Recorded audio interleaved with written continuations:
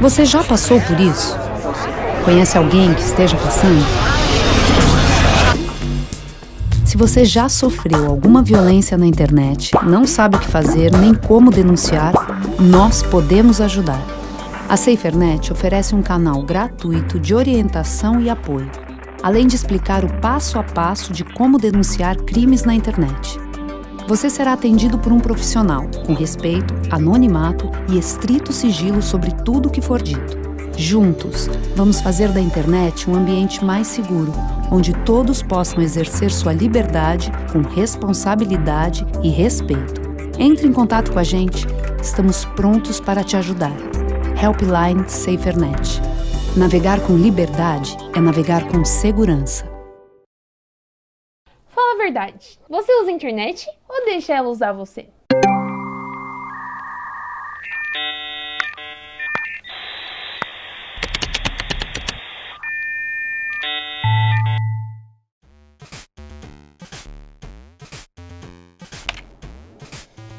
Mais inspiração e menos aspiração. Você já deve ter ouvido falar que estamos vivendo uma nova era da influência da internet. Tem muita gente contando pra você todos os dias que por trás daquele feed perfeito, zero defeitos, tem muito trabalho e muitas vezes tem erros, frustrações e decepções. O feed é só uma parte da vida delas, a parte que elas escolheram mostrar. Entender isso tá fazendo a gente transformar o jeito de ver as coisas e a nós mesmos. Entender que não tem o menor sentido comparar a nossa vida com o que os outros contam na rede. Estamos aprendendo a ter um olhar mais generoso sobre nós mesmos. Não é demais? Mas essa é só a primeira de muitas mudanças que acontecem quando pessoas inspiradoras decidem utilizar sua força e influência nas redes para alertar sobre dois temas super importantes: autocuidado e saúde emocional nas redes. A gente já falou que a forma como a gente utiliza a internet interfere na forma como ela impacta a nossa vida. E ter isso claro é importantíssimo para que você comece a fazer escolhas que impactam de forma mais positiva a sua vida. Isso é fazer um uso da internet com foco no seu bem-estar. Mas você sabe reconhecer quais são essas boas escolhas? Para falar em autocuidado e saúde emocional nas redes, a gente precisa reconhecer que as plataformas digitais já sacaram que esse assunto é urgente para todo mundo e elas vêm desenvolvendo recursos para melhorar nossa experiência nas plataformas digitais. Sabe aquele colega de escola ou tio que publica um conteúdo e te deixa desconfortável? Ou que escreve comentários que podem despertar gatilhos em você ou nos seus amigos? É possível impedir que ambos cheguem até você sem deixar de segui-los ou desfazer amizade. Em @SaferNetBR, a gente mostra quais são as ferramentas das plataformas como o Facebook e Instagram. Mas existem outras dicas que só defendem que você reveja seus comportamentos e hábitos na rede. Vamos a elas? 1. Esteja ligado na sua rotina online. Equilíbrio é a palavra-chave.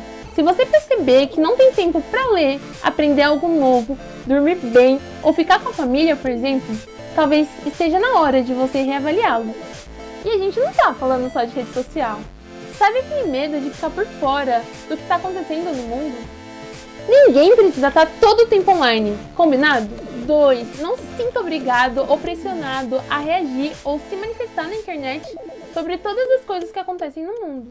Tá tudo bem não se sentir pronto para participar desses debates na velocidade de um viral. Aceite o seu tempo e reflita antes de postar, ok? Se pergunte, isso me faz bem?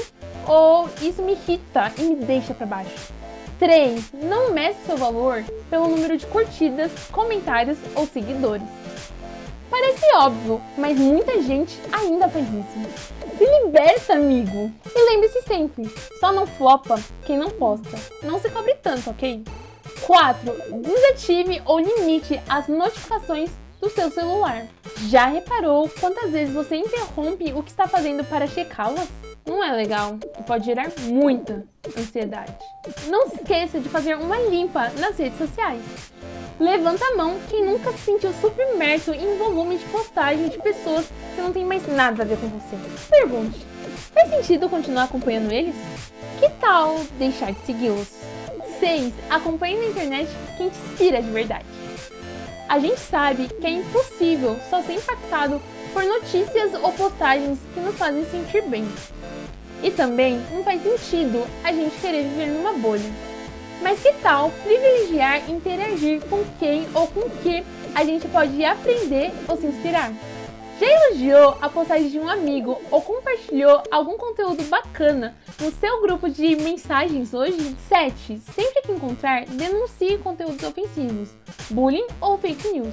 Não, internet não é terra de ninguém, mas bater boca não ajuda em nada, ok? Você pode denunciar diretamente na plataforma ou em www.denuncie.org.br. O passo a passo está no Instagram da SaferNet. Tem muitas outras dicas lá no perfil para você assumir o controle da sua experiência na rede.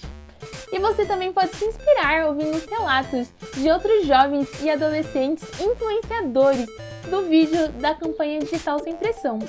O projeto tem um site, que é www.digitalsempressão.org.br. Para encerrar, a gente precisa te lembrar que autocuidado e saúde emocional são coisas sérias. Então tá super liberado pedir ajuda se você sentir que está precisando. Acesse www.canaldeajuda.org.br ou ligue 188, que é o número do CVV, se você estiver em crise. Não está sendo fácil viver esse tempo de hiperconectividade com tanta gente mostrando suas vidas e seu trabalho na rede. Rola aquela pressão e é normal bater aquela insegurança ou medo de falhar. Então vale ficar atento aos sinais de que algo não vai bem. Talvez algum amigo esteja precisando de ajuda. Esteja pronto e de braços abertos para apoiá-lo, ok? E lembre ele que a rede está cheia de gente pronta para acolhê-lo, ok?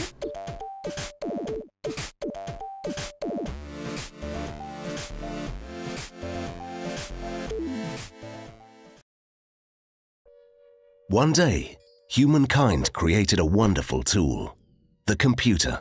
Innovation followed its course, and the Internet was born. One of the greatest inventions, the power at your fingertips to learn, play, connect, interact, create, and share. A universal access, connecting the world. Unfortunately, there is a flip side to everything.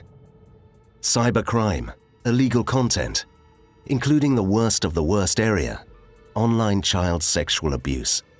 Child victims need protection. Offenders need to be brought to justice. And you, the digital citizens, need to know you are not powerless. This is why the In Hope network was born. Through a hotline, you can anonymously report any images and videos you suspect are illegal. Each report is thoroughly assessed by qualified analysts and legal experts. If it is confirmed as illegal, it will be notified to law enforcement and internet service providers. The content will be removed from public access, and those responsible shall be prosecuted. In Hope member hotlines cooperate daily with international counterparts to decrease the availability of such material. In Hope helps make the internet a better and safer place, worthy of the finest inventions of humankind. Your report matters. Help us make a difference. Report it. Don't ignore it.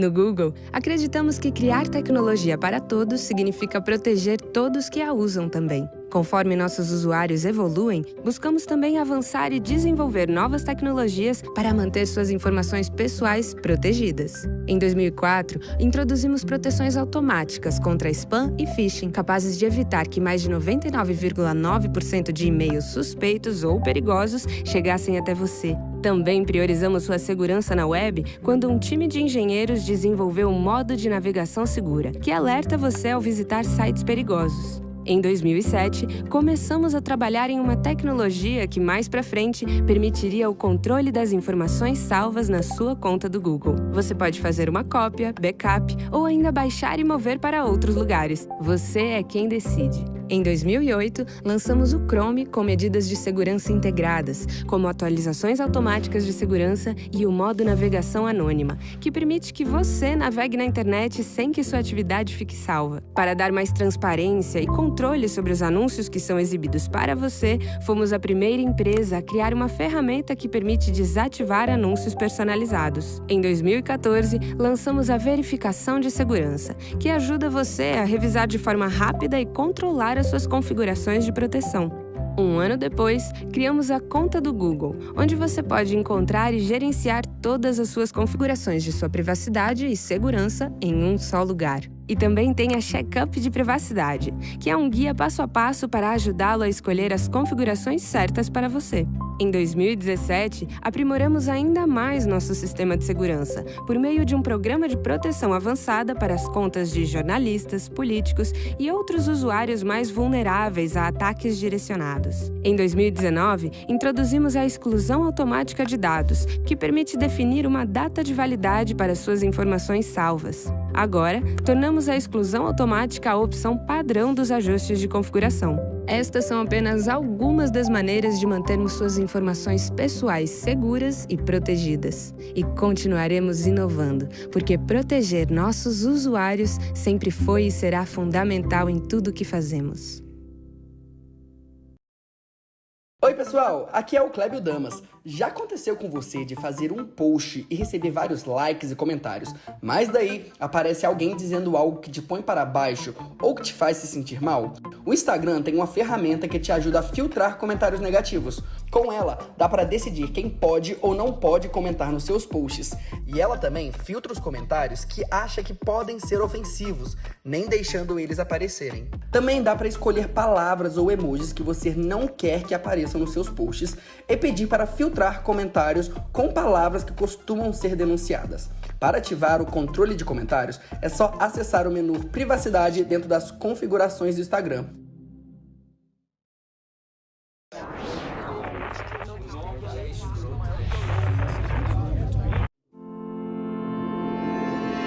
Já imaginou se você não tivesse seu direito à liberdade de expressão respeitado? Se seus dados particulares fossem divulgados sem autorização? Ou se você tivesse sua navegação filtrada por causa de interesses comerciais?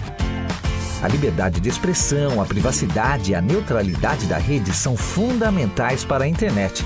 E esses são apenas alguns dos 10 princípios formulados pelo Comitê Gestor da Internet no Brasil. O CGI.br promove há mais de 20 anos a internet no país. Graças a ele, você tem constante inovação, segurança e diretrizes para o desenvolvimento da internet. Isso tudo é feito de forma colaborativa, transparente e democrática. O comitê é formado por representantes de todos os setores da sociedade. Assim, as decisões são tomadas por meio do diálogo, com a participação de todos os membros até que um consenso seja alcançado. Por esses e outros fatores, o modelo brasileiro de governança se tornou referência no mundo todo. CGI.br, por uma internet cada vez melhor no Brasil. Quando você registra um domínio .br, você está contribuindo para a melhoria da internet no Brasil. Pois cada domínio que usa o .br é registrado pelo NIC.br, o Núcleo de Informação e Coordenação do .br. que além de registros de nomes de domínios, investe em análise e tratamento de incidentes de segurança, projetos de tecnologias de redes e operações, pesquisas que trazem indicadores sobre o uso das tecnologias da informação e comunicação, implementação de pontos de troca de tráfego local na internet, projetos que contribuem no desenvolvimento global da web e muito mais. Tudo isso porque o NIC.br é uma entidade civil de direito privado e sem fins lucrativos, que mantém uma estrutura de registro de domínio segura, estável e de confiança, e reverte parte do que você paga pelo seu domínio no desenvolvimento de infraestrutura, trazendo benefícios para todos que usam a internet no Brasil.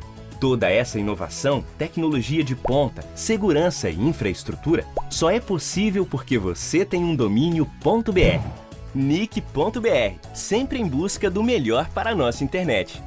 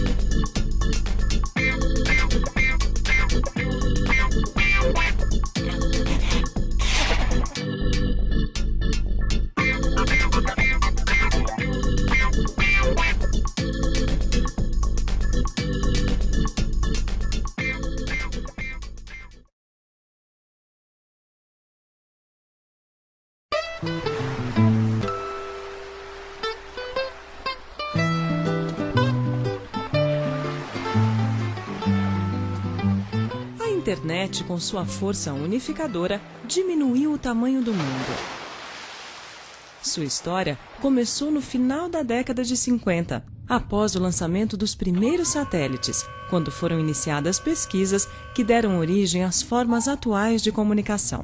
Os primeiros computadores foram conectados em uma rede na década de 60. E na década de 70 começou a surgir a internet como a conhecemos hoje. Uma rede feita de múltiplas redes que conecta milhões de computadores ao redor do mundo e que se transformou numa ferramenta indispensável no dia a dia das pessoas. Na década de 90 surgiu o projeto World Wide Web, que impulsionou a utilização da rede ao redor do mundo. Em casa ou no trabalho, a internet é um mar de conexões, onde navegar é preciso, compartilhando um mundo sem limites ou fronteiras. Usando pacotes de dados, pequenas redes domésticas, acadêmicas, comerciais e de governo carregam informações e negócios. Na internet, podemos enviar e-mails, visitar blogs, navegar por sites dos mais variados assuntos, como sites de busca, jornais e governo eletrônico. Podemos também vender, comprar, administrar contas bancárias, baixar arquivos, programas, livros, fazer pesquisas, estudar, assistir filmes e ouvir música, jogar online com milhares de internautas. Podemos conhecer pessoas,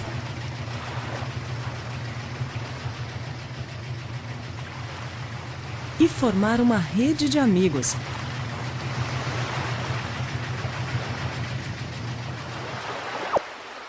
Trocar ideias em tempo real.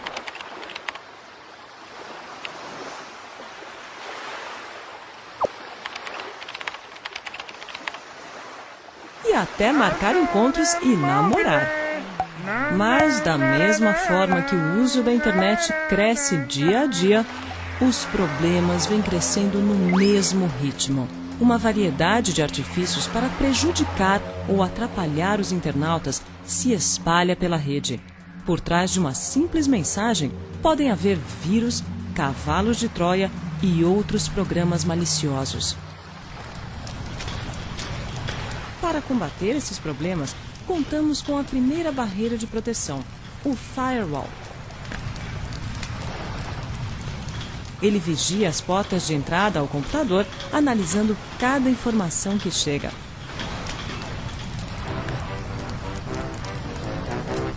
Para impedir a passagem de dados suspeitos e evitar diversos ataques.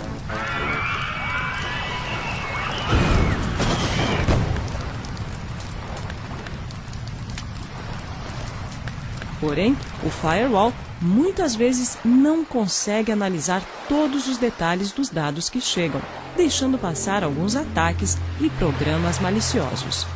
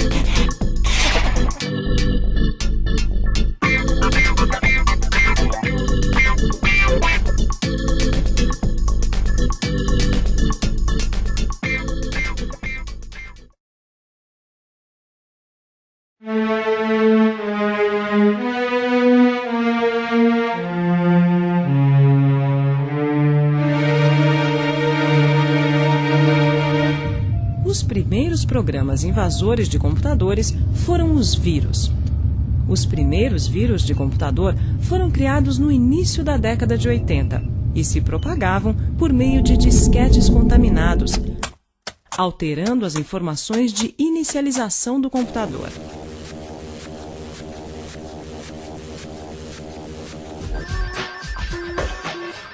Desde então, sua capacidade destrutiva vem aumentando exponencialmente.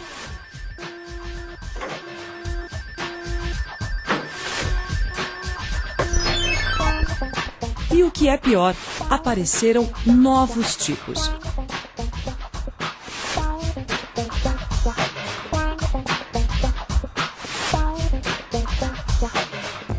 Os vírus são programas que se propagam infectando, ou seja, criando cópias deles mesmos e se tornando parte de outros programas de computador. O vírus depende da execução do programa hospedeiro para que possa se tornar ativo e dar continuidade ao processo de infecção. Eles também podem acessar sua lista de e-mails, enviando cópias de si mesmos, provocando verdadeiras epidemias, apagando arquivos inteiros, inutilizando discos rígidos ou desconfigurando sistemas operacionais. Os vírus têm uma enorme capacidade destrutiva. Os worms são programas que enviam cópias de si mesmos para outros computadores. Diferente do vírus, o worm não embute cópias em outros programas e não necessita ser executado para se propagar. Eles exploram vulnerabilidades ou falhas nas configurações de softwares instalados em computadores. Os worms são programas autônomos criados para cumprir determinadas missões, como enviar spams ou atacar sites. Uma outra tarefa típica é a de abrir portas para a entrada de outros worms.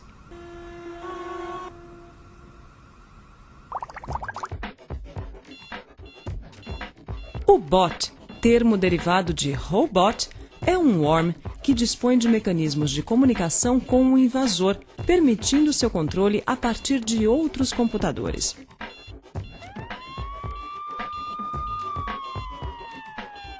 Os bots hoje são muito utilizados para tirar sites do ar e enviar e-mails não solicitados em grande quantidade. O Trojan, ou cavalo de Troia, é um programa normalmente recebido como um presente. Por exemplo, na forma de cartão virtual, álbuns de fotos, protetor de tela, jogo. Além de executar tarefas para as quais foi aparentemente projetado, também executa outras funções maliciosas e sem o conhecimento do usuário, como instalar um vírus ou abrir portas, que podem ser acessadas à distância por um invasor. Spyware é uma categoria de software cujo objetivo é monitorar atividades de um sistema e enviar informações a terceiros.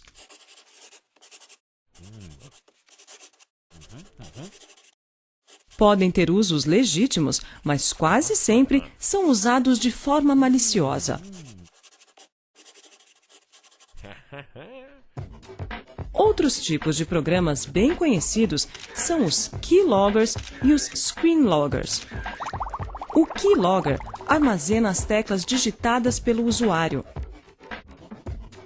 Normalmente, sua ativação está condicionada a uma ação prévia do usuário, como entrar num site de comércio eletrônico ou num banco, capturando as senhas e outras informações importantes.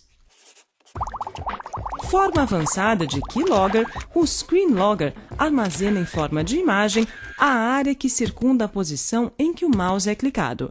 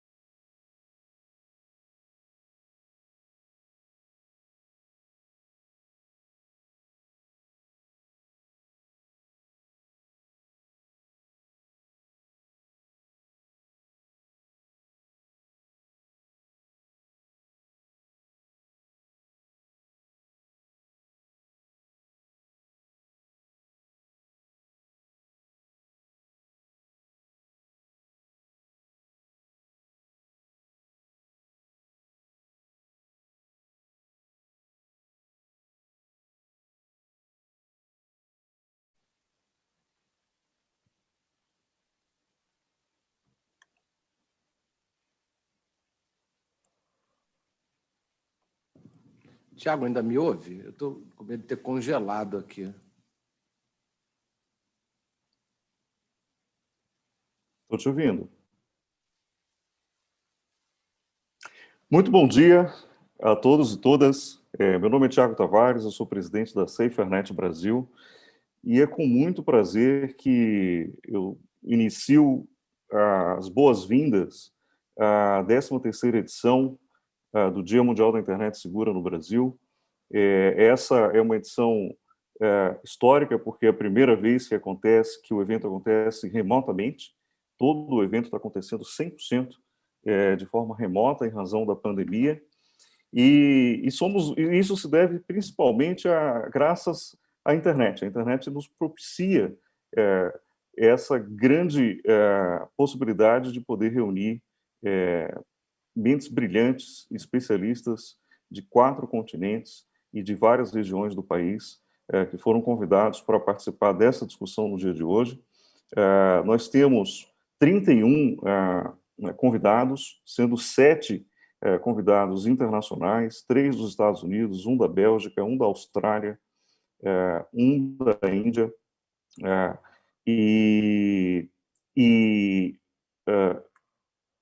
e a gente tem um conjunto de painéis e temas que foram estruturados a partir de eixos temáticos que se tornaram extremamente relevantes durante o contexto da pandemia da Covid-19. Esse contexto que está demonstrado e evidenciado a partir dos números que a SaferNet publica no dia de hoje. Nós estamos divulgando os nossos indicadores tanto das denúncias recebidas em 2020, e foi um ano absolutamente atípico, quando nós tivemos um aumento aí de mais de 100% no número de casos reportados em 2020, saltamos de 75.428 denúncias recebidas em 2019 para 156.692 denúncias recebidas em 2020. Esse é o maior número da série histórica desde 2014. Né? E algumas dessas categorias estão diretamente relacionadas à pandemia, como, por exemplo, o aumento no número de imagens de abuso e exploração sexual envolvendo crianças e adolescentes.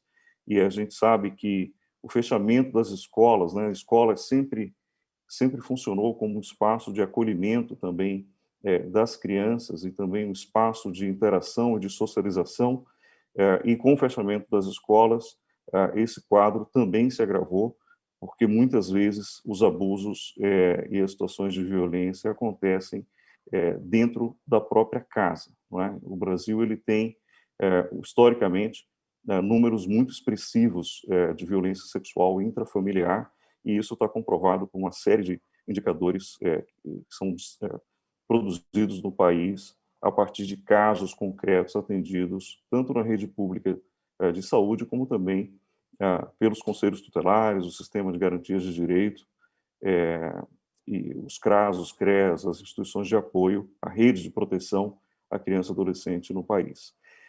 Outro número que também merece destaque são os casos de discriminação. Tivemos um aumento expressivo das denúncias relacionadas a racismo, a neonazismo, e com uma tendência de alta muito forte. O neonazismo saiu, por exemplo, de 1.071 casos em 2019 para 9.004 casos em 2020. Começamos também a perceber uma tendência de grupos grupos que promovem teorias da conspiração, como, por exemplo, o QAnon, que surgiu nos Estados Unidos, encontrando adeptos no Brasil e crescendo a presença desses grupos em comunicadores instantâneos, como principalmente no Telegram, e também casos de violência e discriminação contra mulheres. Houve também um aumento expressivo em 2020. De modo que além das denúncias, também nos chama a atenção muito os casos relacionados aos pedidos de ajuda que chegaram ao Helpline, que é o nosso canal de ajuda, e que estão relacionados à saúde mental.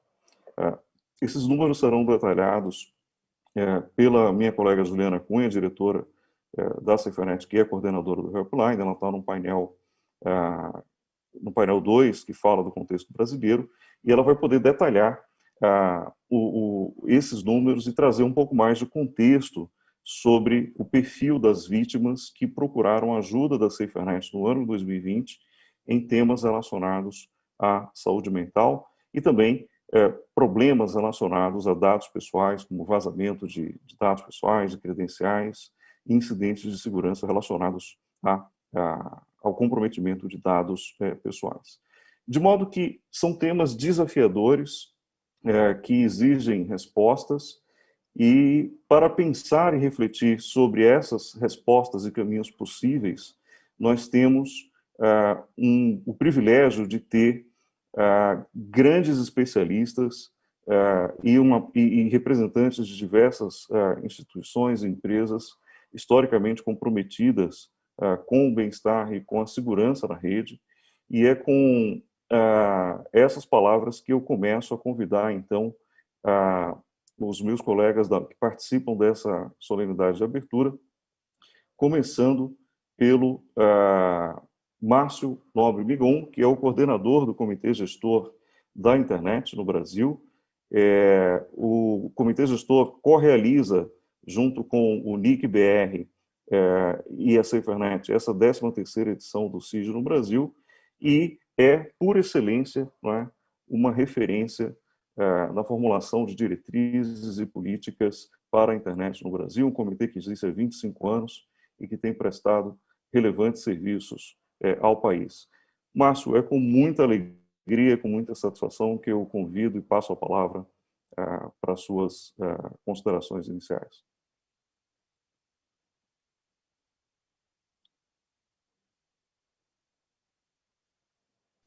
Tiago, muito obrigado, mas por questões técnicas eu te devolvo a palavra e peço que você a transmita ao professor Demi, por gentileza. Nós estamos trabalhando para reverter o problema. Muito obrigado. Perfeito. Pelas suas palavras de introdução. Perfeito. Muito obrigado. Então, com muito prazer, eu gostaria de convidar o professor Demi Guettico, que é nada mais, nada menos do que o pai da internet no Brasil, o cientista que conectou o Brasil à internet lá em 1989, e que recebeu do Postel a delegação do Ponto BR, que é o domínio que é usado pelos brasileiros, por mais de 4,5 milhões de brasileiros, para poder acessar a rede. Professor Demi, com muita honra tê-lo entre nós, e, por favor, as suas considerações iniciais. Muito obrigado, Tiago. É um prazer e uma honra estar nessa 12ª edição do Dia da Internet Mais Segura no país, constatando o serviço brilhante que é feito pela SaferNet nessa área e a longa parceria que nós temos juntos em fazer coisas pela internet do Brasil. Como você falou, quer dizer, a gente tem um caminho, a internet é uma criação coletiva, multissetorial, todas as áreas da sociedade se envolveram na sua criação e no seu uso, e isso é extremamente interessante e é diferente do que acontece normalmente, devemos valorizar muito isso. E o NIC tem trabalhado nessa área, o NIC tem centros operacionais que geram insumos para a internet como um todo, tem o CERT, que dá grandes dicas sobre segurança, a gente sabe que, você mesmo comentou, que a segurança hoje é uma coisa muito crítica, porque com todo mundo na rede, por causa da pandemia, né, a atração, né, que isso exerce aos que têm más ideias, né, é muito grande, porque tem muito dado e muita pessoa se expondo, então esse é um problema. Então o CERT faz isso também no NIC, ajuda a definir o que são incidentes de segurança e ajuda a minimizar isso aí. Nós temos o CETIC, que gera dados que são compartilhados com todo mundo e que ajudam em insumos e políticas públicas. E tem um acordo interessante com o Centro Unesco, nível 2, de produção de estatísticas. Nós temos o pessoal do CEPTRO, que faz projetos na área de redes, como, por exemplo, o PTT, que o PTT de São Paulo hoje é o primeiro do mundo, que é uma coisa bastante lisonjeira para nós, né? O CIMET, que mede coisas na rede, e cursos, que a gente tem dado vários cursos nessa área. E essa é uma atividade que a gente gostaria até de estimular, porque eu acho que o retorno e a multiplicação que isso gera na sociedade é muito importante. Então, nós estamos com esse evento ansiosamente aguardado, uma vez por ano, e como o Tiago muito bem falou, palestrantes internacionais. O evento tem uma agenda bastante densa e acho que sairemos todos muito felizes dele. E o que eu acho importante nessa história da internet, e de novo ressaltando, por exemplo, o trabalho do CGI na área de ter gerado o decálogo, esse decálogo que gerou em certa quantidade o Marco Civil e a própria LGPD, que são obras muito importantes de apoio a conceitos básicos da internet que não se podem perder. Nós queremos manter a liberdade da internet, queremos manter a abrangência da internet, queremos manter a transparência do que acontece na internet na medida do possível, para que a gente crie um público responsável. Eu acho mais importante a gente batalhar para ter um público responsável do que tentar simplesmente tutelar as pessoas os riscos que acontecem. Então, os riscos vão continuar acontecendo, as pessoas vão ter mais expostas a eles, e o que a gente espera é um amadurecimento da nossa população na internet para que ela saiba se defender dessas situações, e, é claro, sempre vai haver a ação dos órgãos de segurança normais para punir os que estão fraudando, etc. E tal. A gente sabe que nessa época de pandemia, recrudesce esse tipo de incidentes. O Tiago muito bem comentou números. Nós tivemos também, em 2020, 3 painéis sobre Covid e a sua incidência na área cultural, na área de serviços públicos, na área educacional, que são áreas mais afetadas, e a gente espera conseguir vencer essa fase complexa e nebulosa em que vivemos em breve. A gente tem notado números decaindo, que é um bom sinal. Então, de novo, eu estou muito ansioso para ver as palestras. Eu acho que é uma grande iniciativa que a gente tem muito orgulho de estar apoiando e continuaremos sempre a apoiar.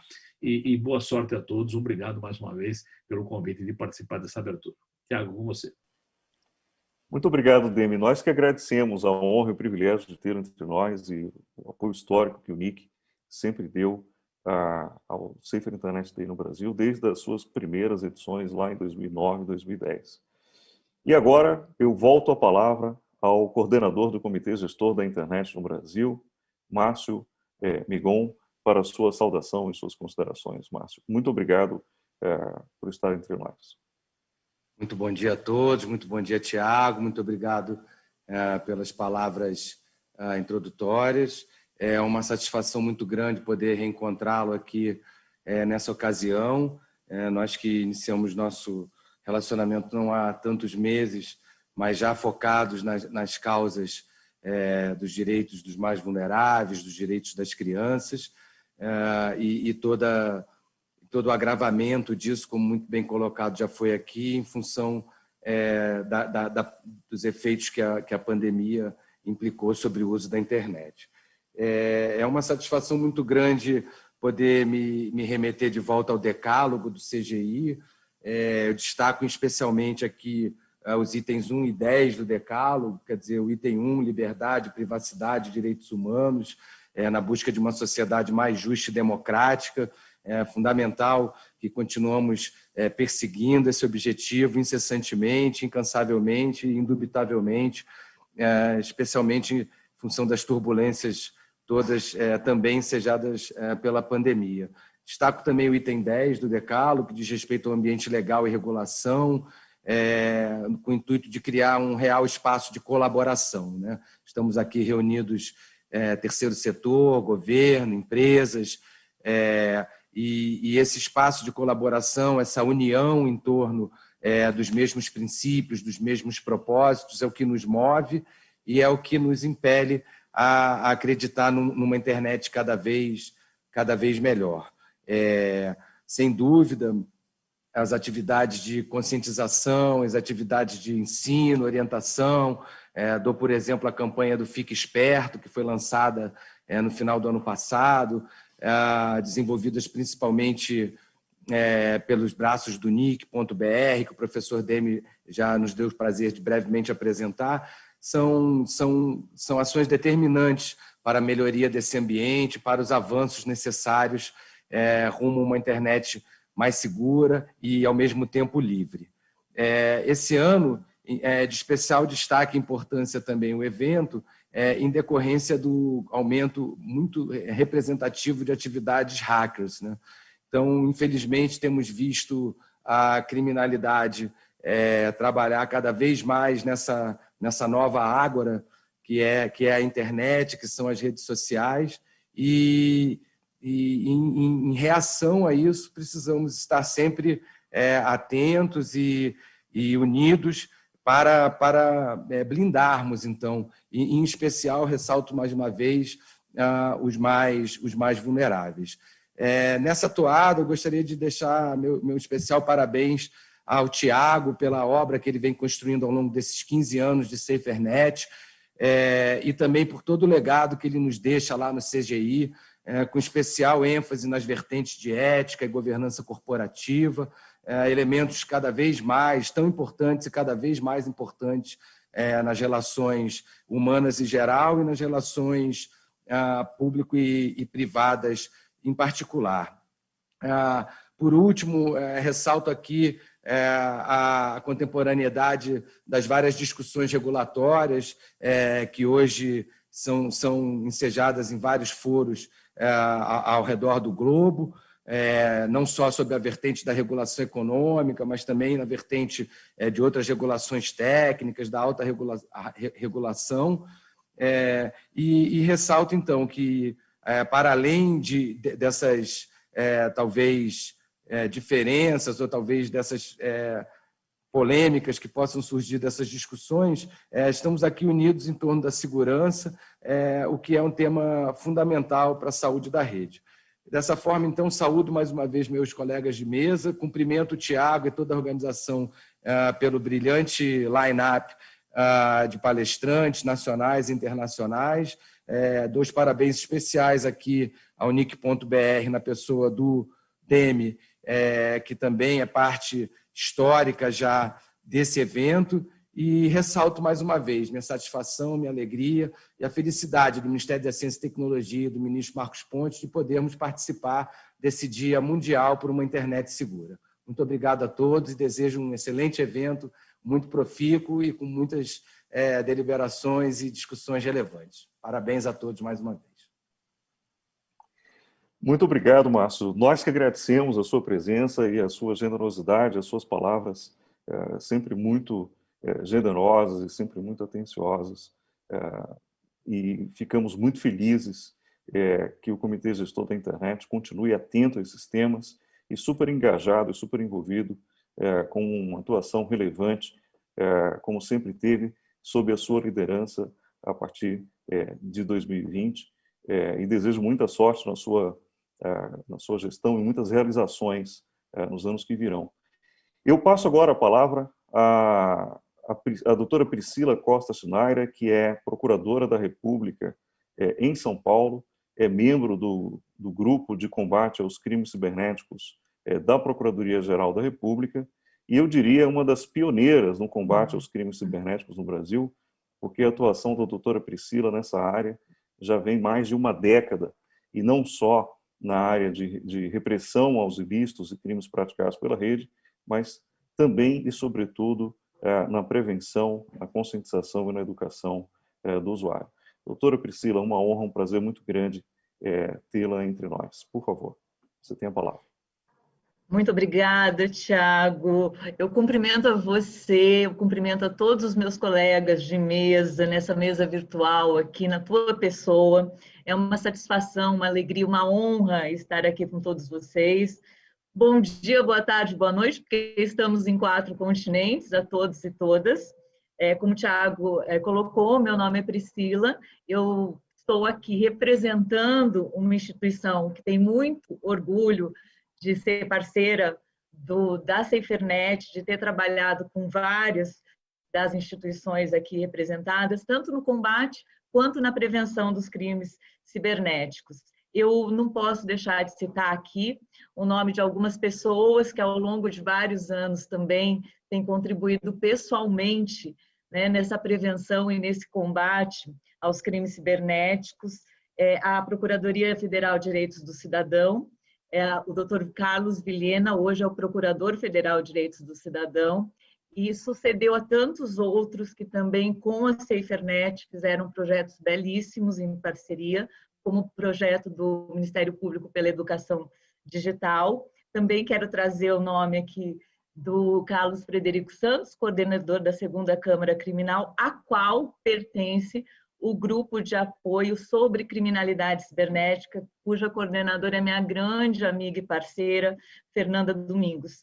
E também não fazemos nada sem os nossos servidores, sem os nossos ajudantes, sem os nossos auxiliares. Então, faço uma homenagem aqui a todos eles em nome da Adriana Shimabukuro, que também tem contribuído. Dito isso, eu gostaria de falar, nós participamos do Safer Internet Day há muitos anos. Mas desde o começo da nossa participação, eu sempre penso que o Safer Internet Day é um dos eventos mais necessários do ano. Ele é sempre necessário, mas ele nunca foi tão necessário como agora.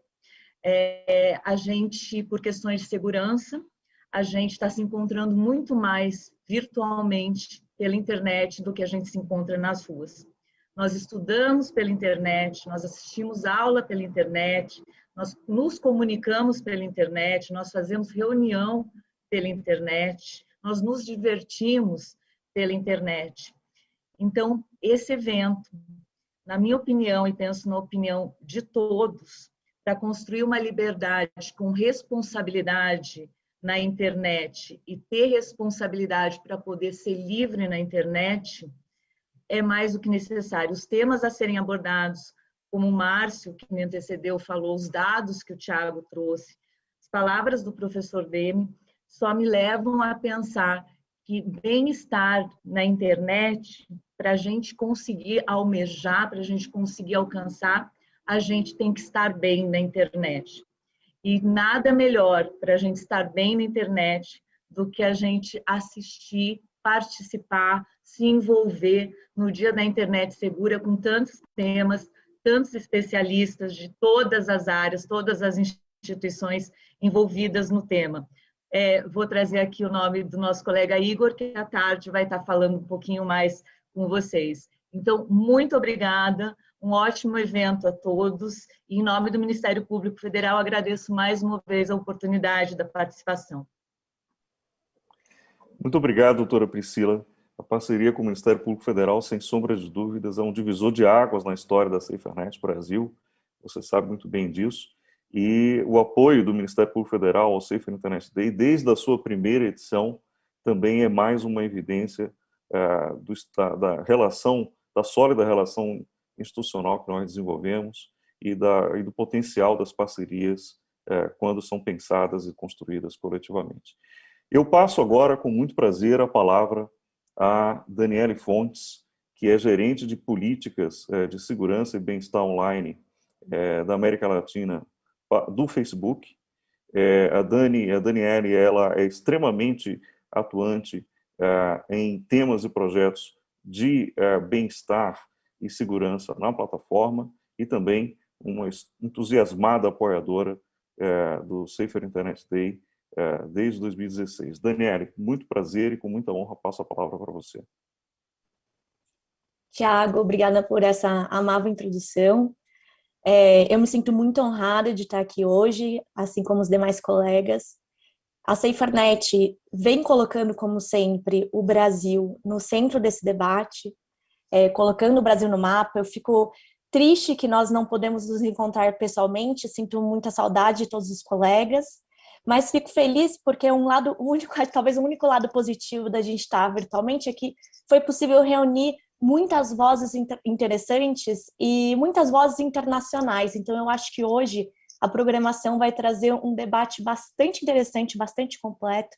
Então, para quem estiver aí nos acompanhando, não percam essa programação maravilhosa. Bom, e eu acho que uma coisa muito importante para trazer aqui hoje é o tema do Dia da Internet Segura desse ano, né? Que faz uma chamada, um apelo para a ação de todos os atores em prol de criar uma internet mais segura e mais acolhedora, especialmente para os mais jovens. E dentro desse campo, eu acho que é importante dizer que o Facebook leva essa chamada para o seu coração. A gente leva esse assunto muito a sério. E não só o Facebook, mas a indústria como um todo. E eu acho que dentro do tema de como nós podemos cooperar para juntos criar essa internet mais segura para os mais jovens, eu gostaria de destacar o trabalho da Tech Coalition. Para quem não conhece, a Tech Coalition é uma organização independente fundada em 2006 pelas empresas da indústria do setor de tecnologia. E o Facebook se uniu ao Google, à Microsoft e a mais de outras 15 empresas o ano passado para criar um projeto robusto, com certeza o projeto mais ambicioso que já foi criado na área de combate à exploração infantil na internet, que é o Project Protect. E esse projeto contou com o aporte de milhões de dólares de várias dessas empresas, com o objetivo de ampliar o escopo e impacto da coalizão, da Tech Coalition, para proteger crianças online e orientar seu trabalho nos próximos 15 anos. Então, realmente é um plano bem robusto.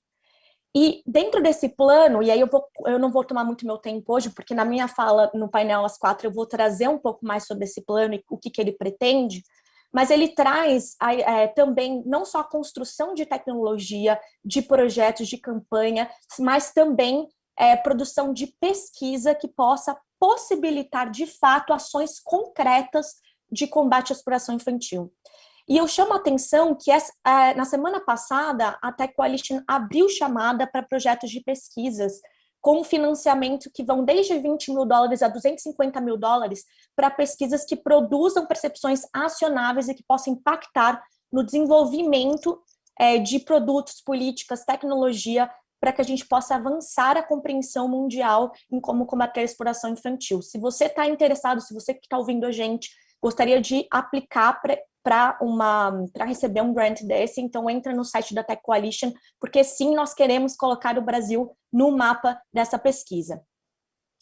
E acho que dentro do Facebook nós fazemos muitos esforços para, de fato, fazer com que as nossas plataformas sejam um lugar seguro e acolhedor para todas as pessoas. Nós usamos tecnologia proativamente para detectar qualquer material de exploração infantil e reportar esse material. Mas eu chamo a atenção para os esforços da Tech Coalition, porque eu acho que esse não é um problema individual, esse é um problema da internet. E esse é um problema que requer uma ação coordenada.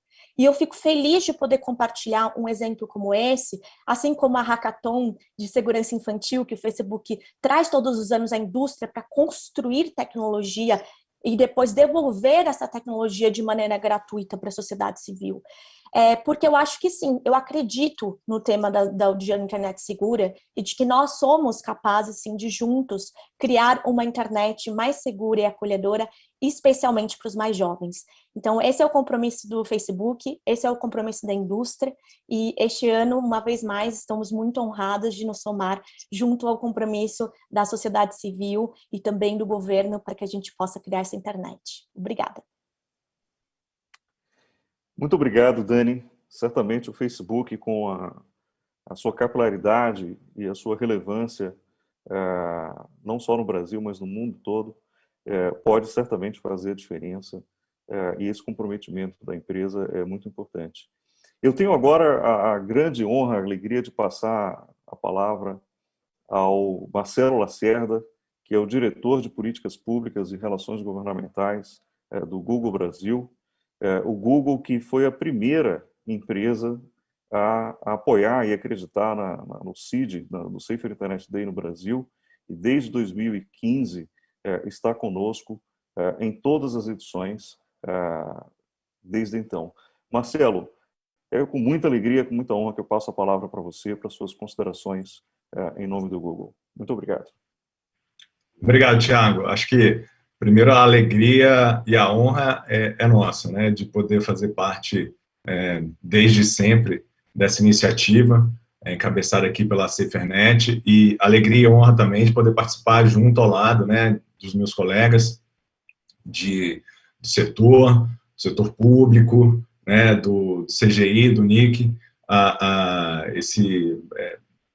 não preciso, né, preciso dizer que sobre a importância do evento, né, que marca um dia tão importante para a gente que trabalha com isso, é celebrado em mais de 150 países ao redor do mundo todo, né. Acho que falar que da segurança é uma questão que é prioritária para a gente, né, para que as pessoas possam utilizar nossos produtos de forma segura, né, e em especial, como alguns aqui dos meus colegas que me antecederam já falaram, durante a pandemia, né? Isso internamente aqui no Google só fez com que a gente aumentasse os nossos esforços, né? Especificamente para esse dia, e aqui no Brasil, queria começar destacando, né, e lembrando e chamando a todos que estão nos assistindo, né? Hoje durante o dia, ao você entrar na busca do Google, você vai ver lá que tem uma chamadinha para você, lembrando, para você fazer seu check-up de segurança, que dura só 2 minutos.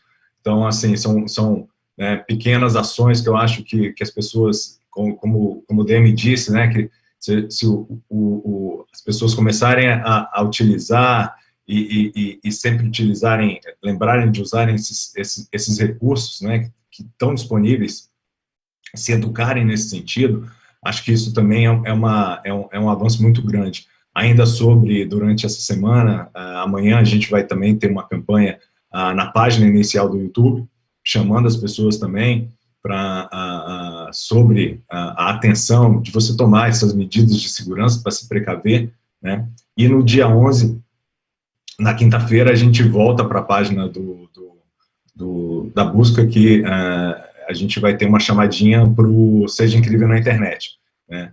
Que é uma iniciativa que a gente já tem aí há alguns anos, exatamente para você ser uma pessoa bacana na internet, né? Ter uma atitude positiva em relação à internet. A internet que, né, tem possibilitado aí a gente, durante esse período de pandemia, como a doutora Priscila falou, né, se comunicar, continuar se comunicando, continuar aprendendo, continuar trabalhando, né? A gente precisa também trazer tudo isso de positivo que a internet propicia para a gente, né, também para as nossas atitudes online, né? Bom, e aí, assim, acho que do nosso lado, a gente, né, de novo, a gente muito preocupado em construir produtos, né, tanto para as crianças, para famílias, de forma que a gente possa apoiar os pais, né, que eles, especialmente de novo, durante a pandemia, tenham um acesso mais seguro dos seus filhos, né? E durante aí, ao longo do ano passado, e a gente continua, né, a gente tornou nossos recursos de educação e de aprendizagem, né, bastante disponíveis para família e pais e crianças, né? E tem um outro lado que a gente também se preocupou bastante, que foi com os professores, né? Afinal de contas, também esses professores também foram inseridos aí de uma hora para outra num ambiente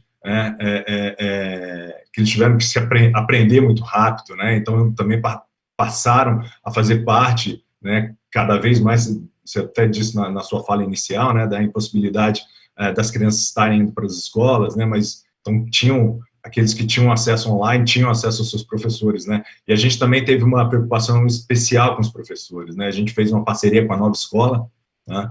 E a gente conseguiu treinar quase 300 mil professores em como dar aula à distância, incluindo também questões de segurança, né?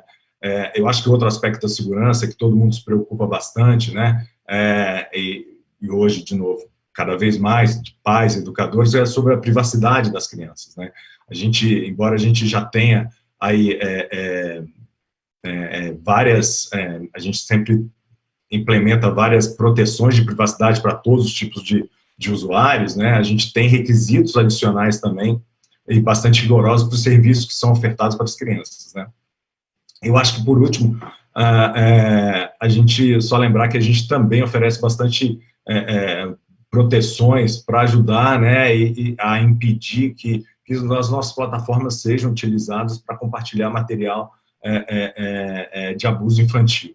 Isso aí inclui não só o desenvolvimento de tecnologia, como a Daniele falou, que é tão importante também, né, e também sistemas de revisão humana, que para ajudar a deter, né, detectar e remover esse tipo de material das nossas plataformas. Bom, também não quero me estender aqui, eu acho que a gente tem um dia longo, com palestras bastante interessantes. De novo, agradecer o convite, parabenizar os organizadores, SaferNet, CGI, NIC.br, e desejar a todos um ótimo dia. Obrigado. Nós que agradecemos, Marcelo, e são iniciativas como essa que dão visibilidade às ferramentas de segurança e de proteção às contas que também marcam, né, o Dia da Internet Segura no Brasil e no mundo. E, sem sombra de dúvidas, essas iniciativas do Google são extremamente relevantes e muito importantes que todo usuário e todo mundo que está nos assistindo faça esse check-up de segurança regularmente. E também convide as outras pessoas que estão em casa, né, os filhos, os pais, os avós, a também fazerem esse check-up e a adotarem essas boas práticas de segurança que estão disponíveis, mas que nem todo mundo conhece ou acaba usando. Muito obrigado, e é com muito prazer, muita honra que eu convido agora a Natália Paiva, que é responsável por políticas públicas do Instagram para a América Latina, um Instagram que tem uma relevância grande no Brasil, uma grande base de usuários, e a Natália, que historicamente sempre esteve comprometida com esses temas e desenvolvendo ali campanhas e materiais e materiais educativos e novos recursos de segurança para a plataforma, olhando principalmente de uma maneira muito privilegiada para o público brasileiro. Natália, por favor, você tem a palavra. Muito obrigado por estar entre nós. Muito obrigada a você, Thiago. Obrigada pela oportunidade, obrigada por esse convite. É uma honra para a gente estar aqui unidos para uma internet mais segura e acolhedora para todos, principalmente para os mais jovens. Queria, antes de tudo, saudar os meus colegas, além de Thiago, Rodrigo e Juliana, da SaferNet, também o Dr. Márcio, a doutora Priscila, o professor Demi, e meus colegas aqui de trabalho, a Daniele, o Marcelo e a minha xará Natália, que eu estou tendo a honra de conhecer aqui nesse painel. Eu acho que é importante voltar a mencionar qual que é a missão do Instagram, né? A missão do Instagram é conectar as pessoas, né? Conectar todo mundo com as coisas e as pessoas que elas amam, né? E para a gente, nós temos ciência de que essa missão é impossível de realizar sem a gente garantir que o Instagram seja um espaço seguro, acolhedor e positivo para todo mundo. E quando a gente fala sobre esse tema de segurança, eu sei que muitos mencionaram temas relacionados a como exploração sexual infantil e privacidade, o que é extremamente relevante, mas a gente também pensa uma segunda parte desse debate, que é pensar de uma maneira mais holística a questão de segurança, inclusive de saúde mental, e de bem-estar também digital. Então, a gente, ao pensar nesse tema, a gente, em geral, investe em duas principais áreas, né?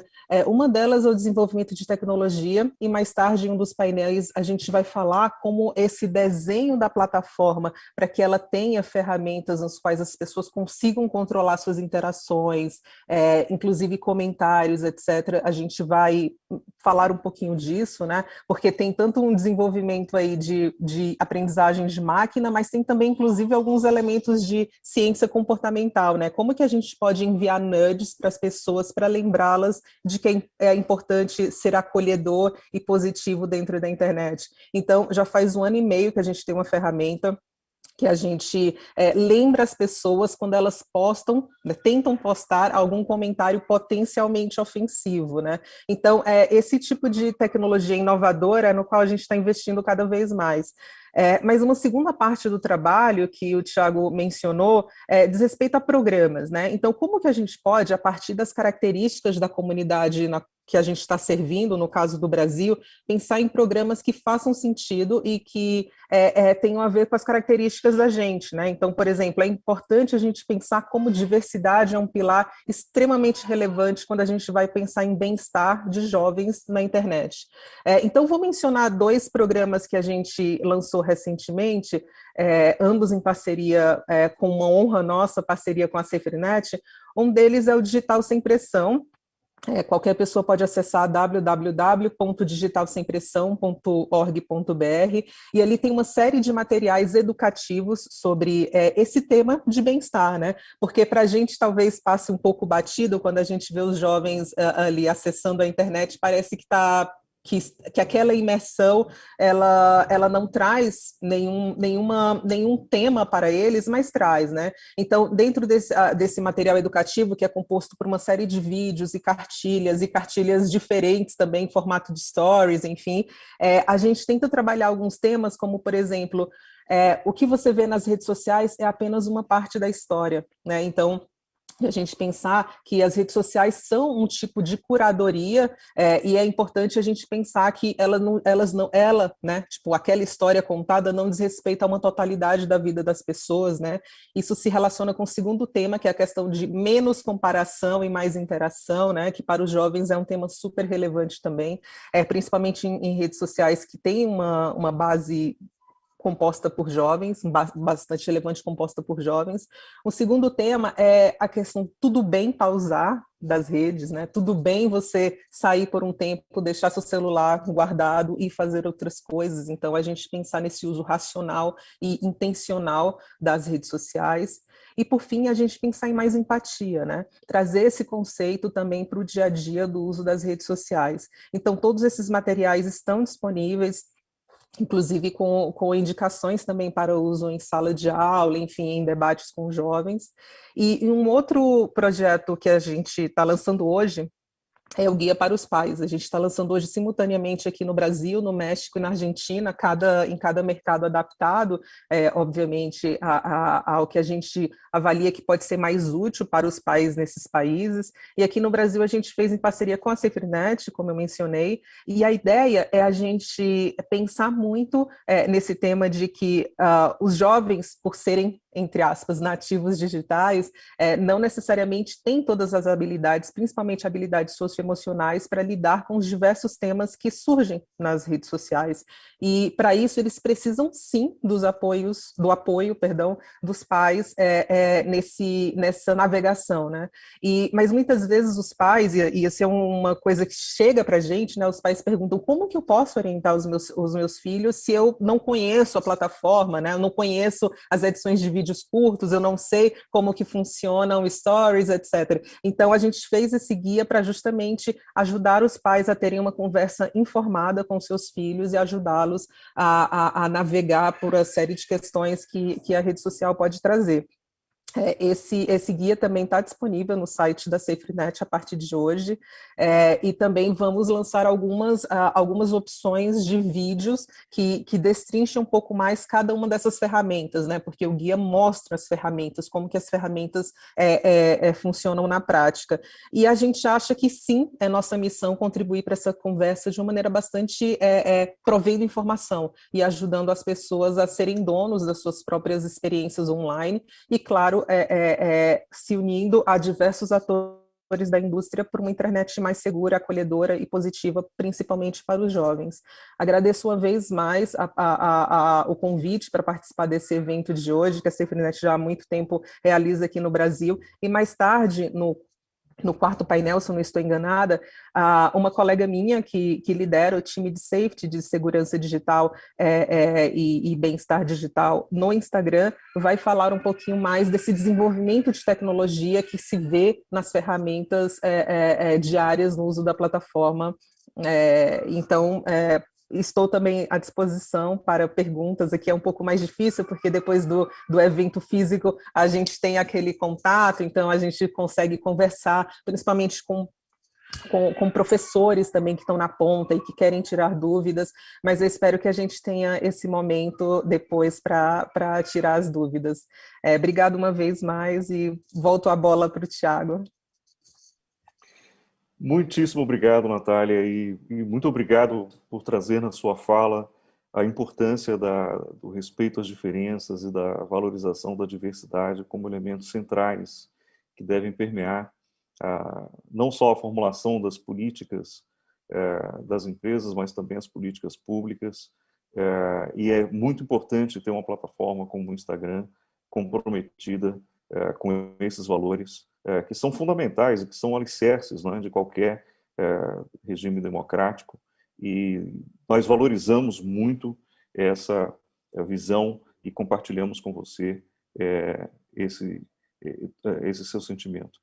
Eu quero agora, com muito prazer, dar as boas-vindas e passar a palavra à Natália Watkins, que é gerente de parcerias e de outreach da área de Trust and Safety global do TikTok. A Natália está nos Estados Unidos. Eu quero também agradecer pela sua disponibilidade, Natália, em acordar mais cedo do que todos nós aqui para poder participar dessa mesa de abertura e lhe dar as boas-vindas de uma maneira muito acolhedora e acalorada a essa edição do Safer Internet Day no Brasil, em que o TikTok se faz presente pela primeira vez, e também já anunciar que hoje, no dia de hoje, a SaferNet estreia o seu perfil e a sua presença institucional no TikTok, e também agradecer a Natália e ao time dela por todo o apoio que tornou possível, né,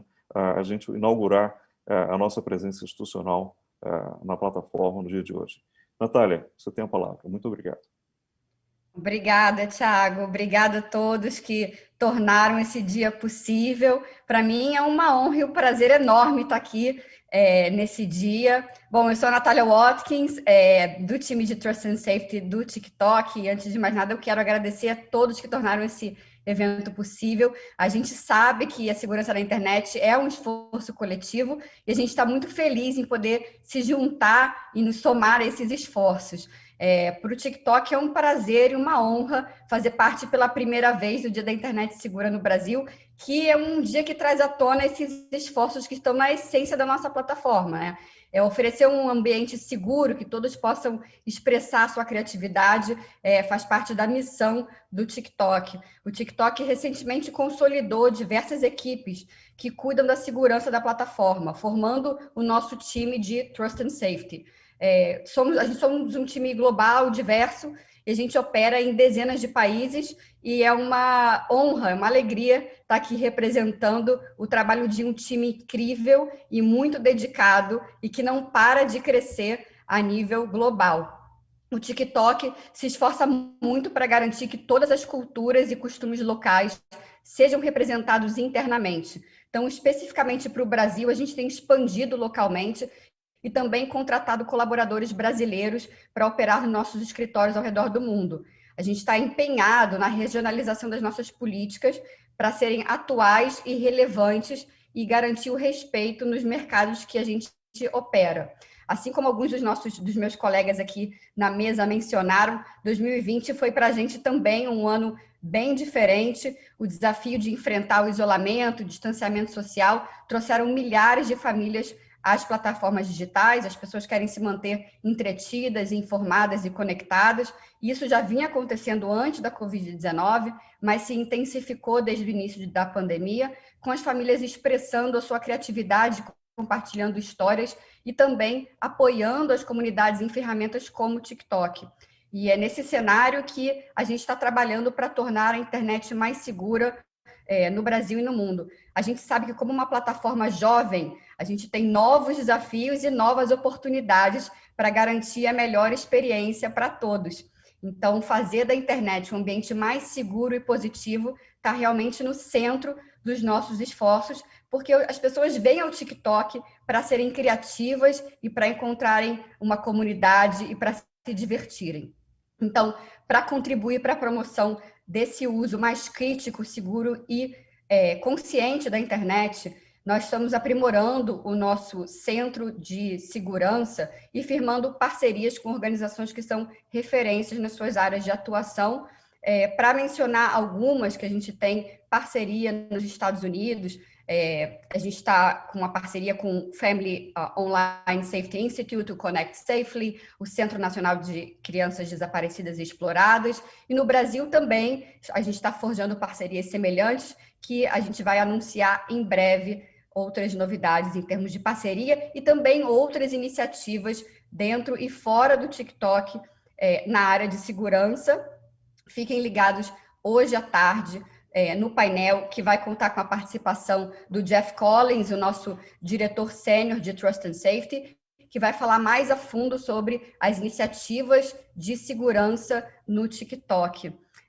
Eu queria agradecer mais uma vez aos nossos parceiros dentro e fora do TikTok que estão fazendo do Dia Mundial da Internet Segura acontecer no Brasil, e obrigada a todos que nos acompanham nessa missão de trazer alegria e inspirar criatividade.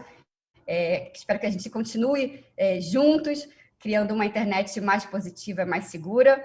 Estamos aqui ansiosos para acompanhar esse dia que com certeza será tão proveitoso e produtivo para todos. Muito obrigada e um abraço. Nós que agradecemos, Natália, é um prazer, uma alegria para a gente também ter o TikTok conosco, juntos, né?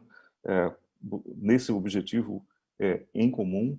E com isso eu agradeço mais uma vez a cada um de vocês, a cada um dos que nos assistem, por participarem dessa sessão de abertura, e os convido, né, para acompanharem a primeira palestra, que é uma keynote internacional, da Alicia Bloom Ross, que é uma pesquisadora renomada, que fez o doutorado na Universidade de Oxford e o pós-doutorado na London School of Economics, na Inglaterra. Escreveu um livro que é um best-seller no mundo sobre o papel dos pais na educação dos filhos para o mundo digital, que foi publicado recentemente, no ano passado, também pela editora da Universidade de Oxford, e ela também é a líder da área de famílias e crianças para o Google e o YouTube. É a líder global dessa área no Google e no YouTube, e fica sediada na Califórnia, nos Estados Unidos. Nós faremos um intervalo de apenas 5 minutos, que é o tempo que nós temos para poder fazer as conexões aqui com a Alice e colocar tudo no ar. E retornamos, então, em 5 minutos com a palestra de abertura da Alice, que se seguirá de um debate que será feito comigo e também com o público através das perguntas. Então, fiquem ligados, continuem acompanhando a transmissão através do canal do NIC.br no YouTube e também da página da SaferNet no Facebook, e nós retornamos em 5 minutos com a palestra de abertura da Alicia Bloom Ross. Até daqui a pouco.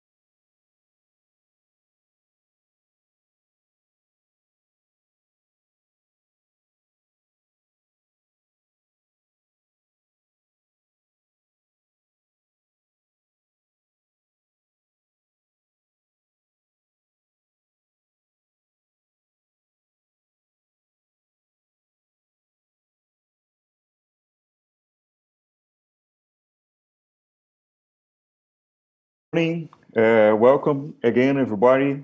It's with great pleasure that we're going to start our agenda with the first speaker.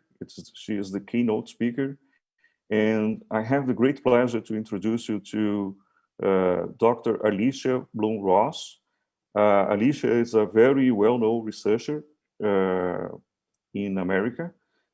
She has a doctorate at the Oxford in anthropology, social anthropology from the Oxford University, and a PhD from London School of Economics.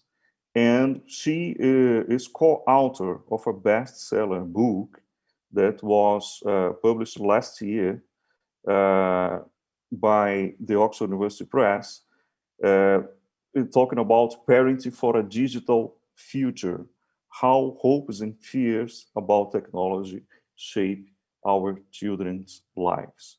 And she also leads the Google YouTube policies on families and kids. And it's a great pleasure, Alicia, to have you here talking for the first time for the Brazilian audience. Thank you so much for accepting our invitation. I know it's 5 a.m. in the morning in California. So thank you so much for joining us today. And it's with my great pleasure to turn over for you for your speech on parenting for a digital future. Thank you so much, Tiago, for inviting me and for having me here. I wish I could be there in person, also because it's so early in California. But I was going to start with a little bit of an overview of the book, and then hopefully we'll have some time for discussion. And I'm really curious to hear some questions from folks there as well. So I'll start with a sort of a little bit of a kind of a brief tour of why we wrote the book, and then what the kinds of findings that we learned from parents. So just a little bit of background, which is that I was a youth researcher and also did a lot of direct education and outreach for young people, primarily in London, so running media literacy initiatives for at-risk youth, and previously had done my PhD working directly with young people. And then Sonia, my colleague, Sonia Livingston, who some of you may know, had for many years been a kind of a leading researcher in the kids and families and media space. But we both, I think, kind of independently came to the same conclusion, which was that actually, there's a lot of research on children and young people directly. There's a lot of research on educational institutions, be they schools or non-formal education. But actually, we felt like this huge kind of connective piece in parents' lives, in children's lives was missing, which was actually their home lives and their lives with their parents, because it is parents who so often, buy the first piece of technology the children will have access to. It's parents who kind of set the rules of the road. And for children who do end up developing, high-level digital skills, or end up being really what are the funder of this project, the MacArthur Foundation, called connected learners, it really is parents that kind of set the expectations that lead to that. So we were really interested in kind of filling in that gap and understanding what happens at home. How do parents have both hopes and kind of aspirations for their children in technology, but also how do they manage risk, and what do they do to kind of both help their kids towards those opportunities and also try to keep them from harm. We were also pretty interested in parents, not just as a kind of conduit to their children, but also as individuals in their own rights. So how is technology helping parents with their parenting? Like, is it providing access to information, to opportunities?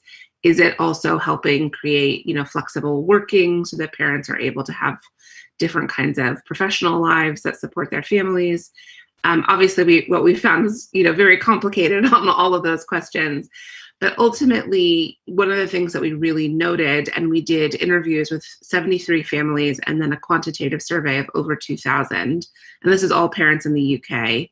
I will note that we were based in London, so some of you may know London itself is a huge global city. So actually we did have a couple Brazilian families in our study as well, who were living in London.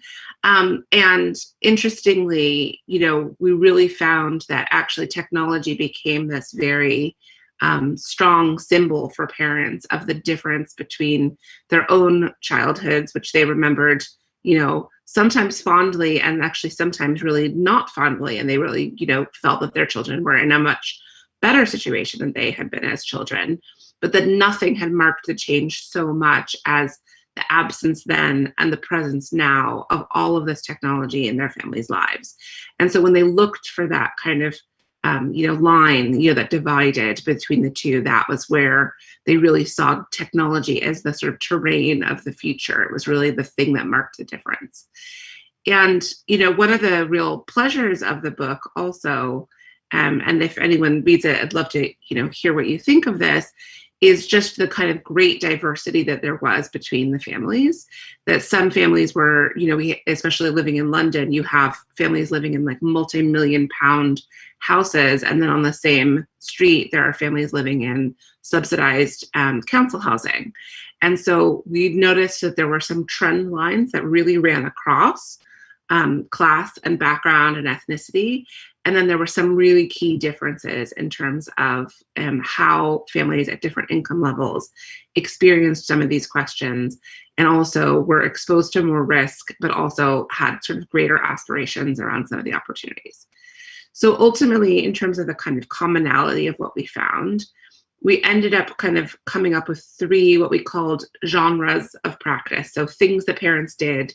And we call these practices rather than categorizing parents, because some parents may do one of these categories in the morning and then they may move to another by evening.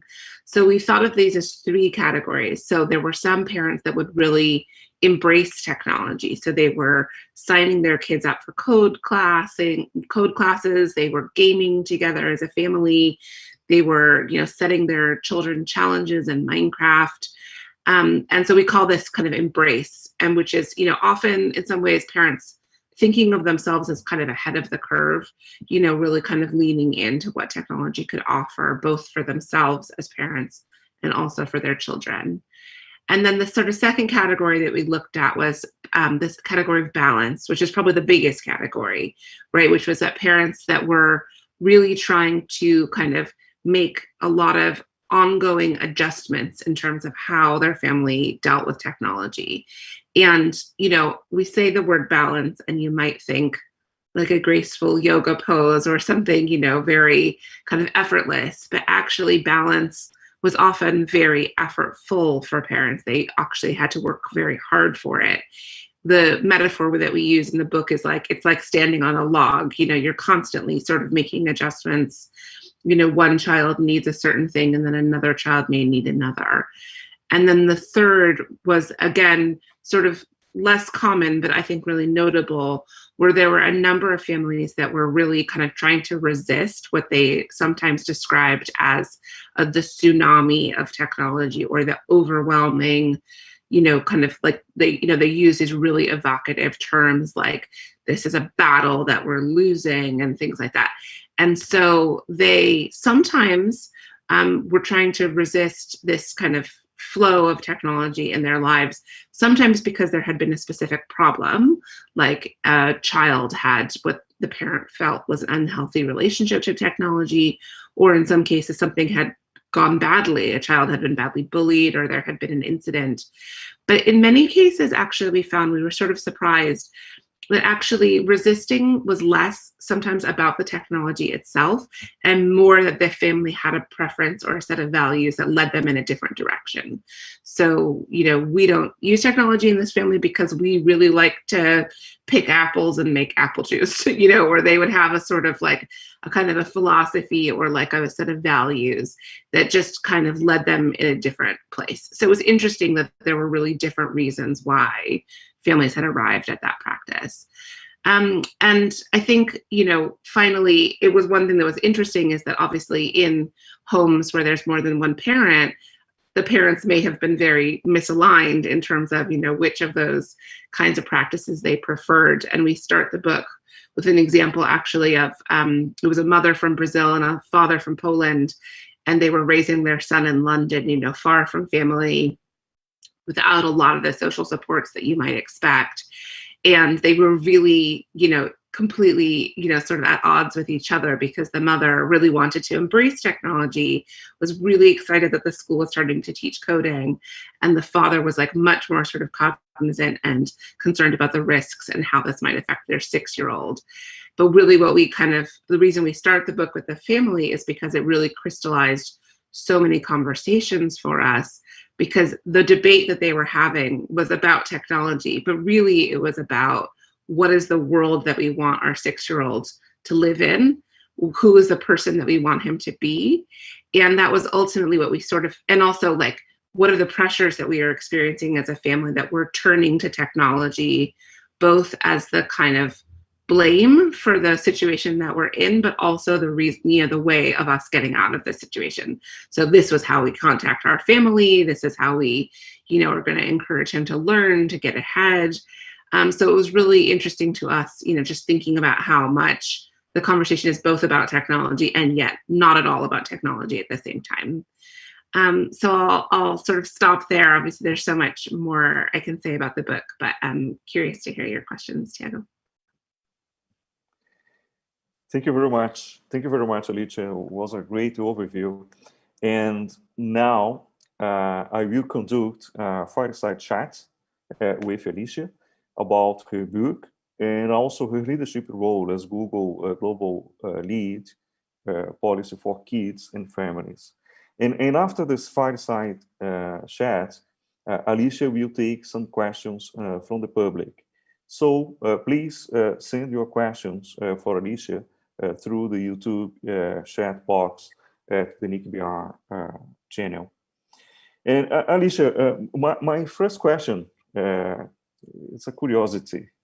As an American mother living in California, and after 14 years living in London, how do you feel the dilemmas of parenting in the digital age in the both sides of the Atlantic? They are the same? It's a great question, and I had my own children, so I have twins who are now nearly 8.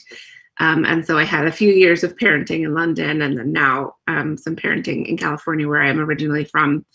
I think that there are a lot of similar debates and discussions, I'm basing this both on my own experience as a parent, but also on, so I did the research for the book in London, but I also have done a subsequent couple research projects in California. And then I had the opportunity also to do some collaborative work with a colleague who was a visiting scholar at the LSE for a period, who had done sort of similar interviews with parents in the US as well. So we did some comparison between what we heard between the families in the 2 different countries.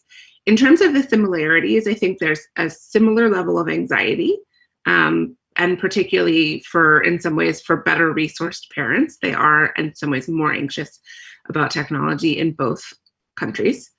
So I think the kind of spread of practices and hopes and fears that I described earlier are pretty similar.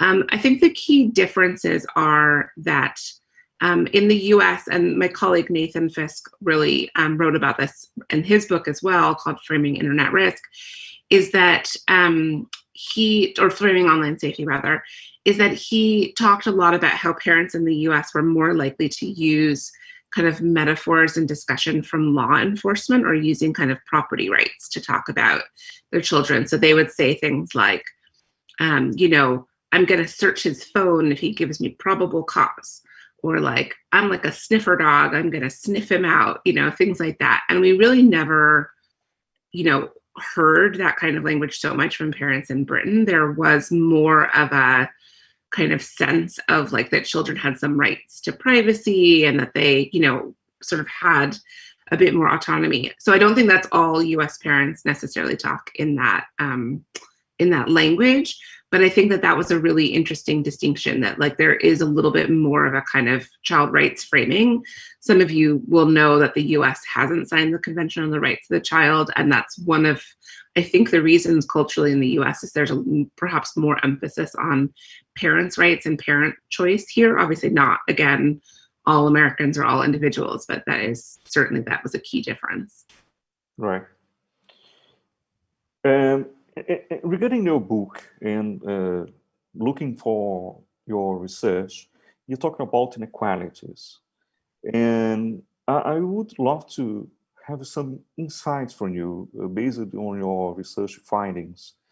How inequalities impact children opportunities in the digital world?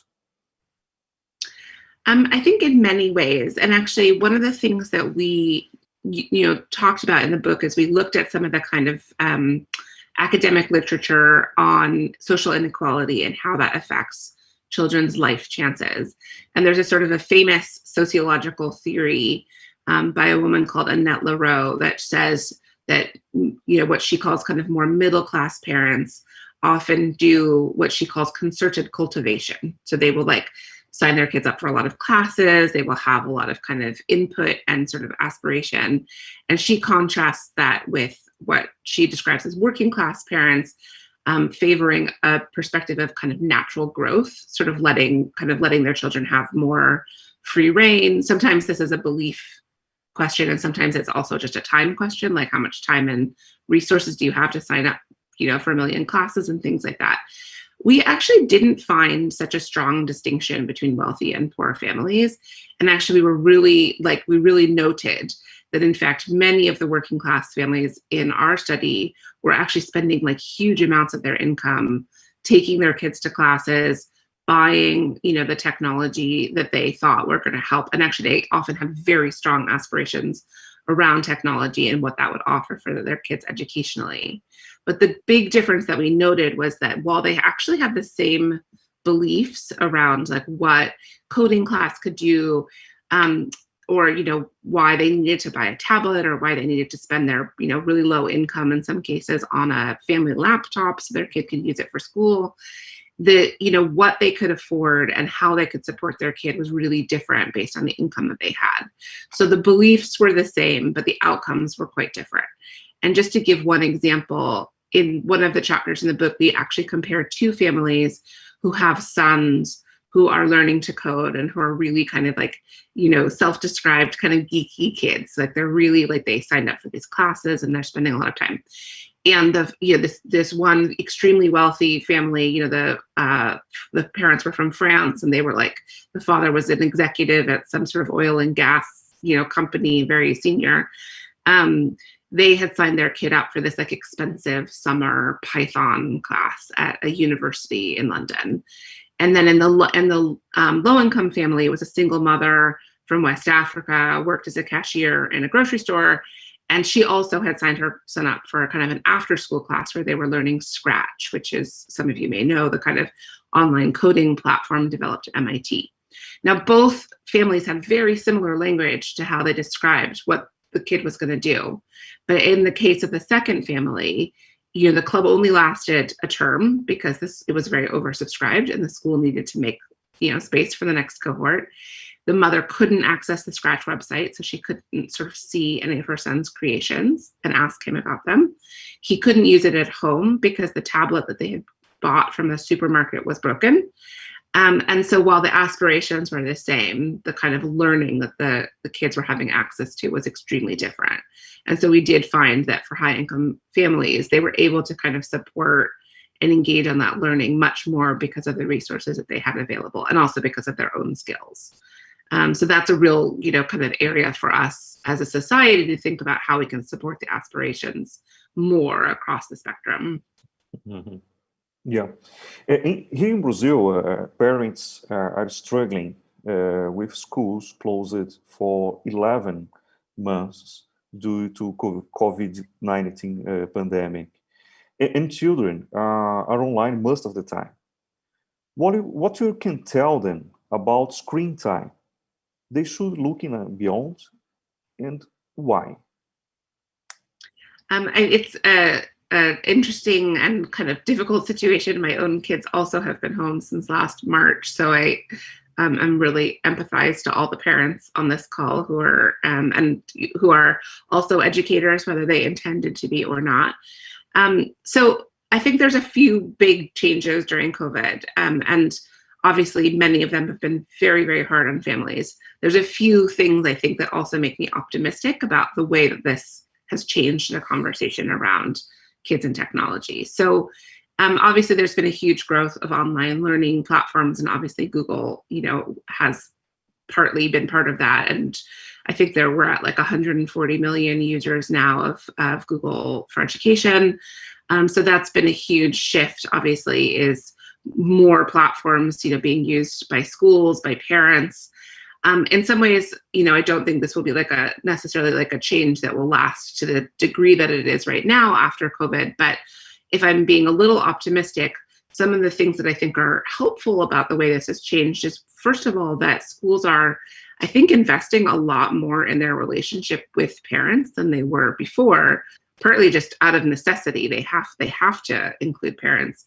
But a lot of schools, at least in the US, have started hiring, parent engagement coordinators or people that are there to troubleshoot for parents more. And, like I said at the beginning, in some ways, parents are often very invisible in other institutions.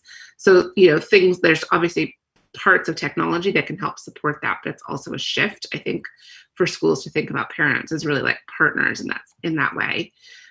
Secondly, a lot of the parents in our study talked a lot about the judgment that they felt from other parents, that they were constantly scared to tell other families about how much screen time their kid had, or they would set these timers and then they would forget about them, and then they would judge themselves a lot. They would constantly describe themselves as feeling guilty, or they were lazy, or they were crap parents. And so I think that is one thing that the pandemic has shifted a lot, is that narrative around screen time, because so much of our lives happens on a screen, and this conversation is part of that.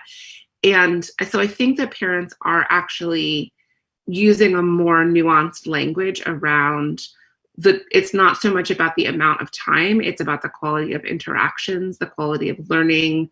Is this helping your relationships or harming them? And so that, I do think, hopefully this will help that shift, which is thinking less about, how many minutes have passed on the clock, and more, what has my child done that they value, that I value for them? And, do I want to direct that energy and attention in a different way? That is the question, perhaps more than did they spend too many minutes, on their phone or tablet or computer.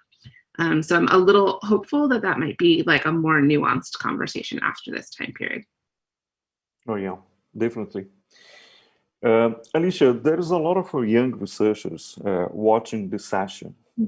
Could you share with them your experience in transition from a brilliant academic career at Oxford University and the London School of Economics to lead Google's policies on kids and families? How did you get to where you are today? Oh, that's very kind. Thank you. So I always did a lot of non-academic work while I was working in academia as well. So I worked, as I said earlier, as a media literacy educator, running programs with young people, and then partly working with Sonia, who is so involved in policy conversations and sort of direct interface with government. I learned a lot more also about the kind of media policy and the kids policy space while working at the LSE. So I kind of continued to do consultancy. I worked a lot as a impact evaluator working for nonprofits. So that's one way I think for researchers to get kind of practical research skills, is working with NGOs and figuring out how to kind of use do evaluation and monitoring, things like that.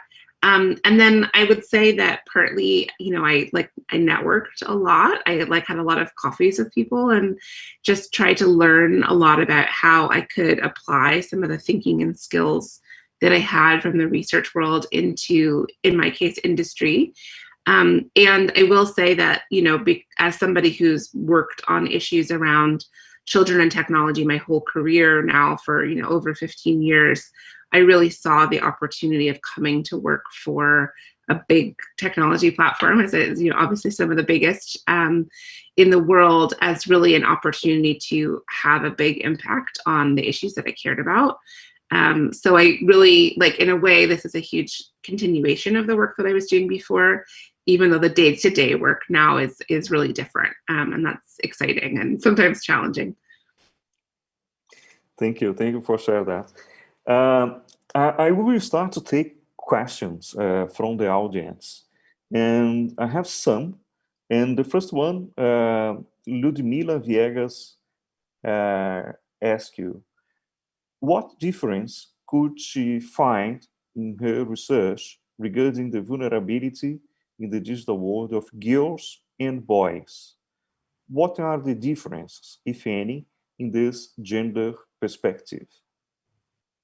It's a great question. I mean, there was interesting, in our study, we looked at girls and boys, but also mothers and fathers, and look at the role of gender. So there is some interesting research generally on the differences between boys and girls in terms of their technology use and technology habits. Obviously, probably not surprising to many on this call that typically girls are heavier social media users, whereas boys will be typically more gaming oriented, although obviously not exclusively either way. One of the interesting things that we found in our study of parents was that we found that fathers tended to have more awareness of online risk or concerns about online risk, but they did less to help their children manage those risks. So when we asked questions about, okay, like what are your concerns? And then what are the actions that you take, as a result of those concerns, we found that mothers had fewer concerns, but did more supportive activities, whereas fathers had more concerns, but did less of the kind of supportive, risk management work with their children. But interestingly, we didn't note a very big difference between what they were doing for their sons versus what they were doing for their daughters, which was actually a little different than we expected. We sort of expected that families would be doing more protective activities for girls, perhaps, than boys. But actually, we didn't notice a big difference in our study.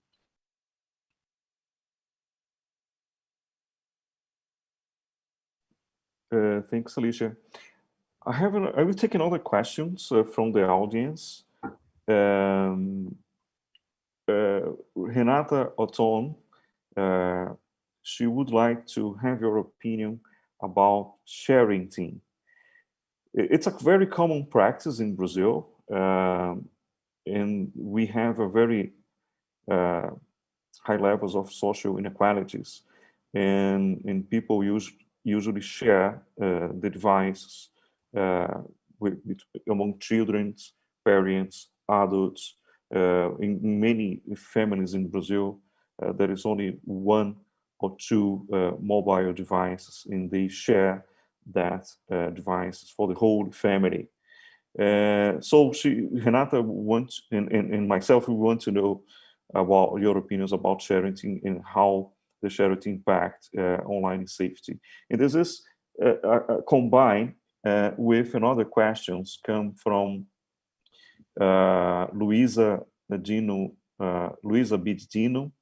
that is asking and have your comments about helping children with their parents to carry out online activities, taking into account the sharing perspective. So I think when Sonia and I have written about sharenting, we've been mainly writing about situations where parents are sharing aspects of their lives and their children's lives through social media, whether that's like Facebook posts about their family, or actually we also interviewed a number of parent bloggers, which I think dates the research a little bit, because maybe now we would probably, a lot of those parent blogs might be more like Instagram or YouTube vlogs or things like that. But it was a really interesting set of conversations, because in some ways these were parents that were really leaned into technology in their own lives, and they were really grappling with the ethics of how much to share about their kids. And often there was a moment, sometimes when the kid was sort of 7, 8, 9, 10 years old, where the parent really started to feel a little uncomfortable about how much they had shared about the child when they were younger. And actually, in some cases, there were some great examples of children that really kind of pushed back on their parents about what the parent had shared. Like this one dad blogger, his son sort of surreptitiously stole his phone when the dad was eating a hamburger, and he took a sort of unflattering picture of the dad and then posted it to the dad's Instagram to kind of show him like, this is how it feels, when you take a picture without someone's consent. And so actually it was a great moment for the father and the son. The father was like, quite like, it was annoyed, but he, used it as a good teachable moment. And so actually they ended up having like much more of a conversation about consent and like how to ask somebody if it's okay to post a picture of them. And like, so then after that, the posts that the dad created were much more like co-created with his son rather than like the dad's vision of, how their day had gone. So I thought that was a great set of conversations. I mean, one thing that is really hard is that parenting is a very unique kind of identity because it's like one of the only ways in the world in which you and another person really kind of share an identity. Like the example I sometimes give is like, there's nobody else in the world whose nose I would pick other than my babies, right? Like, and so they're not you, but they're also not like an entirely separate person either. And so if I want to share about my life as a parent, I am sharing also about my child.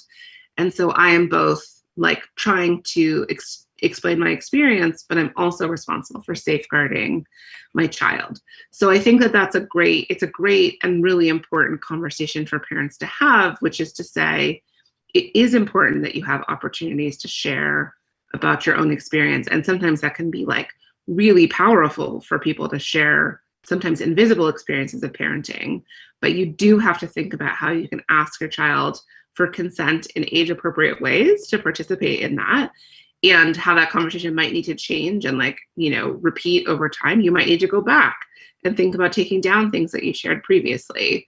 So it's really a conversation that we're, having a lot as a society right now. Now that doesn't like address your shared device concern, but I'm not sure if I should carry on. For sure, you really addressed it. I have a question from Luciana Correia, which is related to public policies. And I would like to connect with another questions. That, as we know, children are 1 in 3 of the world's internet users. And the United Nations has just recognized that children's rights apply in the digital world. However, it's not clear how to govern the internet in their best interests. Some people said it's too difficult, expensive, and impractical. What do you think about it? In connection with public policies, what other stakeholders can do to apply those children's rights in the digital world? It's such an exciting moment that the general comment that Amanda, who you'll hear from in the moment, and my former colleague Sonia and many others kind of worked to get to this point. So I haven't seen the final version of it yet, although I'm excited to see the general comment. I was really pleased to participate as Google in the as on behalf of Google in the consultation, and had the opportunity to attend a roundtable with the drafters of the document in London last year. So it was a great discussion. And I think, personally, I actually refer to the CRC, the Convention on the Rights of the Child, a lot in my work internally to Google, because I think it's a really helpful frame for thinking about both the protections that children have the right to, and tech companies can both provide ourselves, but also can help facilitate others to provide. And then also the rights that they have to express themselves creatively, to learn, to participate politically on issues that are important to them. So in some ways I see, technology companies as being both the kind of place that can be the kind of conduit, both to the positive rights and also to the need for protection. And also, so we support the other institutions of children's lives that can deliver on those things, but also technology companies ourselves have the responsibility to help foster children's rights on our platforms as well. And that can be challenging because sometimes those rights are, not always totally straightforward to balance. So for example, some of you may know that there's a debate going on in Europe right now around the very, very important rights both to privacy and to child protection. and, to some extent, obviously, using some of the measures that we would have for child protection, for example, scanning for child sexual abuse material, do require scanning personal data.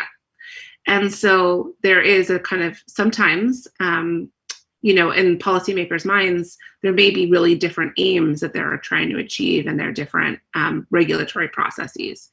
And so I do not believe that those rights are in competition. I think that they can be brought together and they can be balanced, but that is can be a really difficult conversation sometimes in the legislative conversation, because there can be different parts of government, for example, privacy bodies versus child safety or child protection bodies that actually might want really different things.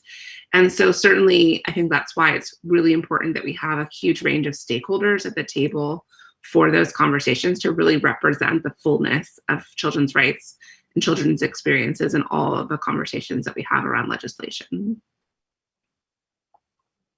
Yeah, I agree. Alicia, unfortunately, we are just on time for the next session. But as a final question, I would like to ask you and have some insights from you. If you could predict the future, which scenario should kids and families expect for the post-COVID digital world? Let's see, how would I predict the future? I mean, one thing I think, we did our study before COVID, so, it's hard to predict exactly how things are now, but one thing that we found was that actually, even though children have tons of access to technology, families, pre-COVID still did a lot of getting together in person. They did a lot of face-to-face time together.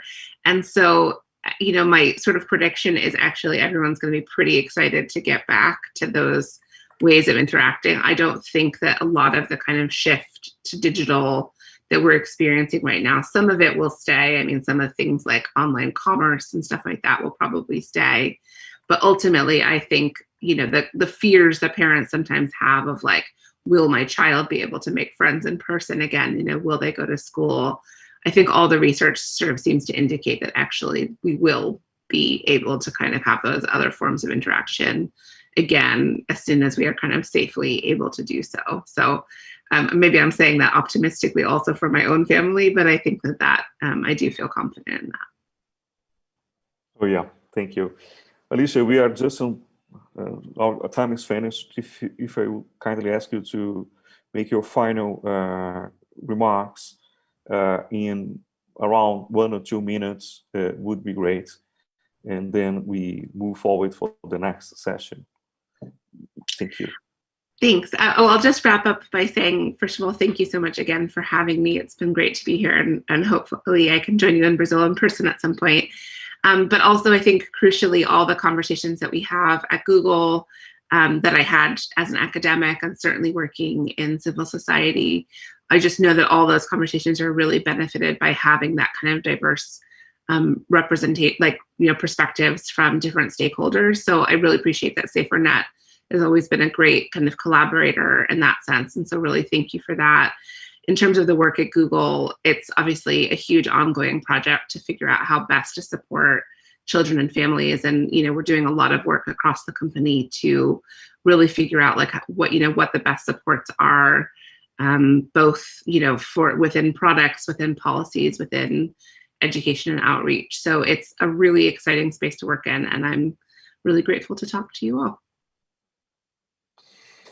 Thank you so much, Alicia. It was a great talking and a great speech. Your book is brilliant, and I really recommend for Brazilians to read it and have a deeper understanding of your views and arguments that you brilliant shape on that book. And thank you so much for accepting our invitation. It was a great pleasure. And now I would like to turn over to the organization staff.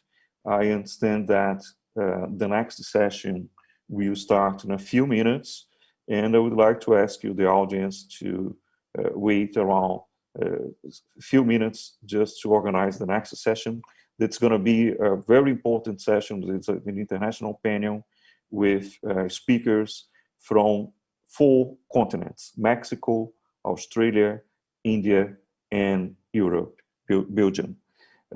So we will come back in a few minutes. And thank you again for watching us and send your questions. And one more time, Alicia, thank you so much for participating in the Brazilian Safer Internet Day this early morning in California. I hope you can now take your breakfast. Well, I'm excited to see your next panel, but I'll have a coffee while I watch it. Thank you. Thank you.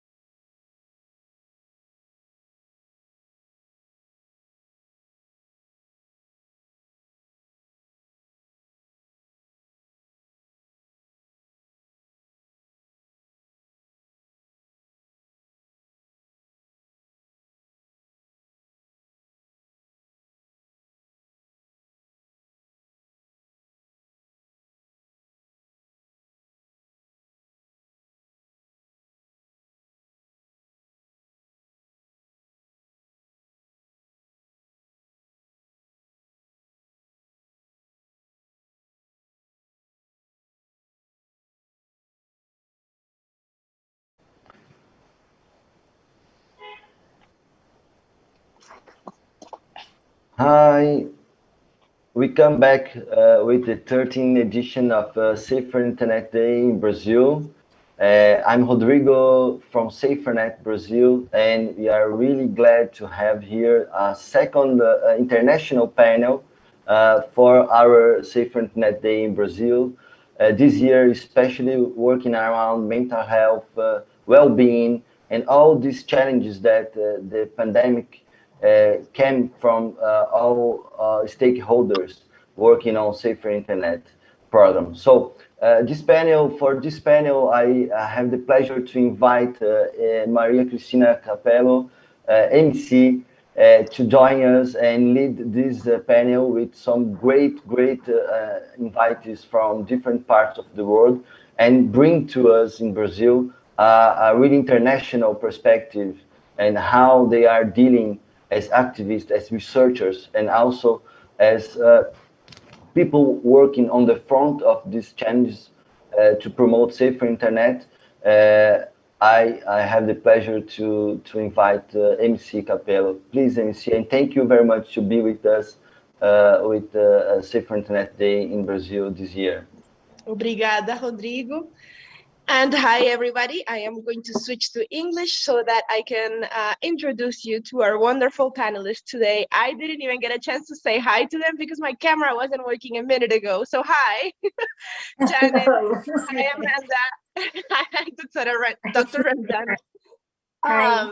It's different times of the world, of the day for everybody here. So I'm very, very happy and very, very grateful to them for being here with us and to SaferNet for having an all-female panel of very women that do wonderful work in this space. So let me start by introducing Professor Amanda Third.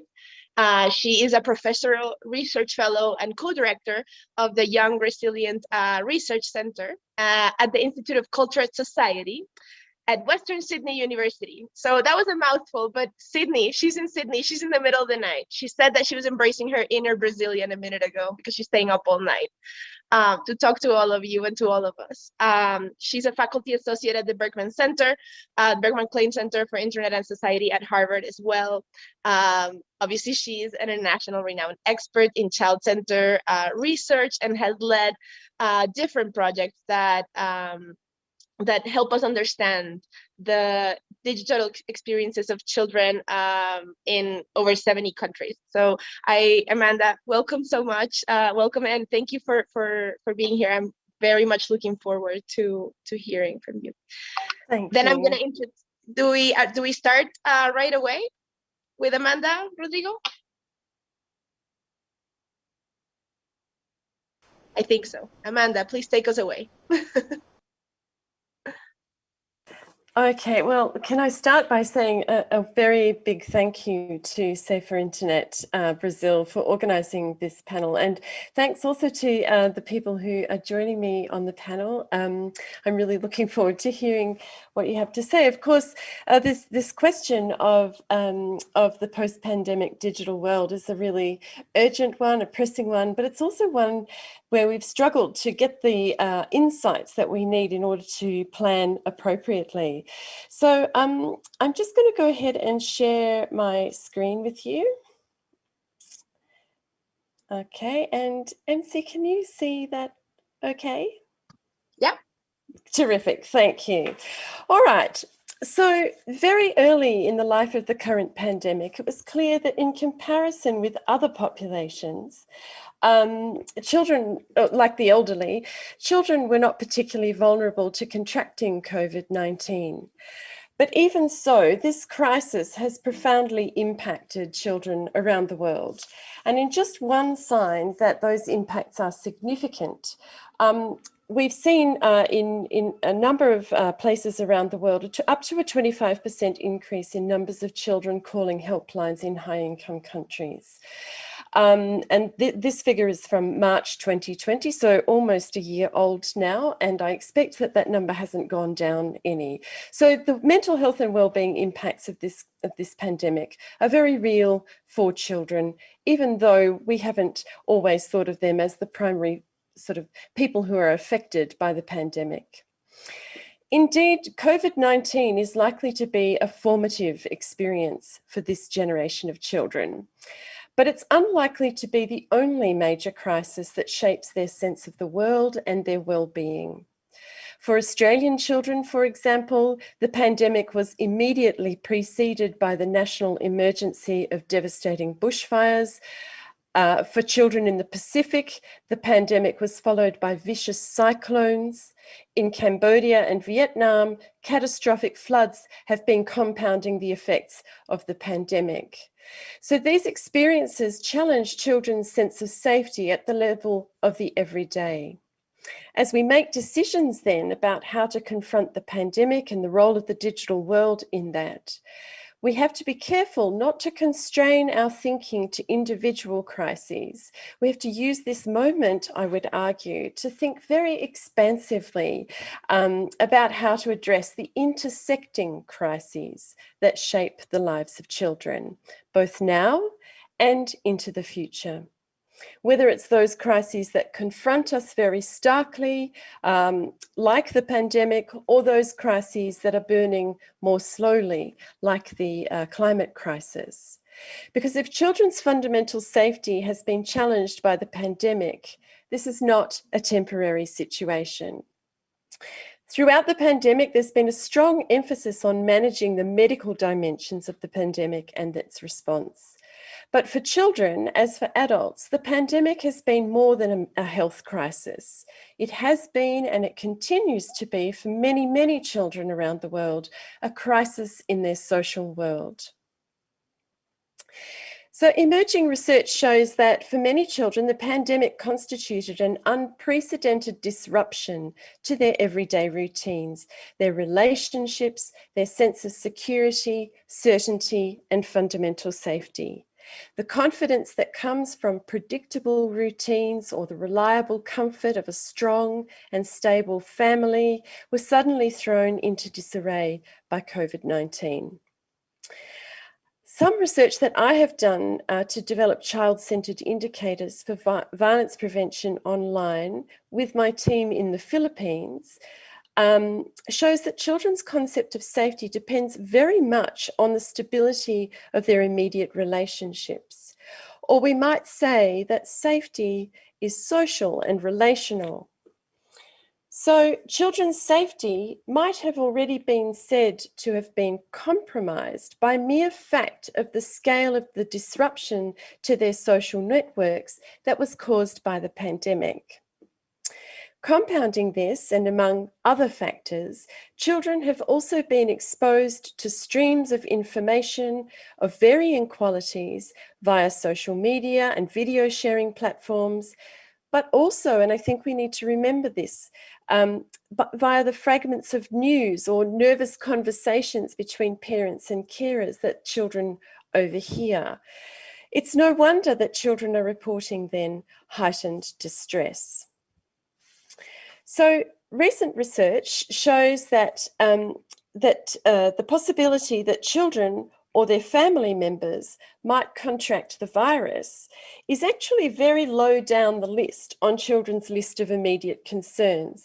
Rather, children report a wide range of impacts on their well-being that range from a heightened sense of worry, stress and feeling trapped, frustration, anger, sadness, loss and grief, all and often for children, some of these emotions are very new and they're saying that they don't often know how to deal with those emotions.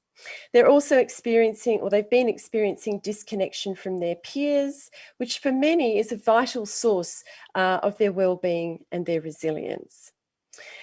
They've also experienced struggles adapting to education online. So much of the transition to online learning, as it happened across the world, took place on the fly, and as such was not always underpinned by good pedagogy. And of course, children have also experienced family tensions caused by being in close quarters with the same people day in and day out. And of course, their families are often experiencing financial pressures because of job losses, unstable work, or business closures, and so on. So none of this will be new to you. We all, I think, have our heads around the ways that the pandemic has disrupted everyday life. Through this period of momentous disruption, technology has played a more and more prominent role in the lives of many children around the world. Of course, we have to be careful here. Many children do not have regular and reliable access to technology. And this raises a very important set of issues about how such children can enact their rights and live well in the context of a pandemic that's unfolding in a digital age. So I think we have to be very attuned to the fact that there's a very real possibility that crises like the pandemic will further marginalize those that already experience digital exclusion. But for those children who do have access, while there are concerns that rapid increases in their screen time during the pandemic have exposed children to increased risks of harm, and I'm going to say more about this in a moment, technology has also provided a crucial point of continuity and connection for children during the pandemic. It's enabled them to maintain connection with peers, to stay engaged in their schooling, and it's provided a vital means of relaxation and entertainment at a time when those things are very hard to do. So that technology is one of the key features of continuity in recent times is quite remarkable. The fact that we think about it, it's become a feature of continuity in our lives is kind of remarkable because prior to the pandemic, of course, we most commonly talked about technology as associated with disruption. But as Walter Benjamin pointed out in his 1936 essay, The Work of Art in the Age of Technological Reproducibility, an essay that's been very foundational to media studies around the world, he says technology is always accompanied by both disruption and continuity. In its structuring of everyday life during a time of unprecedented upheaval, technology's association with continuity has come to the fore. But there's another way in which continuity is also important, and one that I want to highlight for those of us who are concerned about children's safety online and the realization of a safer internet. And that is that while some online safety risks have been accentuated or amplified during the pandemic, many of the risks that children have faced as a consequence of the pandemic and their increase in digital engagement are fundamentally the very same issues that we've always worried about and worked to prevent.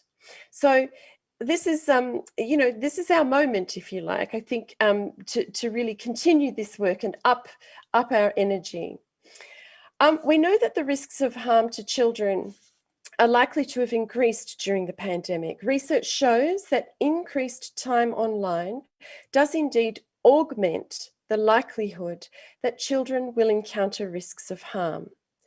And while we know that more time online also enables children to develop digital literacies and capacities to manage risks, arguably in the pandemic, they've not had the opportunity to do so with the right structures of support and guidance around them, given that they've been largely reliant on their family members who themselves have been in crisis. So purely by fact of spending more time online, the possibility that children are exposed to forms of digitally mediated harm have increased. And we need to remember, of course, that those children who experience forms of marginalization for social and structural reasons are more likely to have experienced additional harm than their counterparts. We know that for those children who were already vulnerable to forms of violence, the risks are accentuated. For the vast majority of children, the consequence of the pandemic has been that they've spent increased amounts of time at home. And not all children's families are safe spaces that support and sustain them.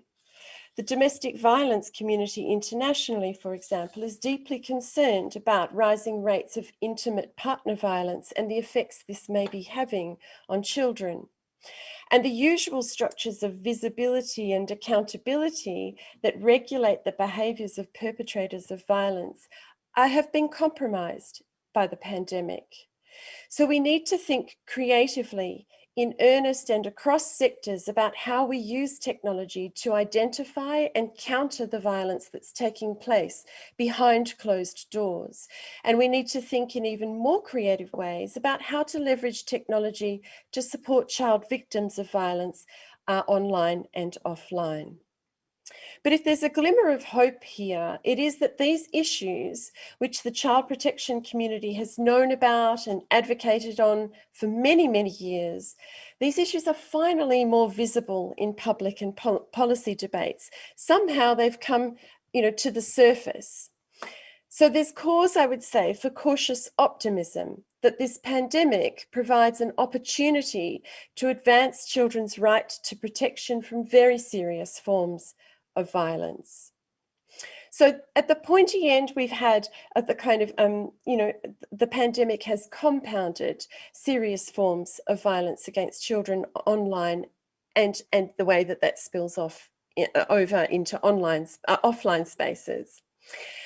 At the same time, some risks that we haven't always given that much thought to are becoming more prominent. So, for example, I wanted to spend a little bit of time thinking about privacy briefly.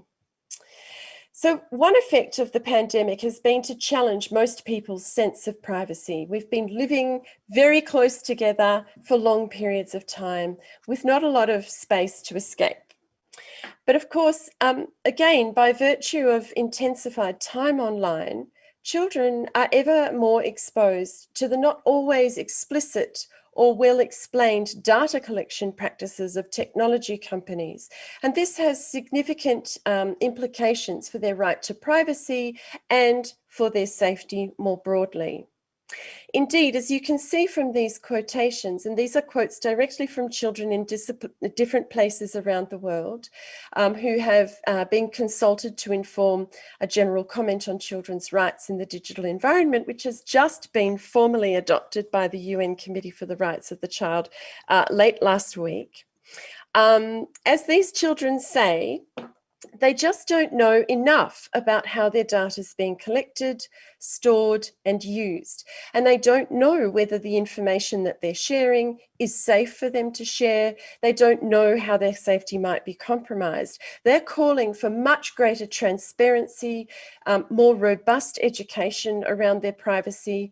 And this was a sentiment across the 27 countries we've just worked in for this consultation. And of course, I think we need to remember that data collection and its incursions on children's privacy have only been compounded by other kinds of technologies like contact tracing apps and other surveillance technologies that have been implemented to protect populations. What does it mean, we need to ask, for children to be surveilled? Does it make them safer, as we might hope? Or are we normalizing forms of surveillance that ultimately might pose a different kind of danger to children as they grow? So, for example, just a recent example, I attended a domestic violence forum here in Australia recently, in which service providers were reporting that children are now growing up expecting to be surveilled, and that this is having knock-on effects for children's relationships and therefore their well-being. So it's becoming more and more normal, they told me, for a young girl or boy to think that they should always know exactly where their boyfriend or girlfriend is at any time of the day, and that we're developing unhealthy attitudes in our children by enabling these cultures of surveillance. And that actually some of those attitudes around surveilling others are not very far from the kinds of attitudes of domestic violence perpetrators. So I think we need to be very, very mindful about the broader questions of well-being and how the kinds of, how surveillance culture and other kinds of thinking that's developing alongside some of our newer technology practices might have negative impacts for children's well-being down the track. And of course, if surveillance of the general population has increased, the privacy rights of those children who live in abusive families are severely compromised. Technology in this context potentially amplifies the mechanisms of control available to perpetrators of child abuse and other forms of exploitation and violence. While the way forward is anything but clear, we cannot shy away from these difficult questions. We really have to grapple with them, and the time to grapple with them is now. I think also there are some interesting questions concerning wellbeing that are raised by, again, some of the new habits that we've developed in the context of the pandemic. Of course, as I said earlier, technology has been very, very vital to children learning, maintaining connections with peers and other significant people in their lives.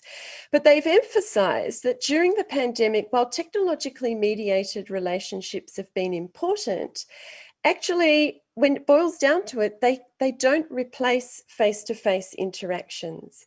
I think it's really important to remember here that under the conditions of lockdowns and so on, all of our communication with others in the world that we can't reach beyond the borders of our homes has had to be very, very intentional rather than incidental.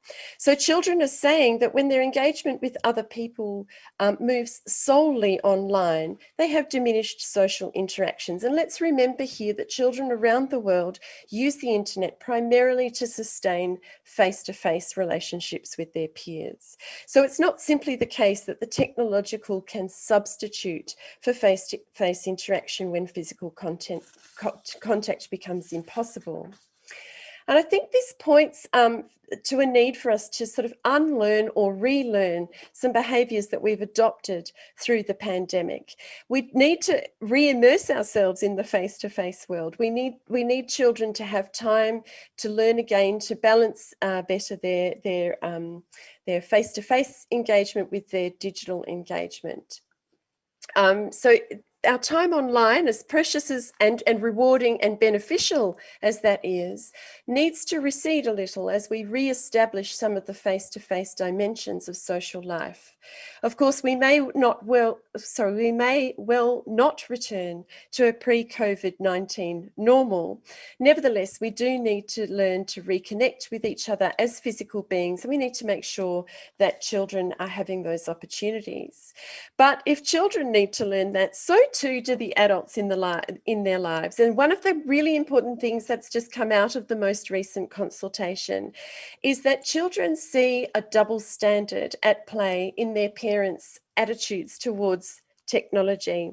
So while their parents are busy telling them you need to do this, this and this, and that will be good for your well-being and your mental health, they then see that their parents don't follow their own rules. Their parents are glued to their phones. They're glued to their computers. They're watching, the latest updates, etc., etc. So, but what we need to remember is that parents are one of the most important role models for children. So I think it's really time for the internet safety community to remind parents that they have a really important role here, and to support parents to regulate their own practices and model good practices for children. So many of the technology-based strategies that we've put in place to sustain life under the conditions of the pandemic have been assembled very quickly and without due attention either to the risks of harm or how to maximise the full potential of technology to support children's sense of safety and well-being in a time of disruption. Now, more than ever, despite the urgency of the issues that we confront, we have to pause and step carefully. The pandemic demands urgent action from governments, businesses, and civil society to address the challenges to children's rights of their increased use of technology. The risks of harm for children are real and distressing. However, we're all deeply invested in simple and immediate solutions. While we're all invested in simple and immediate solutions, much of the work that we need to do is difficult, and it will take time and thought, and it's critical that we engage children in this work as we go. We have to commence this long-term work immediately. Governments need to address issues of digital exclusion, and ensure that regulatory and legislative frameworks protect children's best interests. Parents, teachers, and other significant adults in children's lives need access to meaningful resources to support them to guide their children online. Technology companies need to undertake threat assessments and ensure children have everything they need, and children urgently need information and support that addresses the social and economic impacts, as well as the health impacts of the pandemic on their lives. There's guidance available to support these actions, and most recently, as I mentioned, the newly adopted General Comment on Children's Rights in the Digital Environment will soon be made publicly available. And I want to just give a quick shout out to our colleagues at CETIC in Brazil for supporting the consultations there. Thank you so much. It's because of organisations like you that children had a chance to inform that document. But I want to just end on a positive note, because I think there's a really important opportunity in this pandemic for us all to seize. During the pandemic, technology's really come to the fore. There's a new kind of a sense of acceptance that technology will be a feature of children's lives into the future. So amidst this time of great upheaval, we've been given an unprecedented window on all of the opportunities that technology offers to children. For the first time, the emphasis has been less on how technology is a problem and how it could be part of a solution. And yet we're still to recognise or imagine even all the ways that technology can be harnessed to enable children to live better lives. I want to really stress that I think it's time for us to think expansively about technology, to see it not just as a phenomenon that threatens children, but as an environment in which we can nurture children's safety, and not just their safety, but their rights and their opportunities. We've seen how technology can support children's right to information, how it can nurture their connections with one another, and it can support their education. So it's time to think beyond a safer internet and to envisage and enact a better internet that can support and enhance the many dimensions of children's lives. It's time, I would say, to think about safety plus. Because technology is one important tool available to us to enact widespread change that is necessary to tackle the enormous challenges that confront humanity and the planet. And I just, as we think about how to do this, I think it's vital that we engage children in these debates and interventions. So I want to finish by pointing to what I see as a radical possibility. So bear with me on a very, very brief, but nonetheless a digression. It's sometimes suggested that the moon landing in 1969 was a pivotal moment in galvanizing the idea of globalization around the world. Broadcast live on television, the moon landing assembled something of an international audience, compelling us to imagine ourselves as part of a global community.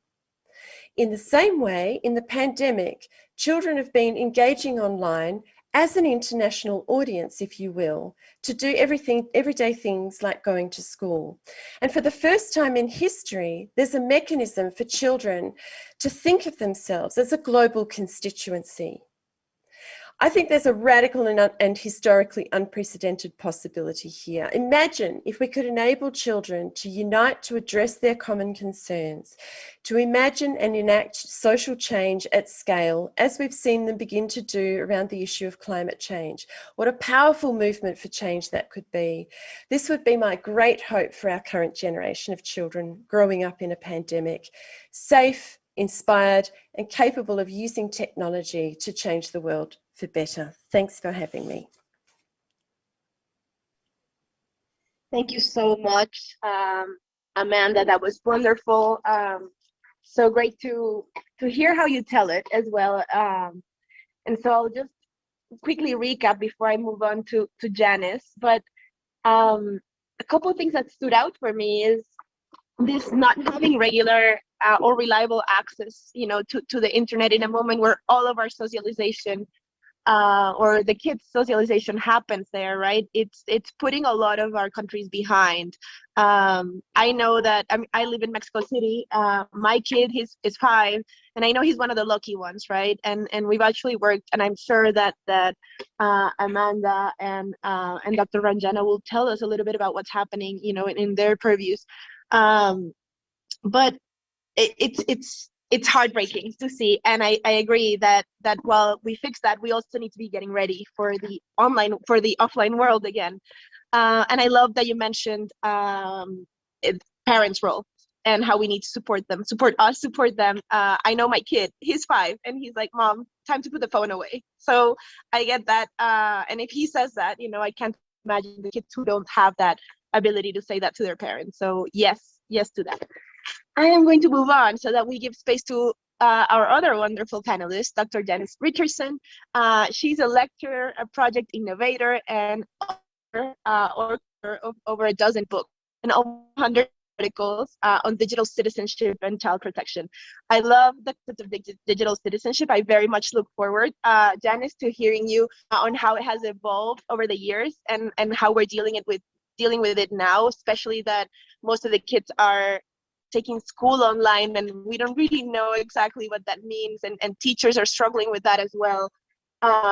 Janice has worked to the Council of Europe and other institutions like UNESCO, UNICEF, the ITU, and since the 90s, and she has led, more importantly, the European Commission's InSafe network for over a decade.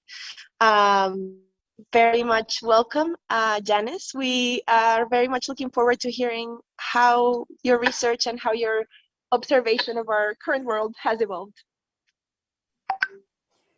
Thank you, and good afternoon. I'm delighted to be here with you today to share some of my ideas about safer internet, but also about this latest catastrophe. And I'm sorry, I started right at the end.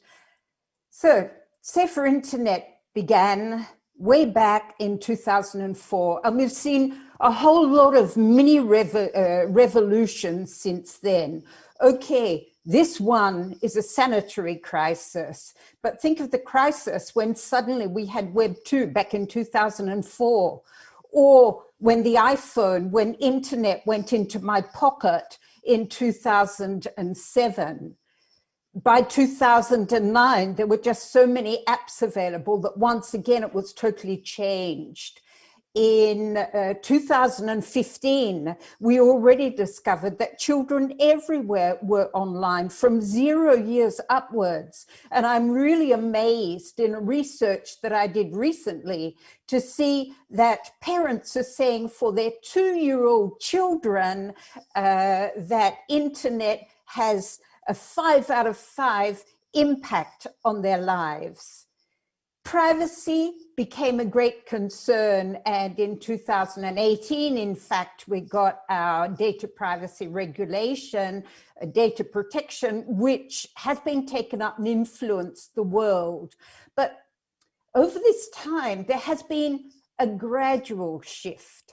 Suddenly, we're not looking at the risks. It's up to the platforms to make them safer. We've begun looking at the child, and we've begun looking at the social and the emotional well-being of the child. And of course, we got to 2020, and what did we get but the coronavirus, which really turned everything upside down. All of the issues that we see, the doxing, the trolling, the grooming, all of these things were multiplied. Amanda gave us some figures, but in fact, in the UK, a reputable helpline says that physical and psychological, emotional violence augmented so much that there were 35% more calls over the past 6 months. So what else has changed since 2004? Well, first of all, yes, we've said it. Kids are spending much more time. We've all increased our time exponentially online. GDPR, fake news, deep fake, violence. These are the top concerns today, but also that digital technology is wearable and it's almost invisible. That we have artificial intelligence, machine learning, virtual, augmented reality, algorithms. They're words we hear all the time. Remote schooling's become a reality, we say, but UNESCO are giving us figures that in fact 90% of children across the world have had their education disrupted. Even in Europe, children with special needs did not see their support, their special pedagogical support during the whole of the first lockdown period. Social emotional learning has become more important than ever in society. There are two parts, well, three actually. The platforms, the safety of my devices, but more importantly, our own competences. And this is something that we've been really focusing on at the Council of Europe. We believe that we need to prepare young citizens for the digital world. And this needs to be built on two very strong building blocks that you see here on the screen, on their values, on their attitudes. Safety does not come from the exterior. It comes from the interior. It's called resilience. And this is built on the value that we have for human rights and dignity, for cultural diversity, for justice and equality, and also about the openness we have towards others, the respect we have for people around us to ensure that we have the equal possibility to express ourselves, civic-mindedness, responsibility, self-efficacy. And there I haven't spoken about the self-esteem, which is one of the strongest points that will actually give a child resilience. We also talk about the skills and the knowledge and critical understanding that children need, and it's up to we as teachers, as educators, to focus on this. Jacques Delors said about 25 years ago that education should be built on 4 pillars: learning to know, learning to do, learning to be, and learning to live together. And all of this relates much more to the last 2 pillars. Every year on Safer Internet Day, even today, I make a point of speaking to children, getting our youth group to lead other youth groups so that they come together and bring us ideas. In 2019, we met in Milan. Last year, we met in Bratislava, in, most of you know, Slovakia. What did I learn? Well, I learned that kids want to learn about different things at school. They want to learn about privacy and personal data, and it's something that out of the 80, again last year, none of them actually learned about this at school. They want to learn about the ethics. They want to learn about the rules of what we do online, what they should be doing in case of cyber attack, how to build their self-esteem, and how to help the people involved in bullying to find other outlets for their anger and frustration. They want to learn how to have a real discussion online, a discussion where everyone can have their say. At the Council of Europe, we've decided that, in fact, this is spread over 10 different activities that we do online. We call these domains. We begin with being online, then we go to well-being online, and finally, rights online. And you see that it's about active participation, e-presence and communication, but it's also about consumer awareness. When we go online, we are actually consuming the contents. How aware are we as consumers? Here you see the Digital Citizenship Education Handbook that can be downloaded free of charge. I'm a co-author, and it actually shows teachers, policymakers, and families what they can do to ensure that all of these activities, all of the domains really come into education. We look at things like this. understanding facial recognition. As Amanda said, this is very important for young children, but how much of it is learnt in school? This comes from a manual that I recently wrote with our youth council, and it's called All Aboard for Digitown, where it's full of activities and exercises where young people can learn also about artificial intelligence, about knowing when they're connected, because we are connected in so many different ways.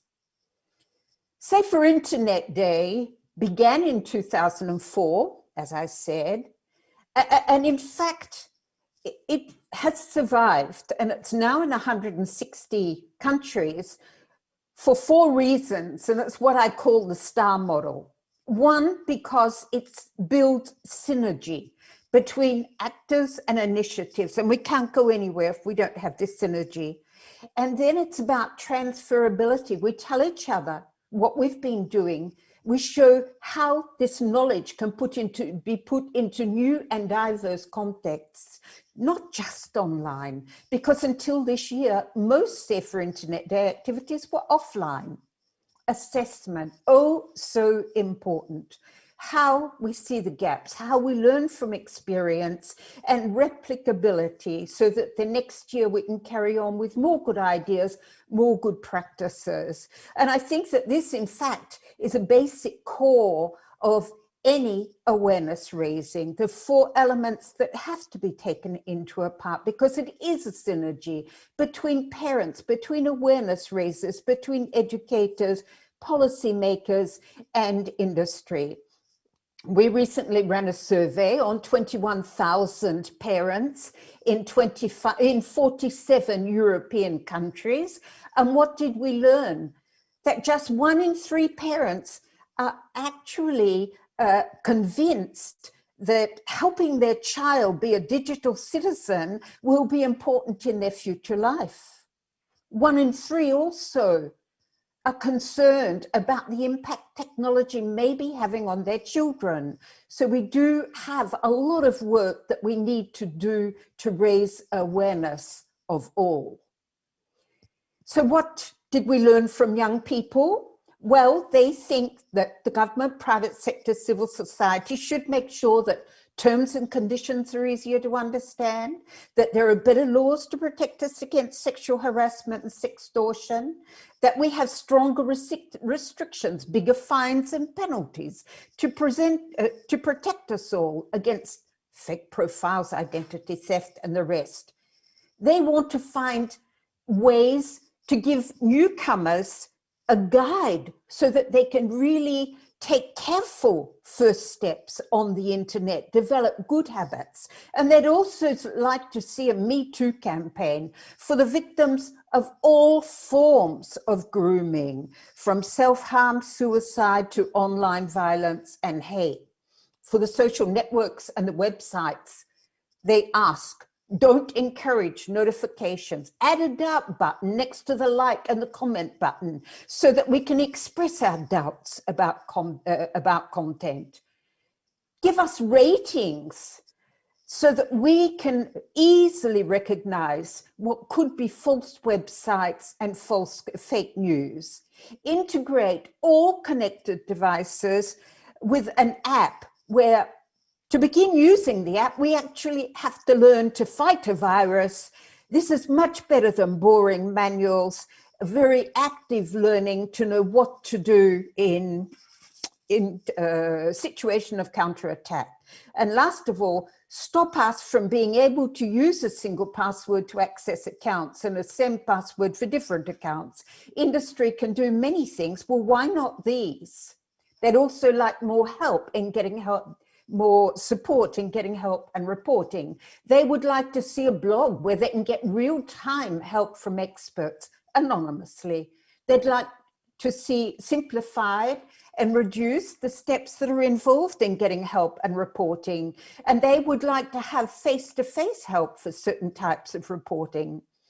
They would like to see spaces where people can help each other through their own experience and expertise on specific issues. And I think that educators amongst us will see the great importance of this in terms of developing metacognition, getting kids to use that prefrontal lobe, which will help them understand the consequences of their actions. And they would like to see reporting channels that allow for a more open conversation and access to better adapted support. We had a bit of fun during the corona crisis. We decided we would take the 10 domains for digital citizenship, and for each domain, we would give parents a little how-to do in the family. Are you spending more time online right now? Well, how about working with your children to set a few ground rules? And also a very important one, children are also very tense because they hear what's going on. But in fact, we have to let them open up, give their ideas, and this in turn will help them be active participants in their life and the life of others. We also created a game for them. It's called Beat the Virus, where they can have a lot of fun in a board game, in the family, answering questions about the virus, giving solutions, helping each other be more empathetic. Well, that's all that I've got for you. I'd like to thank you for your attention. And these are the young people that I've been working with for the last 4 years to come up with ideas, to come up with publications, to really help the children in their countries. And they come from 9 different countries, doing workshops, that peer education that is so important. And every year, this year too, they'll be coming up with messages on what they expect from us, the so-called adults and experts of safety. Bye. Thank you, Janice. That was wonderful. To get your insights as an educator, as an observer of our behavior. And I particularly love the way you bring us all together, right? Like the role that everyone plays, including us, the platforms. And I really like even though I have other suggestions for how you mentioned the customer support, I think there's a ton there to still get the word out and to improve in every aspect. I love that you bring this importance of learning at school, the things that help us everywhere, right? It's building resilience in the end. So it's learning about ethics and rules.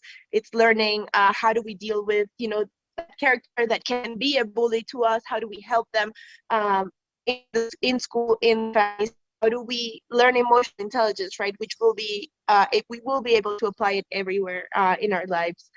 I love that game. I think that's a super good way to bring everyone, to the table and talk these things. I often say that it's never losing an opportunity to talk in the family or with your teachers, and I really think as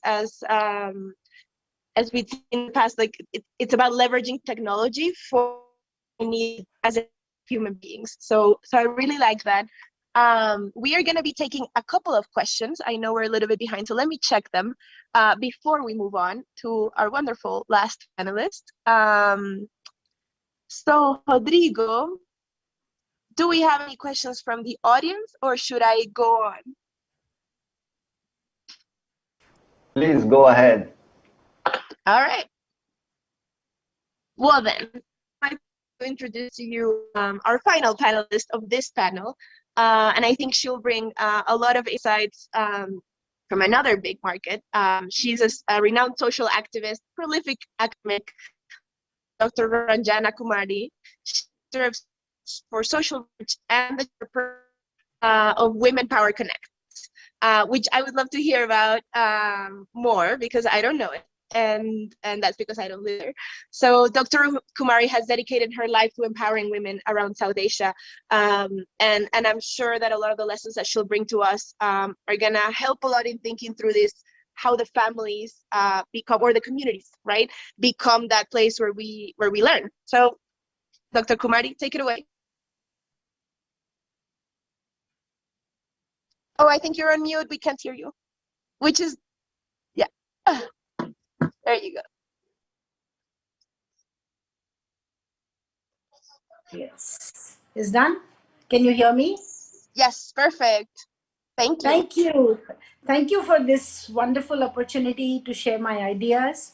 I want to thank you for your invitation, Thiago, and also Rodrigo for helping me this afternoon with all the connectivity issues. I would like to just bring to you some of the experiences and also some of the work that we have done in this part of the world to meet this unprecedented times in our life. I think it's important to see that what we are living at the moment is really feeling of isolation, despair, uncertainty, growing disparity, really disparity in the real sense, and also, of course, helplessness. Constant fear about our health and well-being of near and dear ones had gripped our mind, but slowly and certainly, we are coming out of this pandemic, COVID-19. I think we are. The vaccination is already there. We have seen the human resilience of absolutely of the brilliance, which we've never knew that human beings can really survive the way we have all collectively done that. What has helped also is the technology in this period. And that is why I love this forum today, because we are really talking about the cyber space, and we are talking about the people, how are we doing in terms of getting connected. We continued our work after a little bit of initial shock. People have gone and started work from home, new ways of discovering ourselves and our work, relationships, connectivity, everything. There is a kind of possibility open to us. You can also say that when you are really in trouble, at times with possibility opens to us, and that is what happened during this period. And also, of course, what this connectivity meant to us, we have to really see a little bit more deeper into it and analyze what really happened during this period and this new life that we all adopted immediately to fight with the pandemic and to survive as human race. What really brought to different people. We just heard so much about children. Now, I want to bring to your attention at the moment to half of the humanity, that is women. And while women's role has been understood and appreciated at home and at workplace during this period, a lot of positive contribution that women made at the workplace as well as at home, and also, of course, they did receive acknowledgement for what they did. But the pandemic has affected women differently. Existing inequalities, and I mean gender inequalities, have significantly been exacerbated due to this pandemic. In India, for example, during this period, just to give you some statistics, the domestic violence reported cases, and when I say reported in South Asia's context, I will say 10 women suffer 1 report. That's the kind of statistical gap that we have. But anyway, the cases became almost a double. Our National Commission for Women immediately warned the government that the cases are going 116 to 257 in March itself, and that is just the capital region of the country, not the whole country. Post-pandemic, about half of the healthcare workers' population, because they were the first past the post line, mostly women, face psychological impact. We have stories after stories about how people did not want them, how people reacted to them, criticized them for coming and telling them to go for tests, or if somebody has having fever, how to, so they were the ones, they are called Asha and Anganwadi workers. These are the women who really are connected with the grassroots healthcare system, community healthcare system, you can say. These are the frontline workers for community healthcare systems. Over half of female adolescents experience an increased workload due to increased responsibility at home, taking care of children. Then we should not forget that how much of mental health cases really it risen to dramatic proportions during this period. But on the other side, the services to counsel them, to help them became much more limited, because the total attention has been on fighting the pandemic and taking care of the people who are suffering due to the pandemic. And then to top it all, so many people lost their job. Lack of income and added burdens such as taking care of children, household work, created greater stress and anxiety for women of the household. Getting access to healthcare services really has been very difficult, remained difficult. When the marginal and the migrant workers were going back to the villages out of the fear, in millions, they walked back home for kilometers after kilometers during this period. And there were women who were refused admission, pregnant women who were refused admission in the hospitals, and even women produced children on the roadside. So really maternal health care and to pregnant women and lactating women really had suffered, and is still not in place in the same way. Of course, certain things have been restored.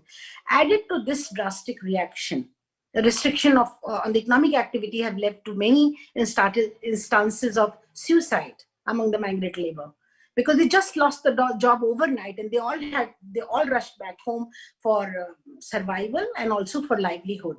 Their eventual frustration has led to an increased cases of intimate partner violence, induced unsafe abortions.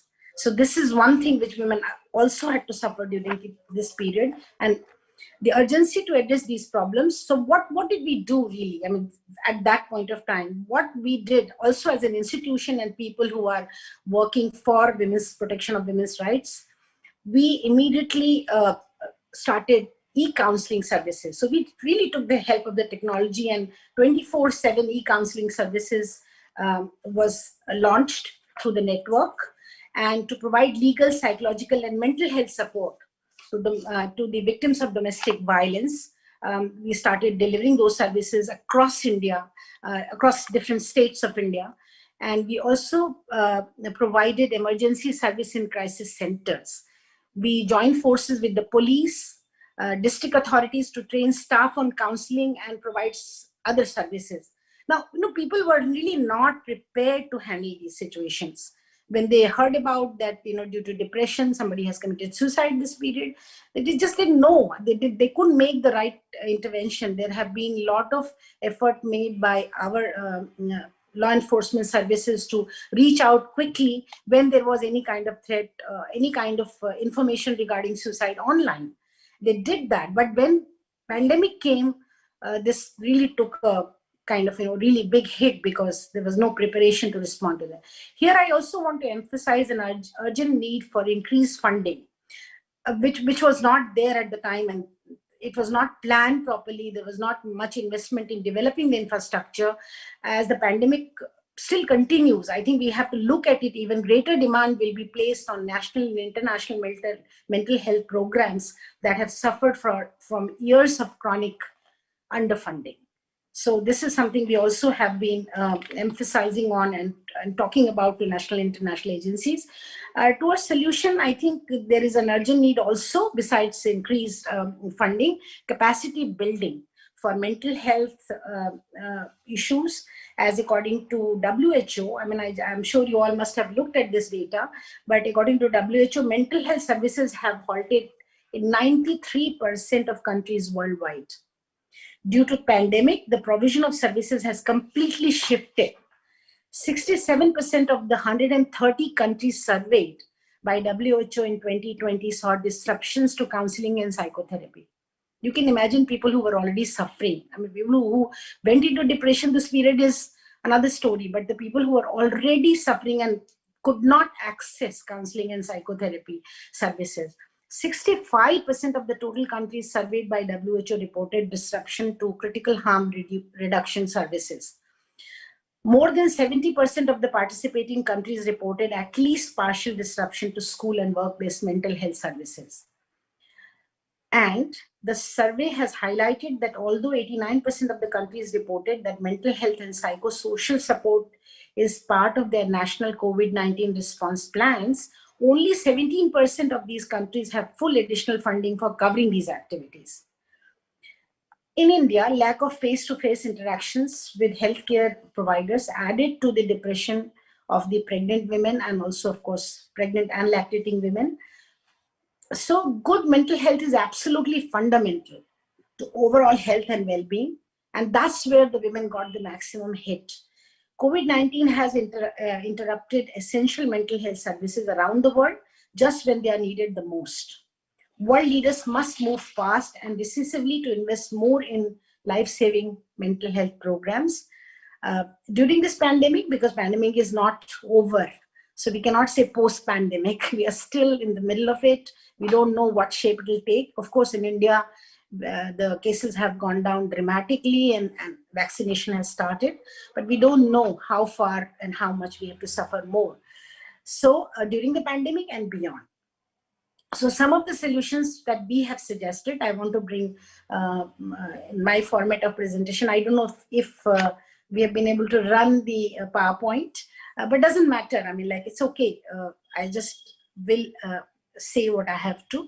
So some of the solutions we have suggested that the mental health professionals, along with community leaders, opinion builders, and policymakers who work towards demystifying various myths and help in removing the stigma attached with it, which is also one of the biggest reasons that is holding people back from seeking help. So that kind of a training needs to be given. Psychosocial support services provided for the mental health of frontline healthcare workers so that they feel equipped to help the communities, as we have done also under our programs. And also we know that government is also augmenting the availability of manpower to deliver now, when things have really hit very hard, mental health services in the underserved areas of the country by providing online training courses to various categories of general healthcare, medical and paramedical professionals through the digital academies established at the 3 central mental health institutes. So here also the technology and the digital world is helping in a big way in delivering these trainings. Now let me draw your attention to another critical issue. As tens of thousands of laborers and domestic workers lost their jobs during the pandemic, especially women, 15% the organized sector women lost their jobs immediately on the during the lockdown period, and then continuously they're losing the jobs. But majority of the women in India are in the informal sector of the economy, and that got hit the hardest. And that's where all the migrant workers and the home-based producers, the self-employed women, they all lost their small businesses, micro enterprise, and 94% of the women who are accounted as being in the workforce remain concentrated in the informal sector. In the non-farm sector, women are usually located as home-based workers, domestic workers, construction laborers, petty retailers, and textile and garment factory workers, beauty salon and spa services providers in fitness industries, and in the BPOs as customer care representatives of domestic and multinational companies. Now those are the women who got affected, and the slowdown in economic activity and the absence of inadequate demand stimulus, even now, government has not been able to infuse the kind of resources that you see in the Western world that government have done. It's not happened here, and even now they are really fighting for the livelihood. So where domestic violence, mental health issues became very, very critical, livelihood issue is much, much more critical for a lot of women and children, of course. Unpaid household burden increased significantly for women as compared to men during the pandemic. Now, therefore, using online technology for designing skill development programs, which also aim at building women's skills to access technology. See, it's very easy to assume and to accept or understand that a lot of children went online, education went online. Not a lot of children, not all children. Only children coming from affluent background, and within the family, boys still could continue the education, but girls did not get access to the real to the technology. I mean, if you have telephony phone, of course, we have a very huge penetration of that in the country. But when it comes to smartphone, no. So what happened is really that the phones where children could get their education went to the boys, and the girls remain uneducated. As a result, there is a high prevalence of child marriage now in India. Child marriages have gone 2 to 3-fold more during this period, because parents thought of getting rid of the girl children and getting them married off, so then they didn't have to take care of in their livelihood and other issues. Now, other very important, I think you just mentioned about children. The other thing important to know that neither the teachers were trained for online education, nor the children's knew, and safety did not really figure in any kind of discussion. So we ran a program in partnership with, of course, Facebook in India and other technology companies, where we have trained already 500,000 students and teachers and principals of the school to see how children can be safe online. And these courses have been developed now. Hopefully, the Central Board of Education in India will adopt this course, and so that they can run. And majority of them, I mean, we have very, very skewed number of women who are online, and it's only 27% women, and also who are really on the different social media platforms. So they also could not take advantage of, majority of the women could not take advantage of being online and being part of the cyber world. Besides restoring this, then we are also talking about the digital citizenship and digital safety. From a poll of 4,000 women in 8 countries, 76% of women experience harassment, abuse on a social media platform. So this was another crisis. That whatever women, as it is very few women are online, and they were facing such serious crisis in terms of online abuse. Increased gender-based violence spilling in the online space, as 87% women say it's gotten worse during the pandemic. So this was not a very large sample size, but 4,000 women across 8 countries were studied, and this is what the report came out to be. They also reported that fewer shelters, resources and services are available, and friends and support networks are harder to reach during this period. So the supports, in absence of support system, this kind of abuse also led to a lot of mental health crisis. So to ensure safety for women online, we already know that the tech companies have developed a handful of products.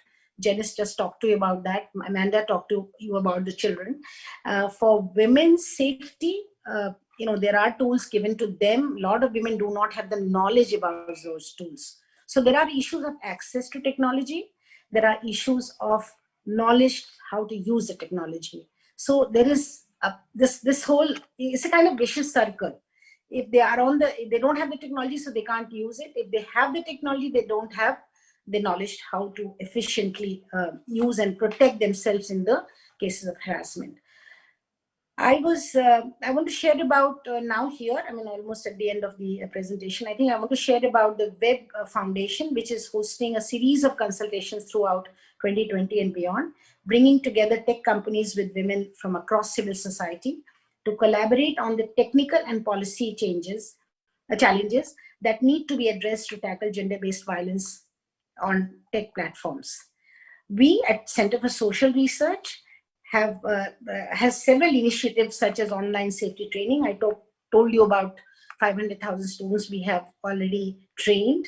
We have a partnership with Facebook and Twitter to do this. And also, of course, we have developed a very smart safety tool, which now is fortunately acceptable to our education board.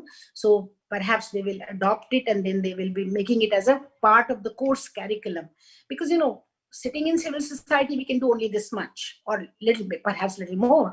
But when it goes to the government, the scaling happens, and that's where we hope that social media for empowerment of women and children during this time will really take place in our rural areas, and also social media will be used to communicate regularly with friends and relatives, drive businesses from home, initiate socially driven campaigns, and also, of course, using social media to display fields of creativity like blogging, painting, dancing, I mean, whatever. I mean, for young people, there is immense opportunity.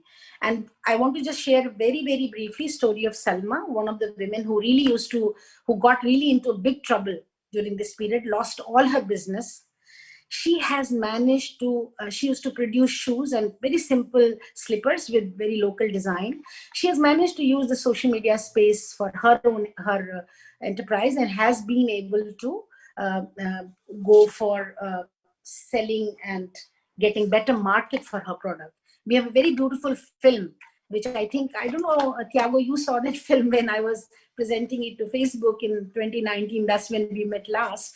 But we managed to present this, that how women have really used this space for promoting. Now, just to end this, because I know I'm running out of time. So I think we have to bridge this gap, because 1 out of 5 girls have, leave social media after facing discrimination and harassment in India. 1 out of 5. So also affordability of technology and internet access creates barrier for women that are especially high in low and middle income countries like ours. This reduces women's access to critical online services like online banking. We have a very smart system of online benefit transfer. All government resources go directly, but women are not able to get equal amount of benefit in the rural areas because they don't have access to technology and knowledge about it. So we have to really work for bridging the gap. We have to increase the affordability. We have to have the digital literacy. It's very important. Educate young people, teachers, principals, parents. A lot of Indian parents will say with great pride, "Oh, I don't know, but my child tells me how to use the smartphone. Oh, my child is," but they, if they don't know, how will they really help protecting their children from getting any kind of violence when they are facing, or any harassment or bullying? I mean, all the smart tools that my friend like Janice have developed, you really have to have parents first becoming smarter than children. And that's not the story in India at the moment. Of course, barring a few % of people in the urban educated class. And also, of course, the access. It's very important to get women the access to this technology. Now, the other side of the thing is that the government, I feel that we are lacking in legislation. We just have, we may present the bill for, personal data privacy bill in this session of the parliament, which is on at the moment in the budget session of the parliament, but still we do not have robust laws to protect the privacy, the data privacy. This will be the first good law which will be presented. So hopefully that this is going to change, and also, of course, raise awareness to address the threat against, women users online. Now, advocacy with the government, we are doing it very hard advocacy at the moment to see that all the situation changes and online safety of women becomes an important issue, and we are able to. But the future of humanity is safe in the hands of women. Let me conclude by saying this: that believe me that the future of humanity is safe in the hands of women, and we have to make her strong, healthy, and safe in the digital world. Thank you very much. Thank you, Dr. Kumari. I love that you mentioned that. I will rescue this whole crisis, because every region, every country, and every situation is different, and it's so important that you bring up mental health and that you bring up intimate partner violence as factors that also affect not only the digital well-being or the well-being of adults, but also of their children, right? And so you bring up something very important, which is supporting women, moms, especially across this path, through legislation, through dedicated resources. One thing I will mention, though, in this partnership that Facebook and we have to train students, teachers, and principals to be safe online. We are trying to do that around the world, not only in India, rescuing what Janice said, right, about having this newcomer's guide to the internet. But also, I just recommend maintaining a newcomer's mindset every time we see new technologies. We are very smart adults. It doesn't matter if we don't, and parents too. it doesn't matter if we don't know the technologies. It matters if we know the emotional intelligence. It matters if we try to pass, you know, the same like common sense, take care of ourselves and being in a family as much as we can to our children. So thank you for bringing that up. Those are super important topics to keep in mind when we think about the holistic approach to online safety. I need to conclude by asking you all 3 questions that have come in from the public, and I will be the bad moderator or the mean moderator and stop you at a couple minutes of answers. So let me read the questions, pass it on to you for answers, but I will cut you off, I'm sorry. The first one is, how to better insert and guarantee best practices of media literacy in public policies. Do you all have any learnings that you can share in this regard? So jot that down. I will read the other 2. It's the first one is inserting and guaranteeing best practices in media literacy through public policies. The second one is, could you comment about children's and teenagers' access to dangerous and online violent challenges? We've seen some of these across time, but also during the pandemic. And so how do we train our kids to be aware of these challenges that sometimes roll through social media? And how do we prevent them, or having them like have the skills to deal with this? That's it. I will pass it on to you. Anyone can take the answers, but I will be minding time because I know we're super out of time for the rest of the panels. Thank you. Well, I just want to take one question out of the 2 questions you asked. You can take whatever. You can combine the 2 answers. Go ahead. No, I will let the others answered by Amanda and Janice. Just one. I think the danger is that at the moment, there's a lot of push for much younger children to join the social media platforms. 13 is the age when parental consent is a must. And in India, 14 and below is absolutely no way you can do anything unless there is a parental consent.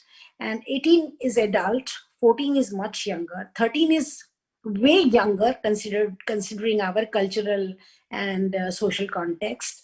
And there is a push for getting those children online. Of course, the advantage is that the children will become much earlier, they will learn a lot of things, they will become much smarter, they will open to the whole world. But the danger is that in absence of educated parents, in absence of parents who understand the technology and who can protect their children, there is more danger. Now, one thing if the social media platforms can promise that they will not get surrogate ads or ads which pop up, whether they are seeing a cartoon or whether they are doing their reading any interesting book, there are these pop-ups which come, and then if they click on them, it is very risky sometimes. Mostly it is about children's literature and children's cartoons and children's world, but sometimes it's very, very dangerous that that may lead them to all kinds of exploiters, police.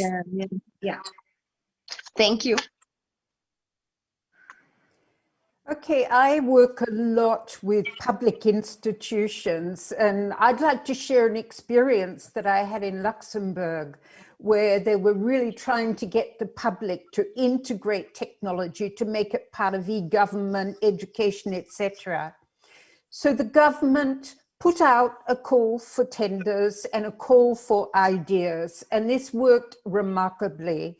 The job of the task force that I was in charge of, research, education and culture, our job was to analyze all of the proposals that came in, but these were grassroots proposals coming from schools, coming from entrepreneurs. They presented their project. It was decided if the project would be implemented, therefore they would get a budget from the government. And the job of the task force was to give guidance on how to best implement the project and best scale it up. And this is one of the most successful things that I've ever been part of. Listen to the grassroots, give budget and government advisory support on really managing these projects and scaling them up. this also is important, for example, in teacher training. If you allow a teacher training college to come up with an idea, you sponsor it and you scale it up. I think that this is the only way we're going to get ahead. For the second question, I think I answered it. Well, no, the young people I work with responded to it. Make reporting and asking for help much easier. Make it a face-to-face program, but also allow young people who've already experienced that issue to advise other young people. And then you really will get the viral effect. There are my responses to the 2 questions. Thank you, Janice. Very much appreciated. Amanda? Thanks. So great questions, and I think I would echo what my colleagues have said, and you know, I think they've summed up some very important points there. I think I guess the other thing would be that you know, the embedding of media literacy in public policy is a really tricky and a long-term endeavour, and it really does take a whole of community approach. I think as I listened to the presentations tonight, what 2 things really jumped out at me is that was that we need to think about this idea of safety really broadly. We need to think about it as a concept that impacts different people in different kinds of ways, and we really need to sort of have nuanced thinking around that, but we also need really whole of community approaches. So and that involves, you know, that means not just making policies from the top down, but engaging users from the bottom up and everyone in between. So I think that's certainly very important. I think on the violent challenges question, MC, I would say that in addition to listening to young people and hearing about what they need to help them manage it, I think also we need to be very careful as adults not to amplify the kinds of violent challenges that we see appearing. So the blue whale example or the Momo challenge, for example, you know, both turned out to not have a lot of foundation in fact, but the media industry reported on these phenomena. Parents got spooked by them. I had a couple of governments contact me to ask me to come and do consultancies to help them deal with these things, and it created a phenomenon. And children themselves began to worry about the phenomenon. So I think we need to all remember when these things happen, not to panic, to go back to children and ask them what they need, and then to work really carefully and closely with them to deliver. Thank you so much. It was wonderful sharing this space with the 3 of you. Thank you to SaferNet for bringing us together. I think very important lessons that we can start thinking how countries can apply them. I just want to say that beyond that, I'm very grateful that Facebook gets to be a part of this conversation and hear you all and get your feedback and get the teens and children's feedback, because we really thrive on understanding how we can become better, even if we can't always deliver exactly on all of the ideas that come up. But rest assured that we have a team dedicated to safety and that we do listen, and I'm very grateful for your comments here. We're going to close this panel, and in a few minutes, SaferNet will return. Online well-being in the post-pandemic scenario now in Brazil. That panel will be held in Portuguese with English translation. Thank you, everybody. I hope you enjoyed this. It was really insightful for me. Bye. Thanks. Bye.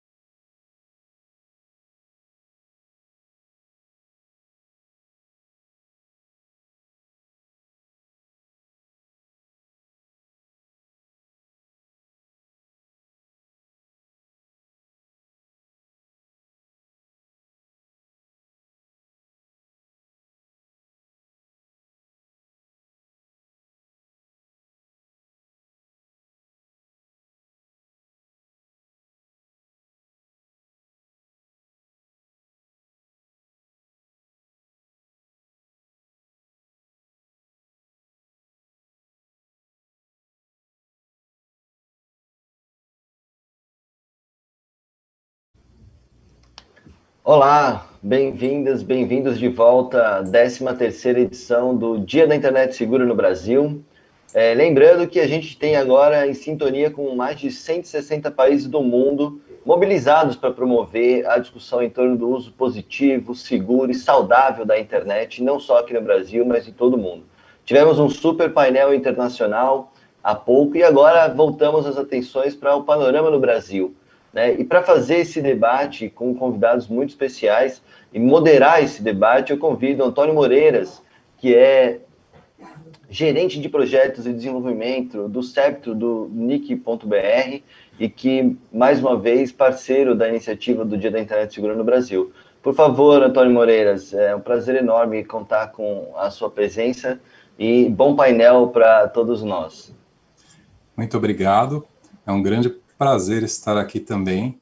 Novamente, sejam todos e todas muito bem-vindos e bem-vindas ao Dia da Internet Segura. E para quem já estava nos acompanhando, para quem está assistindo esse vídeo já gravado, disponível nas redes sociais, esse aqui é o painel Bem-estar Online no cenário pós-pandemia no Brasil. Então, eu sou Antônio Moreiras, do NIC.br, e tenho hoje o grande privilégio de estar aqui moderando esse painel. A gente tem 4 panelistas. O Alexandre Barbosa, que vai abrir o painel, seguido por Mário Volpe, pela Fernanda Bruno e pela Juliana Cunha. São pessoas extremamente experientes e que têm muito a contribuir sobre o assunto, então eu tenho certeza absoluta que esse painel será verdadeiramente enriquecedor para todos. O painel vai ser organizado da seguinte forma. O Alexandre vai começar, vai ter um tempo de até 20 minutos para a apresentação inicial, seguida por apresentações de até 10 minutos de cada panelista. Ao final, eu vou direcionar as perguntas selecionadas do público para a mesa. Então, a vocês que estão aí acompanhando, primeiramente eu agradeço imensamente em nome da SaferNet, do NIC.br. Fiquem à vontade para interagir no chat e para fazer suas perguntas, mesmo ao longo das apresentações. A equipe de organização está atenta e as perguntas serão direcionadas, sempre que possível, aos painelistas no momento adequado. Eu convido também a todos a deixar o seu like no vídeo de forma a colaborar, para que esse conteúdo importantíssimo tenha o maior alcance possível. Então, sem mais delongas, a gente vai começar. Vamos começar com a apresentação do nosso keynote, que é o Alexandre Barbosa. Ele é gerente do CGI.br, que é o Centro Regional de Estudos para o Desenvolvimento da Sociedade da Informação do NIC.br.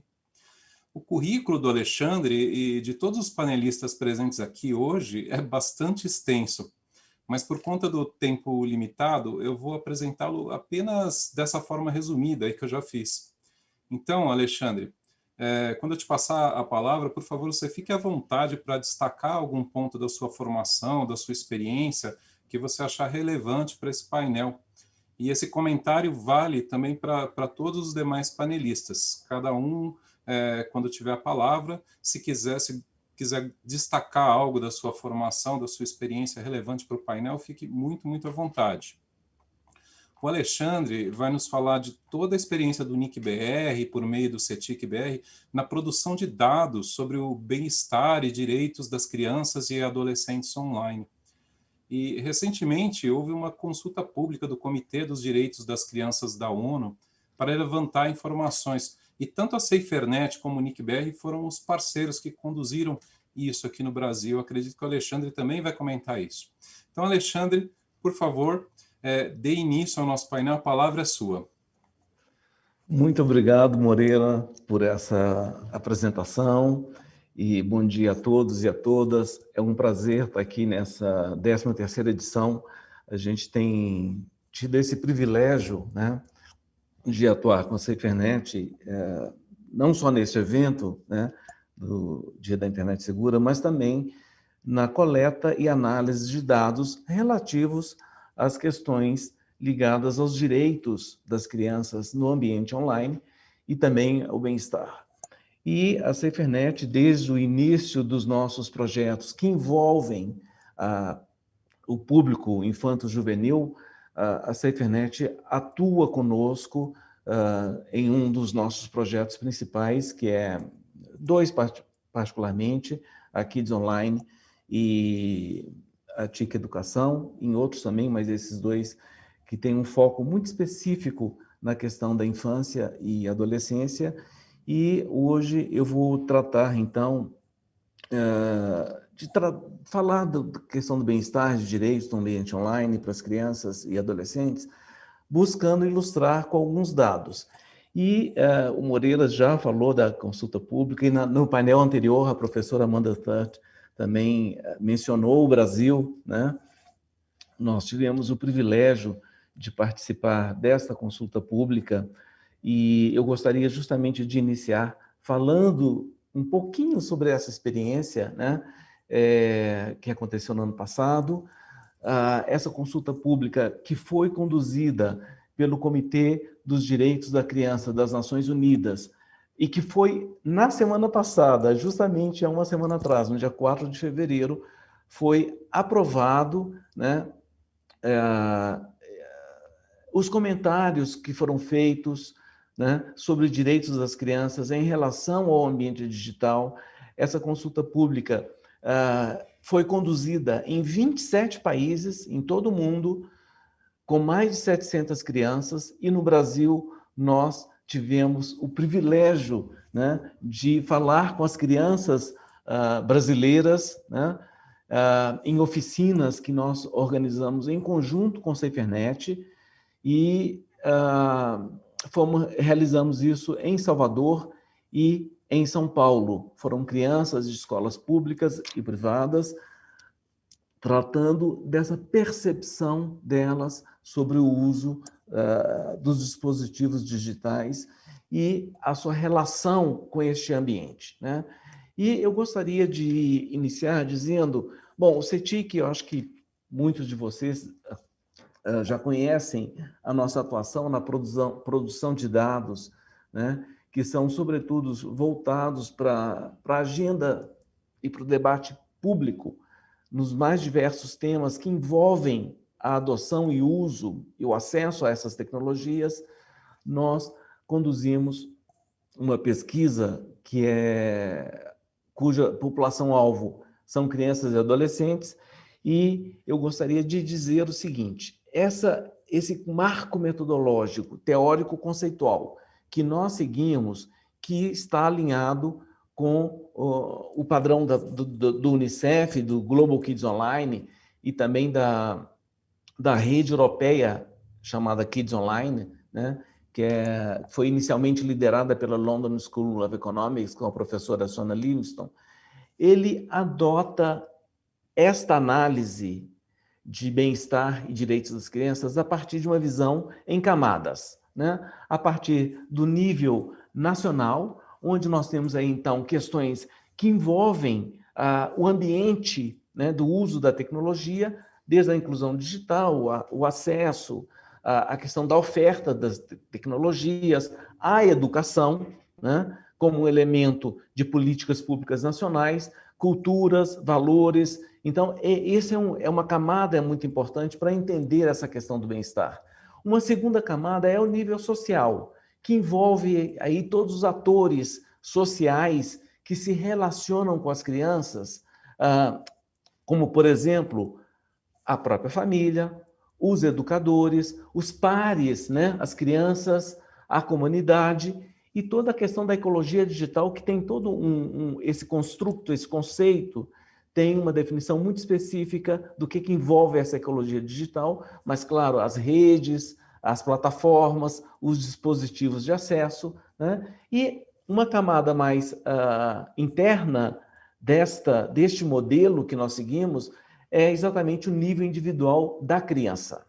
E é neste nível que nós vamos, então, tratar de como que a experiência online, a partir das suas atividades, ou seja, da prática online, das habilidades digitais que essas crianças desenvolvem neste uso, e também das oportunidades que são oferecidas por esses meios e os riscos também associados a eles, como que este conjunto, interagindo entre eles, vai promover, então, o bem-estar das crianças e adolescentes, né? E também como que nós tratamos a questão dos direitos dessas crianças no ambiente online.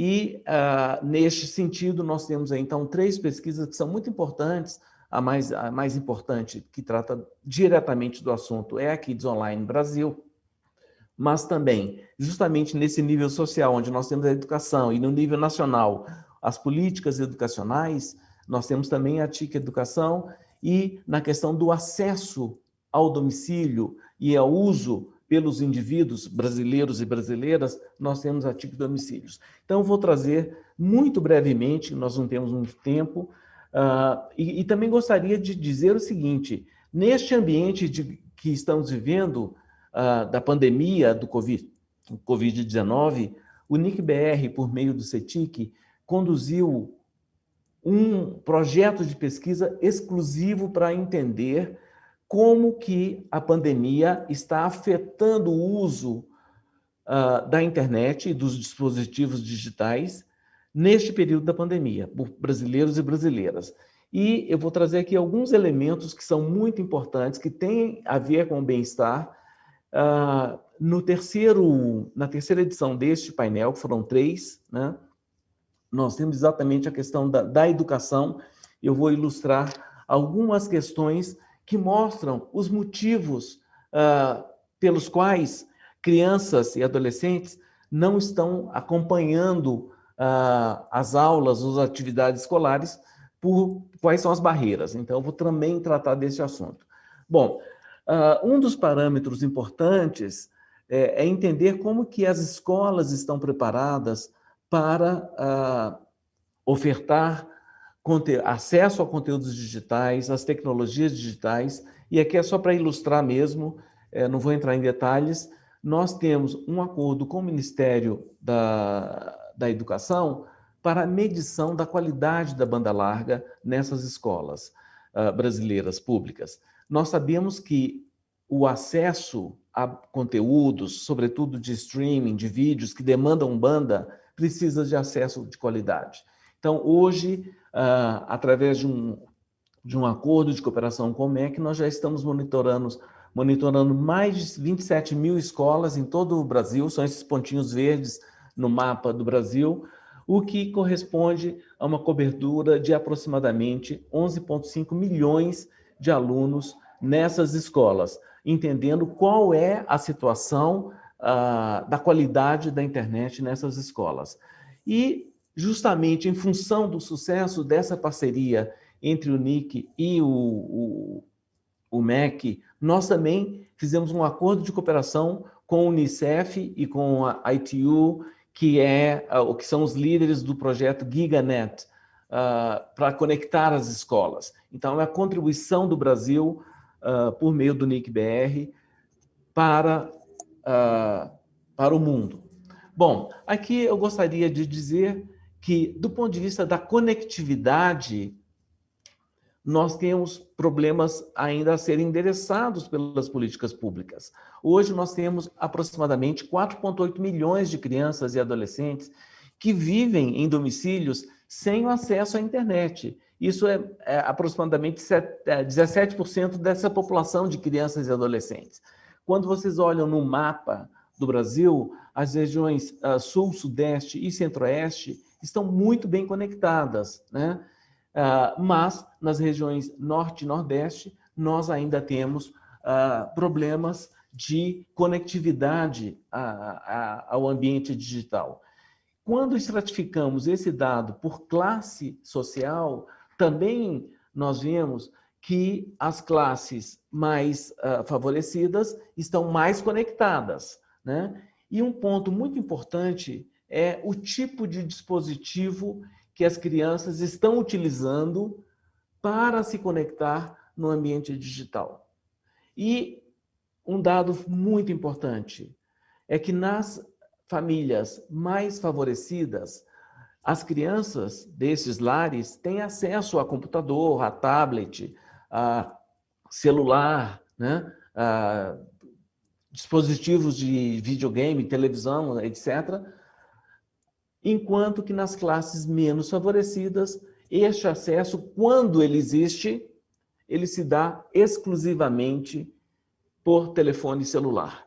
que tem muitas implicações. Infelizmente, hoje a gente não vai conseguir discutir toda essa problemática, mas justamente para o uso seguro, para o desenvolvimento de habilidades digitais, o uso exclusivo no celular é problemático. E as crianças de lares mais favorecidos, elas navegam entre computador, tablet, notebook, celular, né?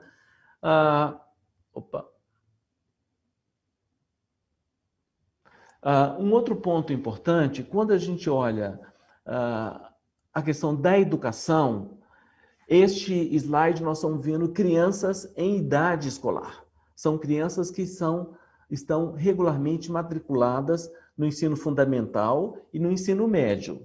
De novo, a disparidade regional é muito grande. Enquanto nós temos 88% dos alunos da região sudeste que são usuários de internet e têm internet nos seus domicílios, na região norte e nordeste essa disparidade é muito maior. E eu gostaria de destacar que, com relação à presença do tipo de dispositivo de acesso no domicílio, nós temos aí alunos de escolas públicas, eles ainda moram em lares que não tem nenhum desses dispositivos. Nós temos aí um total de 34% de alunos que moram em domicílios sem nenhum computador, tablet ou notebook, né? Não estamos falando de celular. Celular é uma outra história. E enquanto alunos de escolas particulares, apenas 9% destes alunos vivem em domicílios que não têm computador, né? Tratando um pouco da questão do impacto do Covid. E aí eu gostaria de voltar um momento antes do Covid, ou seja, antes de março de 2020.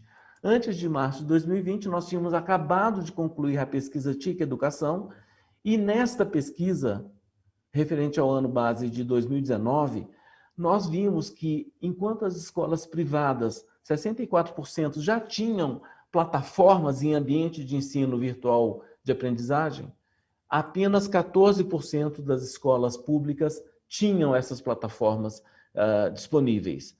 E, claro, sabemos que muitas escolas possuem perfis ou páginas em redes sociais que são mecanismos muito relevantes na comunicação entre a comunidade escolar, famílias, alunos e professores, mas não são suficientes para manter as atividades pedagógicas num ambiente de pandemia e fechamento das escolas.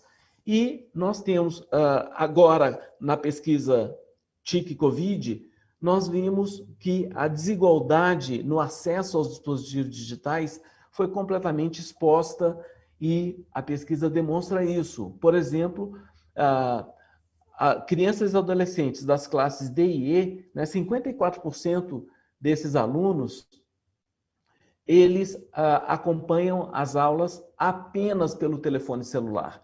E muitas vezes um telefone celular que é do pai ou da mãe ou do irmão mais velho, né? E na parte de baixo, só para destacar que para aqueles alunos que conseguiram acompanhar as aulas pela internet, as principais barreiras ou problemas encontrados foram a qualidade da infraestrutura do acesso, né, a baixa interação com docentes, dificuldades de tirar dúvidas, etc. E um fato interessante, falta de estímulo para os estudos online. Esse para as crianças que tiveram acesso. E para aqueles que não tiveram acesso, quais foram os motivos para essa falta de acesso?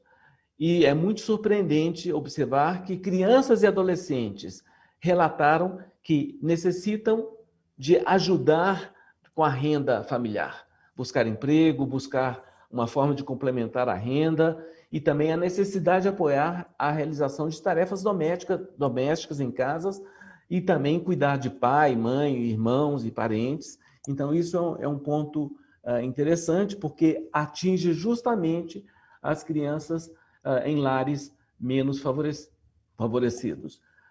Já caminhando para o final, eu só gostaria de falar um pouco sobre a questão das habilidades e que são muito afetadas pelo tipo de dispositivo que são usados.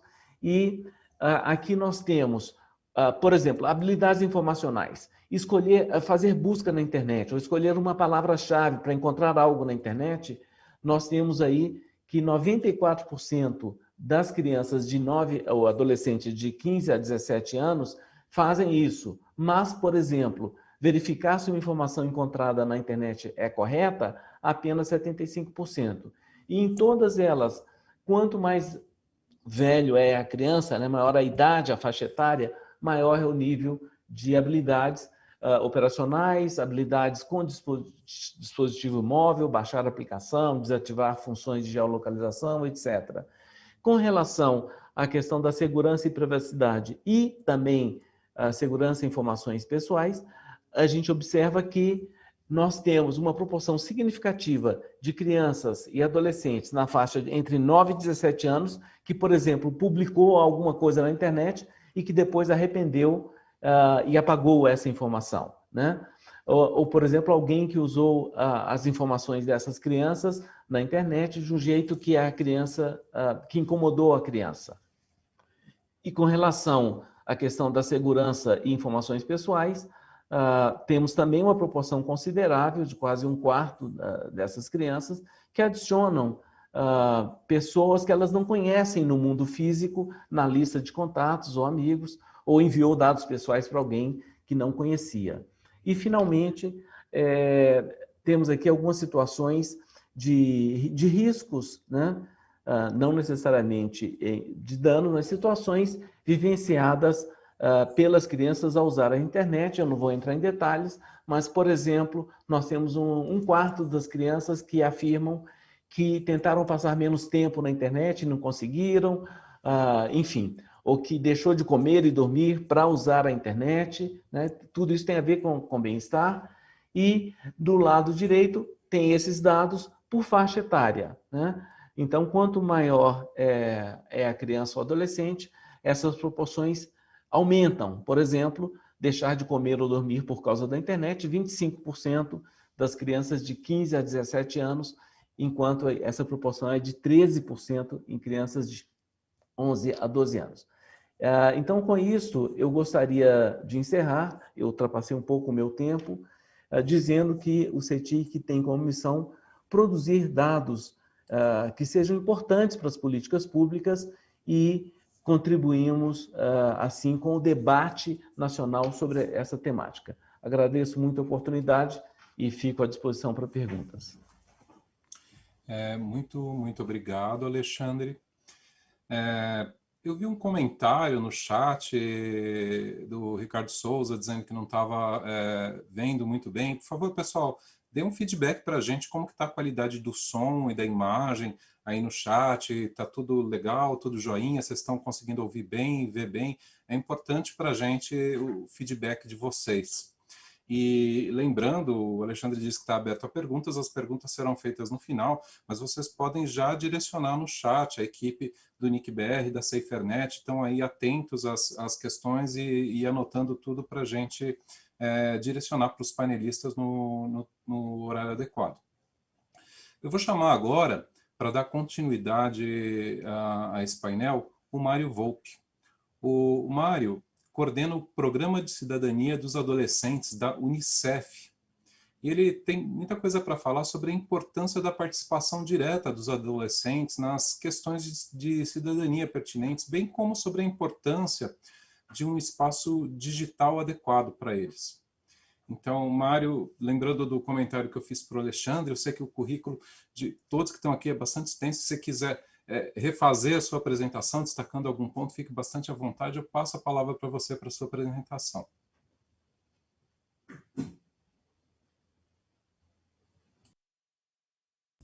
Olá, eu queria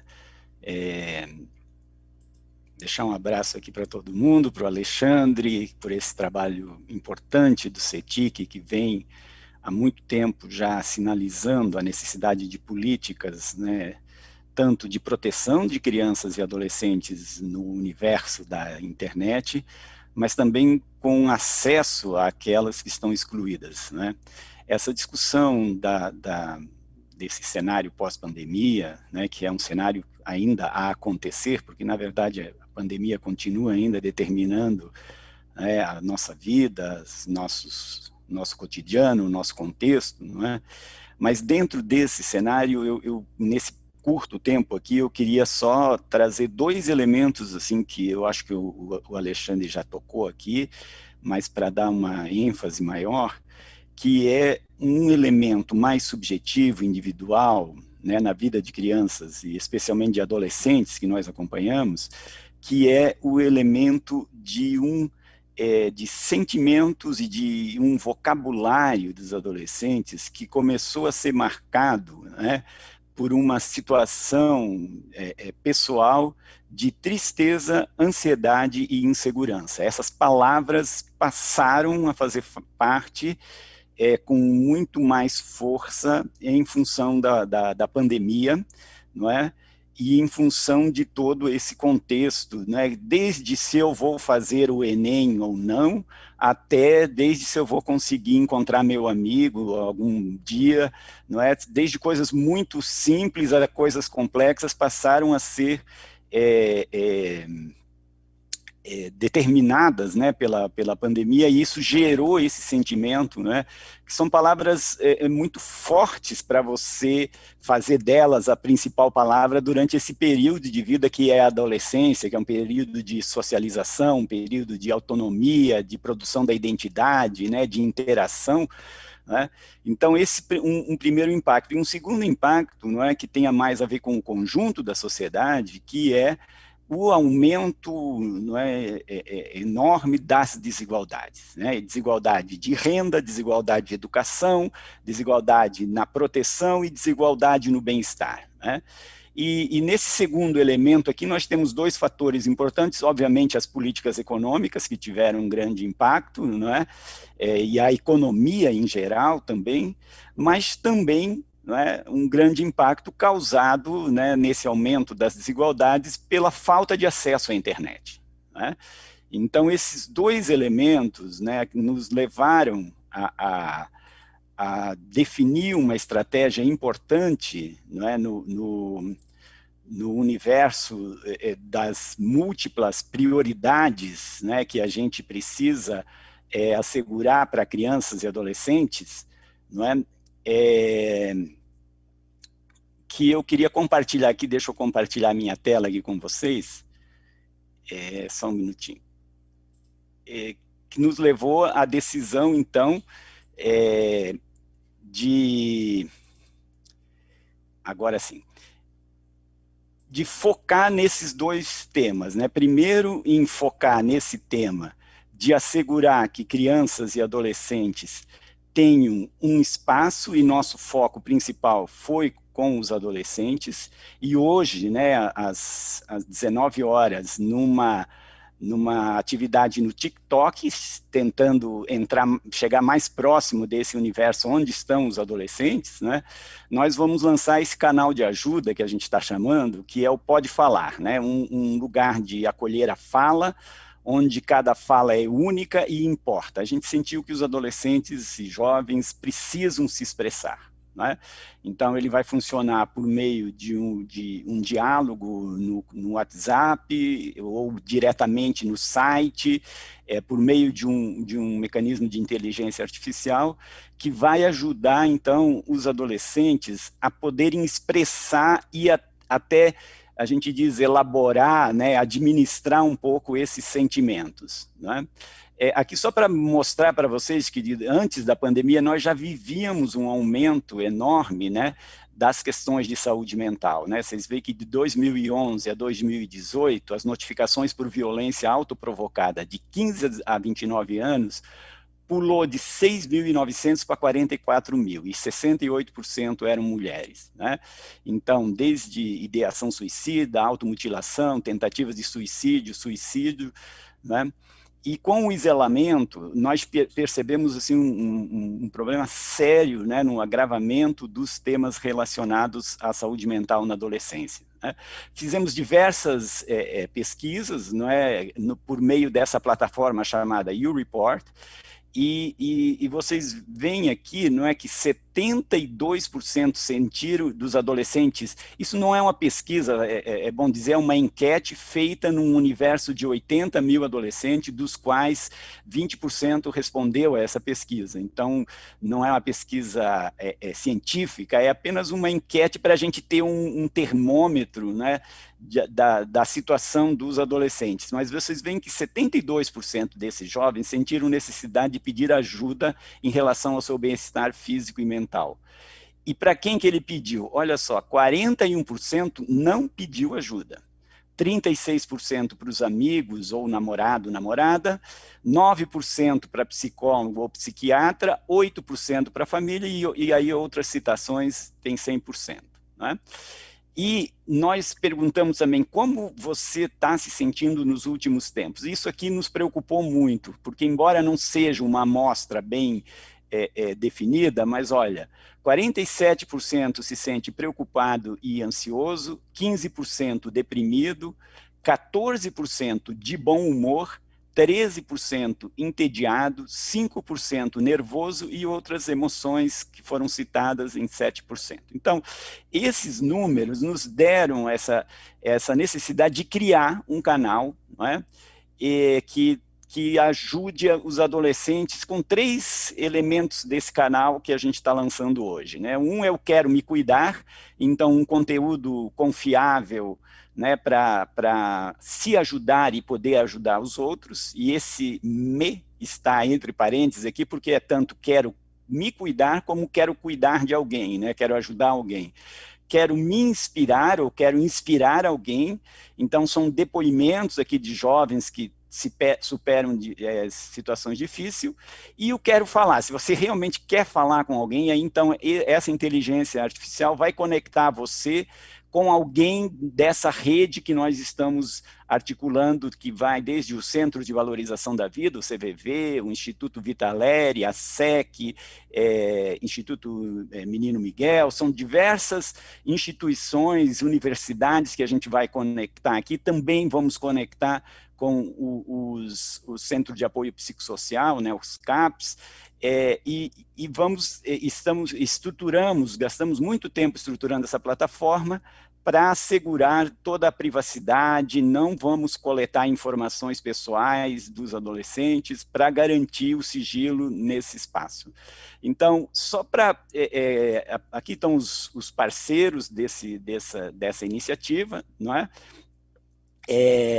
Então, só para dizer que nesse contexto, né, é muito importante, né, a gente pensar em 2 estratégias aqui, retomando o que eu disse no início. Uma delas é realmente fazer um esforço muito grande para ampliar o acesso à internet por crianças e adolescentes, né, especialmente as mais vulneráveis, que sofrem maior impacto. E um segundo, gerar espaços de acolhida, de diálogo, né, que possa apoiar os adolescentes e jovens nesse momento que estão alguns retornando à escola, reorganizando suas vidas. Então, o compromisso do Unicef foi de criar esse canal de ajuda como um espaço de integração de diferentes iniciativas de escuta. Muito obrigado.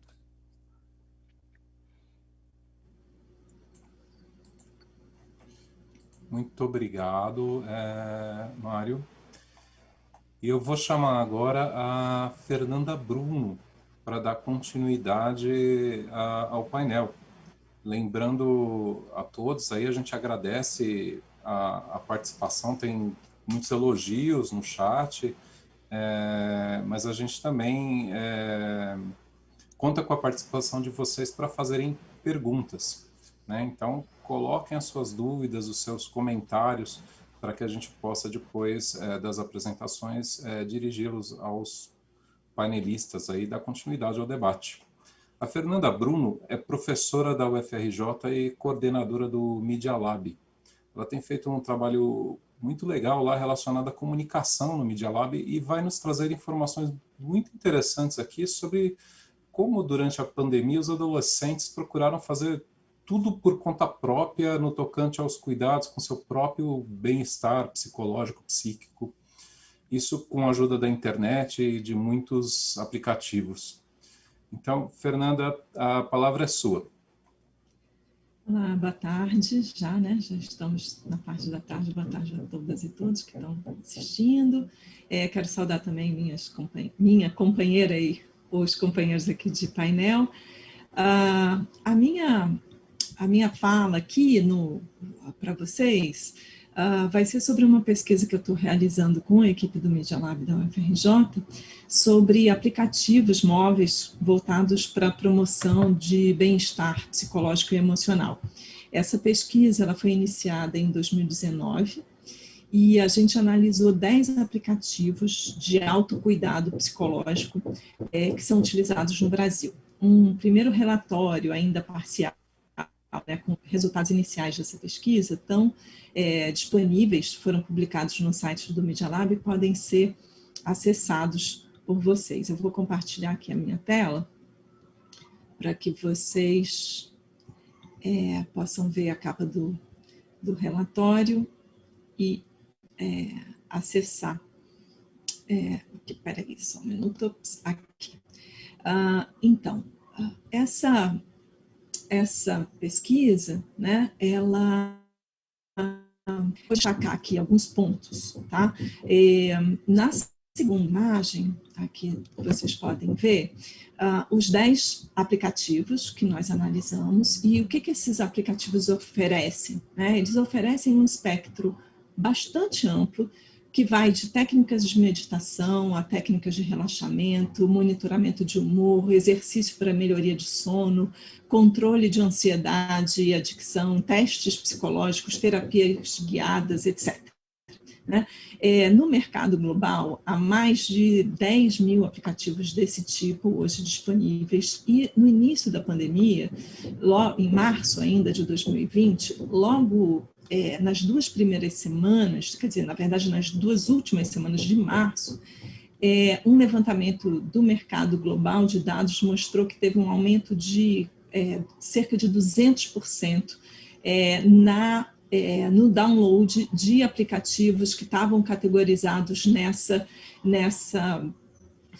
faixa, né, que nas lojas de aplicativos se chama de saúde e fitness, né? Na nossa pesquisa, a gente percebeu, assim, de imediato, que esses aplicativos, por um lado, facilitam enormemente o acesso a uma série de informações, dados e técnicas que são potencialmente benéficas para a saúde psíquica, emocional e física, mas, por outro lado, eles também ampliam enormemente a coleta de dados que são extremamente sensíveis num contexto que é muito desregulado e é muito opaco, né? Informações psicológicas e emocionais são, como vocês sabem, extremamente valiosas para uma economia de dados e de predição comportamental que alimenta hoje, né, um modelo de negócio das grandes plataformas e desses aplicativos também. Esses dados, né, eles também são muito valiosos para pesquisas na área de saúde mental. Entretanto, os trajetos, os destinos e os usos que esses dados têm, né, são ainda bastante obscuros, né? E pouca supervisão também tem sobre a validade e a eficácia clínica desses aplicativos, sua adequação a códigos de ética, confiabilidade científica, potenciais malefícios e mecanismos de responsabilização ou reparação caso o usuário se sinta prejudicado, etc. Né?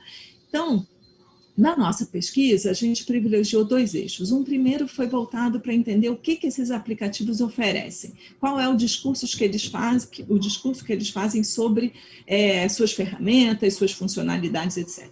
E o segundo se voltou para a compreensão do que a gente chamou de ecossistema de dados, quer dizer, os mecanismos de coleta e compartilhamento de dados que esses aplicativos alimentam, né?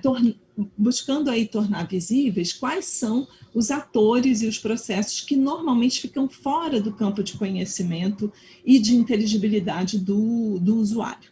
E aí um aspecto bastante evidente desses aplicativos, na análise dos discursos, é que eles estão muito voltados para o indivíduo, né? Eles são super centralizados no indivíduo que deve se autocuidar, se autoconhecer, se autocurar e a ideia é que o aplicativo empodere esse indivíduo na tarefa de cuidar de si mesmo.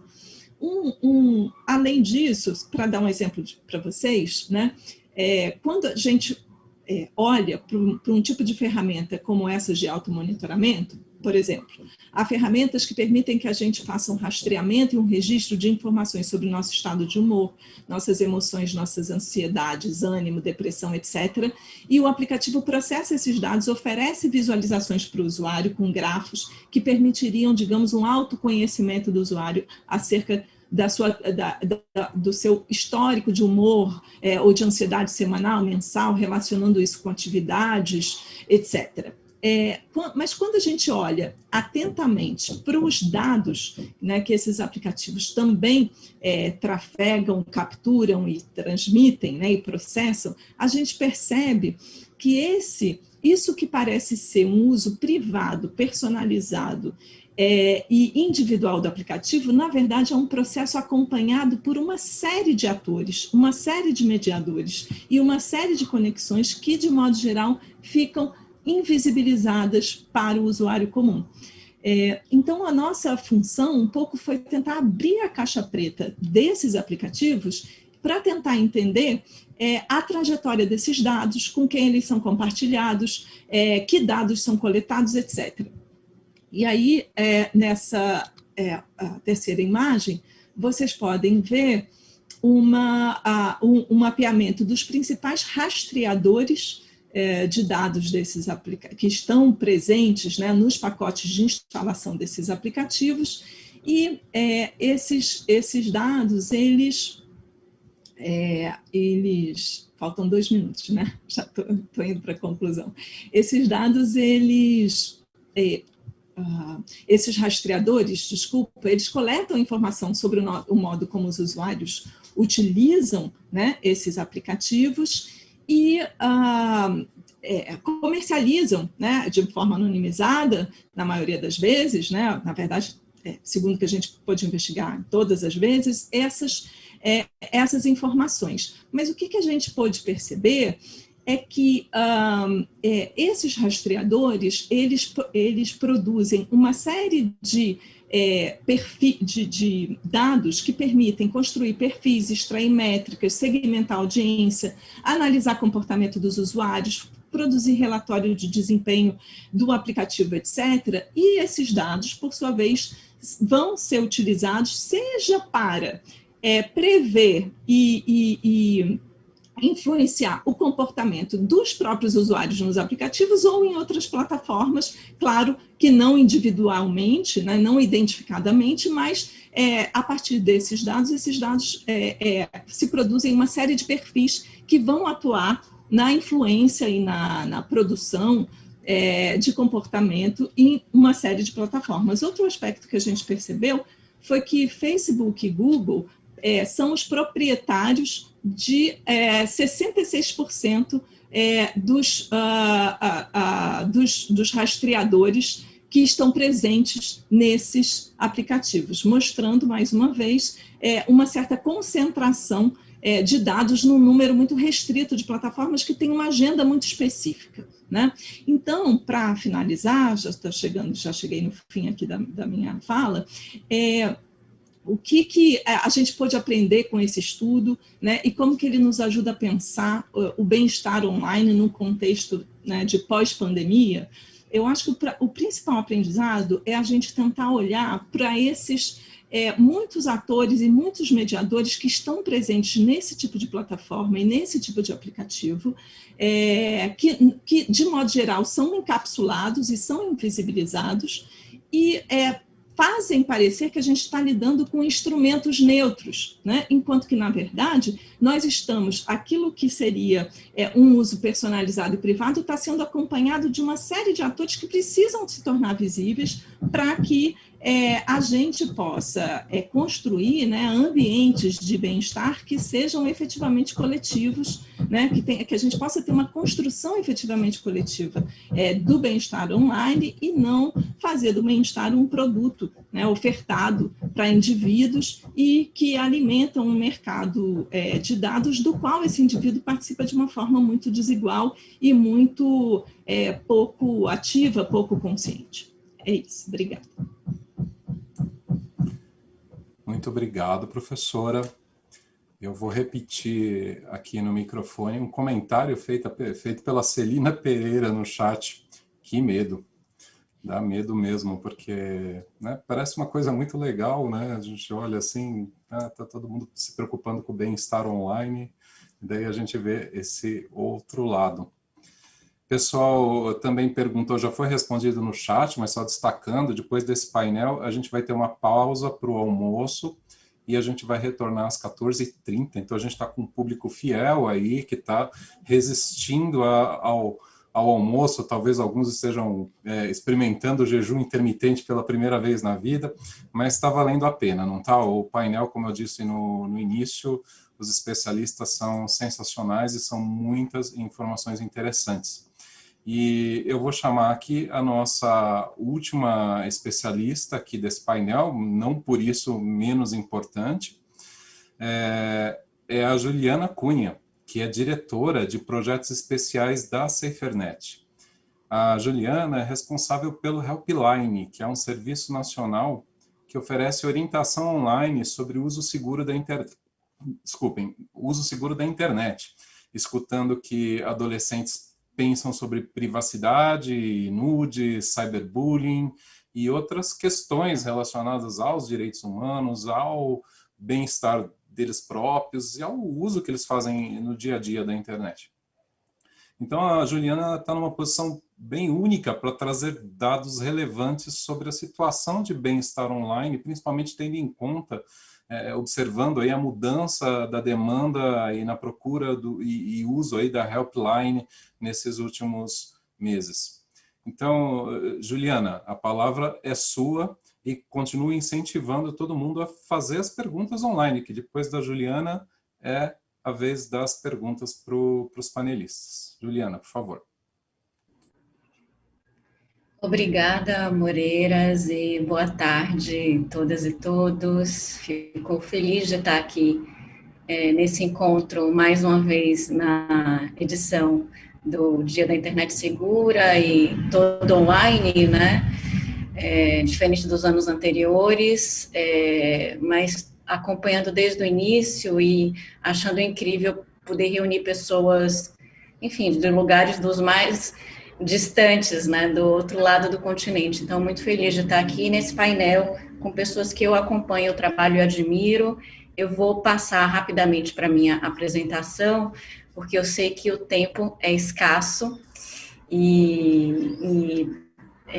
se vocês não estiverem visualizando ou tiver algum problema, me avisem, tá? Opa, peraí que eu... Vamos lá. Para quem não conhece a SaferNet, nós somos uma organização não governamental que promove direitos humanos e defende direitos humanos na internet há pelo menos 15 anos. Nós completamos 15 anos ano passado, no final do ano passado. E o trabalho da SaferNet envolve 3 eixos de atuação. O primeiro deles é o de responsabilização. Então, nós operamos uma Central Nacional de Denúncias de Crimes e Violações contra Direitos Humanos, em cooperação com as autoridades. E esse é um trabalho que, por exemplo, o Tiago já trouxe alguns dos indicadores, né, das denúncias que a gente recebe na SaferNet e do crescimento. As denúncias explodiram nesse período da pandemia. Então, denúncias como racismo, LGBTfobia, neonazismo, violência contra a mulher e tantos outros crimes que violam a dignidade humana. Além disso, a gente tem um outro eixo, que é o eixo da educação. Esse trabalho, por exemplo, no Dia da Internet Segura, que é inteiro coordenado pelo meu colega Rodrigo Nege, envolvem as ações de educação. Então, todo o trabalho de campanhas de sensibilização, de treinamento, enfim, de engajamento de jovens envolve essas ações de educação. E tem o eixo do apoio às vítimas, que é esse o trabalho que eu sou responsável na SaferNet, oferecendo orientação para aquelas pessoas que são em grupos mais vulneráveis à violência online. E para isso a gente é parte de 3 grandes redes. Então, muito rapidamente, a rede em Hope, que é uma rede que reúne hotlines, linhas de denúncia em mais de 30 países, que é esse trabalho de cooperação com a Central Nacional de Denúncias, crimes que chegam até a SaferNet e que estão hospedados em outros países. A gente consegue ter uma comunicação e uma base de dados em comum com esses parceiros dos outros países para rapidamente notificar e eles poderem tomar providências nas suas regiões.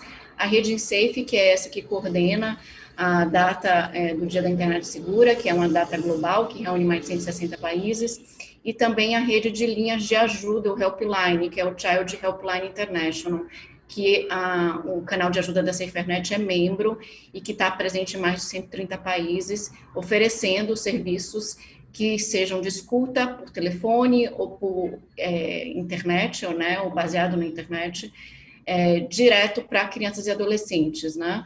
E o Helpline na SaferNet já oferece esse serviço há 14 anos, e é um serviço que é anônimo, é gratuito. Ele foi desenvolvido pela SaferNet, então os nossos dados não estão em posse de mais ninguém, e a gente não coleta dados que identifiquem os usuários, então qualquer pessoa pode criar um nickname, né, um apelido, e ter acesso a esse serviço. E qualquer pessoa que sofra violência, e que seja violência online, como compartilhamento não consensual de imagens íntimas, suspeita de aliciamento, situações de cyberbullying ou de discriminação, discurso de ódio, pode acessar e ter orientação por uma equipe em tempo real, por chat ou então por e-mail. E esses são os números, ao longo dos 14 anos, foram mais de 32 mil pessoas que a SaferNet já ajudou, em regiões de todos os estados, então cidades muito distantes do norte do país, do interior, às vezes com dificuldade de acesso a outros serviços públicos, tem acesso a essa linha, tem acesso à informação, e a gente sabe que em muitas regiões há um acesso já massificado da internet, mas ainda assim não necessariamente acesso a recursos que ajudem essas pessoas a ter um acesso mais seguro da internet, né? E aí eu queria trazer um dado que é inédito, que foi divulgado hoje, que pela primeira vez o tema da saúde mental e do bem-estar ocupou o primeiro do ranking da SaferNet. Então, geralmente a gente disputa esse ranking com situações de compartilhamento não consensual de imagens íntimas, cyberbullying e dados pessoais, mas saúde mental, por razões óbvias, nós estamos em pandemia, crianças e adolescentes buscaram o serviço da SaferNet para falar sobre sofrimento emocional. Quem quiser ter acesso a esse material, acessa esse link que está aí na página. E 1 em cada 5 atendimentos no Helpline foram relacionados à saúde mental. Então, atendimentos que versavam sobre depressão, autodano, suicídio, solidão, enfim, uma série de temas aí que envolve sofrimento emocional. E que a gente percebe que, de fato, ganhou uma importância, uma relevância, e ainda mais a necessidade de ter serviços que ofereçam esse tipo de escuta, né? E aí eu quero trazer um recorte de perfil etário e de gênero, que também isso se destaca, isso é bem interessante. Então, 94% dos pedidos eram de pessoas de até 24 anos, sendo que 64,5% eram de adolescentes até 17 anos, crianças e adolescentes até 17 anos. Então, acho que tem um recorte geracional aí, visível, de quem são essas pessoas que estão buscando esse tipo de serviço para falar sobre sofrimento emocional. Essa geração que a gente conhece como geração Z, essa geração que cresceu hiperconectada, que está ainda mais hiperconectada em razão da pandemia e que certamente traz especificidades, particularidades dessa experiência de sofrimento, e é isso que a gente pôde ouvir muito no Helpline. Além disso, há um recorte de gênero que talvez, enfim, seja mais em razão do fato da gente ter uma barreira cultural que faz com que homens falem menos sobre suas emoções e busquem menos ajuda, mais do que as mulheres, mas de todo modo 78% dos casos foram de mulheres, mas a gente também tem que considerar que no contexto da pandemia as mulheres são as mais atingidas, e a nossa convidada, a Rajana, na Índia falou disso também, né, do quanto a pandemia impactou essa população, né, e colocou ela em situação de maior sofrimento e sobrecarga emocional também. Essas são algumas palavras, eu sei que já está quase no meu tempo, mas eu queria trazer alguns fragmentos de relatos, porque eu acho que isso dá um pouco a dimensão do impacto e da força que esses adolescentes traziam sobre suas experiências. Então, são relatos bastante fortes e que mostram que a gente precisa desconstruir essa crença de que a infância é um período feliz e de que a adolescência é um período de passagem e que é uma bobagem a gente levar a sério o que adolescentes relatam de sofrimento. E foi muito importante, o Repline tem sido muito importante exatamente para escutar o que eles têm a dizer, e nem sempre é fácil a gente oferecer esses canais. Então, a gente teve um contato com muitos relatos e eu trouxe alguns deles para vocês entenderem, né, a dimensão da emergência mesmo. Acho que a pandemia não trouxe só uma crise sanitária, mas ela trouxe também uma crise de saúde mental. E a gente precisa olhar para isso e mudar um pouco as políticas e estratégias, especialmente focadas nessa população. E, claro, escutar e acolher traz resultados. Isso traz bem-estar e saúde para as pessoas. Então, o fato de você falar sobre sua experiência de dor e você ter uma escuta que é sem julgamento, você ter um acolhimento de uma pessoa que é capacitada, isso pode realmente mudar os rumos e mudar o modo como essa pessoa vai buscar outros serviços ou buscar outros recursos para continuar melhor, né? Então, a gente tem muitos relatos das pessoas que agradecem ao final por terem falado e por alguém ter escutado, e alguns que, inclusive, dizem que a partir daí puderam buscar um especialista, puderam conversar ou ter algum diálogo intrafamiliar, ou seja, o Helpline é esse primeiro elo dessa corrente que é importante, que garante que essa pessoa possa ter acesso ao que lhe é de direito, né? Que é saúde e bem-estar também. E aí, alguns recursos, exemplos de recursos que a gente tem criado, não apareceu aqui, apareceu. A gente criou um perfil no TikTok para publicar conteúdos educativos dentro da linguagem da plataforma, que é para adolescentes, e são mais conteúdos de vídeo curto e mais criativos e com algum humor. E são vídeos para falar dos temas de saúde mental e bem-estar e também de uso positivo da internet. E, além disso, a gente vai ter, ao longo dessas 2 próximas semanas, lives para falar desse tema com pessoas que são criadoras e que estão nessa plataforma também, então, se quiserem acompanhar depois. E um guia, que é um guia que a gente lançou em parceria com o Unicef, que foi lançado ano passado, que foi o Meninas em Rede, que eu tenho muito orgulho, porque eu acho que é um conteúdo muito mão na massa, muito prático, de como adolescentes podem se engajar e mudar e fortalecer as suas redes de proteção. A gente sabe que quem vive violência na internet conta com o apoio de uma amiga e de um amigo, muitas vezes mais do que de um adulto, ou de um pai, ou qualquer pessoa de referência, maior de idade, e a gente precisa mostrar a essas pessoas que essas pessoas podem, sim, ser parte dessa rede de proteção e evitar que essas meninas caiam em situações de maior sofrimento ainda. Então, quem quiser dar uma olhada nesse material, acesse esse link. E eu acho que é isso, canal de ajuda para quem quiser olhar e obter algum tipo de orientação e informação. Quem quiser denunciar conteúdo também, muito obrigada. Muito obrigado pela participação, Juliana. Realmente um trabalho sensacional, muito, muito interessante. E agora é a parte das perguntas, né? E a gente teve um público aqui bastante fiel e cativo, que resistiu a sair correndo, resistiu à fome, resistiu a sair correndo para o almoço e está com a gente até agora.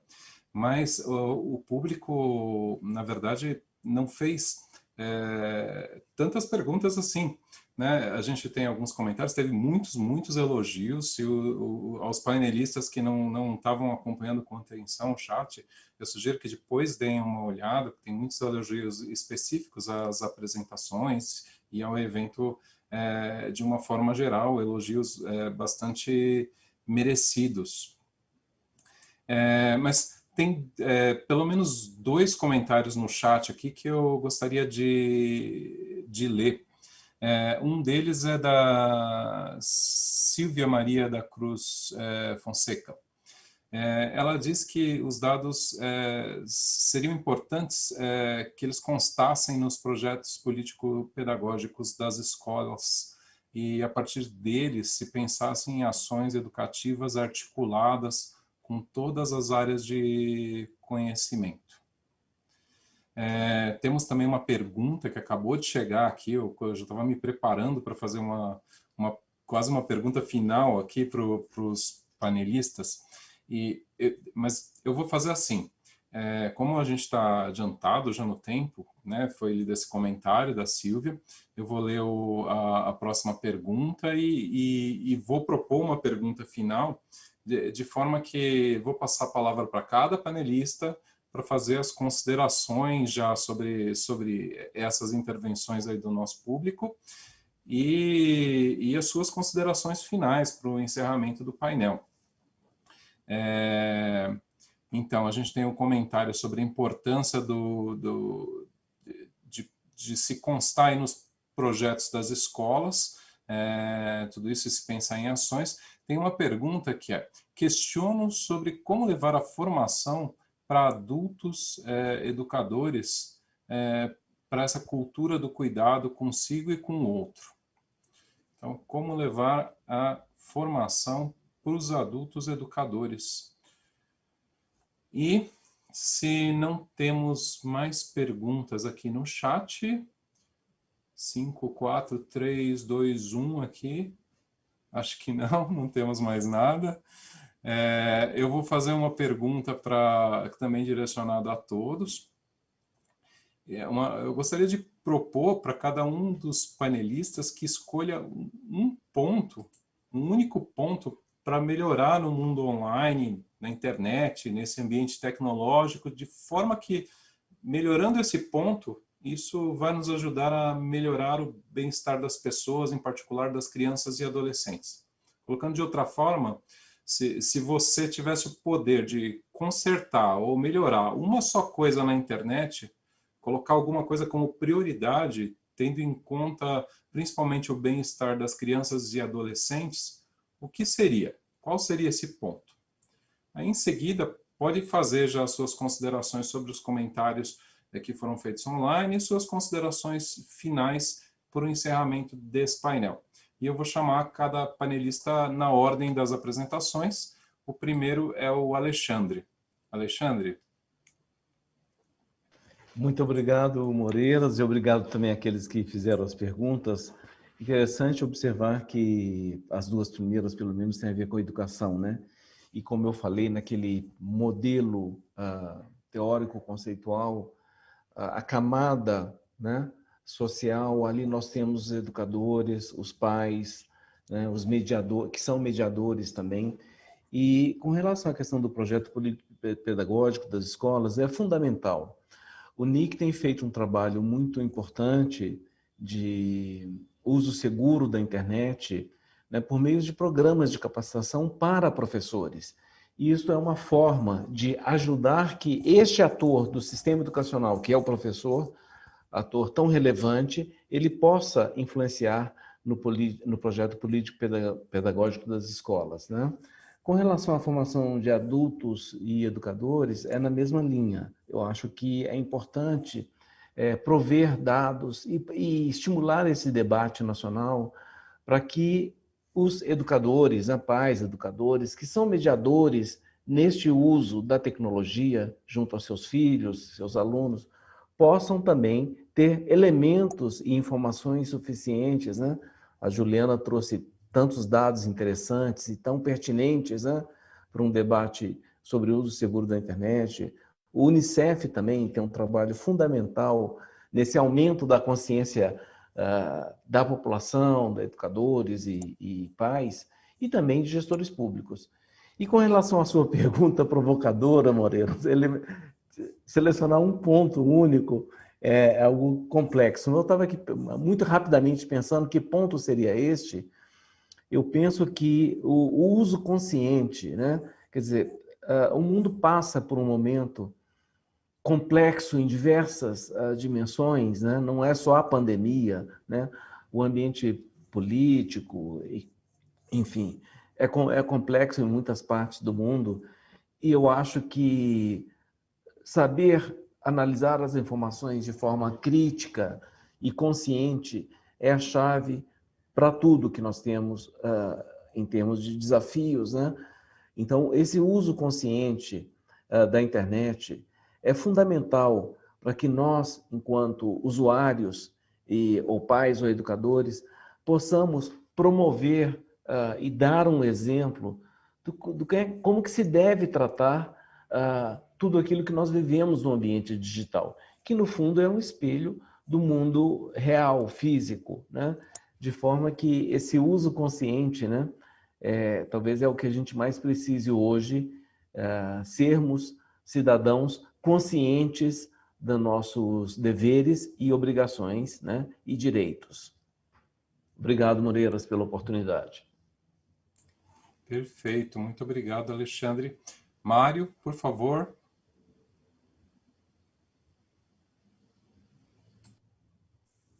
As duas palavras, eu acho que importantes, né, para esse próximo passo, nesse momento, são empatia e acolhida. Eu acho que nós precisamos criar nos profissionais que trabalham com crianças e adolescentes essa capacidade de acolher, não é? Essa fala, essa manifestação, esses sentimentos e ajudá-los a entendê-los, elaborá-los para que eles possam se sentirem capazes de enfrentar os desafios que nós temos pela frente. Então, eu vejo aqui o desafio colocado aqui de escolher um tema. Eu acho que nós precisamos investir nos profissionais que trabalham com crianças e adolescentes, para que eles tenham uma melhor informação sobre tudo o que acontece na internet, que eles possam ter uma visão crítica e tenham essa acolhida e empatia para com o sofrimento que crianças e adolescentes têm ao navegar nas redes, nas redes sociais, nas mídias, né? E eu acho que para isso nós precisamos desconstruir o mito aí de que os adolescentes só estão na internet para zoar, para ver, só para brincar, só para... Não, nós fizemos um trabalho com os adolescentes que estavam se preparando com o Enem, e foi muito difícil ver esse desejo, né, de querer passar no exame para fazer uma faculdade de jovens quilombolas, jovens indígenas, jovens da periferia, e ter tanta dificuldade porque o acesso para a maioria, né, dos mais vulneráveis é muito precário. Não é? Então, o país não investiu ainda nesse direito de crianças e adolescentes de famílias mais vulneráveis de acessarem a internet. Então, eles não estão só para brincar, eu acho que é um preconceito, obviamente que eles estão também para isso, né? Mas eu acho que nós precisamos valorizar esse espaço como um espaço que ajuda os jovens a buscarem as suas oportunidades, os seus sonhos, a sua formação, e hoje, né, não só em função da pandemia, mas em função do desenvolvimento, muito dessas buscas, dessas oportunidades vão estar negadas ou asseguradas, dependendo dele ter ou não ter acesso à internet. Então, acho que é um desafio grande para as políticas públicas, para os governos, para o setor privado, para a sociedade civil. É um desafio que nós precisamos enfrentar juntos. Obrigado. Muito obrigado, Mário. Fernanda Bruno, por favor, a palavra é sua. Bem, bom, primeiro quero ressaltar assim, alguns pontos que os colegas já falaram, que todos eles muito importantes, e eu vou complementar um pouco, assim, eu acho, tanto a fala do Alexandre quanto do Mário, que é apostar um pouco, acho que a partir do trabalho que eu venho fazendo, né, que é mais no campo da comunicação, eu acho que tem um elemento, quando a gente pensa em bem-estar online ou quando a gente pensa em saúde mental, eu acho que um primeiro foco, eu acho, de questionamento é o de coletivizar o máximo possível esse processo, quer dizer, pensar tanto a questão do bem-estar, né, a construção do bem-estar, quanto a própria construção da saúde mental na sua dimensão coletiva e não na sua dimensão individual. Por que eu estou falando isso? Estou falando isso porque hoje a gente tem uma série de apelos, né, como esses dos aplicativos que eu mostrei para vocês, que tendem a individualizar muitíssimo o cuidado com a saúde em geral e a saúde mental em particular. E, historicamente, a gente sabe, né, eu também tenho uma formação em psicologia, a gente sabe que a saúde mental e o bem-estar psicológico e emocional, eles só fazem sentido se eles forem processos que estão ancorados numa esfera coletiva. Então, acho que pensar a saúde mental no âmbito da saúde coletiva é fundamental. E aí, iniciativas como essas da Unicef, essa da SaferNet, que são, e tantas outras que surgiram também na pandemia, né, que são iniciativas que inserem esses indivíduos, né, numa rede de apoio, numa rede de cuidados, ao invés de, digamos, convidá-los, né, a fazer um trabalho, digamos, de autocuidado, que está com uma espécie de joguinho ali num aplicativo, cujos atores e cujos processos são extremamente opacos para ele, né, eu acho que é um ponto fundamental. Então, assim, investir, né, nessa questão coletiva, investir nessas mediações, né, em mediações mais ricas, quer dizer, inserir mais mediadores nesse processo do cuidado com o bem-estar, com a saúde mental, e evitar, aí sim, que é um pouco trazendo a minha fala e esse estudo que eu fiz, essas mediações muito encapsuladas, muito invisibilizadas, no sentido de que, não que aplicativos interessantes não possam existir, eles existem, inclusive, mas quando os mediadores são invisibilizados, eles não são negociáveis, né? Eles não são auditáveis, eles não estão ao alcance, digamos, do questionamento e da participação e da negociação, que é tão fundamental quando um tema é esse de como bem-estar e saúde mental. Né? Então, o cuidado, assim, eu chamaria por um cuidado coletivo com esse ecossistema digital, que é algo que fundamental agora, quando a nossa vida migra quase que inteiramente para esses ambientes. Muito obrigado. E agora a Juliana Cunha, por favor, a palavra é sua.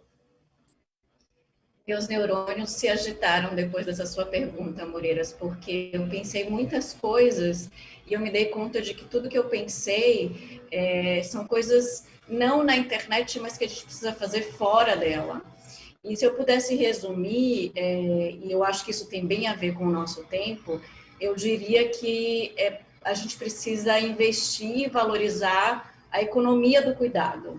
Eu acho que a pandemia nos deu esse recado aí, só não ouve quem não quer. A gente precisa investir nesses profissionais que estão dedicados a cuidar do outro, educadores, profissionais de saúde, assistentes sociais, enfim. A gente também precisa investir nesses adultos que estão ocupados em cuidar das crianças, e aí eu falo especialmente das mulheres, porque ainda é delas esse papel, fundamentalmente.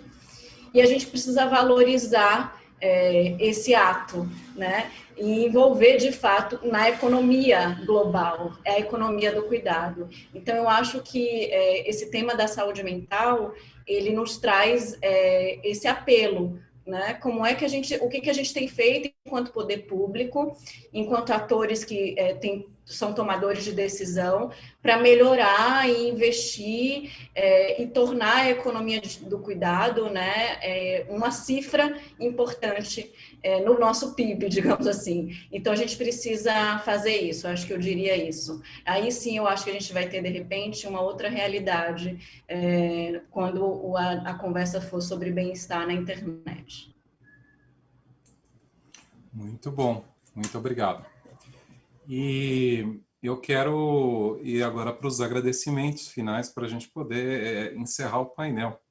Em primeiro lugar, eu quero agradecer ao pessoal que acompanhou, ao nosso público aí, que foi bastante fiel e participativo, apesar de não ter feito muitas perguntas, fizeram muitos comentários, elogios, e teve bastante participação no chat, e dá para perceber que tem muitos educadores, professores, pessoal da sociedade civil, de ONGs, e muita gente do público aí, eu acredito que sejam replicadores. Eu tenho plena certeza de que muitas ideias, muitas as sementes de conhecimento que foram plantadas aqui nesse painel, no evento como um todo, ainda vão render muitos frutos aí porque esse pessoal vai levar isso à frente. Quero agradecer à organização, à equipe técnica, aos patrocinadores, apoiadores, e de forma especial agradecer aos painelistas, o Alexandre Barbosa, o Mário Volpe, a Fernanda Bruno e a Juliana Cunha. E lembro a todos que o evento agora vai ter uma pausa para o almoço, e a gente vai retornar às 14h30, justamente com um painel que fala sobre educação, que é o painel Cidadania Digital nas novas rotinas de ensino híbrido. Então, pontualmente, às 14h30. Novamente, agradeço a todos, foi uma honra mediar esse painel, e damos agora por encerrada a parte da manhã do evento e esse painel. Muito obrigado.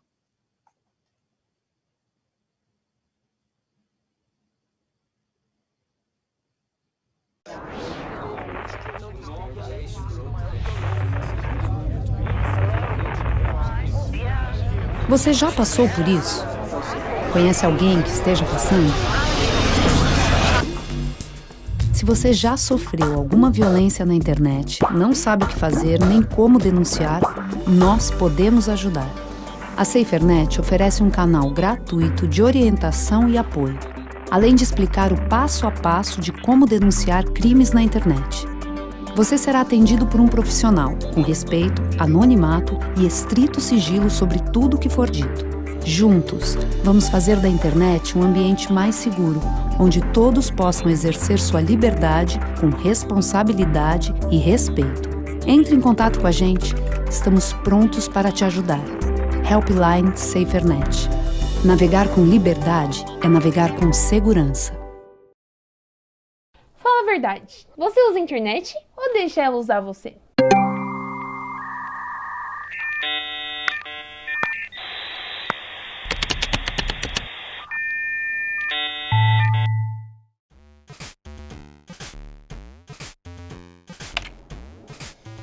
Mais inspiração e menos aspiração.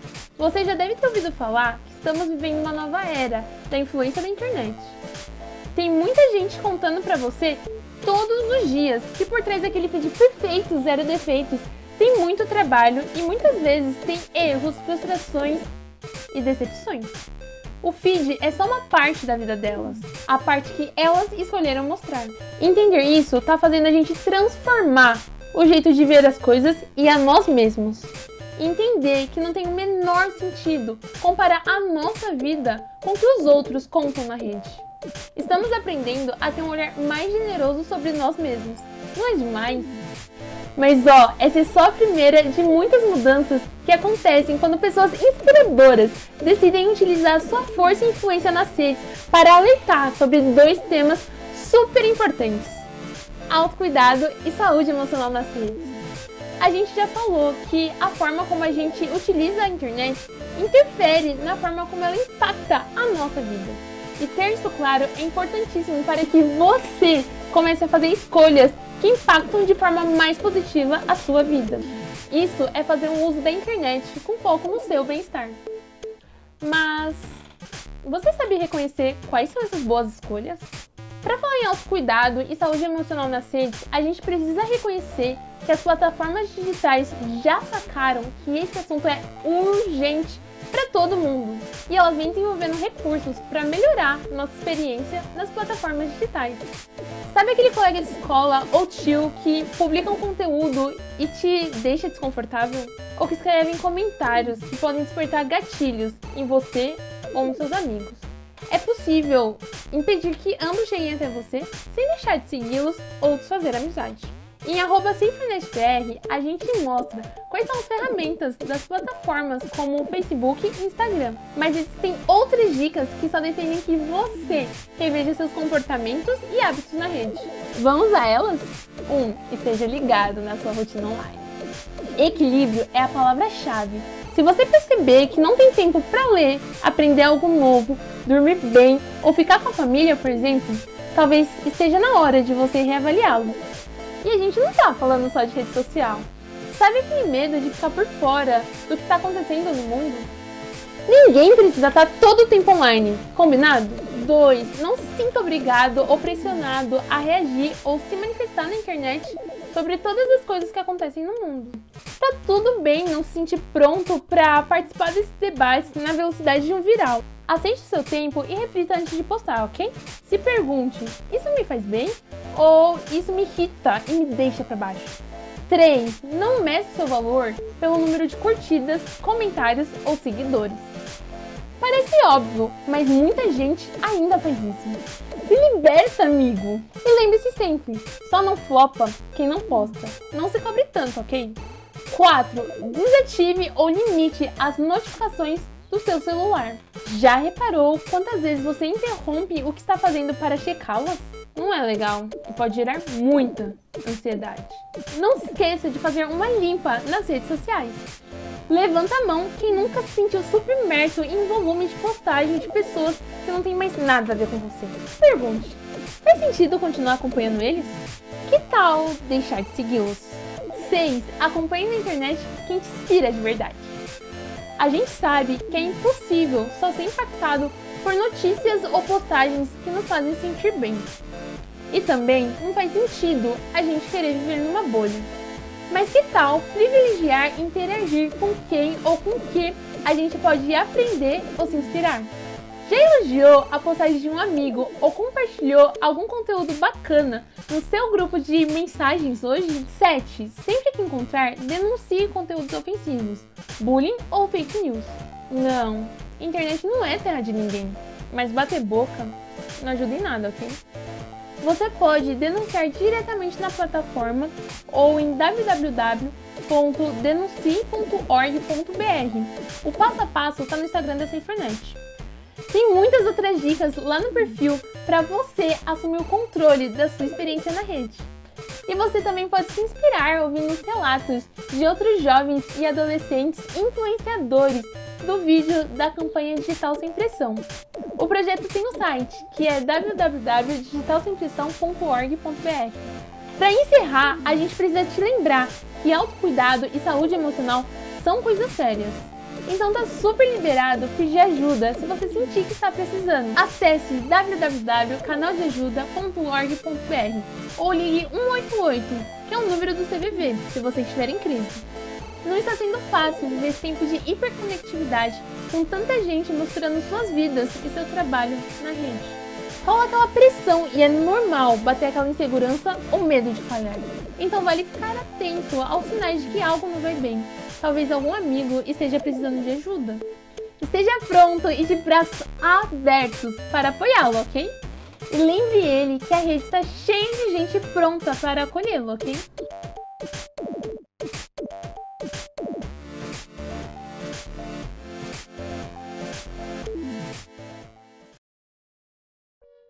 One day, humankind created a wonderful tool, the computer. Innovation followed its course, and the internet was born. One of the greatest inventions, the power at your fingertips to learn, play, connect, interact, create, and share. A universal access, connecting the world. Unfortunately, there is a flip side to everything. Cybercrime, illegal content, including the worst of the worst area, online child sexual abuse. Child victims need protection. Offenders need to be brought to justice. And you, the digital citizens, need to know you are not powerless. This is why the In Hope network was born.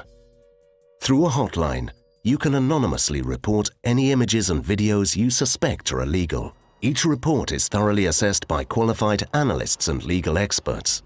If it is confirmed as illegal, It will be notified to law enforcement and internet service providers. The content will be removed from public access, and those responsible shall be prosecuted. InHope member hotlines cooperate daily with international counterparts to decrease the availability of such material. InHope helps make the internet a better and safer place, worthy of the finest inventions of humankind. Your report matters. Help us make a difference. Report it. Don't ignore it.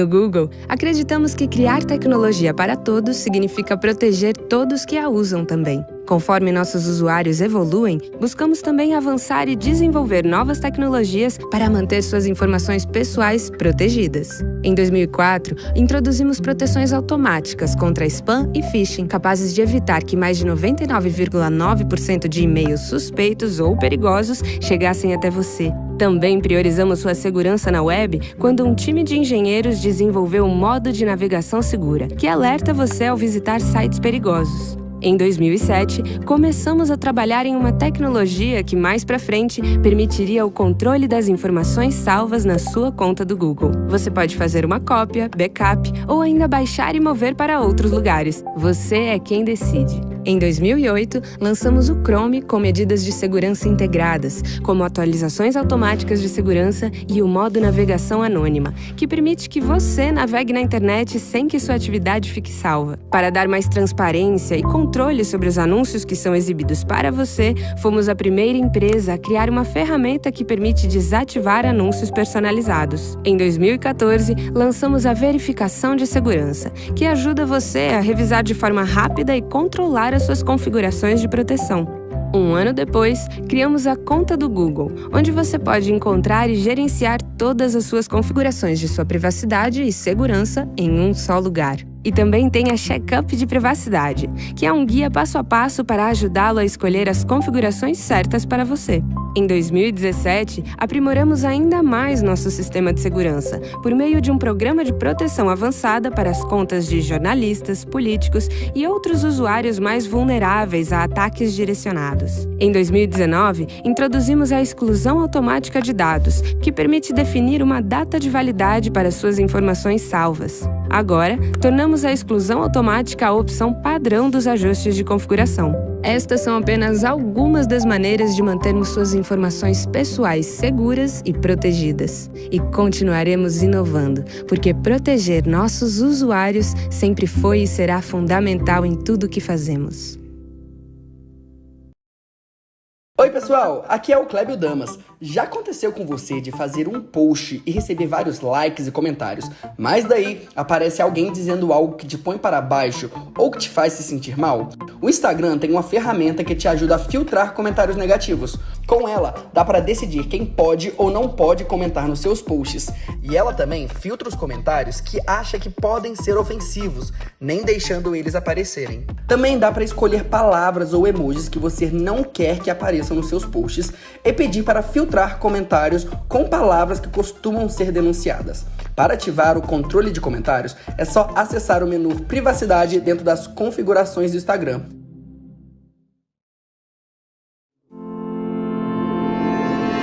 Já imaginou se você não tivesse seu direito à liberdade de expressão respeitado? Se seus dados particulares fossem divulgados sem autorização? Ou se você tivesse sua navegação filtrada por causa de interesses comerciais? A liberdade de expressão, a privacidade e a neutralidade da rede são fundamentais para a internet. E esses são apenas alguns dos 10 princípios formulados pelo Comitê Gestor da Internet no Brasil. O CGI.br promove há mais de 20 anos a internet no país. Graças a ele, você tem constante inovação, segurança e diretrizes para o desenvolvimento da internet. Isso tudo é feito de forma colaborativa, transparente e democrática. O comitê é formado por representantes de todos os setores da sociedade. Assim, as decisões são tomadas por meio do diálogo, com a participação de todos os membros até que um consenso seja alcançado. Por esses e outros fatores, o modelo brasileiro de governança se tornou referência no mundo todo. CGI.br, por uma internet cada vez melhor no Brasil. Quando você registra um domínio .br, você está contribuindo para a melhoria da internet no Brasil. Pois cada domínio que usa o .br é registrado pelo NIC.br, o Núcleo de Informação e Coordenação do .br, que além de registros de nomes de domínios, investe em análise e tratamento de incidentes de segurança, projetos de tecnologias de redes e operações, pesquisas que trazem indicadores sobre o uso das tecnologias da informação e comunicação, implementação de pontos de troca de tráfego local na internet, projetos que contribuem no desenvolvimento global da web e muito mais. Tudo isso porque o NIC.br é uma entidade civil de direito privado e sem fins lucrativos, que mantém uma estrutura de registro de domínio segura, estável e de confiança, e reverte parte do que você paga pelo seu domínio no desenvolvimento de infraestrutura, trazendo benefícios para todos que usam a internet no Brasil. Toda essa inovação, tecnologia de ponta, segurança e infraestrutura só é possível porque você tem um domínio .br. NIC.br, sempre em busca do melhor para a nossa internet.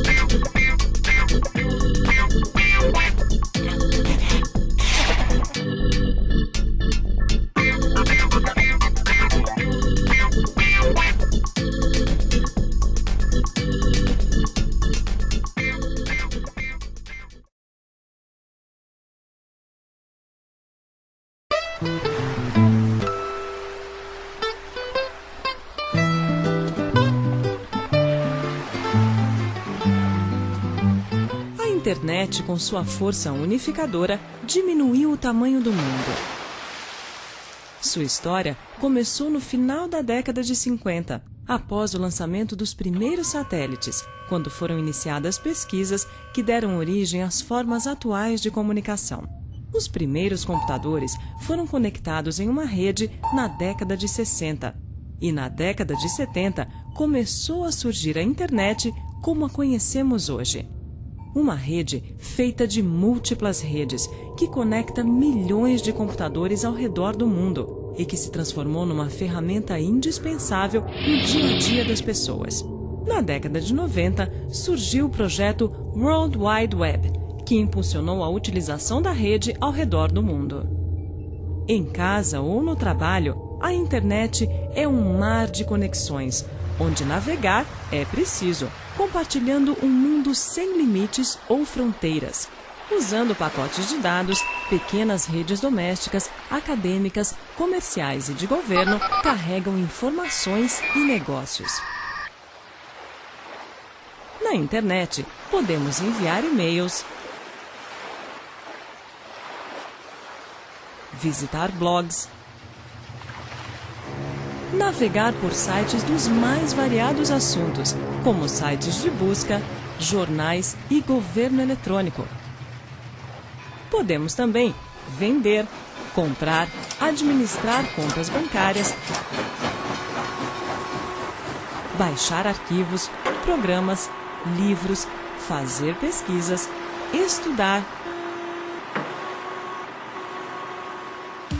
assistir filmes e ouvir música, jogar online com milhares de internautas.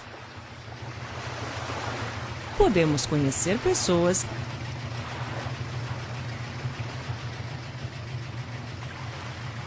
e formar uma rede de amigos.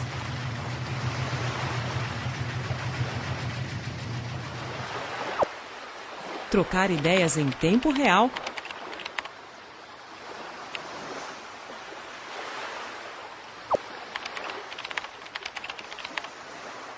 e até marcar encontros e namorar.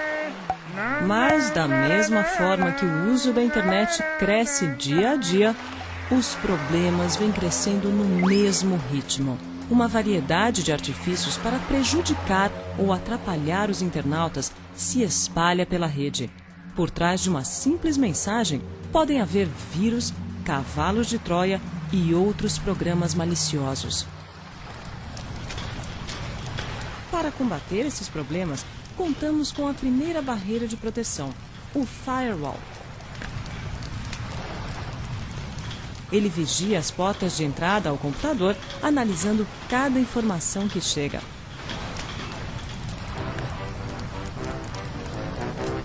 Para impedir a passagem de dados suspeitos e evitar diversos ataques.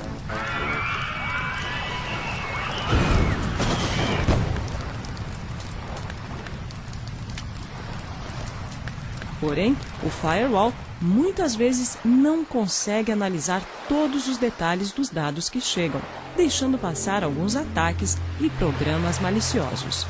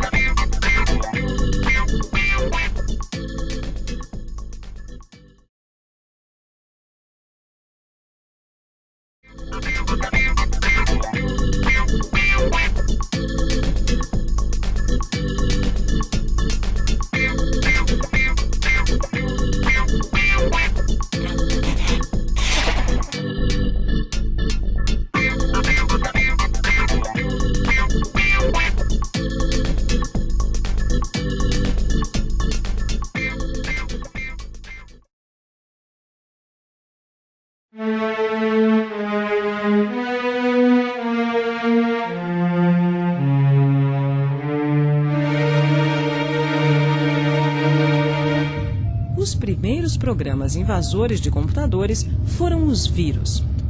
Os primeiros vírus de computador foram criados no início da década de 80 e se propagavam por meio de disquetes contaminados, alterando as informações de inicialização do computador.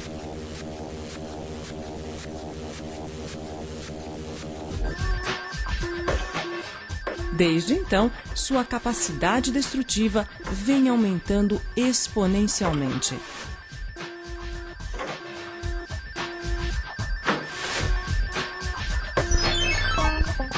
E o que é pior, apareceram novos tipos.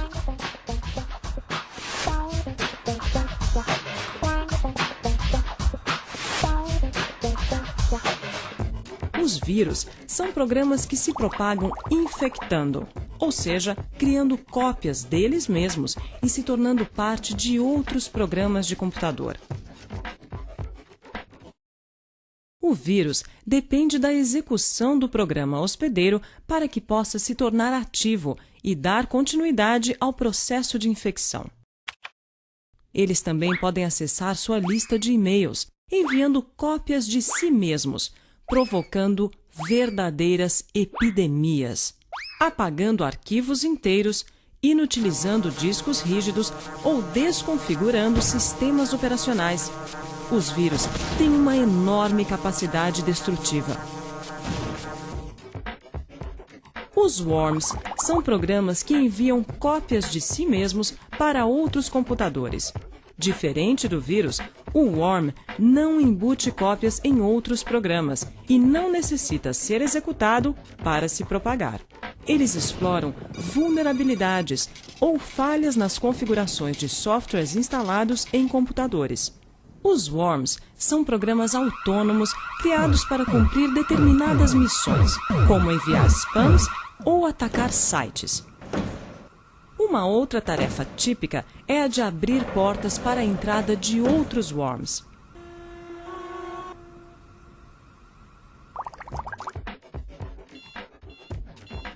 O bot, termo derivado de robot, é um worm que dispõe de mecanismos de comunicação com o invasor, permitindo seu controle a partir de outros computadores.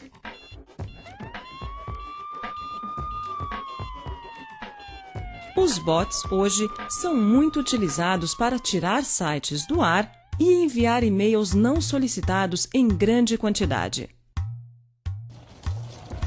O Trojan, ou cavalo de Troia, é um programa normalmente recebido como um presente. Por exemplo, na forma de cartão virtual, álbuns de fotos, protetor de tela, jogo. Além de executar tarefas para as quais foi aparentemente projetado, também executa outras funções maliciosas e sem o conhecimento do usuário, como instalar um vírus ou abrir portas, que podem ser acessadas à distância por um invasor.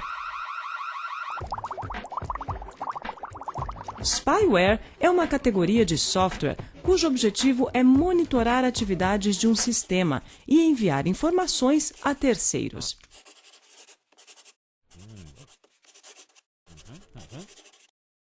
Podem ter usos legítimos, mas quase sempre são usados de forma maliciosa. Outros tipos de programas bem conhecidos são os keyloggers e os screenloggers. O keylogger armazena as teclas digitadas pelo usuário. Normalmente, sua ativação está condicionada a uma ação prévia do usuário, como entrar num site de comércio eletrônico ou num banco, capturando as senhas e outras informações importantes. Forma avançada de keylogger, o screenlogger armazena em forma de imagem a área que circunda a posição em que o mouse é clicado.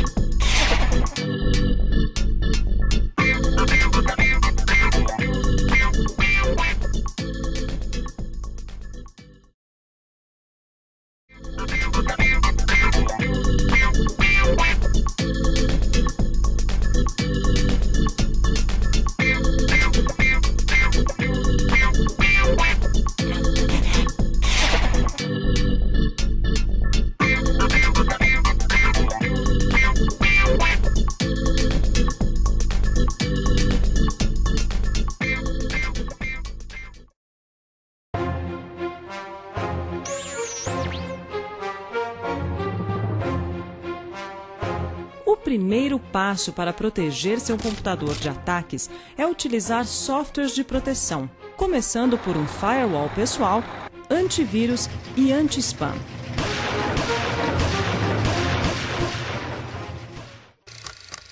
Outro passo essencial é manter todos os programas que você usa sempre atualizados e instalar todas as correções de segurança. A atualização também deve incluir os programas de proteção e as assinaturas de vírus do seu antivírus. É necessário navegar conscientemente na rede, da mesma forma como zelamos pela nossa segurança no trânsito ou ao entrar e sair de nossas casas. Algumas dicas úteis para o seu dia a dia na internet ficar mais seguro. Não clique em links recebidos por e-mail ou via serviços de mensagem instantânea. Não execute arquivos anexados a e-mails ou recebidos via mensagens instantâneas sem examiná-los primeiro com um antivírus. Na dúvida, apague o arquivo. Esteja atento ao navegar na internet. Procure evitar sites que pareçam suspeitos e evite clicar em links que aparecem em janelas do tipo pop-up. Se o seu computador está se comportando de forma estranha, por exemplo, reiniciando sem motivo aparente ou então apresentando lentidão e erros diversos, execute o antivírus e, se o problema persistir, reinstale o sistema operacional e os aplicativos. Evite restaurar backups antigos. Não divulgue suas informações pessoais, como endereços de e-mail e, principalmente, cadastrais, de bancos, cartões de crédito e senhas. Pense que ninguém forneceria dados pessoais a um estranho na rua, certo? Então, por que eu faria na internet? Utilize e-mails diferentes para uso pessoal, trabalho, compras online e cadastros em sites em geral. Assim, você possuirá alguns e-mails públicos, enquanto outros serão restritos ao trabalho e à família. Não seja um clicador compulsivo. Usuários devem procurar controlar a curiosidade de acessar um site recebido em um e-mail suspeito. É necessário pensar, analisar as características do e-mail e verificar se não é um golpe ou código malicioso. Ao receber e-mails sobre brindes, promoções ou descontos em nome de empresas conhecidas, analise o e-mail e sua procedência e nunca siga os links das mensagens. A visita ao site da empresa pode confirmar a promoção ou alertá-lo sobre o golpe que acabou de receber por e-mail. Tenha um filtro anti-spam instalado ou utilize os recursos anti-spam oferecidos pelo seu provedor de acesso. Seja criterioso ao informar seu endereço de e-mail em cadastros, sites de relacionamentos e outros. Não forneça dados pessoais, como números de documentos e senhas, por e-mail ou via formulários online, a menos que seja um site de sua confiança. Leia com atenção os formulários e cadastros online, evitando preencher ou concordar sem querer com as opções para recebimento de e-mails de divulgação do site. Veja também se a empresa possui uma política de privacidade, que indique que seus dados não serão repassados ou vendidos para terceiros. Evite utilizar e-mails simples, como o seu próprio nome ou palavras comuns, pois isto facilita a atuação de ferramentas automáticas que tentam enviar spam para endereços comuns de e-mail. Os spammers formam esses endereços de e-mail a partir de listas de nomes de pessoas, de palavras presentes em dicionários e da sua combinação com números. Finalmente, estar atualizado em relação a novos tipos de ameaças e com relação às características de novos golpes e fraudes reduz o risco de ser enganado ou prejudicado. Da mesma forma, procurar informações sobre fatos recebidos por e-mail antes de repassá-los contribui para a redução do volume de mensagens de correntes, boatos e lendas urbanas enviadas repetidas vezes na rede. Você pode encontrar estas informações e aprender mais sobre segurança e prevenção de spams em um de nossos sites. Visite-nos periodicamente.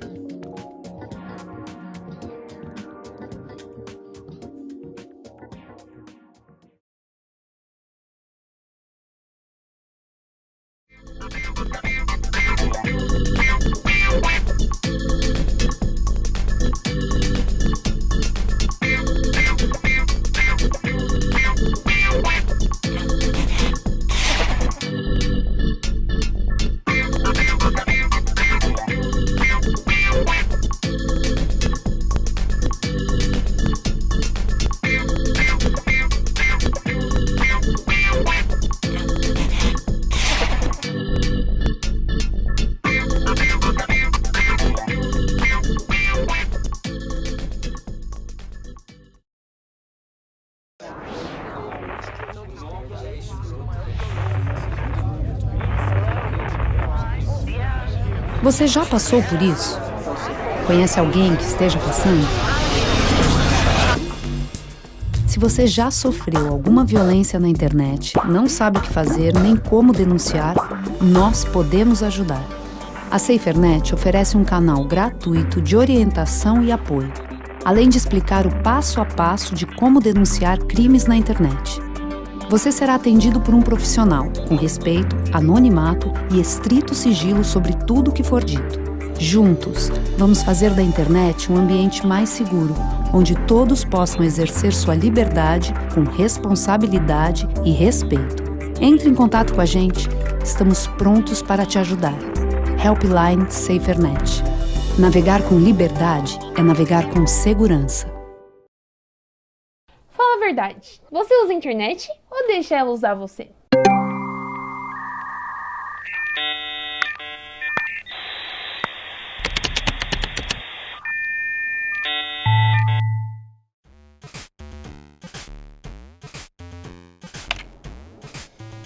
Mais inspiração e menos aspiração. Você já deve ter ouvido falar que estamos vivendo uma nova era da influência da internet. Tem muita gente contando pra você todos os dias que por trás daquele feed perfeito, zero defeitos, tem muito trabalho e muitas vezes tem erros, frustrações e decepções. O feed é só uma parte da vida delas, a parte que elas escolheram mostrar. Entender isso tá fazendo a gente transformar o jeito de ver as coisas e a nós mesmos. Entender que não tem o menor sentido comparar a nossa vida com o que os outros contam na rede.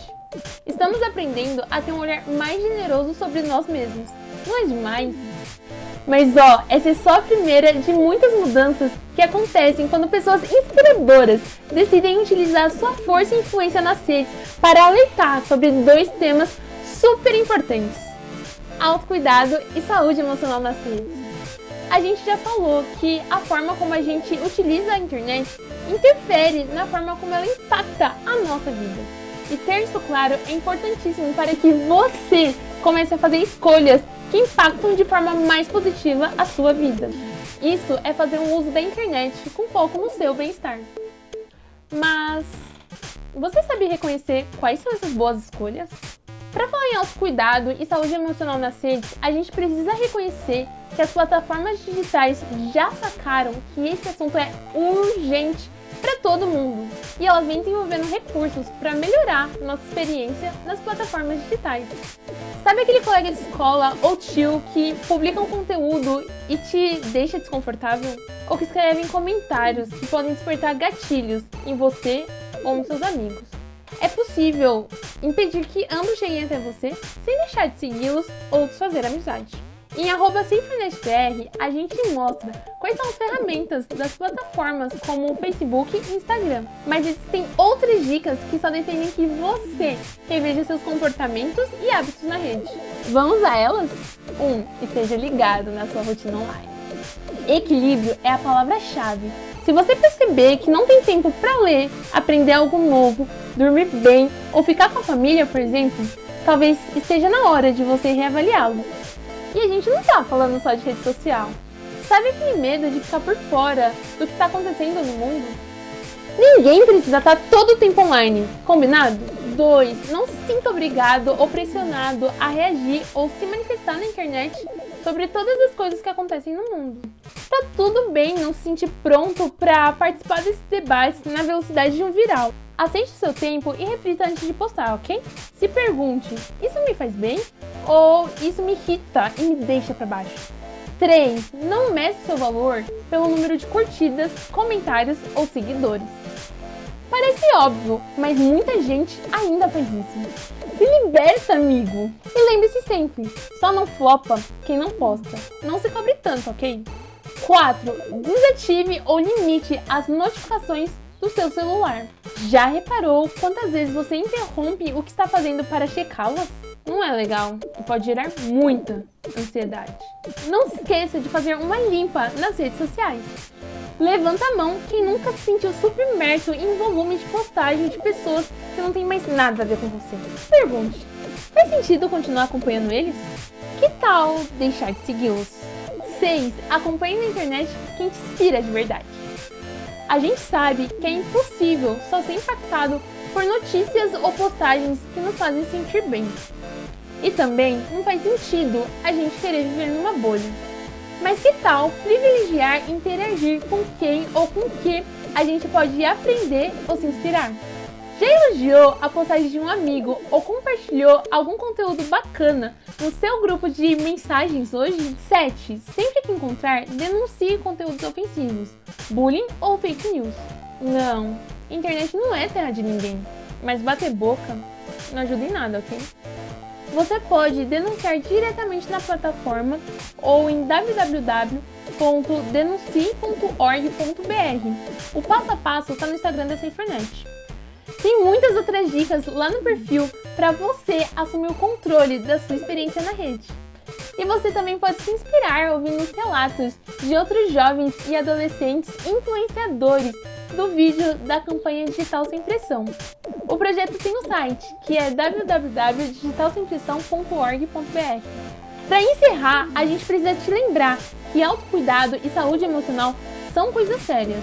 Então tá super liberado pedir ajuda se você sentir que está precisando. Acesse www.canaldeajuda.org.br ou ligue 188, que é o número do CVV, se você estiver em crise.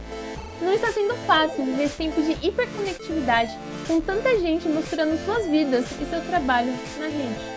Rola aquela pressão e é normal bater aquela insegurança ou medo de falhar. Então vale ficar atento aos sinais de que algo não vai bem. Talvez algum amigo esteja precisando de ajuda. Esteja pronto e de braços abertos para apoiá-lo, ok? E lembre ele que a rede está cheia de gente pronta para acolhê-lo, ok?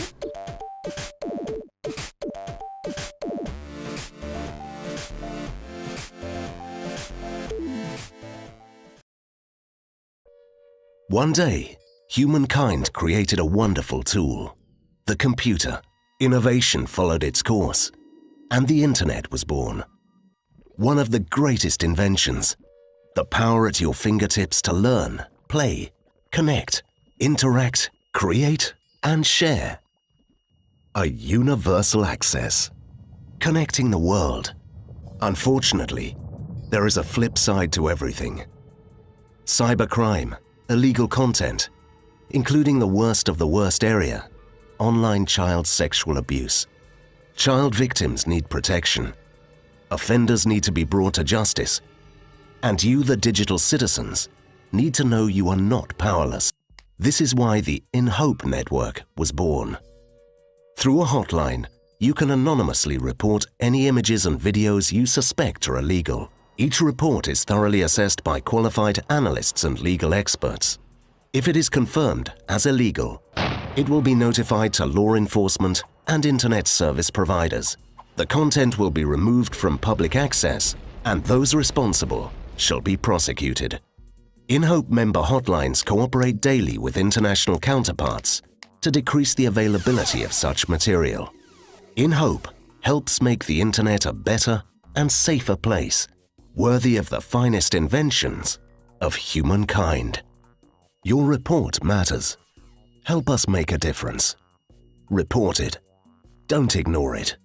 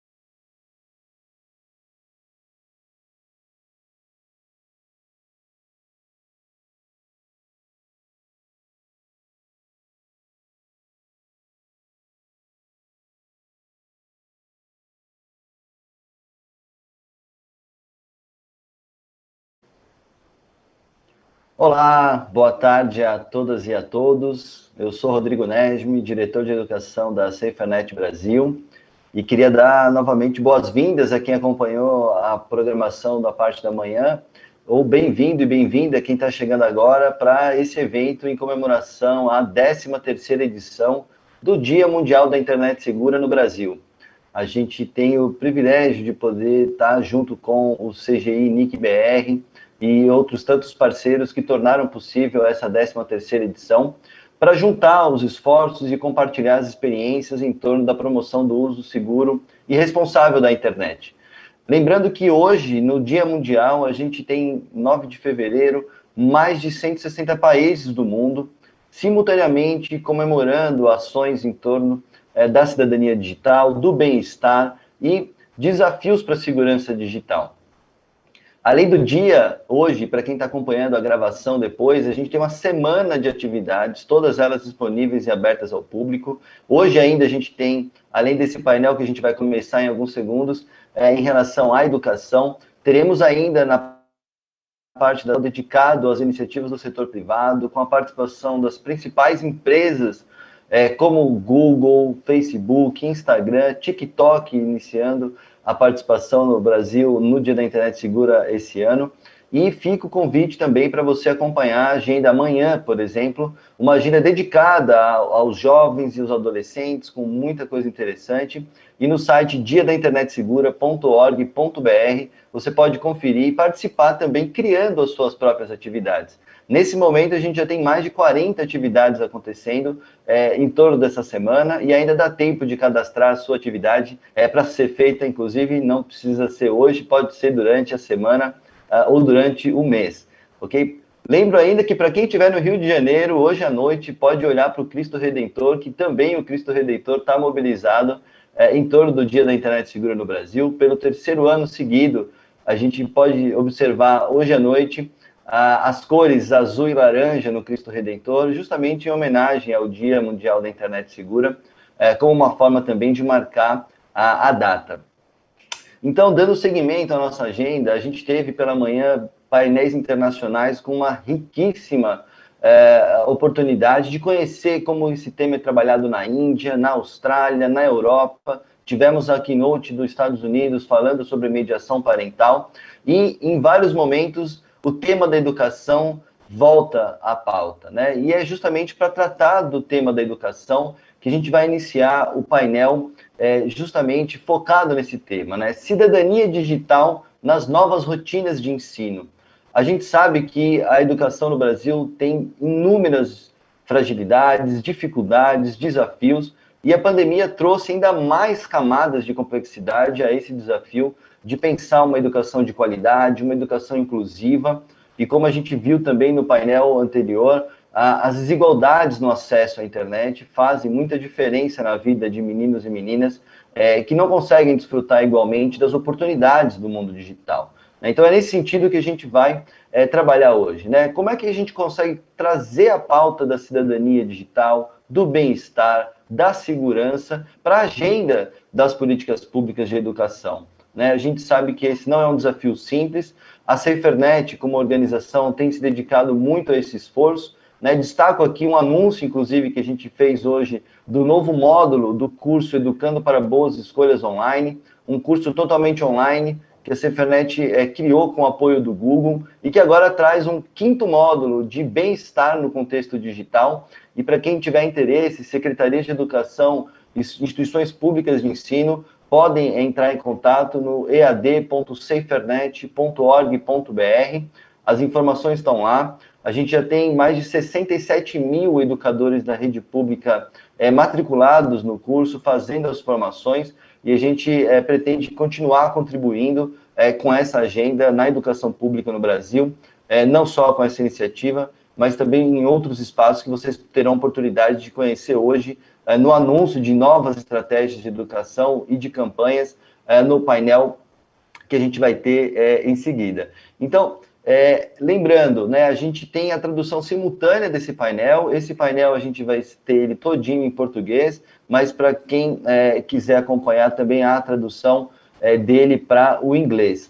ok? Então, é com muito prazer que eu queria agradecer novamente e contar, né, com a participação desses convidados tão especiais. E para começar a nossa conversa, eu queria apresentar a vocês ao Ivan Siqueira, que é professor na Escola de Comunicação e Artes da Universidade de São Paulo, mas também um ativista que tem trabalhado com o tema dos direitos humanos na educação e especialmente também trabalhando há muitos anos no Conselho Nacional de Educação com a discussão em torno da tecnologia aplicada ao contexto da educação.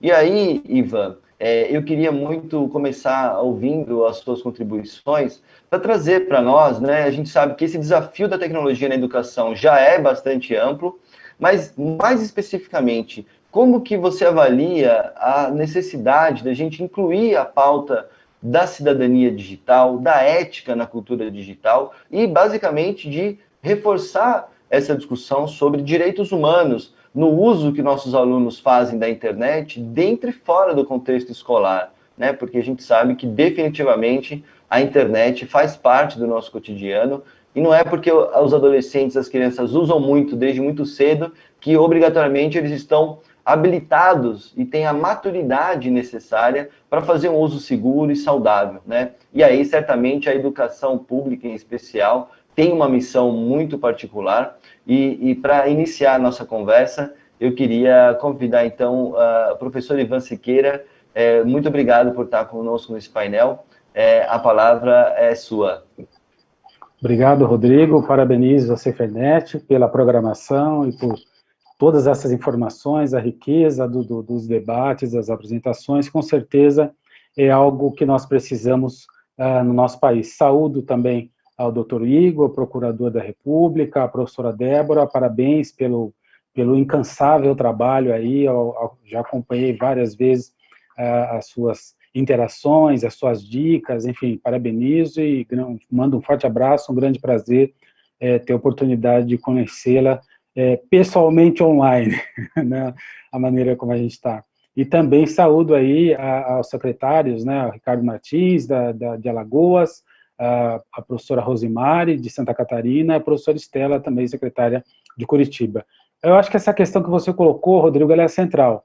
Há uma certa confusão, não é só no Brasil, mas no Brasil também acontece, de pressupor que as novas gerações, por ter contato, né, praticamente desde o berço, com os aplicativos, com a internet, com celulares, etc., que daí eles têm um conhecimento que eles não têm, que é exatamente o papel da educação, que é, como você bem disse, né, um conhecimento maduro, uma reflexão, para poder fazer o quê? Para poder discernir e para poder tomar as decisões com mais qualidade. Nós vivemos numa era eivada de informação, de dados, em que as mediações elas acontecem pela internet, as pessoas se conhecem, se desconhecem, se juntam, se disjuntam por mecanismo da internet, o trabalho, o estudo, e a gente observou aí, por conta da pandemia, que só se agravou, né, as dificuldades de nós não termos ainda no Brasil, isso vem sendo construído, mas ainda nós não temos, uma política nacional em relação à educação digital, ou como vocês nomearam aí, cidadania digital, né?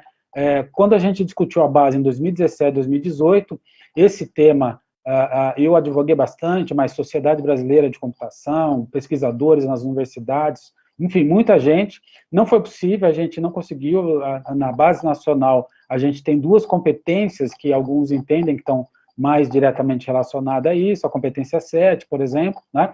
Mas o fato é que há algumas iniciativas de escolas, mas nacionalmente nós não temos, a se verificar pelo que a gente tem na base nacional ainda, né, está sendo trabalhado, nós não temos um direcionamento nacional em relação a uma política para a cidadania digital. Quando a gente observa, por exemplo, documentos da OCDE, da Unesco, já desde 2015, inclusive há documentos desses órgãos colocando das estratégias de segurança, que é o tema que a gente está aqui para discutir também. Então, você tem documentos falando das estratégias de segurança dos países, e não há como você pensar numa estratégia de segurança digital dos países sem que os estudantes aprendam quais são as questões centrais em relação a isso na escola, porque eles não aprenderão em outros lugares, pelo menos o esforço que a gente observa em vários países vai nesse sentido, né?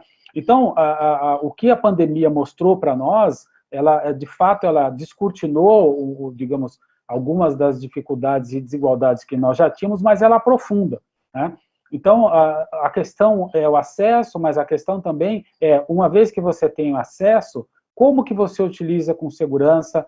Porque, de fato, essa nova geração, a geração que está na escola hoje, na educação infantil, no ensino fundamental, eles terão uma experiência de vida completamente vinculada a dados, desde sempre.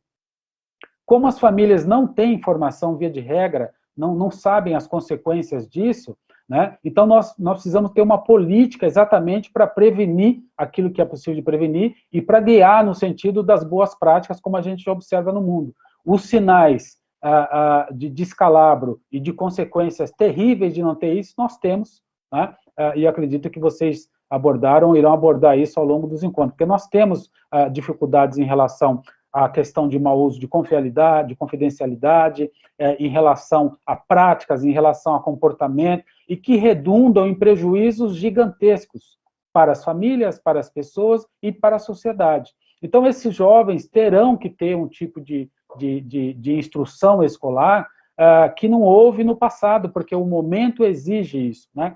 E aí, quando a gente observa as competências que são colocadas hoje globalmente como competências fundantes para a gente pensar em termos daquilo que se considera, e aí a gente vai para a organização, todas as organizações mundiais, a Organização Mundial de Saúde, Comércio, Banco Mundial, OCDE, eles colocam o quê?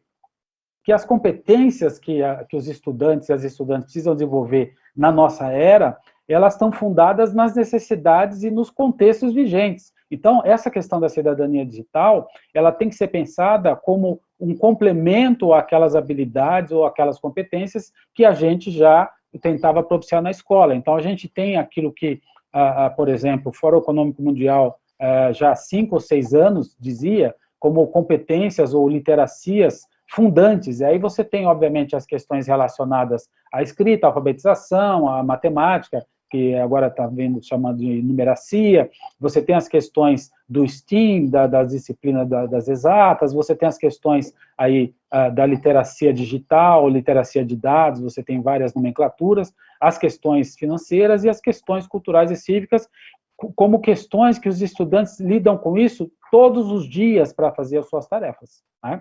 E eles lidarão com isso todos os dias depois de sair da escola. Depois você tem algumas competências, 4 competências que estão relacionadas a desafios, ou seja, a enfrentamento de problemas que são mais graves e problemas que são conjunturais e, em alguns casos, globais. Então, para isso, as competências são o quê? O desenvolvimento da capacidade de refletir sobre problemas, de fazer uso dos dados, das informações, criatividade, comunicação e colaboração, porque a questão é de uma gravidade tal que nenhuma disciplina e ninguém consegue resolvê-la sozinho. Então, a gente precisa trabalhar colaborativamente. E o último conjunto de competências são as chamadas competências relacionadas às questões globais. Então, independentemente de estar no Brasil, de estar em qualquer outro país ou em outro continente, é importante que os estudantes envolvam a curiosidade, a iniciativa, a persistência, a chamada adaptabilidade, já que nós estamos num período de mudanças constantes, a obsolescência daquilo que a gente aprende é um fenômeno presente, cada vez mais efetivo, né? As questões da liderança e, obviamente, o compromisso, a conexão com o mundo, com a realidade. Ora, nada disso é possível sem que a gente tenha o quê? Um desenvolvimento da cidadania digital. Não há como você pensar no desenvolvimento dessas competências sem que as nossas estudantes, nossos estudantes, possam ter acesso, primeiramente, né? Ter acesso, ter banda larga, que não seja estreita, né? E ter, obviamente, os devices, os equipamentos, e ter o quê? Projetos de ensino de educação para poderem ter a oportunidade de se desenvolver sem os riscos nas atividades que, via de regra, acabam acontecendo fora de supervisão de adultos, da escola e assim por diante. Então, é fundamental que a gente consiga oferecer, discutir, treinar os professores para que todo esse conhecimento possa ser disseminado para a nossa população. E eu dou apenas 2 exemplos para mostrar como a gente é carente disso. Recentemente houve aí, foi noticiado um vazamento gigantesco de dados. Ora, você conversa com as pessoas, elas não têm ideia, elas não têm noção, elas não têm nem substância para discutir as implicações.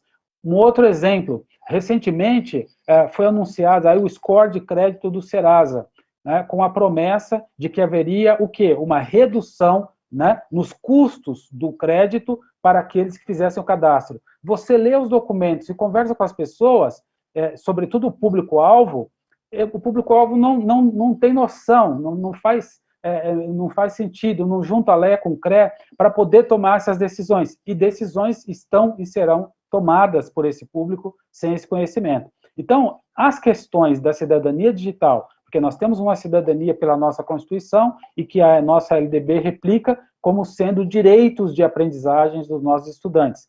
Esses direitos de aprendizagem têm que ser, nós temos que incluir aí a questão da cidadania digital e dessas questões que são o colorário da sobrevivência no momento que dirá do futuro. Então, a gente tem aí um conjunto expressivo de eventos, de fatos, não de meras opiniões, mas de fatos, né, que apontam a necessidade da gente ter. Nós vimos discutindo isso no Brasil de algum tempo, mas o fato é que nós estamos atrasados. Nós somos um dos primeiros países a discutir a questão, na época, como informática, nos anos 80. E perceba, nós estamos sendo um dos últimos países a discutir agora um currículo ou um modelo para a cidadania digital que contemple essas questões todas, quando grande parte dos países, inclusive aqui na América Latina, já o fizeram. Então, nós estamos atrasados em relação ao que a gente já poderia ter feito, mas é melhor que façamos agora do que não fazer.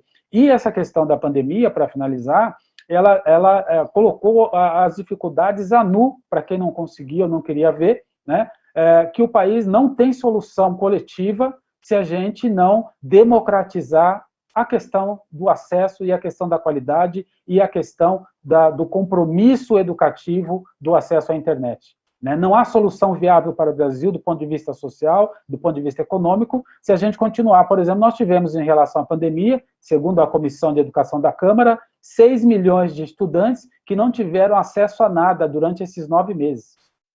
Nem por fumaça, toque de tambor, nem por nada. Eles tiveram 9 meses sem acesso a nada. E óbvio que a gente sabe que outros milhões tiveram acesso precário.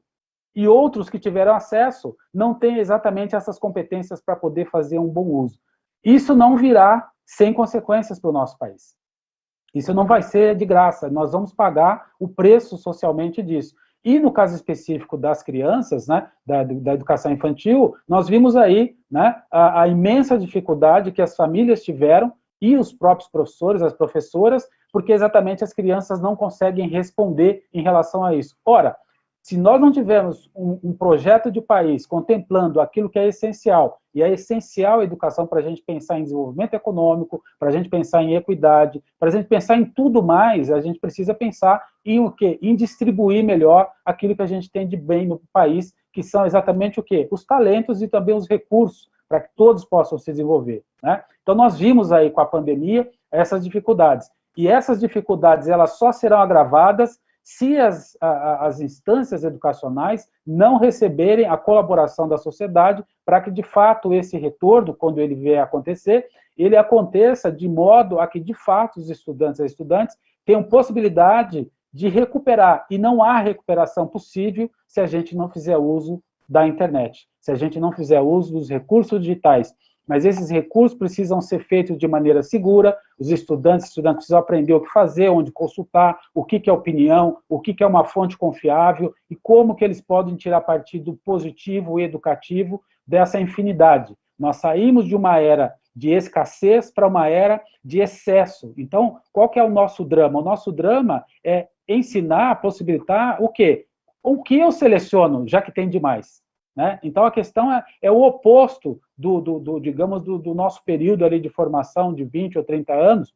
Agora nós temos que problematizar nas nossas escolas como que as pessoas selecionam, com que critérios, onde elas buscam e as decisões que elas precisam tomar e, sobretudo, as consequências das ações, das inações e do contato que elas têm com todos esses aplicativos, diversas redes sociais e tudo mais. Então, eu acho que é fundamental, acho que essa discussão ela é fundante para o nosso retorno, e mais ainda, acho que ela é crucial para uma estabilidade, uma busca de estabilidade social, econômica e pacífica no nosso país, para que a gente consiga desenvolver e seguir um trilho aí de desenvolvimento que a gente vinha tomando, para que não poucos tenham acesso, mas que toda a população, todos os estudantes de escolas públicas, privadas, pobre, rico, branco, preto, homem, mulher, todos tenham acesso ao básico, aquilo que diz a nossa legislação, que é o quê? Que são 2 princípios. A possibilidade de desenvolvimento para o usufruto da cidadania e para se engajar no mundo do trabalho. Isso não é possível sem que a gente fale em cidadania digital, sem que a gente fale nessas questões todas. Então, eu parabenizo, eu acho que é uma iniciativa excelente, e obviamente, acredito que a gente tem que enfatizar mais, discutir mais, mas, sobretudo, nós temos que tomar mais atitude. Agora, por último, eu queria dizer que só a escola sozinha, ela não dará conta de fazer isso.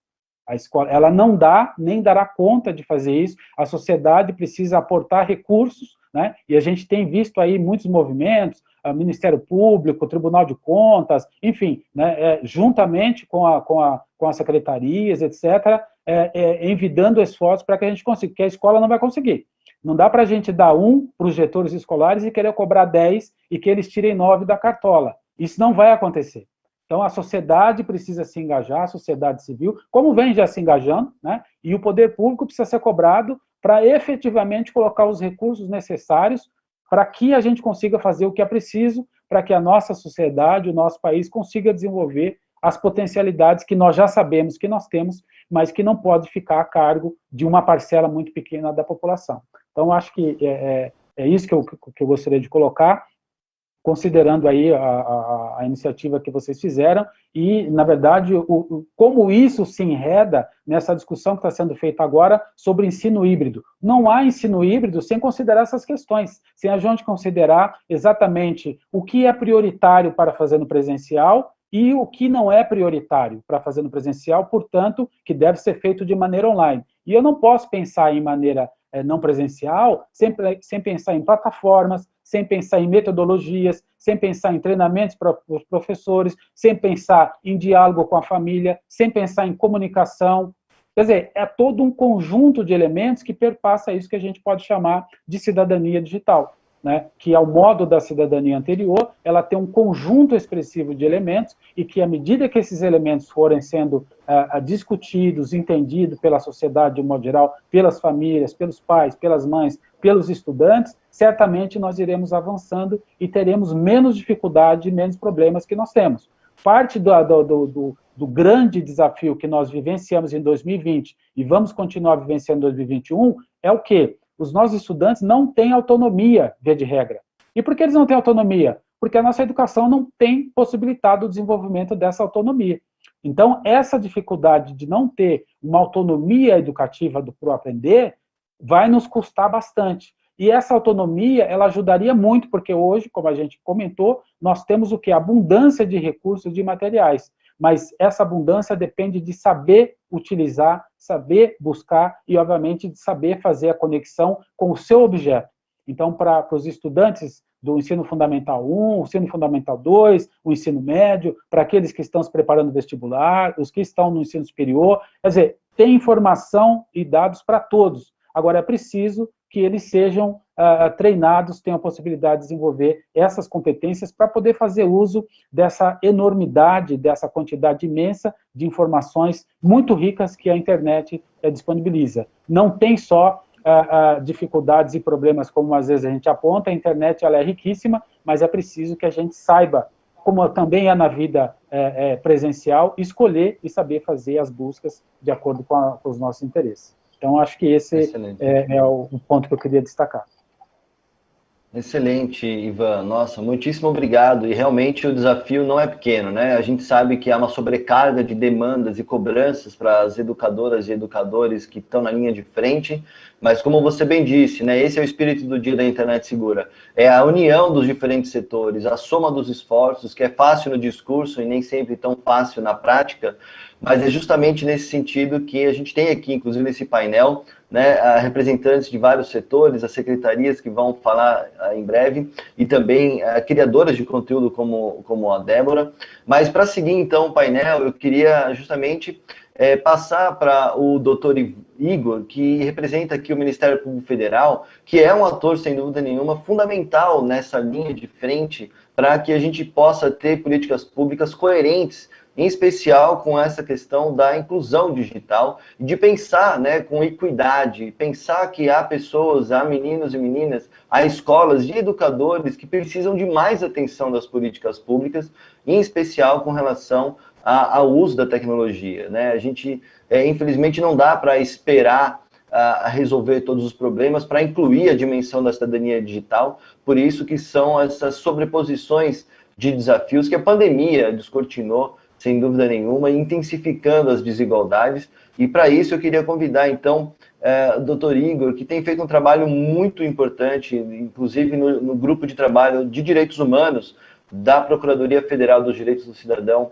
na PFDC, e que pode compartilhar conosco agora também como que comunidades mais vulneráveis, né, a gente pensar em comunidades indígenas, quilombolas, ribeirinhos, que também estão sofrendo o impacto direto dessas dificuldades de acesso à educação quando ela é mediada pela tecnologia. Então, doutor Igor, por gentileza, pode compartilhar conosco, então, essa sua visão do trabalho tão próximo aos grupos que você tem acompanhado durante a pandemia e que seguirá acompanhando pós-pandemia também. Obrigado, Rodrigo. Parabenizo aí toda a equipe da SaferNet, os patrocinadores, por esse evento que é muito importante. E saúde em seu nome todos da mesa. Destaque ao Ivan, a Débora Ladim, que compõem essa mesa em específico, que eu também estou, e também os demais secretários que virão logo em seguida, trazendo algumas experiências práticas referentes à cidadania digital na educação básica. Ricardo Martins, Osimari, Estela, estarão logo em seguida. Como dito na sua apresentação, meu nome é Igor Miranda, eu sou procurador da República, atuo junto à PFDC, a Procuradoria Federal dos Direitos do Cidadão, que é um ramo dentro do Ministério Público, uma função que tem como papel implementar as políticas públicas de defesa de direitos fundamentais, que é, claro, um trabalho extremamente árduo.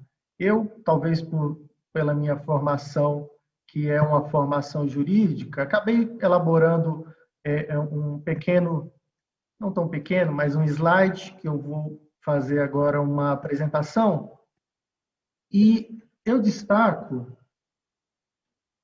que a nossa conversa ela tem total ressonância, e parabenizo o Ivan que me antecedeu, com alguns destaques feitos pelo Ivan. Quais são, de fato, essas dificuldades que se apresentam na concretização dessa chamada cidadania digital? Na minha atuação junto ao sistema da PFDC, a gente trabalha na implementação da educação diferenciada de populações indígenas, ribeirinhos, né, caiçaras e quilombolas. Essa educação diferenciada, como os senhores bem sabem, ela busca valorizar e respeitar a sabedoria orgânica desses povos, trazer um papel de protagonismo na construção dos programas acadêmicos na escola, dos saberes do griot, dos antigos. Mais do que o acesso, eu diria, é a inclusão. Não existe construção de cidadania que é o lugar para você exercer os seus direitos com um mero fornecimento de banda larga ou de material, tablet, celulares, como acompanhei as palestras pela manhã, né? Enfim, a população nessa idade jovem, cerca de 80% no Brasil, a quase 90% possui celular, o acesso à internet via celular, o que não reflete o índice nessas comunidades específicas que são marcadas por fragilidades econômicas e de isolamento pela sua própria característica de modo de vida, mas um mero fornecimento, o acesso, ele não significa, ou disponibilidade de tecnologias, ele não significa a inclusão propriamente digital, que é isso que é necessário para que possamos falar de uma efetiva construção e exercício de uma cidadania digital no país. Eu achei muito interessante na palavra do Ivan, que eu fiz aqui a questão de anotar, ele fez o uso da palavra complemento. O uso da internet hoje, sem dúvida, cada vez fica claro que ele é um necessário complemento para a concretização de outros direitos fundamentais.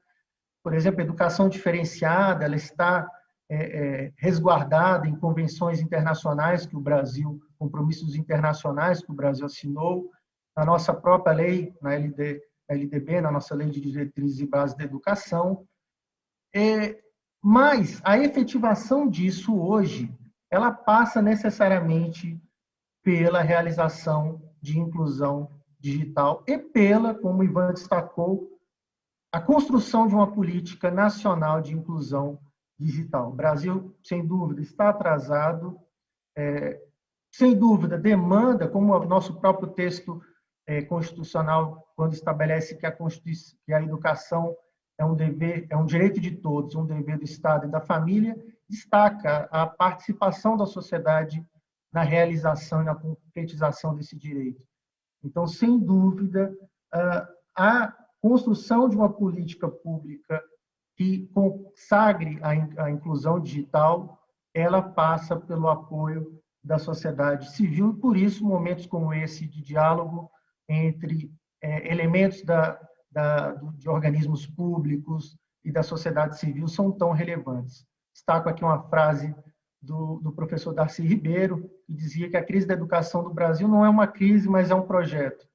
Esse é o quadro que nós precisamos e lutamos por modificar, não só, claro, o Ministério Público Federal, mas, sem dúvida, todos que participam aqui desse momento de conversa. É esse projeto que nós devemos modificar, e a construção de uma política pública inclusiva e concretizadora da cidadania digital é relevante por isso. E, nesse sentido, já podemos dizer que existe um direito fundamental, um direito humano à inclusão digital. Existem propostas de emenda à Constituição para incluir no texto constitucional. Nós sabemos que viemos de uma cultura lusitana no direito que demanda o positivismo, né? Tem que se ter sempre um artigo de lei para prever, às vezes, até o óbvio. Mas, apesar dessas emendas à Constituição, nosso entendimento é que não. Como o próprio professor Ivan destacou, a nossa Constituição já estabelece como direito fundamental, no seu artigo 6º, a educação, a proteção à infância, e a Constituição, no artigo 5º, quando vem estabelecer os direitos fundamentais, ela também faz previsão que esses direitos eles não são exclusivos, reconhece a existência de demais direitos advindos da interpretação do próprio texto constitucional. E hoje não faz sentido falar em educação, e agora cada vez mais, em decorrência desse quadro mundial de pandemia, em educação sem o fornecimento de uma verdadeira cidadania digital. Esse é o momento para se reconhecer a necessidade disso, independente de uma previsão expressa, por exemplo, no texto constitucional. Tá? É relevante destacar que, no âmbito internacional, a Declaração Universal dos Direitos Humanos, quando no seu artigo 19 estabeleceu o direito à informação, o Conselho de Direitos Humanos da ONU, ainda no ano de 2011, colocou o direito à internet como inclusivo do rol internacional dos direitos humanos. E, como sabemos, o Brasil é signatário da ONU e, nesse sentido, no âmbito internacional, também reconhece o direito à cidadania digital como um direito humano, como um direito fundamental. Em igual sentido, temos a nossa Convenção Americana de Direitos Humanos, o Pacto São José da Costa Rica, que também traz no seu dispositivo essa obrigação de ampliação da informação. Por que eu destaco isso? Eu vou até pular aqui. Temos a legislação Marco Civil da Internet, também coloca o acesso à internet como um princípio. Eu coloco isso por conta, porque não entremos numa armadilha. Muitas vezes, na construção de políticas públicas, se busca, mas não tem uma previsão expressa no texto constitucional ou determinada legislação. Nós temos, sim, um arcabouço jurídico bem fundamentado no nosso texto constitucional, internacional e infraconstitucional, que estabelece o dever da construção de uma educação universal, especialmente de uma educação diferenciada, com respeito às diferenças, no aspecto do caráter pluricultural que envolve a nossa nação e é respeitado no nosso texto constitucional. Nos cabe agora executar, nos cabe agora concretizar esses direitos. E deixo aqui a reflexão, mais uma vez, uma frase de Darcy Ribeiro, que ele diz que fracassou em tudo nessa vida. Tentou alfabetizar as crianças brasileiras, não conseguiu. Tentou salvar os índios, não conseguiu. Tentei fazer uma universidade séria, fracassei. Tentei desenvolver autonomamente e fracassei. O Brasil, fracassei. Mas os fracassos são as minhas vitórias. Eu detestaria estar no lugar de quem me venceu. Esse é o nosso papel, essa reflexão um pouco crítica. Como o Ivan destacou, nós estamos atrasados como Estado brasileiro, o que envolve um compromisso dos órgãos públicos e da sociedade civil na retomada e na efetiva concretização de uma cidadania digital que envolva não só a população, a sociedade das cidades, mas também aqueles que se encontram no campo, em destaque as populações tradicionais. No dado tempo, essa pequena reflexão que eu coloco aos senhores e deixo disponível o nosso canal da PFDC, que tem como papel primordial na concretização desses direitos humanos uma constante interlocução, não só com outros elementos do Estado, mas também com a sociedade civil. Eu agradeço a todos pela oportunidade.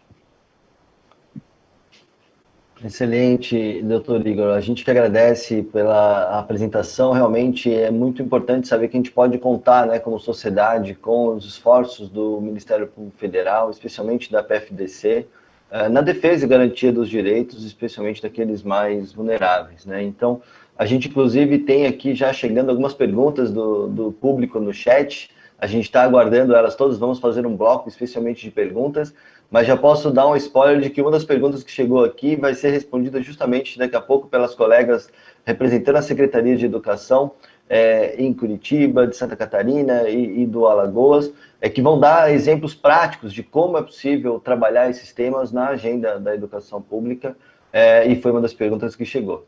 Mas antes de seguir para as colegas da Secretaria, eu queria convidar a Débora Ladim, uma jovem educadora formada em História e criadora de um dos maiores canais de educação na internet no Brasil, né? Débora, que tem feito um trabalho muito produtivo e criativo, um exemplo de como a gente pode usar a tecnologia digital para favorecer conteúdos de qualidade, né? E como o Ivan trouxe, né? Esse desafio de não só ter conteúdo disponível, mas a gente poder desenvolver habilidades críticas, habilidades de discernimento, para que esse conteúdo seja apropriado de maneira responsável e sirva, no final das contas, para que as pessoas tenham condição de fazer melhores escolhas, de terem projetos de vida que levem em consideração os direitos humanos fundamentais, e que isso tenha um efeito em toda a sociedade. Então, por favor, Débora, eu queria primeiro começar com uma pergunta para você, como alguém que tem milhões de seguidores e tanto alunos como educadores que acompanham o seu trabalho,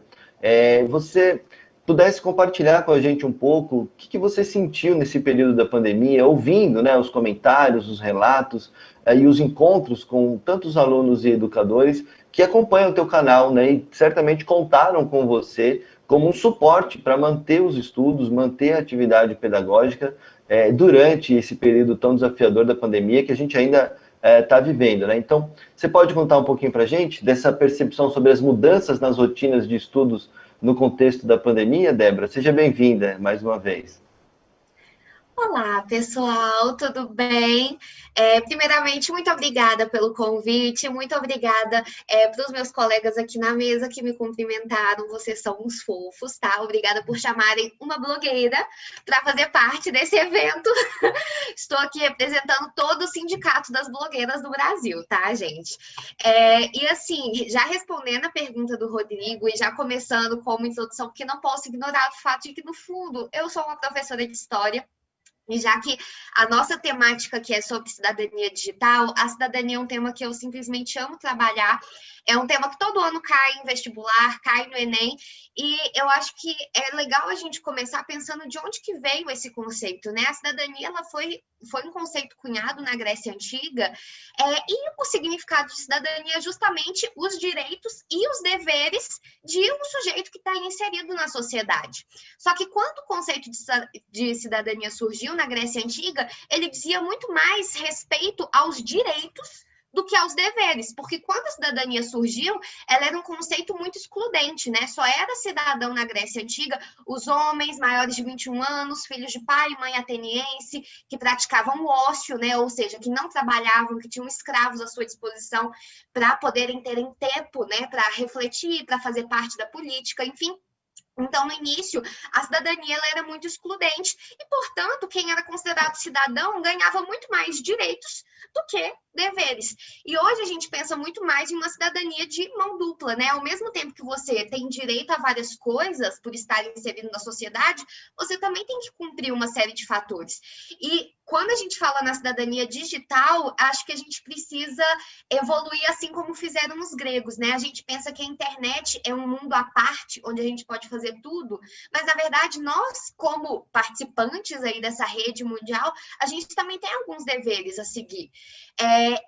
E pensando na questão da educação, ao longo do tempo, a gente já conseguiu perceber que a escola ela é uma extensão do mundo, né? Então, todas as questões que a gente vê na sociedade, elas vão para dentro dos muros da escola, né? Então, a violência, as questões traumáticas, as problemáticas que a gente vê na sociedade transparecem para dentro da escola. E, da mesma forma, isso acontece na internet, né? Então, tudo que passa no mundo real também é transparecido. E a gente, às vezes, vê a internet como um mundo à parte, né? Um universo à parte, e não como um local que simplesmente manifesta tudo que a gente está vivendo no mundo. Então, agora, nesse cenário de pandemia, né? Que a gente está vendo pessoas que estão estressadas, pessoas que estão cansadas, pessoas que estão sobrecarregadas, se sentindo solitárias, isso tudo acaba se manifestando no meio digital. Então, assim, uma transformação muito grande que é interessante observar que mudou até mesmo para a gente que já estava no meio digital, porque por mais que eu tenha tido experiências, né, já trabalhei em escola, já trabalhei em cursinhos, a minha experiência no meu trabalho na internet é diferente da experiência dos professores aí do ensino presencial. E mesmo para a gente que já trabalhava no meio digital, isso se transformou muito, porque a gente está vendo cada vez mais um problema de solidão pedagógica, né, que isso é algo que precisa ser mais discutido, os professores se sentindo cada vez mais solitários e tendo dificuldades aí para se adaptar, e os alunos também, né, cada vez mais sobrecarregados mesmo, né, tendo que lidar com várias coisas ao mesmo tempo, em um ano onde tantas pessoas morreram, onde tantas pessoas adoeceram, tendo que lidar com toda essa incerteza, com essa insegurança, e muitas vezes tendo que correr sozinho atrás do seu estudo, né, porque muitas vezes as ferramentas não foram dadas aos estudantes. Então, assim, é importante que a gente tente falar sobre isso e tente criar também uma rotina mais saudável, tanto para os professores que estão vendo uma pressão muito grande em cima de si, né, que literalmente do dia para a noite que tiveram que adaptar suas aulas, sua didática, tudo que aprenderam para um meio digital, que muitas vezes, né, a gente tem até aquela piada, né, do professor que tem um mestrado, mas não sabe ligar o projetor, acontece. Então, são essas pessoas que tiveram que se adaptar, mas também os alunos que agora estão cada vez com a capacidade menor de concentração e tem cada vez mais distrações, seja distrações de agora eu posso dormir na aula que o professor não vai saber, mas distrações também de tem uma crise global acontecendo, só que agora eu preciso ignorar isso e pensar na matemática. Então, foram algumas transformações que a gente percebeu, assim, né? Como que cada vez mais os problemas do mundo real estão entrando no digital, E a gente está percebendo realmente, né, que a internet é uma extensão do mundo, da sociedade, então a gente precisa ter algumas regras de convivência da mesma forma que a gente tem no mundo real, né? Porque esses problemas todos de violência, bullying, discurso de ódio, eles não só se reproduzem na internet, como eles acabam até mesmo aumentados. Nossa, realmente, Débora. E você tocou em pontos importantes, né? Você falou aí das distrações, da rotina digital e da saúde mental das pessoas, né? Esse é um tema fundamental hoje. Inclusive, a SaferNet divulgou os dados do nosso canal de ajuda e a busca de adolescentes e crianças em torno de questões de saúde mental explodiram nos nossos canais, justamente mostrando, né, esse desafio. E aí eu queria que você aproveitasse e falar um pouquinho mais, né? Como alguém que você disse, né? Já era super online o seu dia a dia como educadora, agora mais ainda.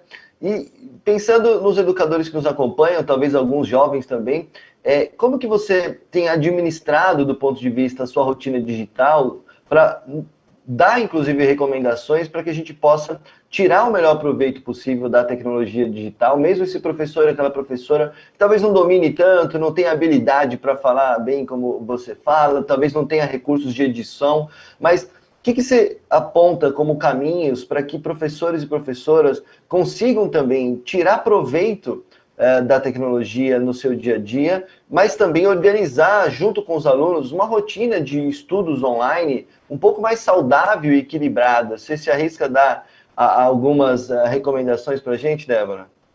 Ai, adoro. Então, igual eu mencionei, eu vi uma transformação muito grande, até mesmo eu que antes, né, eu sou muito palestrinha, como vocês podem ver, antes estava habituada a fazer vídeos longos, de mais de 1 hora, aquela coisa toda, eu percebi realmente que a atenção das pessoas diminuiu e que as distrações, isso é um problema que todo professor tem, né, as distrações são muito frequentes, então, assim, uma coisa que a gente está percebendo cada vez mais é que a gente precisa trazer mais do mundo para a sala de aula, né, então, fazer mais alusões. Então, algo que eu tenho feito muito recentemente é usar alusões de cultura pop mesmo para ensinar a história. Então, às vezes, filmes, super-heróis, personagens, questões da atualidade, né? Quantos professores de filosofia e sociologia não devem ter usado, por exemplo, o BBB, o Big Brother, para ensinar um pouco sobre, sei lá, desde George Orwell até mesmo o mito da caverna do Platão, sabe? Então, trazer mais dessas questões e dar voz também para os alunos, né? Porque agora a gente está vendo aulas onde, às vezes, o professor está aparecendo e os alunos estão sem câmera, sem microfone, então essa questão da solidão pedagógica, né? Então, os alunos querem participar, eles querem mais conversar e a gente precisa dar a eles essas ferramentas mesmo, fazer coisas diferentes que sejam mais beirando o entretenimento para que eles possam participar. Uma das experiências mais transformadoras assim que eu tive durante a faculdade foi quando eu trabalhei com crianças, que eu trabalhei como estagiária numa escola com crianças de 8 a 10 anos. E muitas vezes a gente percebia como que a gente estava lá para dar aula, né, para passar um conteúdo, mas tinha momentos onde aquilo simplesmente não encaixava, né? Como que, principalmente nas crianças, era muito transparente como que elas pegam os problemas que elas estão passando dentro de casa e trazem para a escola, e como que muitas vezes você precisa fugir do assunto, porque naquele momento o que a criança precisa não é falar sobre matemática, mas pensar um pouco sobre tentar trabalhar aquilo que ela está vivendo. E o que eu tenho feito muito, pelo menos nas minhas aulas, tem sido isso, né? Trabalhar conceitos da atualidade. Então, transformei, por exemplo, aulas de temas de redação mais em discussões, inclusive trabalhar a cidadania digital, porque era um tema que eu apostava para o Enem do ano passado. E pensar que a escola, ela faz parte também da formação intelectual, da formação ética, da formação, que é tudo isso que a gente está tratando, né?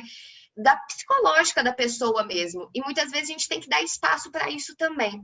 Então, eu acho que, assim, é um desafio muito grande, né? Que a gente está tendo que encurtar cada vez mais as nossas participações, tentar dar mais voz para os alunos e tentar fazer coisas que sejam mais leves, porque a gente está vivendo um contexto meio complicado mesmo, né? Então, enfim, eu acho que é algo que a gente vai trabalhando e a gente vai trocando dicas e experiências, mas pelo menos para mim eu tenho percebido isso, né? Alunos que muitas vezes estão pensando em 1000 coisas ao mesmo tempo, estão muito sobrecarregados com questões das suas vidas pessoais, e que trazer coisas de fora, coisas diferentes, e aulas mais curtas, às vezes mais objetivas, dar mais participação para eles, tem sido uma estratégia, pelo menos para mim, assim. Poxa, muito legal, Débora. Pena que a gente não tem mais tempo para explorar mais, mas super de acordo, que conectar a vivência cotidiana, até mesmo do que eles curtem na internet, é um bom caminho para os educadores e educadoras plugarem esse tema e pensar nas habilidades para a vida, né? As habilidades emocionais, como o Ivan trouxe, o próprio Igor, e você traz, né? Essa solidão pedagógica que pode ser estendida para uma solidão ainda maior quando a gente pensa na adolescência, né? Eu queria, Débora, então pedir para você segurar um pouquinho, que a gente daqui a pouco já tem algumas perguntas chegando, inclusive algumas para você também, mas a gente queria passar agora para ouvir também exemplos práticos das colegas que representam a Secretaria de Educação, que tem feito, né, na prática, lá na gestão pública, essa conexão, sabendo dos altos índices de evasão escolar, todas as violências que vocês citaram no âmbito da escola. E aí, a gente tem aí uma rodada agora rápida, mas para ouvir relatos, né? Eu queria começar convidando a Rosimari Martins, representando a Secretaria do Estado de Educação de Santa Catarina, que tem incluído o tema cidadania digital, dentre as várias outras demandas de pensar o cuidado com a saúde mental e o bem-estar dos alunos da rede, né, Rose? Por favor, obrigado novamente, com você a palavra.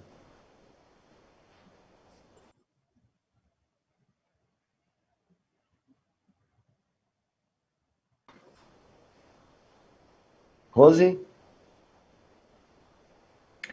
É o microfone. Acho que estamos com um probleminha com a Rose. Eu queria ver. Rose? Sim, por favor, Rose. Desculpem, tá? Tá certo. Bom, muito obrigada aí, Rodrigo. Meus cumprimentos a todos que estão acompanhando esse evento. É um imenso prazer participar de um evento de considerável relevância, sobretudo para esse momento ímpar que estamos vivenciando. Aproveito aqui também para cumprimentar os colegas desse painel. E, gente, que colegas, hein? Olha aí os que abordaram aí, né, nas suas falas aí, temas muito interessantes para a educação aí. Muito obrigada aí já antecipadamente por esse momento aí de aprendizagem. Pelo tempo que temos, eu vou discorrer brevemente como e o que a Secretaria de Estado da Educação de Santa Catarina, no âmbito da Diretoria de Ensino, vem promovendo para legitimar na prática 2 das 10 competências geral da BNCC, que abrangem o uso da tecnologia pelos alunos de maneira direta e expressiva. A competência 4, que é a comunicação, e a competência 5, que é a cultura digital. Muito bem, uma diz respeito ao digital, como uma das linguagens a serem utilizadas, a outra foca totalmente no aprofundamento de seu uso com senso crítico. O digital como uma das linguagens, olha, o ano de 2020, com o fechamento das escolas por conta da pandemia, nos pegou de surpresa, despreparados e sem infraestrutura para lidar com a linguagem digital, exigindo ações da Secretaria de forma rápida e emergencial para formar os professores a conhecer e se apropriarem dessa linguagem de comunicação. Isto é, foi imprescindível empoderar os professores para conhecer e identificar os tipos de aplicativos ou plataformas importantes para suas aulas à distância. Foi um desafio e continuará a ser, porque ainda estamos... Então, essa surpresa, né, esse desafio foi o despreparo e o atraso, né, que a educação ainda está frente ao mundo digital. Uma verdadeira imersão dos profissionais da educação no mundo digital, de forma muito rápida. As práticas pedagógicas necessariamente tiveram que se adequarem para utilizar mais o digital. Então, a perspectiva é sairmos da pandemia, mas não temos mais como sair do mundo digital. A tarefa de qualificar o uso para que os alunos façam o melhor proveito desses recursos continuará. E no que diz respeito ao aprofundamento de seu uso ético, com senso crítico, capaz de comparar comportamentos adequados e inadequados, a sede inseriu na política de formação continuada dos profissionais da educação o curso Educando para Boas Escolhas Online, por meio, né, da celebração de termo de cooperação técnica com a SaferNet, temos a oportunidade de disponibilizar esse curso anualmente. Nos anos de 2019 e 2020, ofertamos o curso para aproximadamente 2.000 profissionais que concluíram integralmente o curso, saindo satisfeito com os conteúdos abordados e disseminando a qualidade do curso, o que nos mobiliza, né, para continuar a ofertar. Também nesse viés, a implantação de projetos e programas que promovem o protagonismo do aluno no seu processo de ensino-aprendizagem para a promoção da segurança e educação digital e midiática. O Programa Cidadão Digital é um exemplo. Firmamos novamente parceria com a SaferNet, implantamos no ano de 2020 uma região polo, onde teve muita aceitabilidade, implantamos o programa, fizemos uma avaliação de como foi, trouxe resultados positivos por parte dos gestores, a participação dos professores, a participação dos alunos, dos jovens, foi intensa, trazendo mensagens, trazendo depoimentos do aproveitamento e a oportunidade que tiveram de conhecer aquilo que eles estão à frente lidando, mas não têm o conhecimento suficiente, sobretudo para proteção. Então, a possibilidade é de expandir esse programa, né, para o ano de 2021. Então, essas duas ações, em parceria com a SaferNet, eu destaco que a Secretaria teve a preocupação com a segurança digital. Ela procurou buscar essa segurança digital e essa parceria nos contribuiu muito para isso aí com o curso de formação e esse programa. E um outro que eu também destaco, que está inserido nas nossas ações, alinhado com as nossas ações, é o conhecer para se proteger, que vai nessa linha da proteção, fruto da parceria entre o Poder Judiciário, a Polícia Civil e a Secretaria de Educação de Santa Catarina, com o objetivo de prevenção e combate a crimes cibernéticos envolvendo crianças e adolescentes. É um projeto que tem formação para os professores, lidam com a discussão amplamente na sala, depois tem o trabalho voltado com os alunos, então, aonde eles são protagonistas, aonde eles vão se envolver no projeto, e também, né, formação para os pais. Isso é muito importante também, quando tem a participação dos pais, né, para também conhecerem, né, o que é possível por meio do mundo digital. Então, esse envolvimento com as famílias, então, esse projeto, né, ele traz essa possibilidade, ele marca essa articulação. Então, brevemente, como eu falei, essas são as iniciativas, né, de experiências, né, da cidadania digital na educação básica e nas modalidades de ensino, que nesse momento eu tive a oportunidade aí de compartilhar. Né. Eu agradeço a oportunidade e o meu muito obrigada pelo convite. Nós que agradecemos, Rose, e muito bom saber essa conexão da educação com a justiça e com outros atores, né? Para não tomar mais tempo, eu queria passar então diretamente para nossa colega Estela English, da Secretaria Municipal de Educação em Curitiba, e que tem feito já há alguns anos muitas experiências interessantes de cidadania digital. Estela, por favor, compartilhe com a gente o trabalho que vocês têm feito lá na gerência de tecnologia, para os colegas que acompanham poderem se inspirar também nessas práticas. Boa tarde, Rodrigo. Boa tarde a todos os meus colegas de mesa, de painel.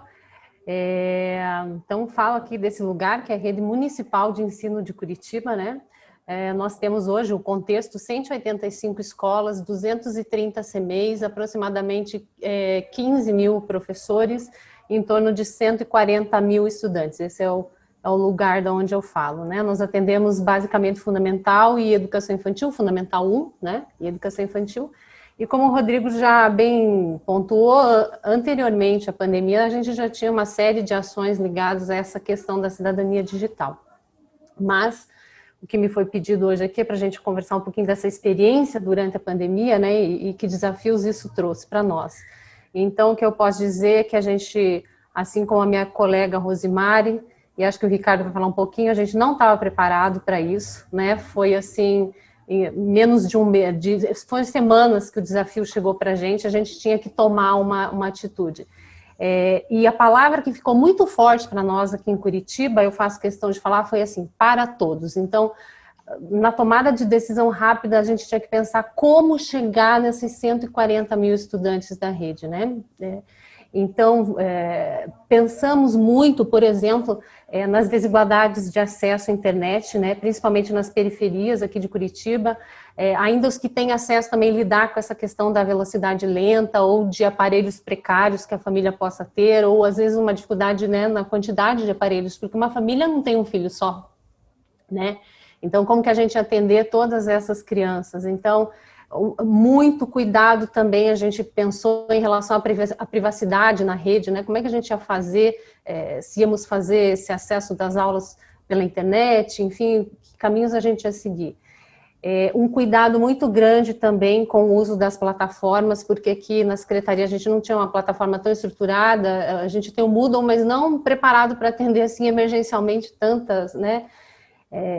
Tantos estudantes, então a gente tem a sala de aula Google, mas também preocupação, a gente sabe que pela legislação tem que ter autorização dos pais para autorizar, como é que a gente ia fazer isso num tempo, né, tão curto, enfim. Então sempre o nosso cuidado foi de proteger essas crianças e adolescentes, principalmente a integridade deles, né, física, a psíquica e a sexual nesse tempo aí que a gente tinha que tomar uma decisão.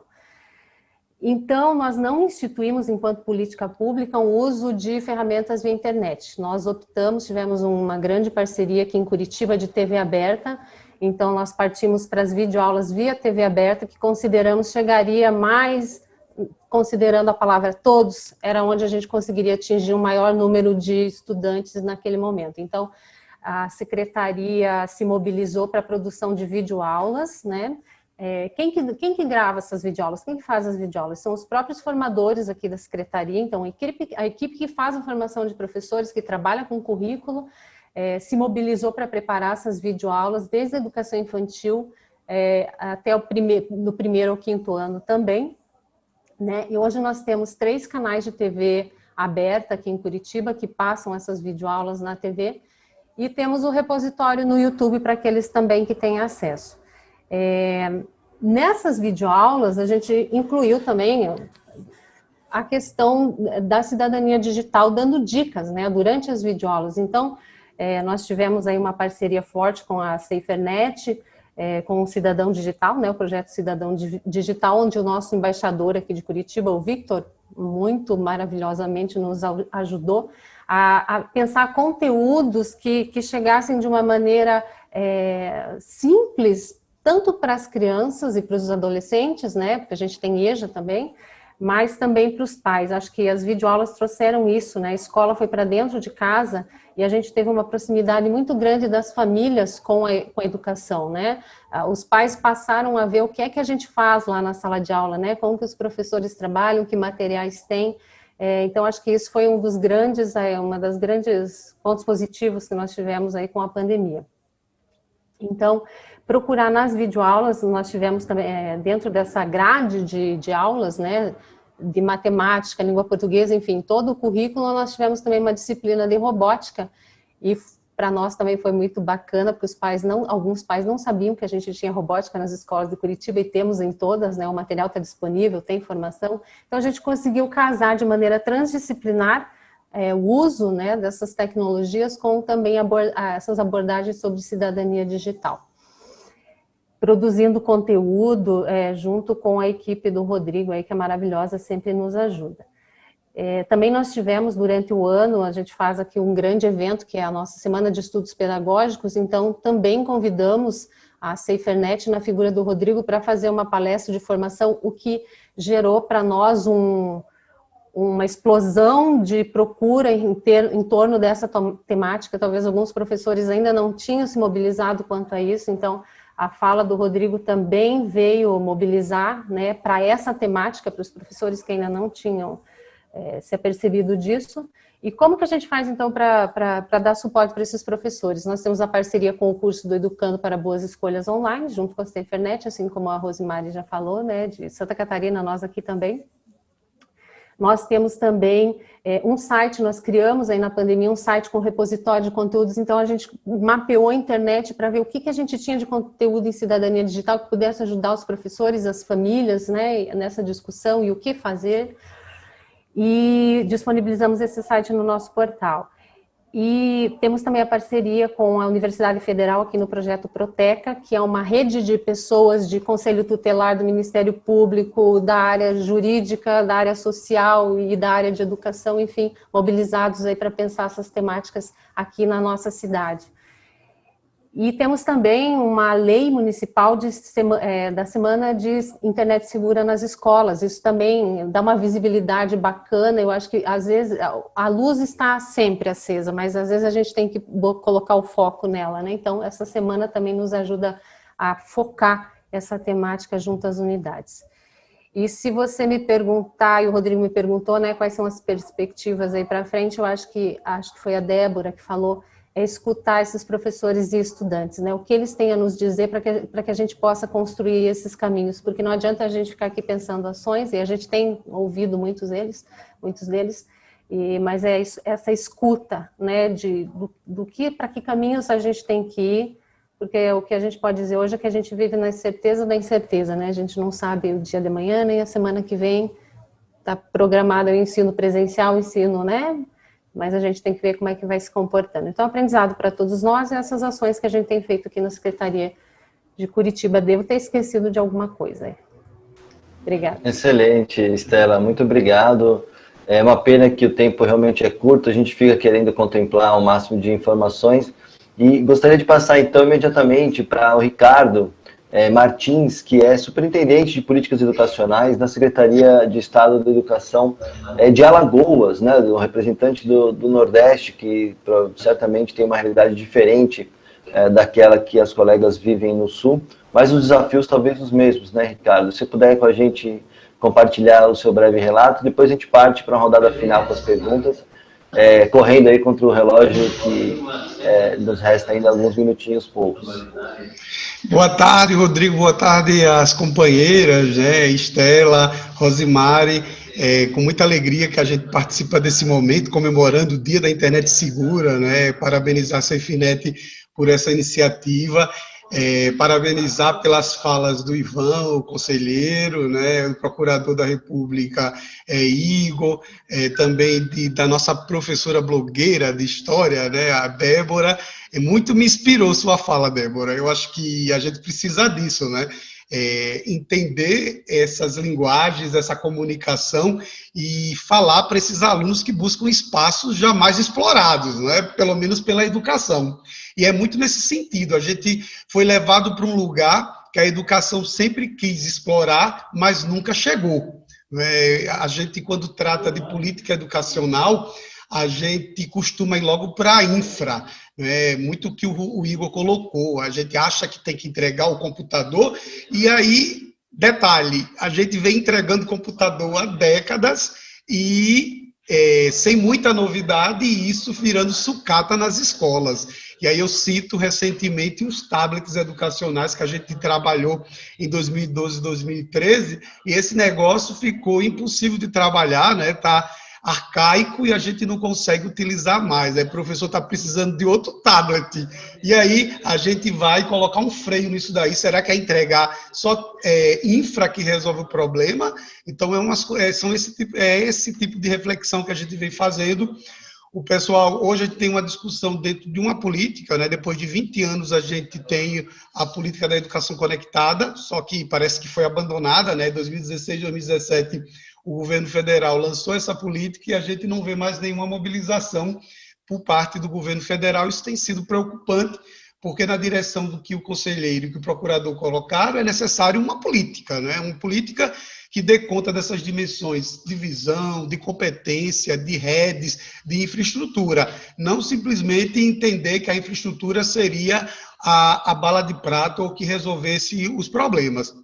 Então, nesse sentido, a Secretaria de Estado da Educação foi pega de surpresa, como a própria Estela colocou, a gente teve que tomar a decisão e desenvolver um trabalho.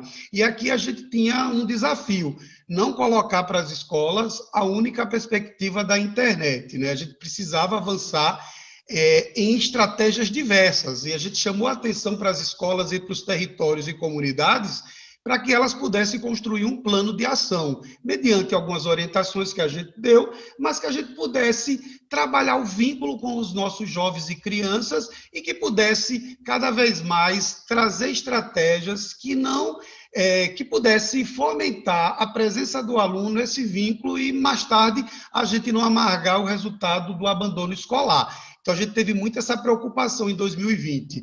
Né? E aí, a gente construiu uma proposta metodológica voltada para laboratórios, porque daí a gente tinha uma preocupação muito grande de não orientar a escola para que ela pudesse trabalhar os componentes curriculares como a escola privada o fez. A escola privada tentou reproduzir, a gente viu muitos exemplos aqui, reproduzir o tempo presencial no não presencial, e isso chateou demais o trabalho dos professores, isso ocupou as nossas crianças, os nossos jovens num espaço que era de diversão e agora ficou um espaço chato.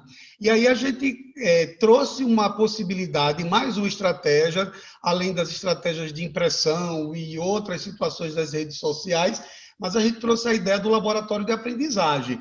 E aí foi algo que a gente precisou observar nesse espaço, curar acima de tudo, né? Buscar redes que pudessem configurar esse espaço, um espaço mais efetivo, que pudesse trazer isso que a Débora colocou, né? Uma dinâmica diferenciada, você tem um tempo diferenciado, a gente aqui está no exercício para falar em 5 minutos, mas é isso mesmo, a internet possibilita isso, né? Essa possibilidade, ela tem que ser explorada nesses espaços que agora são presentes na educação, na escola. Então, os laboratórios, eles foram espaços que a gente inaugurou no sentido do projeto interdisciplinar, e trabalhar a interdisciplinaridade é algo que a gente já trabalha há muitos anos na educação, mas, de fato, de forma concreta, ainda é muito difícil, né? É uma competência socioemocional a ser trabalhada entre nós professores, que é o trabalho em grupo, o trabalho coletivo. Isso ainda é muito complicado. Então, o laboratório, ele era um planejamento de professores de forma interdisciplinar, a partir de roteiros de estudos, onde a gente planejava o trabalho que tinha que ser feito com os alunos, de forma quinzenal, né?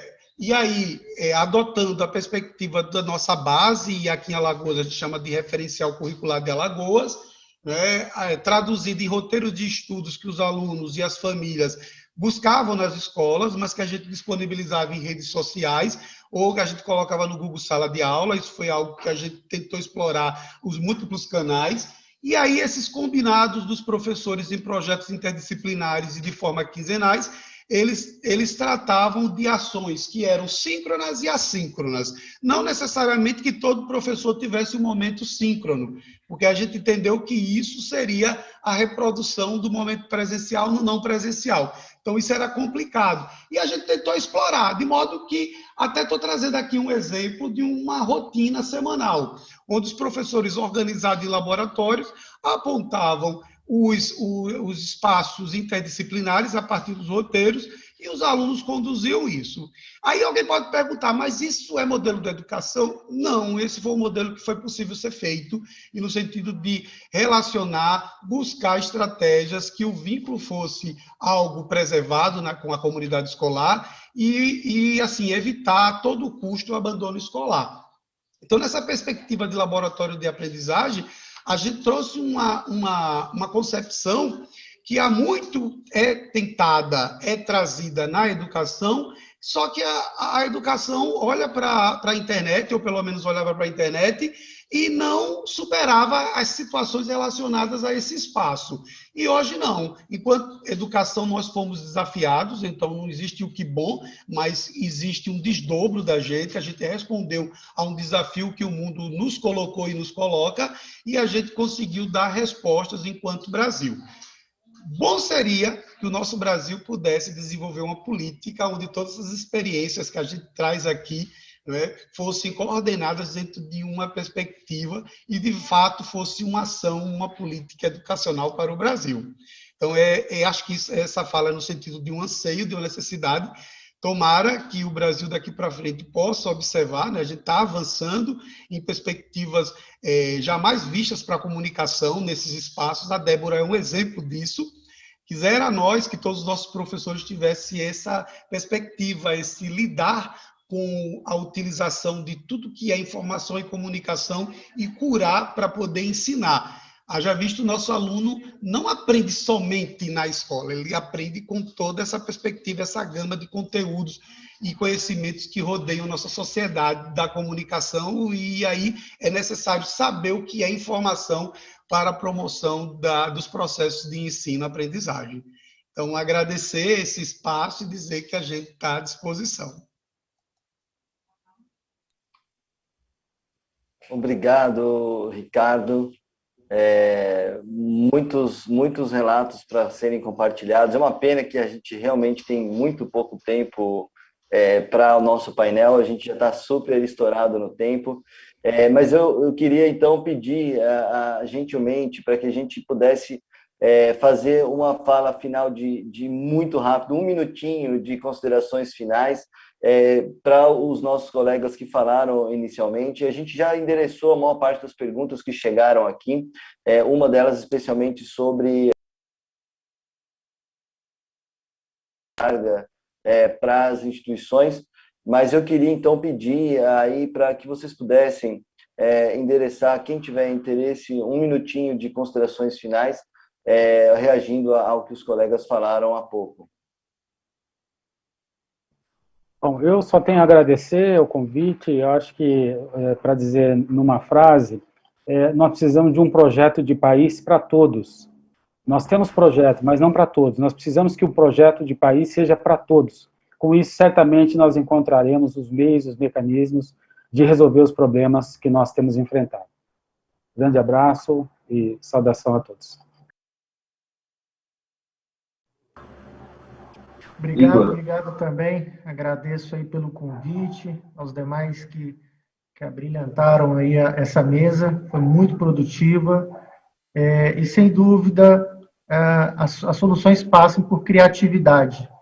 Os momentos de crise é esse contexto que a pandemia descortinou, né? Uma realidade que muitos já, como o Ricardo destacou, que muitos já antecipavam a importância, enfim, essa situação da pandemia, ela se tornou um catalisador de iniciativas que às vezes estavam adormecidas. E aí nos compete agora ter criatividade. Nosso país, como sabemos, passa por crise financeira também, e é um momento de criatividade não só da administração pública, como da sociedade civil. E é isso a minha torcida, e é isso que eu busco trazer na minha atuação funcional. Muito obrigado a todos.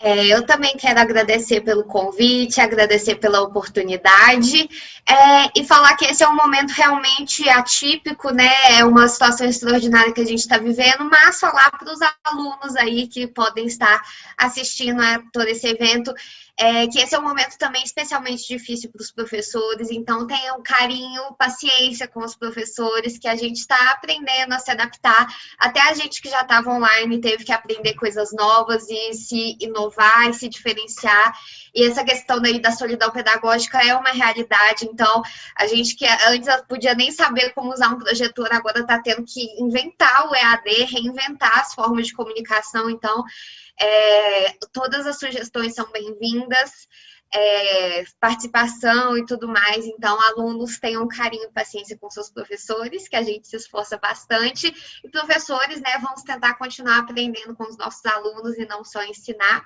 e eventos como esse são muito importantes para que isso tudo aconteça, então muito obrigada pelo convite.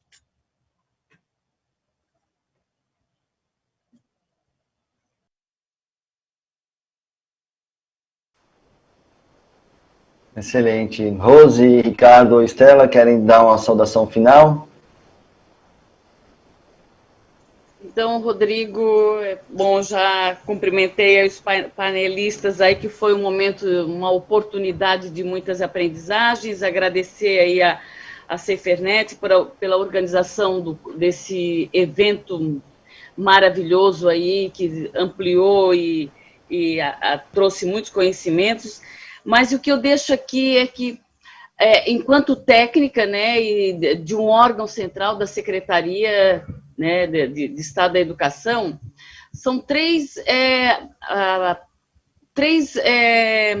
encaminhamentos. Formação, isso nós precisamos nessa área aí, né, tanto para conhecer como para lidar e para reestruturar as práticas pedagógicas, e uma outra é infraestrutura, promover infraestrutura nas unidades escolares. Tá? Isso aí, porque continua, embora os alunos estão voltando, se não tem isso em casa, mas a escola tem que promover, né, esse acesso. Então, isso é imprescindível, formação e promover infraestrutura para a escola, para que minimamente os alunos tenham acesso, né, ao mundo digital na escola, se não tem a oportunidade em casa, que a pandemia demonstrou muito essa desigualdade e essas deficiências ainda nas famílias, né? Então, seria isso aí.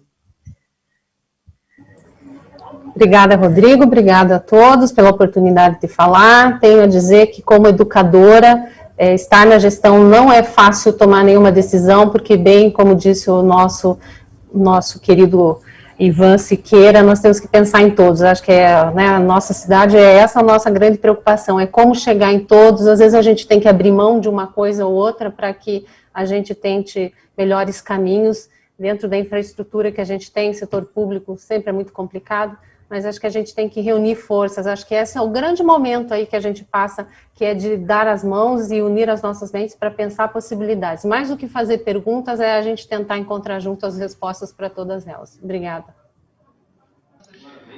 Eu também quero agradecer, né? Eu acho que as colegas traduziram muito bem esse momento e, assim, a gente vive um período conturbado, jamais sonhado, né? E principalmente entender o serviço público e fazer gestão pública diante de todo desse contexto, essa problematização, a gente tem aí complexidades maiores, né, colocadas. Então, a gente agradece por esse momento, a gente sai mais rico desse momento, né? A gente entende o quanto as experiências e as discussões vêm acelerando e nos ajudando nesse sentido. Então, muito obrigado por tudo. Excelente. Eu lamento pelo tempo curto, a gente endereçou a maior parte dos questionamentos, mas a gente vai tentar responder no e-mail as dúvidas que faltaram. Eu queria imediatamente fazer, então, um convite para que vocês continuem plugados aqui na 13ª edição do Dia Mundial da Internet Segura. Agradeço enormemente a contribuição de vocês, riquíssimo espaço que está registrado para ficar disponibilizado para compartilhar no futuro. Então, a gente vai fazer uma rápida pausa só para trocar aqui as posições e a gente segue agora, em 5 minutinhos, com o próximo painel sobre práticas inovadoras no setor privado e os novos recursos de segurança digital, justamente para ver o que as empresas de tecnologia têm feito para contribuir, não só com as escolas, mas também com as famílias e com toda a sociedade, para a gente conseguir produzir uma internet mais positiva no Brasil. Então, novamente agradeço, em nome da SaferNet e com o apoio do NIC e CGI.br, continuem aí plugados para a nossa agenda, que ainda temos mais 2 momentos muito especiais para compartilhar com vocês. Então, até daqui a pouquinho. Obrigado mais uma vez.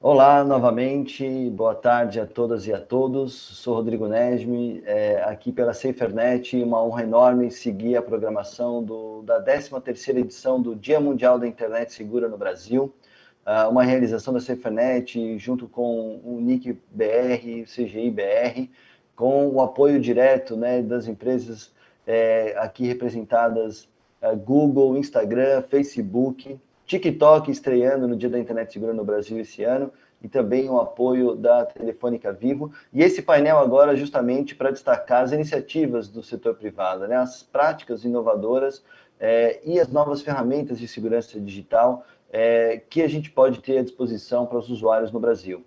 Para moderar esse painel, eu queria convidar com muita satisfação Christine Hoppers, gerente geral do Ponto.br, e a gente pode dizer com tranquilidade, Christine, uma das maiores especialistas em segurança digital que a gente tem no Brasil, na região, inclusive, e uma das especialistas mais renomadas do mundo.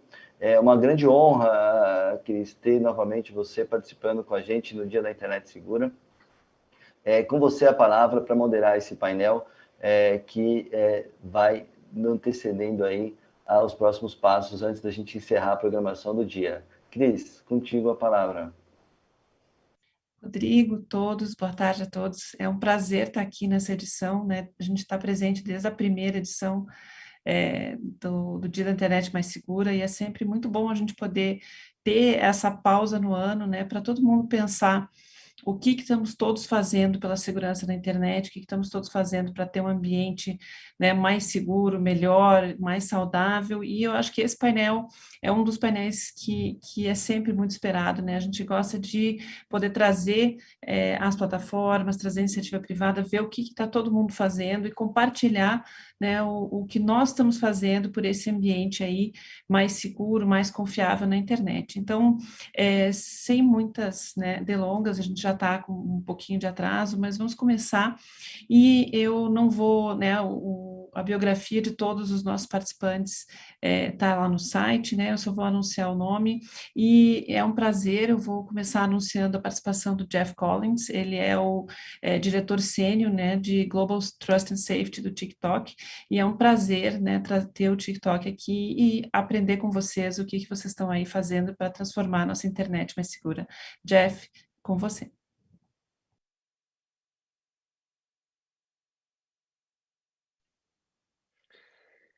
Thank you, Christine. First of all, thank you very much for inviting me to represent TikTok. Super excited to be here. Safer Internet Day is always such an important day every year, and it's exciting for me to be talking with this audience in Brazil. So I think we're going to spend about 10 minutes on each company. So I'm going to give you a pretty quick overview of how we think about safety, trust and safety at TikTok. So if we can move to the first slide, I want to start by saying that these issues that we're talking about are not easy. We're all familiar with the so-called techlash and what led to it, but these are important issues. And at TikTok, we joined to make a difference, to do things in a positive way, and we're really committed to that. So we're working to what we would say is to redefine the industry. We want to constantly evolve as a platform and create new solutions to keep users safe and to build a trustworthy ecosystem. And the people at TikTok, we've grown immensely in the last year, are really committed to this, and we kind of thrive on these positions in trust and safety. They're not easy, but we know we're making a positive difference. So with that, I'll give you a bit of an overview. This slide has a few of the areas listed that I'll touch on. We'll talk about how we can keep our community safe, what kind of safety solutions we have built into the app and what we're looking at. How we think about transparency and accountability is incredibly important for us.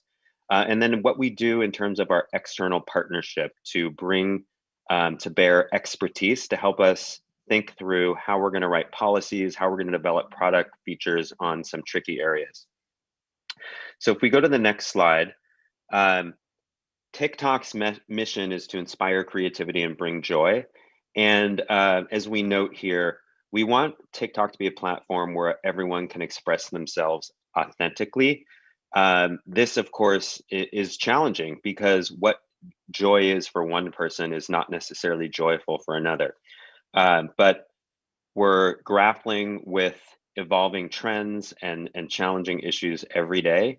And we're confident that with the help of external experts and really focusing on making a difference with our community of users and frankly with society in general, that we will be successful in our trust and safety efforts.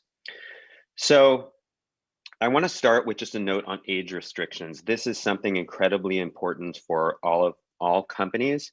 And it's a hard one to get right and something that we'll continue to grapple with as an industry. So we have TikTok as an app for 13 and over users. And so we have a 12+ rating in the App Store and the Google Play stores. And we've gone beyond that and we're really working to stratify the way we do things. So younger users only have access to certain features. So we have one example here. If you're under 16, you can't send or receive direct messages. And we're really doing more here, and I'll touch on this in a bit, to set default settings for younger users in a way that really protects their privacy and treats them differently, because as we all know, people are different in terms of development as they grow from younger people to older people. And so we want to respect that and really think it through instead of just treat everyone the same. So I think we can go to the next slide here. So beyond the age restrictions, the starting point for us is really our community guidelines. All companies have these. They are essentially the external way we communicate what our trust and safety policies are, is that we apply for moderation. And we really look at these as the embodiment of our values as a company. And we try very hard to encourage users and others to really read these. So we have our issue areas divided into a number of different what we call issue verticals. I think these are fairly similar across the industry. We've done a lot of work at TikTok over the last year to really evolve our policies. We're a newer company. We often say we're a 2-year company, but treated like a 10-year brand. So we've been really working hard to accelerate the development of our policies, to have them grounded in academic research, and to have them really reflect what we stand for as a company. And of course, we regularly update our guidelines to take account of trends on the platform and societal trends. So if we move beyond the policy making, another pillar of how we look at trust and safety is our content moderation. And similar to other companies, the way this works now is it's a combination of technology and people. We are really investing a lot in technology. So that essentially means strong machine learning algorithms that can help us detect problematic content before users see it. And given the volume that TikTok and other large platforms deal with, it's a huge challenge to have human moderators look at everything. The volume is only going to increase. So really relying on stronger technology is going to be key to progress. So again, this is something we invest a lot in. Some areas are easier to use machine learning to detect than others. So nudity, for example, is something that's not too hard to teach algorithm to detect. But if you look at something like bullying and harassment, these are nuanced areas, and these require humans, at least for now in the foreseeable future, to be involved, to analyze the content on the platform. So we're proud of where we have come, and if we look at some of these results here that we have on this slide, these come from our latest transparency report, and I'll touch on transparency in a bit. But we're proud of where we are here. So that third statistic there, 91.5%, is the percentage of violating videos in the US that we removed in less than 24 hours. So that's very important to us, to be quick in how we analyze videos and review them. And again, given the volume, it's quite challenging. And then we're really striving to detect and then take down videos that violate our policies as soon as we can in the process. So ideally before users see them or before they're reported to us. And so you can see the percentages here. There's always room to improve. And so I'm confident we'll be improving in the future.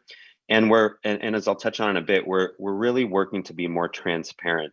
So these are useful statistics, but I think there's a lot more as an industry that we can and should be reporting that lets users and society know how we're setting our policies, how we're enforcing them.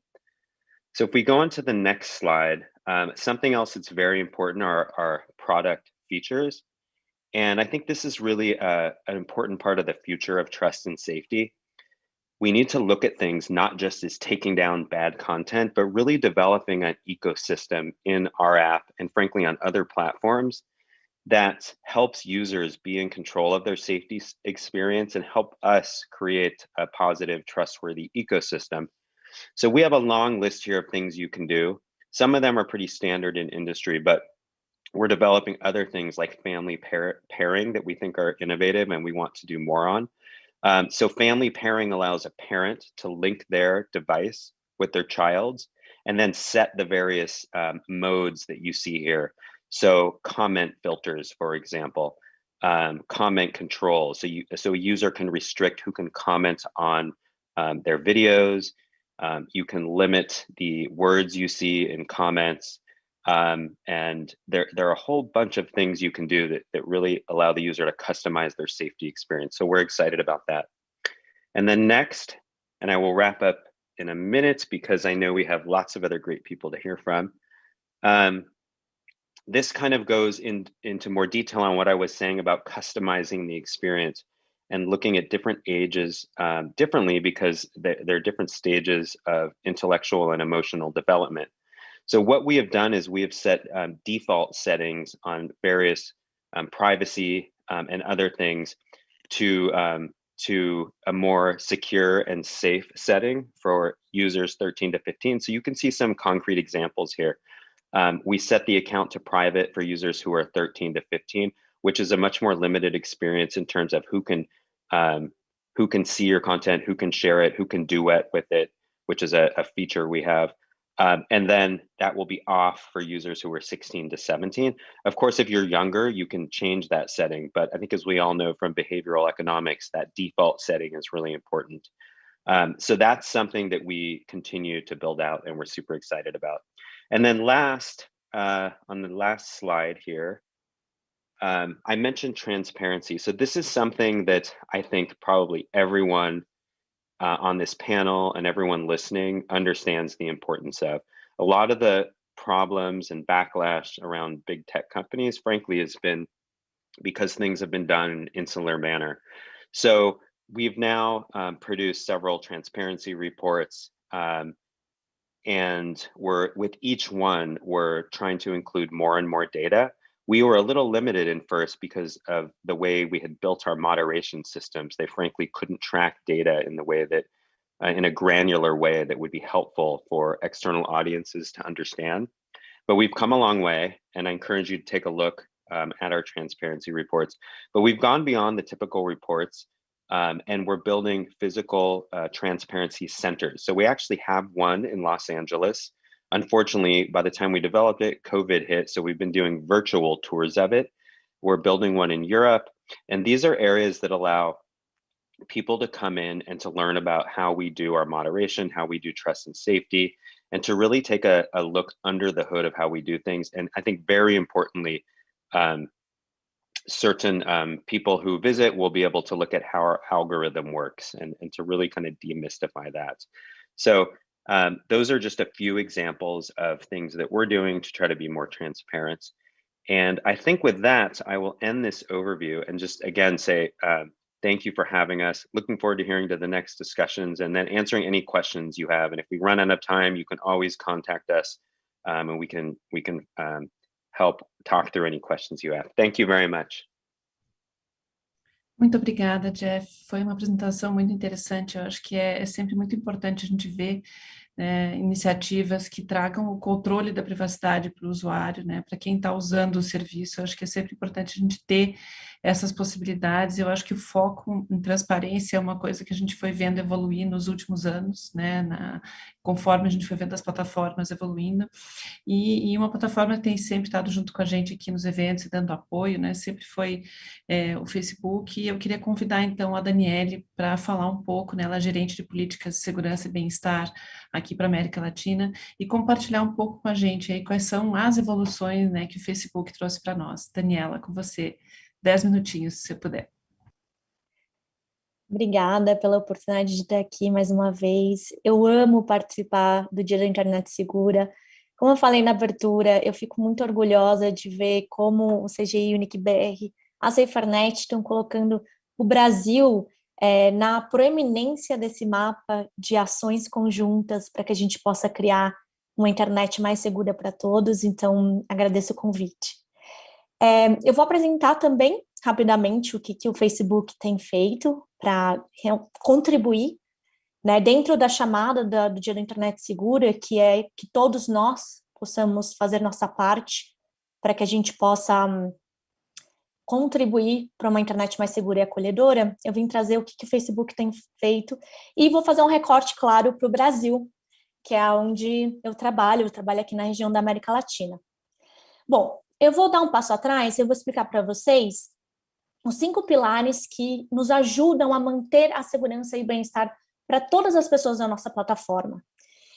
Primeiro, assim como o TikTok e outras plataformas, nós temos as políticas, né, da plataforma, são as regras do que podem e não pode ocorrer na nossa plataforma, porque um dos principais princípios que guiam essas políticas é o princípio da segurança das pessoas. Então, isso é primordial quando nós estamos pensando essas políticas. E essas políticas são feitas com ajuda e com orientação de vários especialistas, porque nós assumimos que sim, somos uma empresa de tecnologia, entendemos de tecnologia e, portanto, não entendemos de uma série de outros assuntos. Nós precisamos consultar especialistas. Então, só para dar um exemplo concreto, se nós vamos pensar uma política de prevenção do suicídio, é necessário sim consultar especialistas nessa área para que a gente entenda como a gente pode oferecer ajuda. E só para que vocês tenham uma ideia, a gente tem um grupo de especialistas nessa área específica, por exemplo, de prevenção do suicídio, que se reúne pelo menos uma vez ao mês. São de várias partes do mundo, nós temos representantes do Brasil, aqui no Brasil se soma esse grupo a doutora Karen Scavacini, do Instituto Vitaleri, para que a gente possa escutar diretamente deles como que nós podemos melhorar nossas políticas, que outros recursos nós podemos oferecer para as pessoas. Porque, por exemplo, o que nós escutamos de especialistas é que o Facebook está numa posição única de ajudar pessoas que possam estar em estresse emocional. Então, nós construímos recursos para orientar essas pessoas, nós oferecemos uma linha de ajuda local que essa pessoa possa ligar e ter auxílio. Nós também, em casos emergenciais de risco, por exemplo, iminente de suicídio, podemos entrar em contato com autoridades locais para informar a situação dessa pessoa, e com essa abordagem, felizmente, nós temos conseguido ajudar a salvar muitas vidas. Nós trabalhamos muito com parcerias, essencial para o nosso trabalho, nosso dia a dia. O que isso contém nessas parcerias? Contém a gente ajudar a contribuir no trabalho de organizações que já estão na linha de frente, educando, trazendo tecnologia, trazendo programas, campanhas que possam ajudar a gente a criar essa internet mais segura e acolhedora. Eu vou falar de algumas dessas parcerias mais recentes e algumas novidades em breve. Também a gente foca muito em trabalhar ferramentas, né? Tecnologia é o nosso negócio, é super importante que a gente possa criar ferramentas que deem controle para as pessoas sobre a sua experiência na nossa plataforma.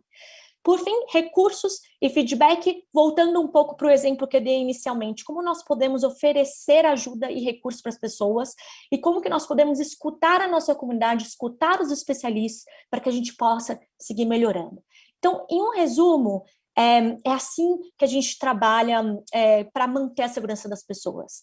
É importante também dizer que para que a gente faça com que as nossas políticas sejam realmente efetivas, a gente precisa trabalhar para aplicar elas de uma maneira eficiente. E como nós fazemos isso? Bom, com uma combinação de tecnologia com revisão humana. Cada vez mais a gente vem desenvolvendo tecnologia como, por exemplo, alguns nomes difíceis, inteligência artificial, aprendizado de máquina, são alguns nomes de tecnologias que nada mais são que tecnologias de detecção proativa. O que isso significa na prática? Significa que elas ajudam a gente a detectar mais rapidamente conteúdos que possam violar as nossas políticas. E aí, alertar os nossos analistas, que são revisores humanos, para que eles possam ajudar a aplicar a política corretamente.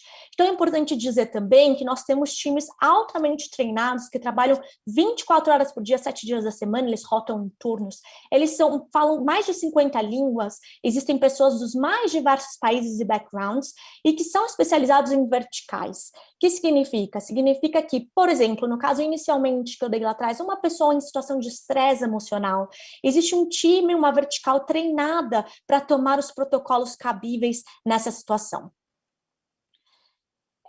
Bom, uma área muito importante também que o meu time trabalha é a proteção de crianças e adolescentes nas nossas plataformas, mas não só na nossa plataforma, a gente tem um compromisso que isso seja feito em todo o ecossistema da internet. O Facebook, assim como várias empresas da indústria, trabalham com zero tolerância em relação a material de exploração infantil. Isso significa que nós aplicamos tecnologias robustas que nos ajudam a detectar proativamente nudez infantil, conteúdo de exploração infantil anteriormente desconhecidos, né? Ou seja, situações novas, e também interações inapropriadas entre adultos e menores. A gente também utiliza há muitos anos, assim como a maioria da indústria, o Photo DNA, que é uma tecnologia que permite que toda vez que nós encontramos um material novo de exploração, a gente consiga criar uma digital única, um DNA único para esse material, e aí nós salvamos esse DNA, essa digital, nos nossos servidores. Nós não salvamos esse material de exploração infantil. O que nós fazemos com isso é reportar para uma organização estadunidense que tem braços internacionais, que é o NIC.br. E essa organização leva esses relatórios diretamente para autoridades policiais de mais diversos países, inclusive no Brasil. E aqui no Brasil, a gente também tem um time que trabalha juntamente com autoridades policiais para garantir que essas informações vão chegar de fato a essas pessoas. E dentro desse esforço conjunto da indústria, como eu falei também no começo na minha abertura, para quem perdeu, algo que eu queria destacar é o Project Protect. Porque esse projeto é um projeto de mais de 15 empresas da indústria que fazem parte da Tech Coalition. A Tech Coalition é uma organização que foi fundada em 2006 pelas grandes empresas do setor de tecnologia, com a missão de promover uma internet mais segura para as crianças e para os adolescentes. E o Project Protect foi lançado no meio do ano passado, com o intuito de criar ações concretas e robustas. É um plano realmente muito interessante, convido vocês a conhecer, para que a gente possa desenvolver tecnologia, pesquisa, ações, campanhas, programas, e para realmente que a gente possa criar esse ambiente mais seguro. E eu quero chamar a atenção de vocês que, na semana passada, a Tech Coalition abriu uma chamada para submeter projetos de pesquisa com financiamento de $20 mil a $250 mil para avançar esses temas. Se você tem interesse nessa área, gostaria de submeter um projeto de pesquisa, entre no site da Tech Coalition que está aí na tela, porque nós queremos, sim, colocar o Brasil no mapa dessas pesquisas. Bom, e aí eu vou falar rapidamente sobre como a gente tem pensado muito no que significa na prática o que a gente chama de safety by design, quando a gente pensa em crianças e adolescentes. Isso nada mais é do que o conceito de quando a gente vai desenhar um produto cujo público, né, é de crianças e adolescentes, a gente precisa ter em mente, antes de escrever qualquer código, quais são os interesses né? Quais são os direitos dessa criança e do adolescente? Como nós podemos, de fato, criar um ambiente, um aplicativo, uma plataforma que seja adequado para esse público? E eu acho que um exemplo que é muito bem sucedido desse conceito de Safety by Design é o Messenger Kids. O Messenger Kids é o único produto do Facebook desenhado para crianças.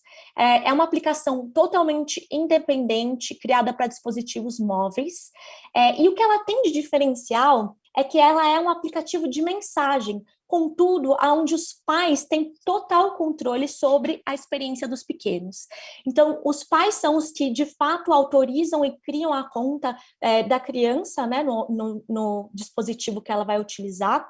A ideia é que a criança tenha contato com as pessoas mais próximas a elas, amigos, professores nessa situação de pandemia. É uma excelente ferramenta para educadores, então por isso eu também trouxe, eu sei que o público aqui é composto de educadores. E os pais, a partir do momento que eles criam a conta, eles têm uma tela de controle parental. E nessa tela de controle, eles têm a possibilidade de controlar a lista de contatos, quem a criança vai poder falar e de que maneira.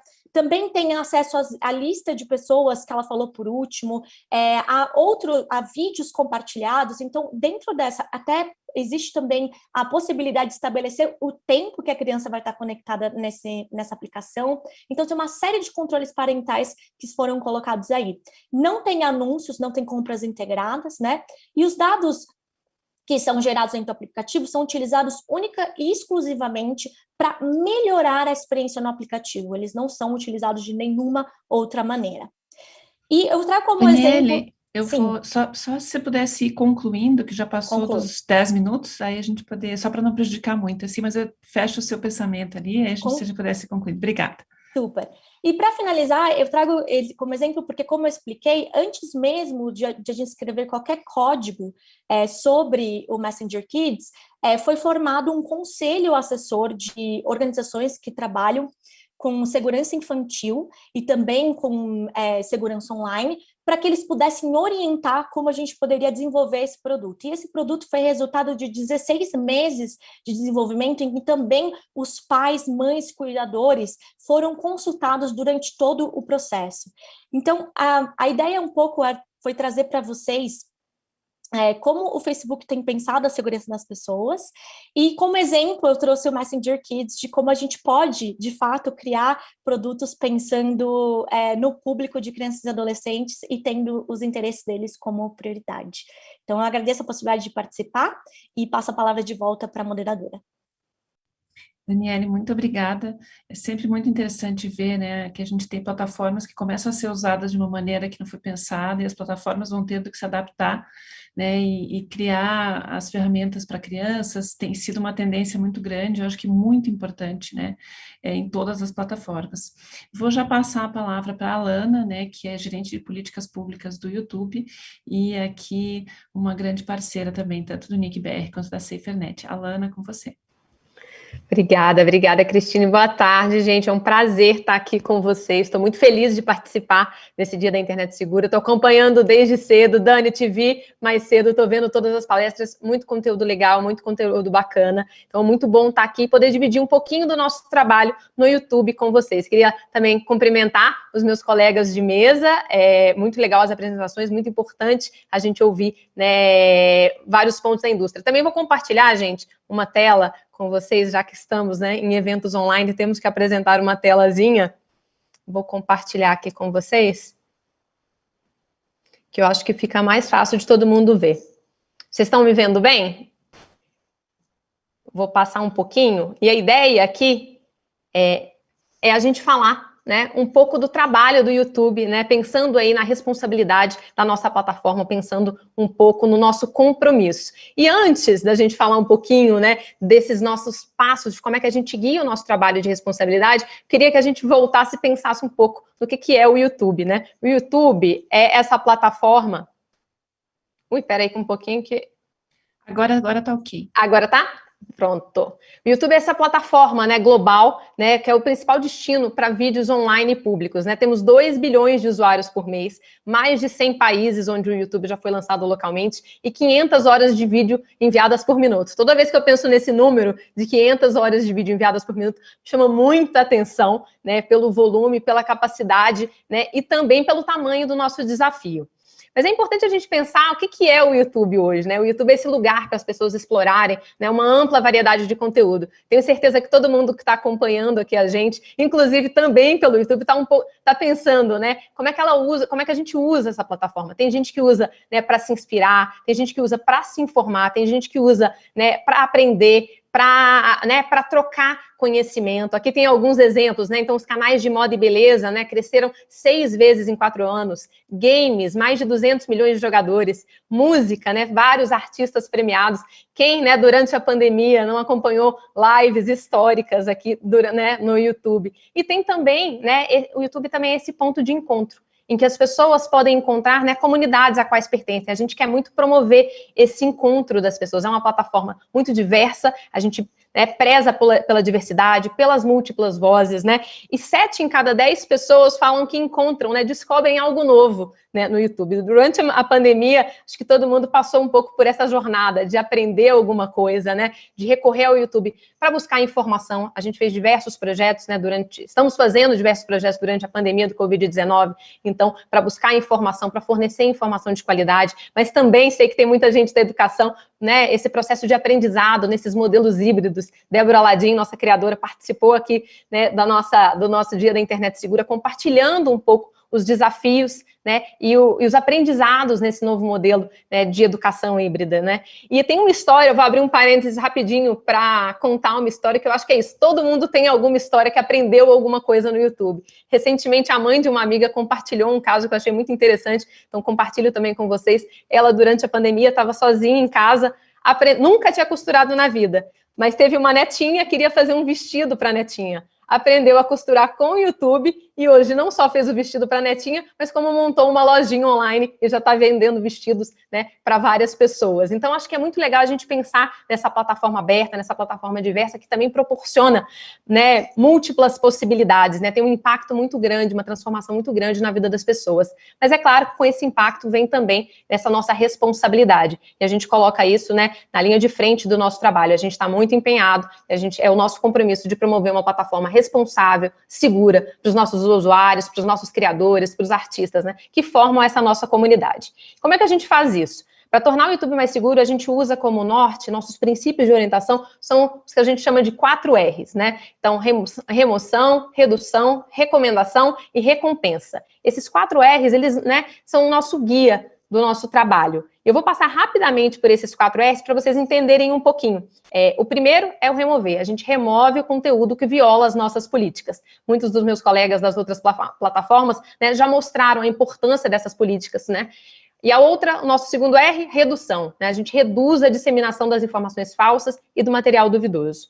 A gente recomenda fontes confiáveis de notícias e informação, né? Quanto mais informação de qualidade, mais informação, né, de confiança, é melhor para o nosso ambiente democrático, é melhor para que as pessoas, né, se informem, tenham mais contexto, né, para o nosso ambiente democrático, né? E por último, o nosso último R é a recompensa. A gente recompensa esses criadores que produzem conteúdo de qualidade, conteúdo confiável. Vou passar bem rapidinho por esses 4 R's, um pouquinho mais, e depois a gente pode falar um pouco mais, e eu vou depois deixar aqui para quem tiver mais interesse em acompanhar e conhecer um pouco desse trabalho. O primeiro R, como eu disse, é o R da remoção. Então, nós removemos conteúdos que violam as nossas políticas, né? Aqui a gente tem 8 áreas principais: extremismo, nudez, segurança infantil, ódio, assédio, né, conteúdo violento, nocivo, informações falsas, spam enganoso. Importante a gente lembrar que essas políticas, elas não são estáticas, elas estão sempre mudando, né, acompanhando as tendências, né, da nossa sociedade. Então, a gente está sempre revisando, passando por essas políticas. A gente atualizou recentemente a política, né, de integridade das eleições, né, por conta das eleições americanas. Também atualizamos a política de Covid-19. É muito dinâmico, né? Por que ele tem que ser dinâmico? Exatamente para acompanhar o que está acontecendo na sociedade. Mas também não é um processo simples, é um processo muito aprofundado, então que exige, né, muita consultoria. A gente escuta muitos external experts, né, os nossos experts, a academia, muita gente participa desse processo de construção, passa por revisão interna, por aprovação dessas políticas com um grupo muito grande, o lançamento, né, dessas políticas passa por todo esse processo muito profundo para a gente garantir que essas políticas façam sentido, que elas serão aplicadas. E para isso, né, depois que essa política foi, né, lançada, a gente usa essa combinação de pessoas, né, e tecnologia para sinalizar os conteúdos. Aqui os dados mais recentes do nosso relatório mostram, né, que 99,6% dos vídeos removidos foram detectados automaticamente. 0,4% foram sinalizados pelos usuários. O que, apesar desse número, como, né, os nossos colegas estavam dizendo, a importância, né, do machine learning, a importância da gente treinar bem esses algoritmos, também é muito importante que os usuários, a nossa comunidade, também participe desse processo, né? Por isso é tão importante conhecer as nossas políticas, que são todas públicas. A gente tem essa revisão humana, né, no modelo, né, siga o sol, follow the sun, 24 horas por dia, 7 dias por semana, 365 dias por ano, né, em diferentes locais do mundo. Os nossos revisores humanos, eles avaliam cuidadosamente para poder analisar aquele conteúdo e decidir se será removido, né, porque ele viola as nossas políticas, ou será feito, né, uma restrição por conta de idade, ou se o conteúdo segue ativo quando ele não viola as nossas diretrizes. Um outro ponto importante aqui é que a gente tem, os revisores, eles também consideram o propósito educacional, documental, científico, artístico, para determinar se aquele conteúdo viola as nossas políticas. Então, por exemplo, né, aqui a gente tem um exemplo, né, das cenas da guerra da Síria, né, que elas são fundamentais para que as pessoas tenham acesso à informação. Esse conteúdo, ele entra dentro dessa exceção, né, quando ela tem um propósito, né, educacional, documental. E aqui a gente tem um pouco dos dados do nosso relatório de transparência, tão importante a gente dar transparência para isso que a gente está fazendo, né? Esse relatório a gente pode encontrar aqui os dados sobre canais removidos, sobre os vídeos removidos, sobre comentários removidos, sobre os países, então tudo isso é público, quem tiver interesse vale a pena abrir o relatório, é bem completo para poder acompanhar um pouco do nosso trabalho. O segundo R é o da redução. A gente falou da remoção, o segundo R é da redução, que a gente reduz, né, menos de 1% do conteúdo que está no YouTube hoje entra dentro desse conteúdo duvidoso, esse conteúdo borderline. Então, é uma fração muito pequena, mas que a gente também olha de uma forma muito atenta e com muita responsabilidade para a gente reduzir as recomendações desse conteúdo duvidoso. Depois eu vou passar aqui para o nosso terceiro R, que é o R da recomendação, que eu, como jornalista, a gente precisa dizer que eu acho fundamental a gente elevar as fontes confiáveis, a gente fornecer mais contexto. Para isso, a gente tem feito diversas, né, iniciativas para garantir que nossos usuários, quando eles procuram alguma coisa, né, um tema polêmico, por exemplo, eles encontrem, né, no Top News, as informações mais confiáveis, né, da imprensa, de criadores, então coberturas especiais, né, a gente sabe que em momentos de pânico, por exemplo, durante, né, a erupção desse vulcão, as pessoas correm para a internet para poder saber o que está acontecendo, para a gente garantir que elas tenham acesso à informação de qualidade e confiável. A gente também, durante a pandemia, estamos fazendo diversos painéis sobre saúde, para que as pessoas tenham mais contexto, para que elas possam ter informação mais qualificada, para que elas possam tomar, né, as suas decisões muito mais bem informadas. Outro painel que a gente tem, que é o de financiamento de editores, para que as pessoas, quando elas tiverem acesso a alguma informação de um veículo de comunicação que é financiado por governos, elas também tenham conhecimento. Então, tudo isso é para garantir mais contexto, para que o usuário, né, possa ler, possa se informar de uma forma muito mais preparada e equilibrada. E o último R é o R da recompensa, né? O YouTube é esse ecossistema de criadores e a gente compartilha essa receita com as principais fontes, né? Das nossas principais fontes com os nossos criadores de conteúdo. Então, os anúncios, as assinaturas, a monetização alternativa para que eles possam cada vez mais produzir conteúdo de qualidade. Gente, eu passei rapidamente por esses nossos 4 R's, mas era exatamente um pouco essa mensagem que eu queria passar para vocês. Como a gente olha para as nossas políticas a partir desses 4 R's que guiam o nosso trabalho. O da remoção, a redução, a recomendação e a recompensa para quem produz, né, conteúdo de qualidade no YouTube. Muitíssimo obrigada. Alana, muitíssimo obrigada por essa apresentação aí, por trazer esses desafios, né, de hoje tentar ter uma plataforma que é tanto entretenimento quanto informação, né, para muita gente é quase o substituto da TV, né, e a gente tem isso aí hoje em dia. E eu queria então, sem mais delongas, passar a palavra para a Head of Safety do Instagram, que acho que vai poder compartilhar com a gente o que o Instagram também está fazendo, e a importância aí, que é a Vaishnavi, Head of of Safety do Instagram. Vaishna, é com você a palavra. Hi, thank you so much for having me. I am going to try and share my screen, and hopefully this works well.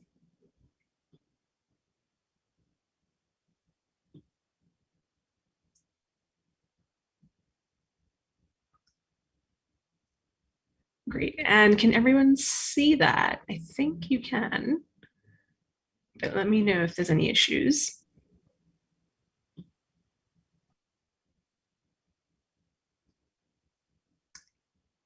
Great. I'm going to go ahead and get started, but let me know if you have any issues seeing this. It's so nice to see all of you here today. Thank you for inviting me to this session. I'm so excited to be talking about internet safety.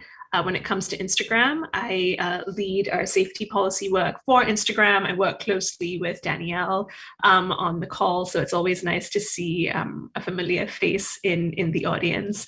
And I thought I would talk a little bit today about the tools that we develop at Instagram to try and keep you safe and to help you control your experience. So when we think about what happens at Instagram relative to the family of apps, we're part of the Facebook family of apps. We know that Instagram has a very distinctive profile. We have a lot of young people on our apps. We have communities that are rooted in some of the fundamental principles of Instagram around craft, simplicity, community, and kindness. And that means that the types of content and the types of people who come to Instagram are looking to do a range of things. They're looking to raise awareness about issues that matter to them. They are looking to follow and be followed by people whom they look up to and admire. They're looking to create really interesting, engaging content, and they're looking to build community, to find a community of people who share their interests. Some of my favorite people whom I follow on Instagram include people like Greta Thunberg, who uses her platform to raise awareness on issues like climate change, Stephanie Yeboah, who uses her platform to raise awareness about body image and body acceptance issues. We have people both younger and older who are thinking about how they can get their views out there and communicate them to the largest number of people possible. But in order to do all that, in order to have a community which encourages that kind of sharing and authenticity, it's really important that we be a safe platform. It's important that people feel like they can express themselves without being harassed or putting themselves in physical or emotional danger. And so to that end, we think about that through the policies that we design, we think about that through the products that we build, and we think about it through the partnerships and the programs that we build with people in the community, because we know that the community can be a really strong voice for these issues with one another. We also think about how we can be designing age-appropriate experiences for people on Instagram. You need to be 13 in order to have an Instagram account. We ask everybody to share their age when they sign up, and we require that of everyone when they sign up for an Instagram account. We provide options for you to report someone whom you may see as being underage. If you report someone for a different violation, and in the process of researching the account, if we find that the person is under 13, we will take action on the account as being underage. And we have a team of content moderators and reviewers who are working 24/7 around the world to make sure that we can respond to reports like this in a really quick and efficient manner.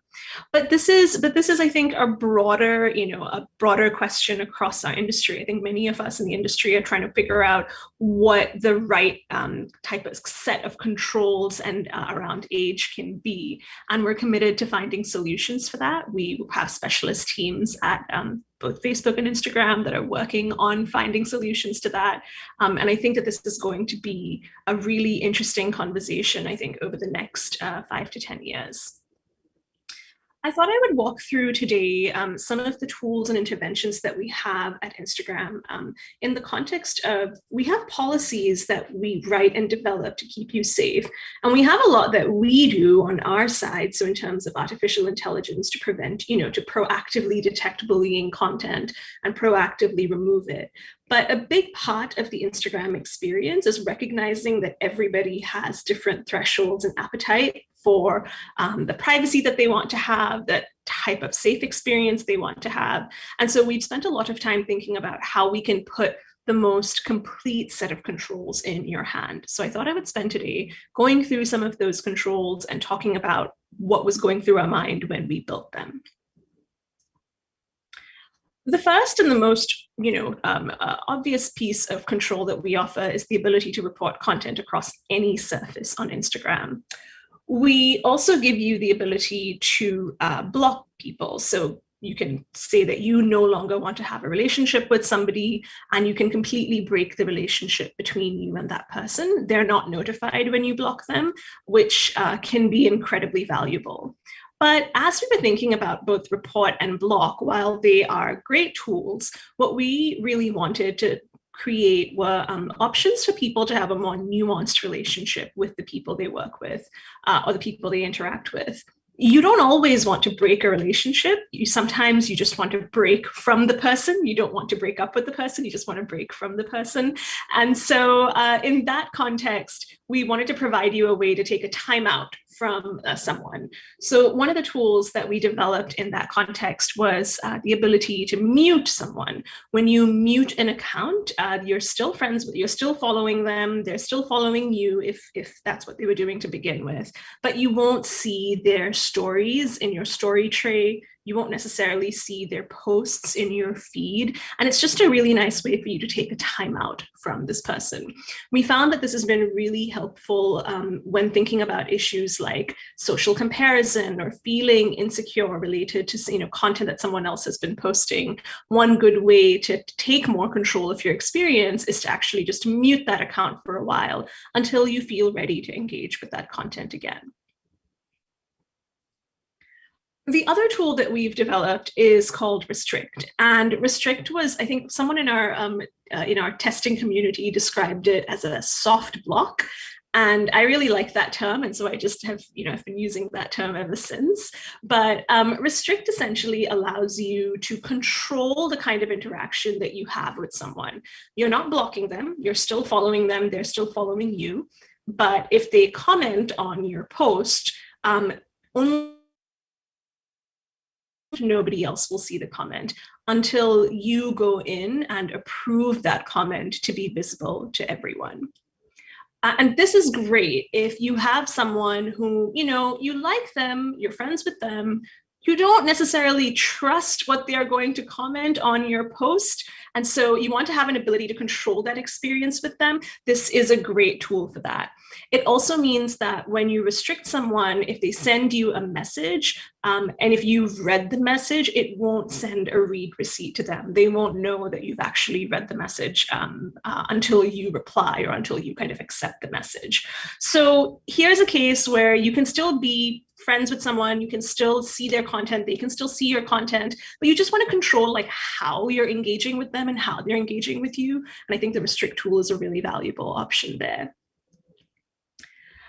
We also developed the ability to manage your comments. We actually did this a while back when we realized that comments are a really big part of people's experience on the platform. And while these are, I think, really interesting features, so we've offered you the ability now to turn off commenting entirely on your post. You can delete and report abusive comments. You can custom keyword you can filter out certain terms that you just don't want appearing in any of your comments. I have been really excited about some of the developments that we rolled out last year, which include these controls over who can comment or who can tag you in a post or who can @mention you in a post. So now you can allow tags or comments or @mentions from anyone only from people you follow or from no one. And we found that this has been incredibly helpful, particularly for people who post a lot about controversial topics or who are activists and who are trying to raise awareness for their causes. Sometimes their comments may not necessarily be the kind of comment that they want to see. And one way for them to control that experience is to say, only people whom I follow should be able to comment on my content. So I was really excited when we rolled this out last year. We also created the ability for you to manage multiple comments at a time, which I think has been, pretty self-explanatory and has been really valuable for us. We've now extended this to direct messaging. So if you are a business account or a creator account, and these are accounts on the platform that tend to have a ton of engagement and a ton of visibility, they now have the ability to control who can actually send them a DM. So you can say that, only the people whom I follow should be able to DM me, nobody should be able to DM me, or anyone should be able to DM me. And what we found here was that this had like a measurable impact on the well-being of high-profile accounts that now were able to kind of control the experience that they were having in a private space like direct messaging. And with that, I will wrap up. Thank you so much for having me today. I hope this was a really fast but really helpful look into how we're thinking about safety in terms of user controls for our community, and looking forward to the rest of this discussion. Thank you. Muito obrigada, Vaishnavi. Foi muito interessante ver essa perspectiva, né? E o nosso painel, nós começamos aí com uma perspectiva das plataformas, né? É aquilo que está mais perto do nosso usuário, aquela perspectiva de quem está olhando, né? Seja para um aplicativo, para um monitor. E agora a gente vai mudar um pouco essa perspectiva, né? E o Gilberto Zorello, que trabalha conosco aqui no NIC, vai falar um pouco de uma iniciativa grande que a gente tem, de várias iniciativas, com o que é a nossa infraestrutura, né? Quer dizer, as redes que estão conectando os usuários, quem leva a internet até as casas, e que é uma parte tão, né, crucial também para a gente ter segurança e para a gente fazer a internet mais segura. Gilberto, é com você falar um pouquinho aí de infraestrutura. Obrigada. Ok, Cristina, muito obrigado. Eu queria agradecer a SaferNet pela oportunidade de apresentar o programa por uma internet mais segura. Como a Cristina disse, vou falar sobre um tema bastante diferente do que tem sido discutido aqui nesse painel, mas acredito que seja bastante interessante também conhecer todo esse trabalho que nós estamos fazendo. Aqui, compartilhar aqui minha apresentação. Vamos lá. Essa é a nossa agenda, falando um panorama atual sobre a segurança da infraestrutura da internet hoje, o programa, os resultados, o que é o Manners e algumas conclusões. Tá? A internet é uma rede de redes, funciona com base na cooperação entre os diversos gestores de redes que a compõem, os sistemas autônomos. Essas redes interoperam utilizando protocolos de roteamento desenvolvidos em uma época que não havia tanta preocupação com segurança. A estrutura de roteamento da internet funciona com base na cooperação e confiança. Não há validação de dados. Com isso, existem diariamente muitos ataques ocorrendo, tá? Nós temos muitas notícias a respeito desse. O CGI.br recebe notificações de segurança que, em sua maioria, estão relacionadas a varreduras, ataques de negação de serviço e worms. Constata-se um ritmo crescente das varreduras e ataques de negação de serviço. Em 2017, o CGI.br passou a notificar os responsáveis pelos endereços IP com serviços mal configurados que poderiam ser abusados para gerar ataques de negação de serviço por reflexão e amplificação. Vou explicar um pouquinho isso.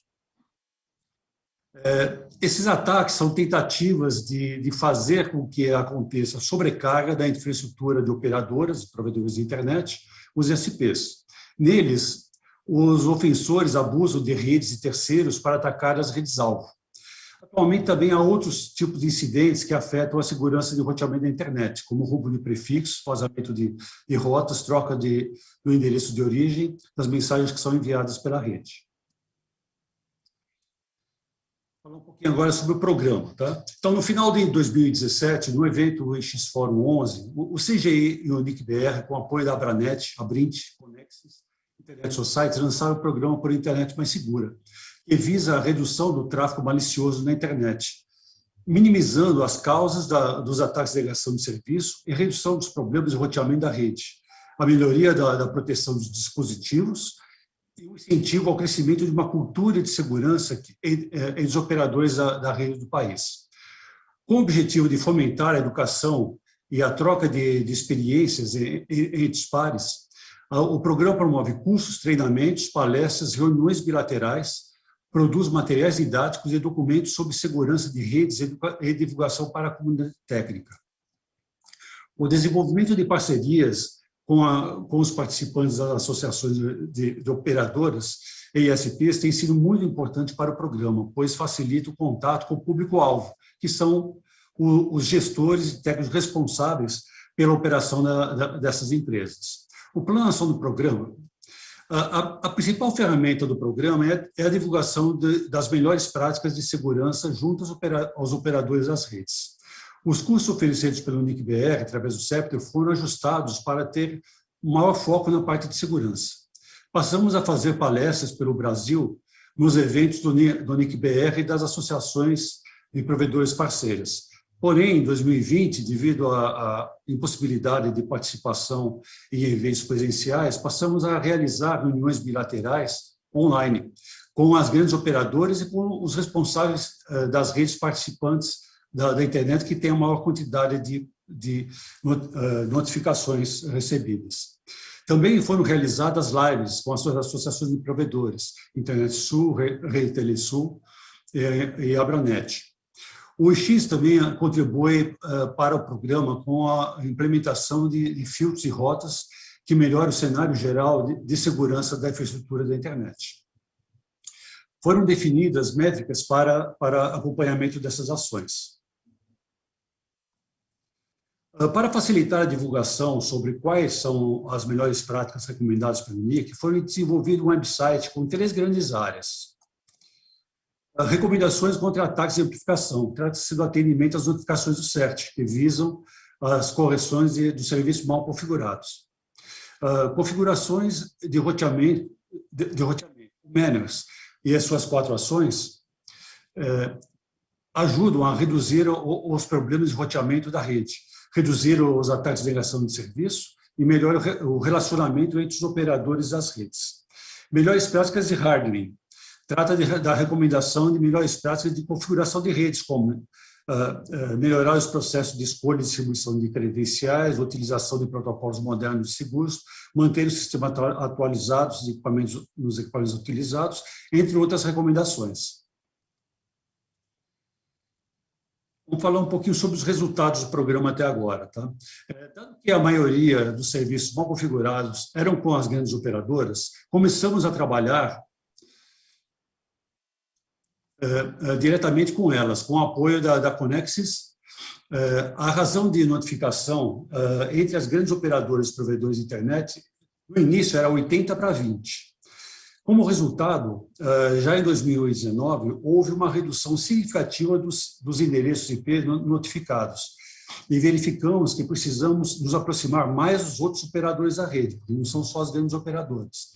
Nesse momento, aumentamos a parceria com as associações de provedores, que são fundamentais para atingirmos o público-alvo.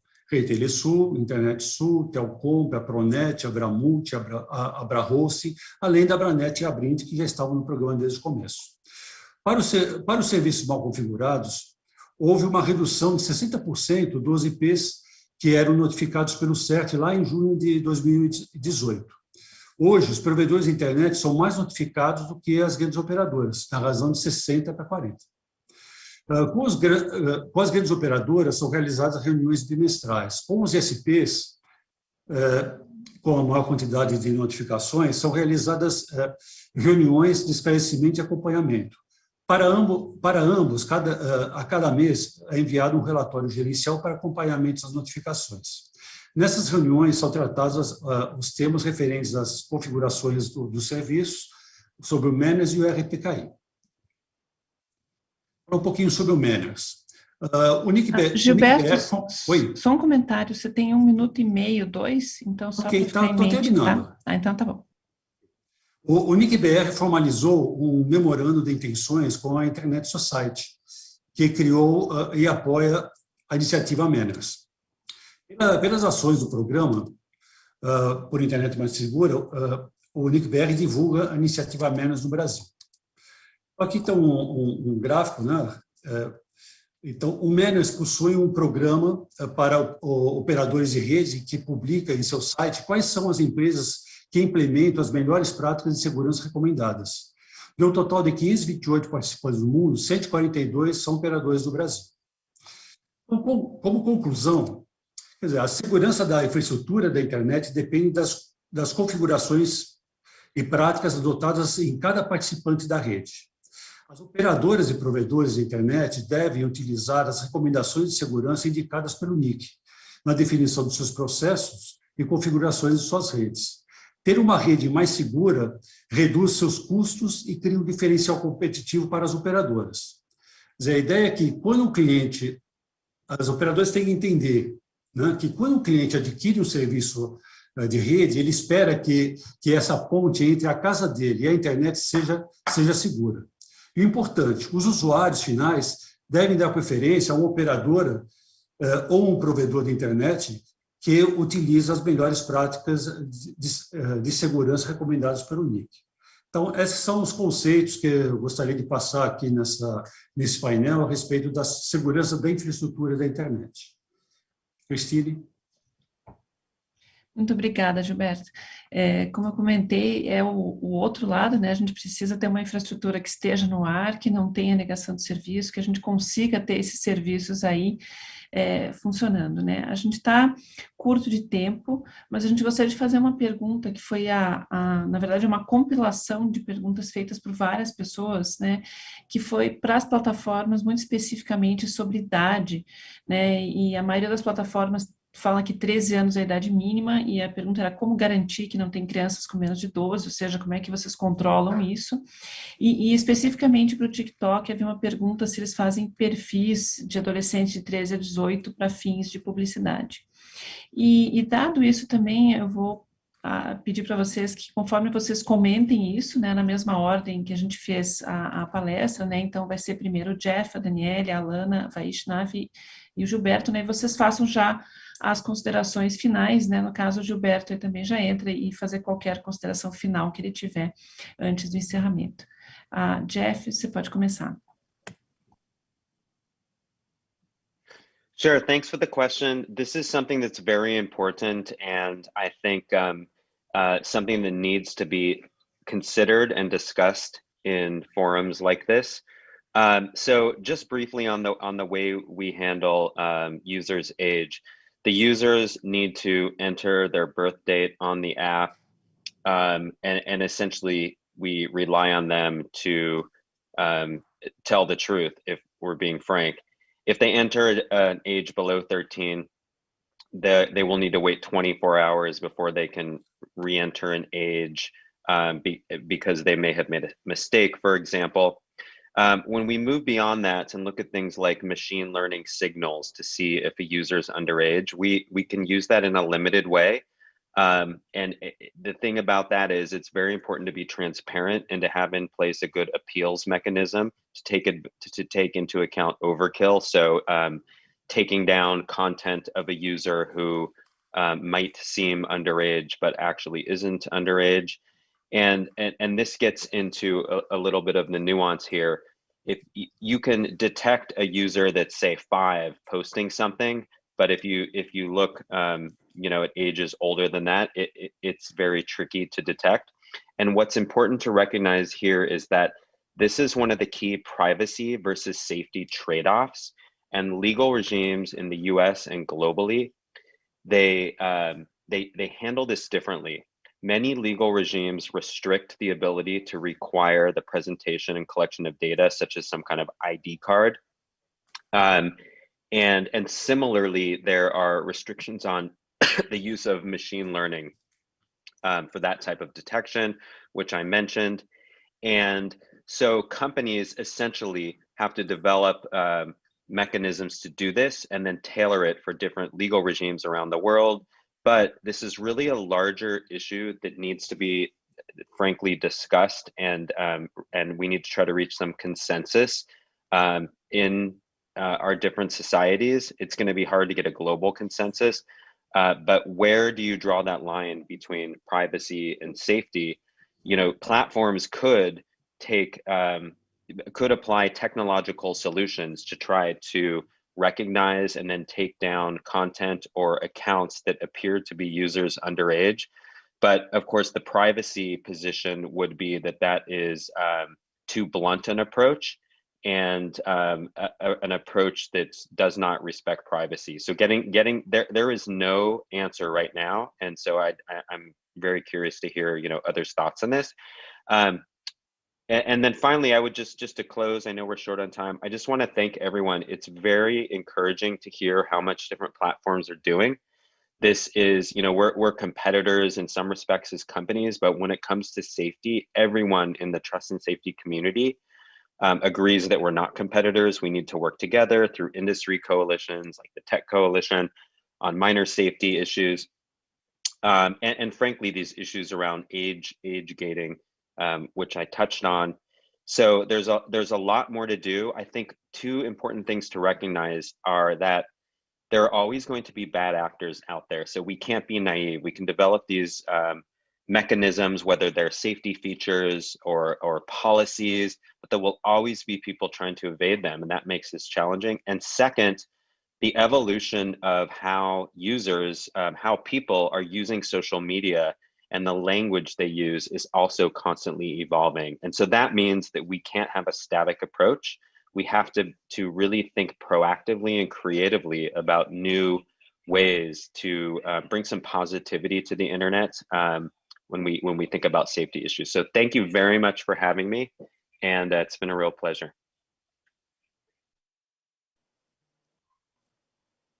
Great. Should I follow up? Sim, pode ir, Daniele, à vontade. Bom, vou mudar para português para poder seguir aqui a minha linha de apresentação, e também estamos no Brasil. Peço desculpas aos colegas, mas aí temos tradução. Acho que o Jeff trouxe coisas muito relevantes na resposta dele. Não é uma resposta tão simples, mas nós temos pensado como o Facebook, como o Instagram, como que a gente pode, de fato, garantir que somente maiores de 13 anos possam usar nossa plataforma. E nós tomamos algumas medidas para ter uma abordagem que nos permita trabalhar esse modelo de idade. Primeiro, como as demais plataformas, nós pedimos a idade das pessoas. E a gente também pode ler alguns sinais caso alguém tente mentir a idade. Dou um exemplo muito concreto. Vem um menor de 13 anos, que muitas vezes não sabe que as nossas plataformas são para maiores de 13 anos, e ele coloca uma idade de menor de 13, né? Ele coloca a idade dele real. As crianças tendem a ser sinceras no primeiro momento, ainda mais quando elas não sabem a idade. Então, vamos supor que eu coloquei 11 anos. Se eu vejo lá a resposta que só para maior de 13 anos, se eu tento mudar a idade e colocar que eu sou mais velho, é provável que o sistema pode detectar isso e não permitir que você crie a conta, porque ele já sabe que você tinha dito que tinha uma idade menor. Um outro ponto relevante é que as pessoas podem e devem denunciar contas de menores de 13 anos na nossa plataforma. Nós temos a opção de denúncia dessas contas, e nós vamos sim averiguar e remover contas de menores de 13 anos. Também temos um protocolo interno de todos os nossos revisores que, se ao longo de qualquer revisão de conteúdo eles encontrarem uma conta potencialmente de menor de 13 anos, nós temos o dever proativamente de checar se realmente essa conta é de um menor e de remover essa conta se for o caso, né? E finalmente, 2 pontos muito relevantes. Primeiro, a questão da educação. Isso é muito importante. Eu escuto em palestras que eu tive a oportunidade de dar em escolas para os pais que os próprios pais, muitas vezes, sabendo que as plataformas são para maiores de 13 anos, criam contas para os seus filhos menores de 13. E aí é onde a gente precisa entrar em conjunto com as organizações, para educar esse público de pais, cuidadores, de educadores e também os próprios jovens sobre plataformas que são adequadas para a idade deles e plataformas que não são adequadas, que eles têm que esperar um pouquinho mais para ter acesso e para poder usufruir dessa plataforma com tranquilidade. Então, nessa área, eu só quero aproveitar e falar de 2 projetos que a gente lançou recentemente. A gente fez uma parceria com a Childhood, Unicef e a TV Futura, Google também participou, Instagram, para lançar uma série de TV. Gente, vai ter um painel só sobre isso no dia 2 de fevereiro, tá demais. É uma série de TV desenhada para crianças, nas diferentes faixas etárias. Então, tem episódios para crianças de 0 a 7 anos, tem episódio para crianças de 7 a 13, de 13 em diante. E ela está pensada para educar as famílias e as crianças sobre como ter um uso saudável, de acordo com cada faixa etária da tecnologia. Então, esse é o primeiro investimento que a gente faz em educação. O segundo investimento que a gente tem feito em educação, para além de todos os outros que a gente já fez, é o Cidadão Digital, que é uma parceria com a SaferNet Brasil, que leva a educação de cidadania digital nas escolas públicas. E só no ano passado, eles chegaram a mais de 97 mil estudantes. E acredito que mais de 60 mil educadores que participaram aí das atividades. E, por fim, um ponto que o Jeff trouxe é como que a gente pode construir juntos como indústria melhor tecnologia para poder proativamente detectar potenciais menores de idade. Mas aí a gente tem, de fato, várias questões que a gente precisa olhar. Uma delas é a privacidade, é o tratamento de dados desses menores. Outra questão também são as várias limitações que as tecnologias podem trazer, porque uma criança, né, uma maturidade de uma criança no Brasil de 14 anos é diferente de outros países, então como que a gente consegue combinar esses fatores? Mas sim, a indústria tem explorado inicialmente maneiras, nada pronto, acabado, nada à prova de bala, ainda tudo em estudo, em pesquisa, para ver como a gente pode melhorar a tecnologia de detecção proativa de menores de 13 nas plataformas. É isso.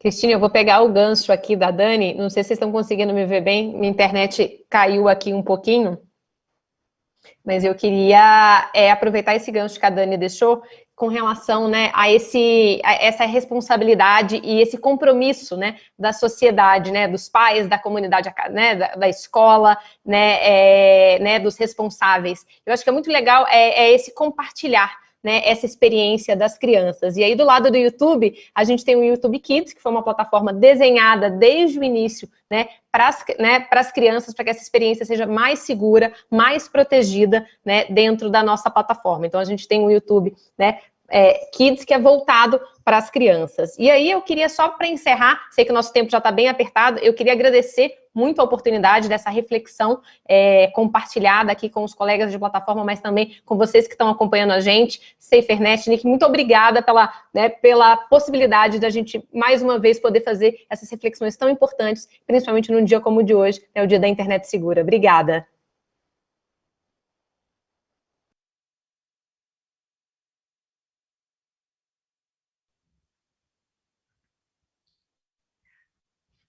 I think I'm next, so I will keep it short because I feel like Danielle already said so much and so much more eloquently than I would, I think.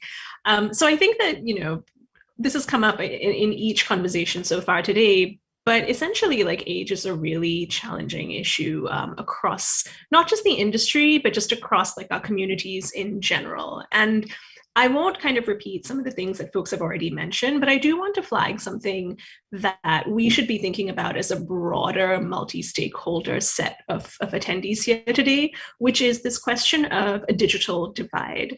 There are many people all over the world who don't have credible ways to establish their identity. We frequently hear questions about, well, why don't you, collect more IDs? Why don't you collect like government IDs to verify age? And the reality is, there are huge privacy considerations with that. I'm not sure that you want all of our companies, collecting all of your IDs. But then B, there is also a question of a digital divide. A lot of people in a big part of the world, in big parts of the world, do not have government-issued IDs, do not have formal forms of identification. One of the best things about the internet over the last 20 years has been that it's given a voice and it's given a platform to people who, historically would be on the margins of society. Anybody can create an Instagram account, anybody can create a YouTube, a TikTok account, and that's incredible. Some of the best content that I've seen being generated is from people who, maybe are growing up in a developing country without much of a platform, and then they discovered one of our platforms and suddenly they're kind of these sensations. So I think it's really important that we think about what we may be losing in the process of looking at all these sort of very formal forms of verification. How can we design ways to think about age that doesn't leave anybody out and doesn't exclude anyone? So on our end, Instagram and Facebook are part of the same family of apps. We have a similar approach. We require, you to share your age when you sign up. You can't sign up more than twice in a single session. We know that young people sometimes can lie, which is why we encourage people to report accounts that they think may belong to someone under 13. But this is an ongoing problem. I don't think that any one company or any industry even has really got a good answer to this yet. And so I think it's really important that we work together. And as I think Jeff said, this is a collaborative space. Like, all of us are better for broader solutions around age and broader solutions around safety. And so looking forward to continuing to work with this group. Thank you. Obrigada, Faixa. Gilberto, você tem algum comentário, uma mensagem final? Ok. Pegando o gancho, né, do trabalho colaborativo, né, esse é o conceito, né, da questão da segurança da infraestrutura da internet. Tá? A internet, então, como eu disse no início, ela é uma rede de redes. Todas as redes trabalham em conjunto e a segurança de uma rede depende da segurança da outra rede. Tá? Então, por isso, é muito importante que os operadores das redes eles implementem essas melhores práticas. Elas estão disponíveis. Nós estamos procurando levar essas melhores práticas para todas as operadoras e é muito importante que o usuário da internet também ele pense que, além do uso da internet, essa rede que ele está usando precisa operar sobre uma rede segura, tá? Uma rede constituída de operadores que pensam nessa questão de segurança, que tratam essa questão de segurança de uma maneira muito séria. Tá? Então, sempre procurar buscar esse tipo de operadora para prestar o seu serviço da internet. Basicamente, isso. Gostaria de agradecer a participação, a possibilidade de apresentar o programa por Internet Mais Segura aqui no Dia da Internet Segura. Muito obrigado. Muito obrigada, Gilberto. E esse último ponto que você fez, eu acho que é muito interessante, né? Eu acho que se tem uma pressão por segurança que poderia ser uma diferença, realmente a gente ter os usuários demandando mais privacidade, mais segurança nos dois sentidos, né? Não só de safety, mas também de security, que em português, como a gente tem uma palavra só para tudo, né? Isso às vezes gera uma confusão. E até assim, a gente trouxe para esse painel, claro, algumas plataformas. Eu queria até quem está assistindo convidar que visitasse um portal que a gente tem no NIC, que é o Internet Segura.br, é tudo junto, Internet Segura.br, né? A gente tem lá materiais produzidos por nós do NIC, mas a gente tem uma área de outras iniciativas, onde nós colocamos todas as iniciativas que nós conhecemos, né? De educação de usuários, tem links também para essa iniciativa do Gilberto, e eu acho que esse é o ponto, né? Todos nós temos que colaborar por uma internet mais segura, por uma internet mais confiável, né? Por uma internet, eu acho que é realmente mais positiva para todo mundo.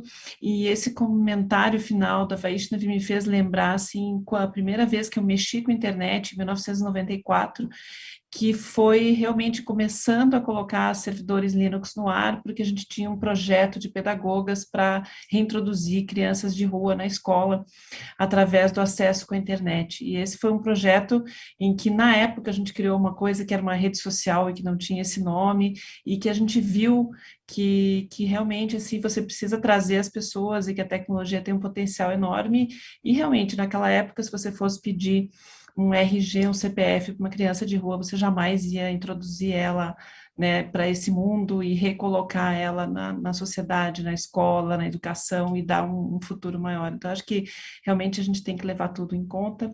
Agradeço a todos, agradeço demais a SaferNet, né, por ter me convidado para moderar esse painel, convidado a todos, participação de todos, e queria passar a palavra para o Rodrigo, para ele dar os próximos passos aqui do evento. Muito obrigada a todos.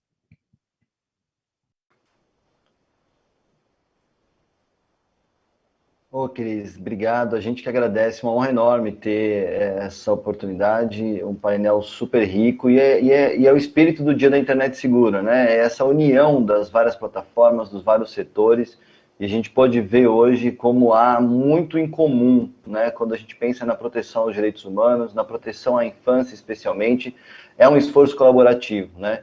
Lembrando, inclusive, que emblematicamente a gente tem a coalizão, né, a Tech Coalition, que foi mencionada nos outros painéis, inclusive um fundo colaborativo entre as plataformas para poder financiar pesquisas e avançar para que desde o início da produção dos produtos essa questão seja levada em consideração.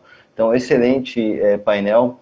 Obrigado, Cris, pela excelente moderação, aos painelistas. E a gente, então, agora vai fazer um brevíssimo intervalo só de passagem para o próximo e último painel do dia, conferência magna com o professor Demi, um dos fundadores, digamos assim, da possibilidade da internet no Brasil, e o professor Carlos Vogt, que é também uma referência desde o início da estrutura da internet no Brasil, para pensar caminhos para uma internet mais positiva.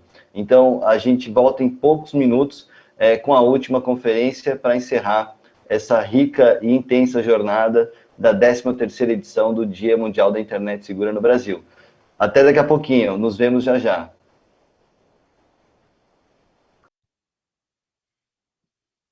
Muito bem. Estamos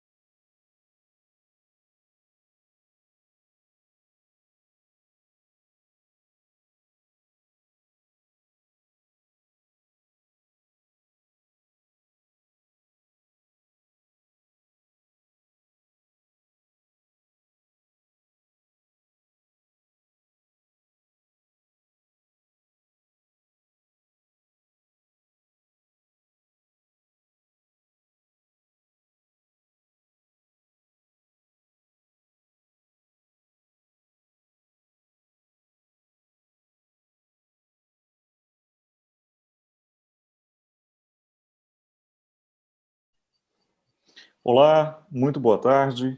Eu sou o Thiago Tavares, presidente da SaferNet Brasil. Nós estamos chegando ao final dessa nossa intensa programação, da 13ª edição do Dia Mundial da Internet Segura aqui no Brasil.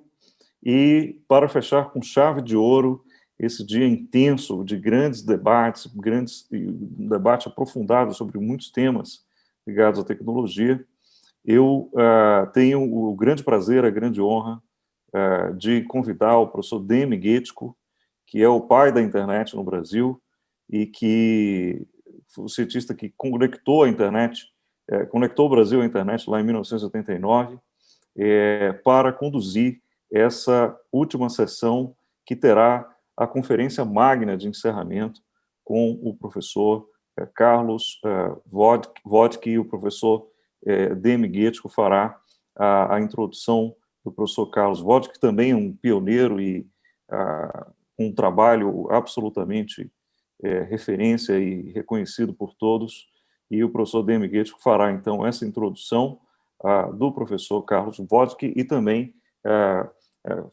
comandará o debate que se seguirá após a apresentação. Professor professor Carlos, é com muita honra que recebemos os senhores para fazer esse fechamento com chave de ouro, e de imediato eu passo a palavra ao professor ético, que é também o diretor-presidente do NIC.br, co-realizador desse evento junto com a SaferNet Brasil. Muito bem. Muito obrigado, Thiago, pela introdução aí. De novo, boa tarde a todos. É uma alegria voltar. Eu estive na abertura, agora estou de volta. E esse é um momento importante, depois de um longo dia de discussões com painéis muito interessantes, muito ativos. Nós estamos agora chegando à região do fechamento. Nós tivemos uma participação de jovens o tempo todo. O fechamento é um pouco mais paleolítico, então teremos o pessoal um pouco mais pré-histórico aqui na área. E o professor Carlos Vogt, que é, digamos, um guia para mim. O professor Carlos Vogt conheço há muito tempo e sempre foi uma orientação segura nesse momento, desde a época da RNP, do Tadao Takahashi, do pessoal que começou essa história. O professor Vogt sempre esteve envolvido nisso aí.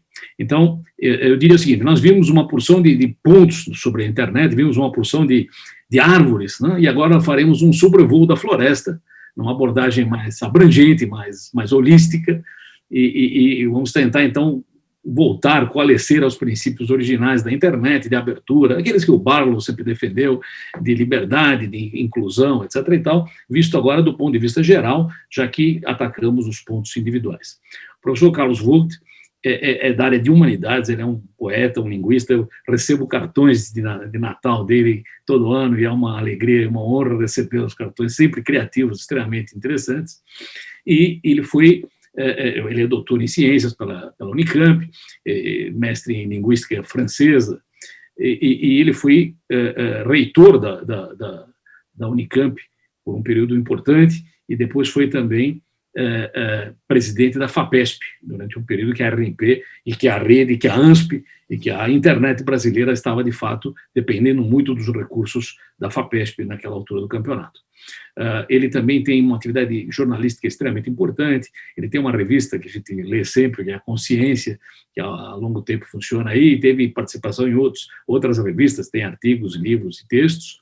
E uma coisa muito interessante, talvez não saibam, né, ele coordenou a criação de uma universidade virtual chamada Univesp, que tem aulas virtuais e que é muito interessante e que aponta para o futuro, e que, exatamente com essa história da pandemia, a coisa tem que ir para esse lado. Então, foi profético, né, na verdade, ter uma universidade já montada, na época que não tínhamos a pandemia, e agora talvez seja a única que funcione, porque ela, de fato, ela baseia-se na parte virtual. Ele também coordena o IDEA, que é o Instituto de Estudos Avançados da Unicamp. Então, eu para passar a palavra dele, vou usar uma última frase dele, que eu me lembro de um texto dele, tempos atrás. Alguém citou Darcy Ribeiro aí num dos painéis, eu vou citar o contrário. Darcy Ribeiro falava que errava em tudo. Eu vou citar uma frase do professor Vogt, de um artigo dele chamado Marco da Civilidade, que é um artigo sobre o Marco Civil, quando nasceu. E resume a internet brasileira modestamente bem. Ele diz o seguinte: não é sempre que o Brasil acerta. Ao contrário, costuma errar mais do que acertar. Mas no caso da internet, acertou na origem, continua acertando no processo e acaba de marcar agora um tento com a aprovação do Marco Civil. Isso foi em 2014 e, mais uma vez, o professor Vogt acertou na mosca. Então, com muita honra e muita alegria, passo a palavra ao professor Vogt para a palestra que vai nos iluminar nesse fim de dia. Obrigado.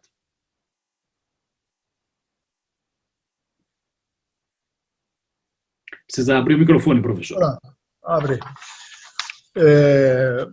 Obrigado, Demi. Obrigado, Tiago. Obrigado pelo convite. Demi sempre gentil. Então, acordamos em tratar de um tema geral por uma internet mais positiva, nesse dia da Internet Segura. E como é uma palestra, enfim, tendendo à holística, como mencionou o Demi, eu pensei um tema relacionado com essa questão e relacionado com o cenário da crise em que vivemos e sobre o qual, inclusive, trabalhamos aí bastante no IDEA, não é? No Instituto de Estudos Avançados da Unicamp, que é a questão do futuro. Não é? E eu havia escrito um texto que eu vou aproveitar aqui para a revista Consciência, do nosso Labijó, um texto chamado Futurismos. E é disso que, então, vou falar um pouquinho e acrescentando aqui e ali umas pinceladas que vão, de alguma maneira, desenhando também a particularidade da internet nesse processo. Todas as crises por que passamos, passam também por nós com o zumbido feroz de sons e ruídos que desagregam o nosso mundo, interior e exterior, como as matracas despedaçam os ícones da harmonia nos rituais católicos da Paixão de Cristo na Sexta-feira Santa. E como a morte sucede à ressurreição no sábado de Aleluia e a Páscoa celebra o renascimento, as crises, mesmo as piores, tendem a passar e a elas sobrevivemos e com elas aprendemos a continuar a viver com esperança redobrada. Com a pandemia do coronavírus, algo não experimentado pelo mundo, conformado no século XX, depois da Primeira e da Segunda Guerra Mundial, e no final dos anos 1980, pela queda do Muro de Berlim, veio como um improviso de surpreendente magnitude e silenciosa ferocidade. Os valores com que trabalhávamos nos mais diversos campos foram postos em estado de suspensão e de suspeição sem que tivéssemos até agora conseguido enxergar, em meio à claridade do silêncio, sequer os ruídos primários do que nos espera do outro lado do presente, dessa cortina que de repente caiu sobre a velocidade, o abismo das mudanças climáticas, a fragmentação do trabalhador, a unificação concentrada do capital. Vivemos na outra ponta do início do século, não só pelo tempo transcorrido entre o começo do século XX e o começo do século XXI, mas também pela inversão dos valores que um e outro anunciam, até mesmo na forma de manifestos que fazem a propaganda e o alarde dos princípios e dos mandamentos dos mundos novos que propala. Nesse sentido, e porque estamos também falando de futuro, vale a pena reproduzir, porque terá a ver com o contexto em que vivemos também, o Manifesto Futurista, escrito por Felipe Tommaso Marinetti, publicado no dia 20 de fevereiro de 1909, no jornal francês Le Figaro, com seu elogio do perigo, da audácia, da agressividade, da violência, das máquinas, do carro, do militarismo, do machismo, dos elementos primordiais da guerra, do patriotismo, do desprezo pela mulher, do ferro, do aço, da energia, do arrombamento do impossível. Deu no que deu. A crueza da Primeira Guerra Mundial e a crueldade dos totalitarismos da Segunda Guerra Mundial, relacionados à Segunda Guerra Mundial. O Manifesto Futurista tem 11 pontos, 11 princípios, e são eles, digamos, enunciados programáticos, como era de se esperar de um manifesto, e diz o seguinte: queremos cantar o amor do perigo, o hábito da energia e do destemor. A coragem, 2. A audácia e a rebelião serão elementos essenciais da nossa poesia. Até hoje, 3. A literatura tem exaltado a imobilidade pensativa, o êxtase e o sono. Queremos exaltar o movimento agressivo, a insônia febril, a velocidade, o salto mortal, a bofetada e o murro. 4. Afirmamos que a magnificência do mundo se enriqueceu de uma nova beleza, a beleza da velocidade. Um carro de corrida adornado de grossos tubos semelhantes a serpentes de hálito explosivo, um automóvel rugidor que parece correr sobre a metralha, é mais belo do que a vitória de Samotrácia. Queremos, 5, celebrar o homem que segura o volante, cuja haste ideal atravessa a Terra, lançada a toda velocidade no circuito de sua própria órbita. O poeta deve, 6, prodigalizar-se com ardor, fausto e munificência, a fim de aumentar o entusiástico fervor dos elementos primordiais. Já não há, 7, beleza senão na luta. Nenhuma obra que não tenha um caráter agressivo pode ser uma obra de arte. A poesia deve ser concebida como um violento assalto contra as forças ignotas para obrigá-las a prostrar-se ante o homem. 8. Estamos no promontório extremo dos séculos. Por que haveremos de olhar para trás se queremos arrombar as misteriosas portas do impossível?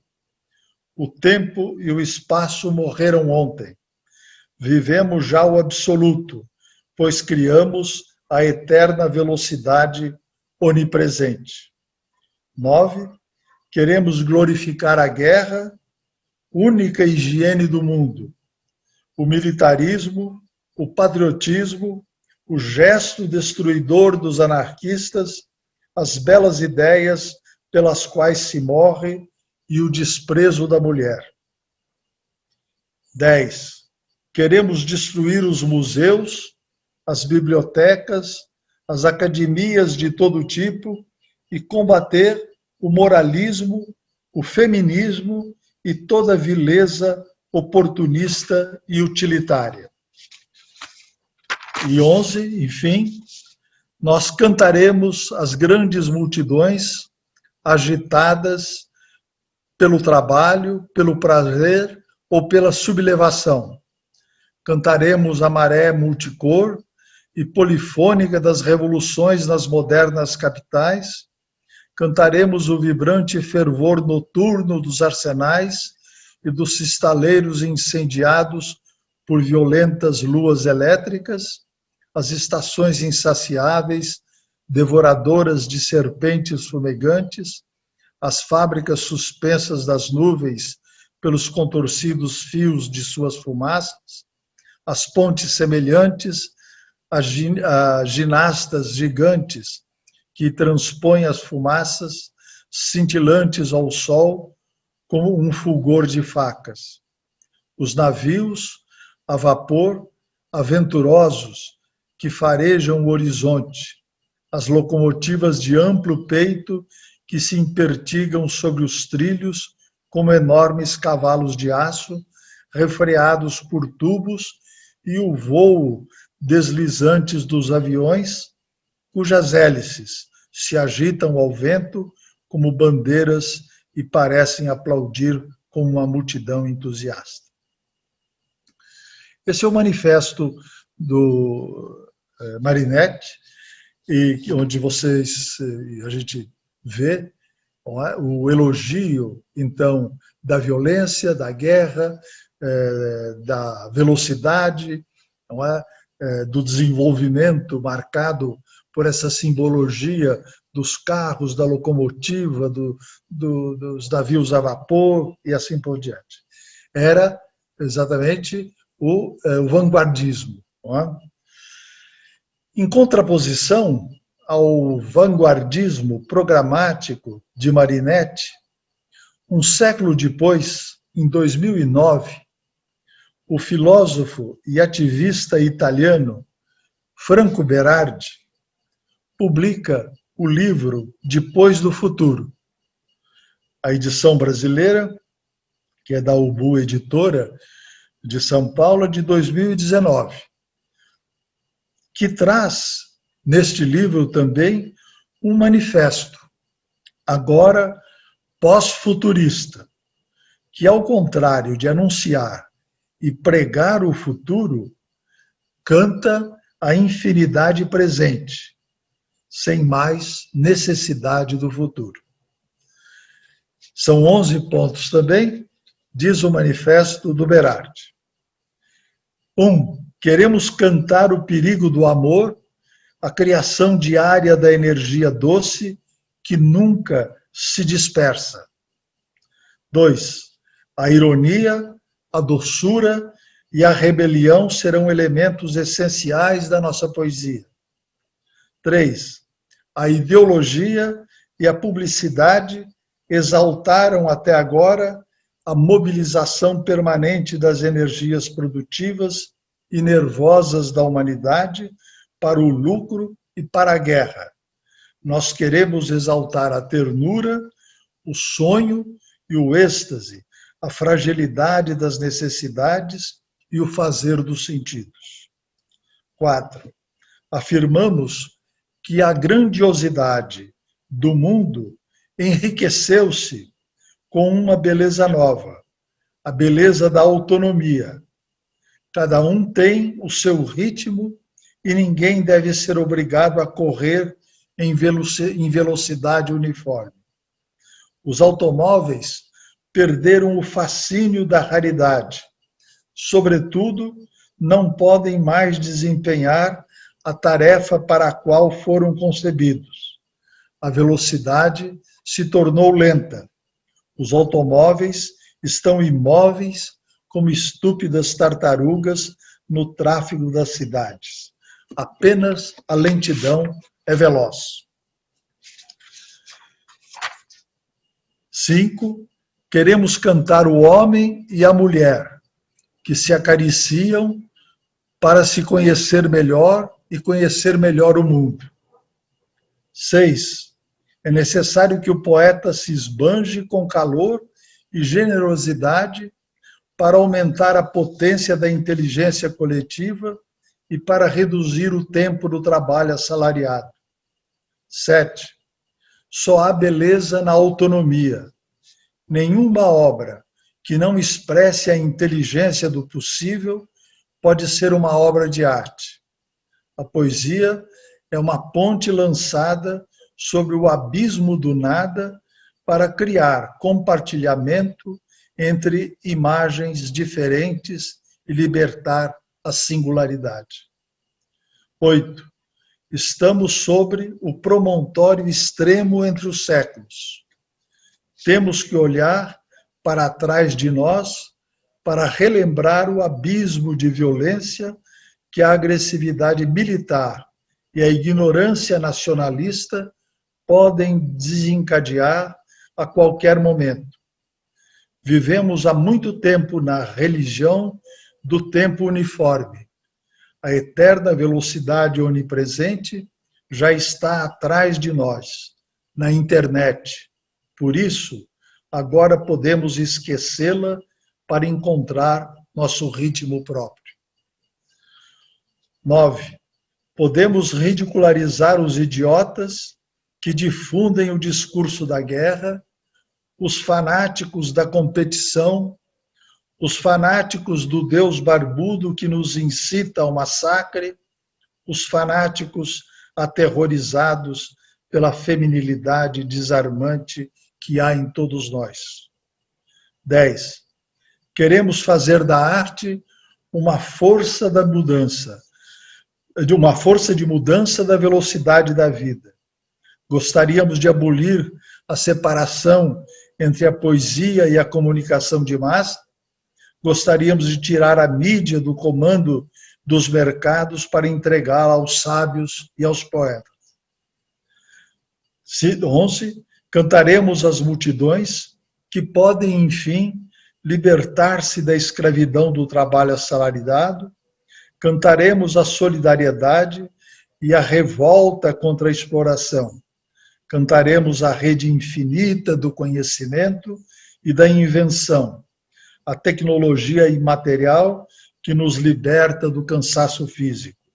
Cantaremos o intelectual rebelde que executa um trabalho precário, mas que se põe em contato com o próprio corpo.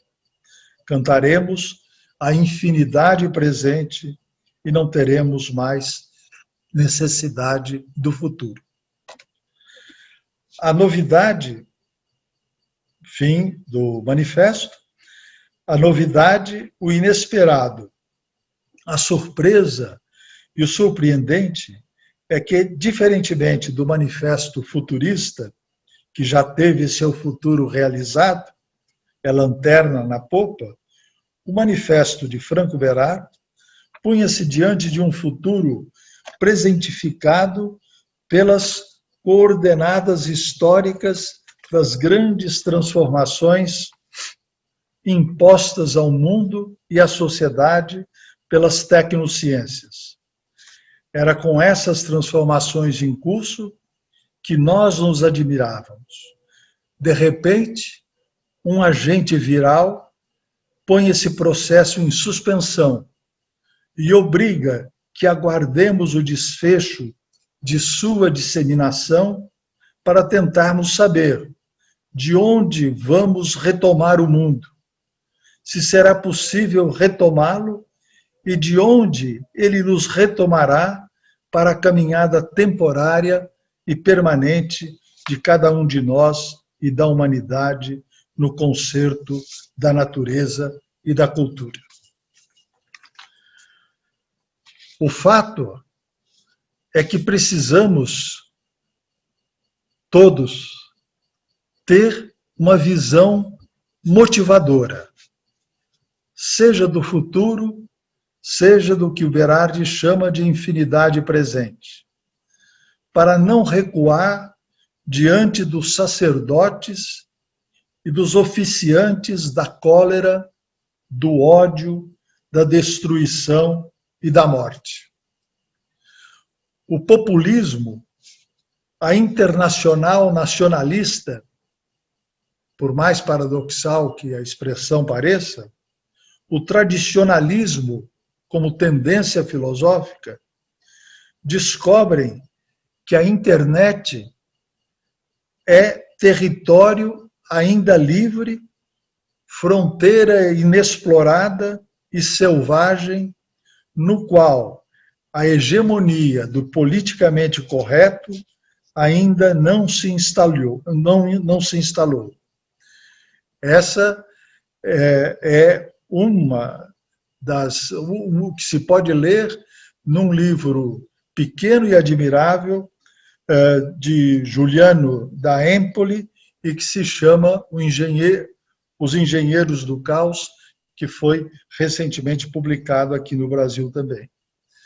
Este território da internet é ocupado por um movimento de retrocesso com fúria e alarde das intenções culturais retrógradas e reacionárias, contra a inteligência, contra o conhecimento, contra as instituições, contra a ciência, contra a democracia, contra a verdade, contra a mulher, contra os imigrantes, contra a vida. É um movimento arquitetado, não é um acaso. Basta olhar a geopolítica e os países por onde ele se instala e se dissemina. Estados Unidos, Itália, Hungria, Polônia, Brasil e outros mais. Como diz o dirigente da Hungria, Viktor Orbán, os liberais, nesta concepção, são inimigos da liberdade.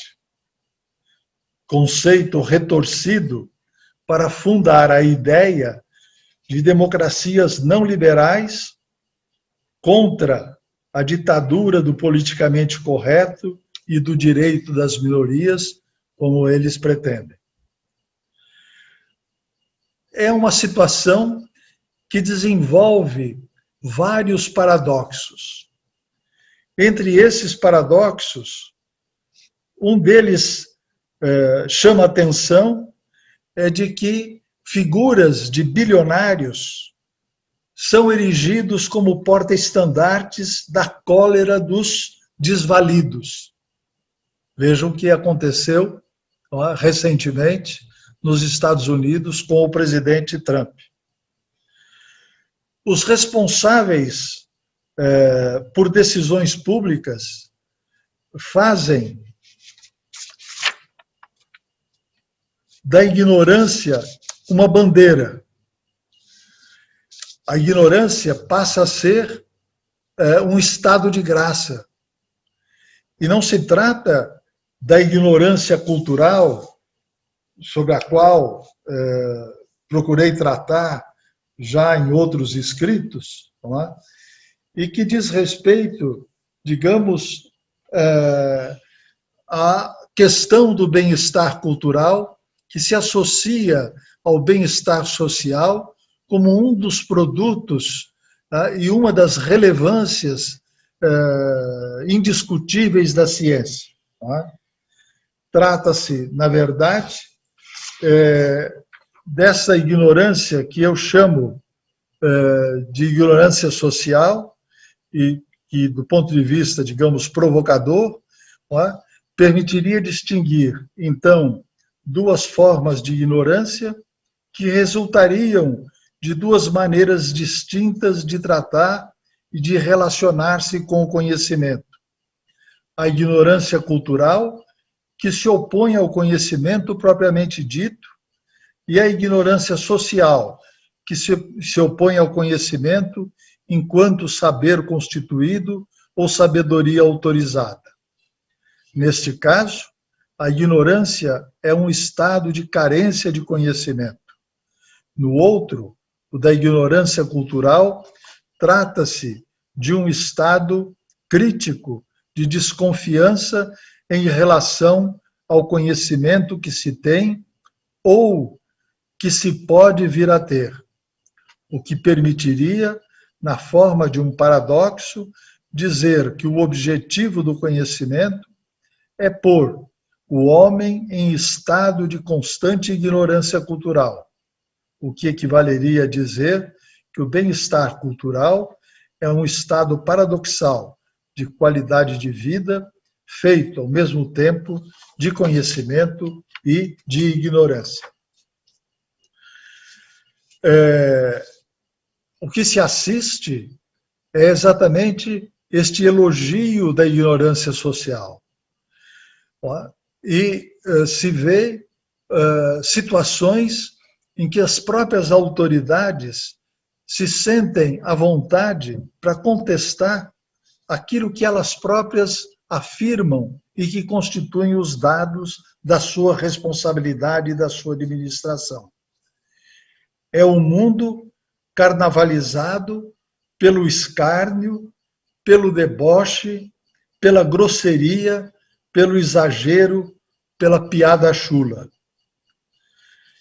Nesse sentido, é preciso fazer prevalecer nas redes os princípios que o decálogo da internet enuncia. É preciso parar de recuar. É preciso carnavalizar o próprio carnaval nos gestos, nas práticas, na condução das políticas de Estado, na heresia do novo, fundador da novidade e da novidade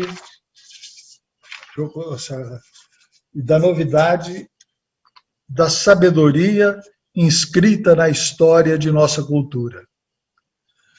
O economista, pensador, grande reformador, John Maynard Keynes, dirigindo-se aos jovens liberais reunidos em sua Summer School, uma vez passada a Primeira Guerra e a Revolução Soviética,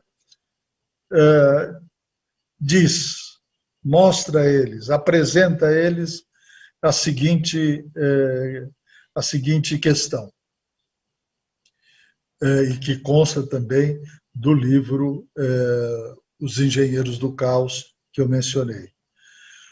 Quase toda a sabedoria de nossos homens de Estado foi erigida sobre pressupostos que eram verdadeiros numa época ou parcialmente verdadeiros e que o são cada dia menos. Nós devemos inventar uma nova sabedoria para uma nova época. E, ao mesmo tempo, se quisermos reconstruir algo de bom, vamos precisar parecer heréticos, inoportunos e desobedientes aos olhos de todos aqueles que nos precederam. O cineasta, ator, Woody Allen, também citado no livro Os Engenheiros do Caos, tem uma observação em que ele diz: na era do narcisismo tecnológico, os maus compreenderam algo que os bons ignoram. Nós temos de fazer o esforço de compreender isto que foi compreendido e o modo pelo qual eles ocuparam as redes, ocuparam a internet, ocuparam a questão das comunicações não tradicionais, para exatamente construir este ambiente de recusa e de afirmação do ódio, da violência e do horror, da destruição e da morte. É preciso, enfim, ocupar cada vez mais a internet com o bem. É isto. Muito bem. Brilhante apresentação, professor. É uma iluminação para a gente nesse final do dia. Achar a diferença entre o primeiro manifesto e o segundo, realmente impressionante. Nós temos, inclusive com 11 itens, como foram.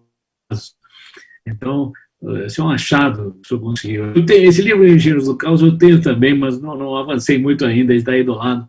Agora fiquei interessado em lê-lo mais.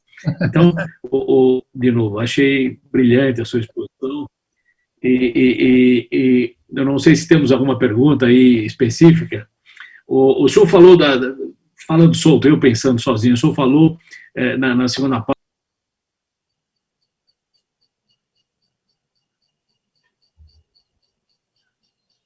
Caiu, Demi.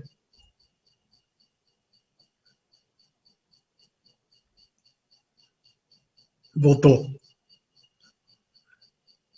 Está mudo. Demi, é isso. Se eu consigo, agora acho que consegui. Voltou aí? Voltou. Acho que voltou, né? Voltou. Tá bom. Eu vou depois se quiser comentar a respeito. Então,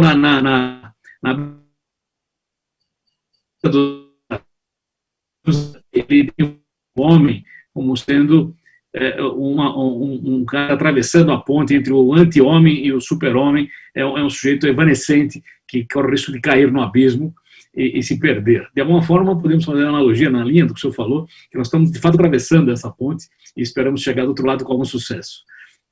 Então, mais uma vez, se o senhor quiser fazer um comentário final, estou extremamente feliz com a apresentação e, como não temos outras perguntas, eu deixo com o senhor a última palavra. Muito obrigado, professor. Bem, de fato, uma satisfação poder fazer esse pequeno pronunciamento de encerramento do encontro, e penso que é algo que tem ocupado a reflexão de todos nós, especialistas ou não. O mundo que se transforma, se conforma, se molda, se altera e se modifica, não é? Com o desenvolvimento das tecnociências, em particular da biotecnologia, não é? E da informática e da comunicação da internet, criando padrões realmente culturais que vêm modificando as nossas relações e que vão apontando para uma situação que desconhecemos, mas que nos coloca na entrada da cidade a questão que a Esfinge colocou para Édipo antes dele encontrar com o seu destino na tradição da tragédia grega. De forma que pensar o mundo contemporâneo é refletir em boa parte sobre o que acontece com as nossas vidas e as transformações que nela imprime cada vez mais a internet, as redes e, enfim, as tecnociências e as tecnologias de informação e comunicação.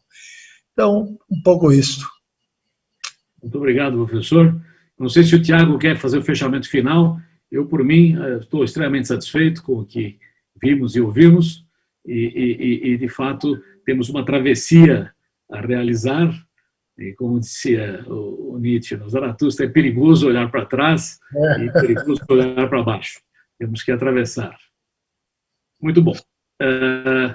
Tiago, tem alguma coisa, alguém a comentar mais? Podemos encerrar aí? Não sei. Quem está aqui no suporte? Rodrigo. Bom, professor Demi, professor Carlos, uma honra enorme fechar com essas reflexões tão profundas e tão intensas para vislumbrarmos aí, né, o melhor uso que a gente pode fazer dessas tecnologias tão disruptivas e que nos fazem pensar sobre nossos próprios caminhos, né? Eu queria rapidamente só concluir agradecendo enormemente o professor Demi, professor Carlos, mas também fazer o registro aqui dessa intensa jornada, né? Foram hoje, nessa 13ª edição do Dia Mundial da Internet Segura no Brasil, tivemos hoje um dia especial com 31 convidados, sendo 7 convidados internacionais, 3 dos Estados Unidos, tivemos representantes da Austrália, da Índia, da Bélgica e do México participando, e mantendo o espírito que é muito particular para o CGI, para o NIC.br, mas também para a SaferNet e para o próprio espírito do Dia da Internet Segura, uma jornada muito setorial, né? A gente teve, dentre os 31 convidados, foram 8 do setor público, 8 do setor privado, 8 da comunidade técnica acadêmica e 7 da sociedade civil, mostrando a importância dessa articulação dos diferentes setores e o espírito do Safer Internet Day no mundo e também aqui no Brasil. Realmente um evento multissetorial. Tivemos a participação desses convidados sendo 14 homens e 17 mulheres, mulheres brilhantes que trouxeram uma experiência incrível, de liderança inclusive, né, um tema tão importante de ver mulheres tão incríveis representando aqui essa nossa divisão nos painéis também. Tivemos aí 100% da presença, um evento online com todos os desafios remotos, funcionou muito bem, a gente ficou muito feliz. Né, agradecer especialmente ao time de eventos do NIC, que há dias trabalha para tornar isso tudo possível, e junto com o time do NIC, toda a equipe da SaferNet Brasil e dos apoiadores que estão há semanas se mobilizando para tornar esse dia sucesso como foi. Né, agradecer especialmente aos patrocinadores do evento, né, o evento coordenado aí pela SaferNet desde a primeira edição ao lado do CGI e NIC.br, mas nessa edição especialmente com patrocínio do Google, Facebook, Instagram, pela primeira vez do TikTok, né, e também com o apoio da Telefônica Vivo. A gente tem ainda uma lista grande de apoiadores institucionais que marcam esse momento, com, por exemplo, o próprio Ministério Público Federal, a Procuradoria Federal dos Direitos do Cidadão, a gente tem o apoio do Unicef, o apoio do TSE, da ISOC, Capítulo Brasil, da Associação dos Delegados da Polícia Federal, Abranet, Febraban, Childhood, Instituto Alana, Disque 100, e ainda o apoio de mídia da TV Cultura, do UOL, da D4G. Né? E registrar também que a gente tem, além desse evento de hoje, um painel riquíssimo, com tantas experiências de tantos lugares do mundo, a gente também teve mais de 38 eventos descentralizados acontecendo em diferentes cidades do Brasil. Foram 20 cidades que estão mobilizadas também, fazendo as suas próprias ações, espalhadas em diferentes setores, assim como também a gente segue a agenda dessa semana, hoje um dia exaustivo. Vamos agora, daqui a pouco, às 19 horas, teremos a iluminação do Cristo Redentor, em homenagem ao Safer Internet Day. O Cristo Redentor, para quem estiver no Rio de Janeiro, pode ver de longe, né, preservando aí o isolamento e o afastamento social. O Cristo Redentor ficará iluminado com as cores laranja e azul, em homenagem a esse dia que a gente celebra no Brasil, em sintonia com mais de 160 países do mundo. Né? E ainda chamar a atenção que a agenda continua. Amanhã a gente tem uma jornada intensa também dedicada à escuta e à participação direta de adolescentes e jovens que vão não só falar das suas experiências, mas também criar coisas novas. Teremos um espaço criativo com adolescentes e jovens que tem dado caminhos e inspirado abordagens que escapam às vezes das nossas visões muito adultas e que nem sempre levam em consideração as prioridades das próprias crianças e adolescentes nas suas jornadas pelo mundo digital. Né? A gente tem ainda, no dia de hoje, uma dezena de matérias na imprensa, a imprensa sempre colaborando para tornar essas informações acessíveis ao grande público, em especial a televisão, que ainda ocupa um lugar bastante importante nas nossas casas, nos domicílios brasileiros. E importante também frisar que na quinta-feira a gente tem uma atividade com a RNP, dedicada mais à comunidade técnica. Na sexta-feira teremos ainda também atividades com cinedebates, para justamente usar os diferentes formatos, diferentes mídias e diferentes estratégias para continuar esse diálogo, né? Então, estamos muito contentes com esse evento especial de hoje, né? Um sucesso incrível, não só na parte técnica, mas na qualidade das apresentações que foram feitas aqui, e novamente registrar esse momento dessa 13ª edição no Brasil, no momento particular da pandemia, recesso de muitas escolas, muitos educadores acompanhando essa discussão em férias, inclusive, mas que não deixa de ser um momento de inaugurar essa agenda no Brasil, e que a gente possa seguir durante o ano todo, atento a esses múltiplos desafios que discutimos aqui ao longo dessa jornada. Então, mais uma vez, agradecer aos painelistas, aos moderadores que aceitaram participar, dedicaram seu tempo, e a todos vocês que assistiram, os que resistem até agora assistindo. Lembrando que toda a programação fica disponível no site do diadainternetsegura.org.br e ainda, em breve, estará separada por painéis específicos para quem quiser rever, para quem quiser consultar. Inclusive, os slides que foram apresentados podem ser revistos nos vídeos das transmissões. E, com isso, eu acho que a gente consegue tornar, né, esse dia mais um dia histórico para toda a comunidade que ama a internet, como a gente aqui na SaferNet, né? Em nome do meu colega Tiago Tavares, agradecer toda a equipe da SaferNet, o próprio Tiago, né, que ao fundar a SaferNet, tornou possível a gente ter no Brasil a sociedade civil também com um papel bastante ativo nesta jornada de tornar a internet um ambiente mais positivo. Então, registrados aqui os agradecimentos, agradecer novamente ao professor Demi, professor Carlos, e que tenham todos uma boa semana, fiquem bem na medida do possível, cuidem da saúde, e nos vemos no ano que vem, mas antes disso, seguimos à disposição e todo o conteúdo compilado no diadainternetsegura.org.br. Satisfação enorme. Grande abraço e esgotamos o evento de hoje. Seguimos mobilizados durante toda a semana. Para quem ainda quiser se mobilizar, pode cadastrar sua própria atividade no diadainternetsegura.org.br. Boa semana.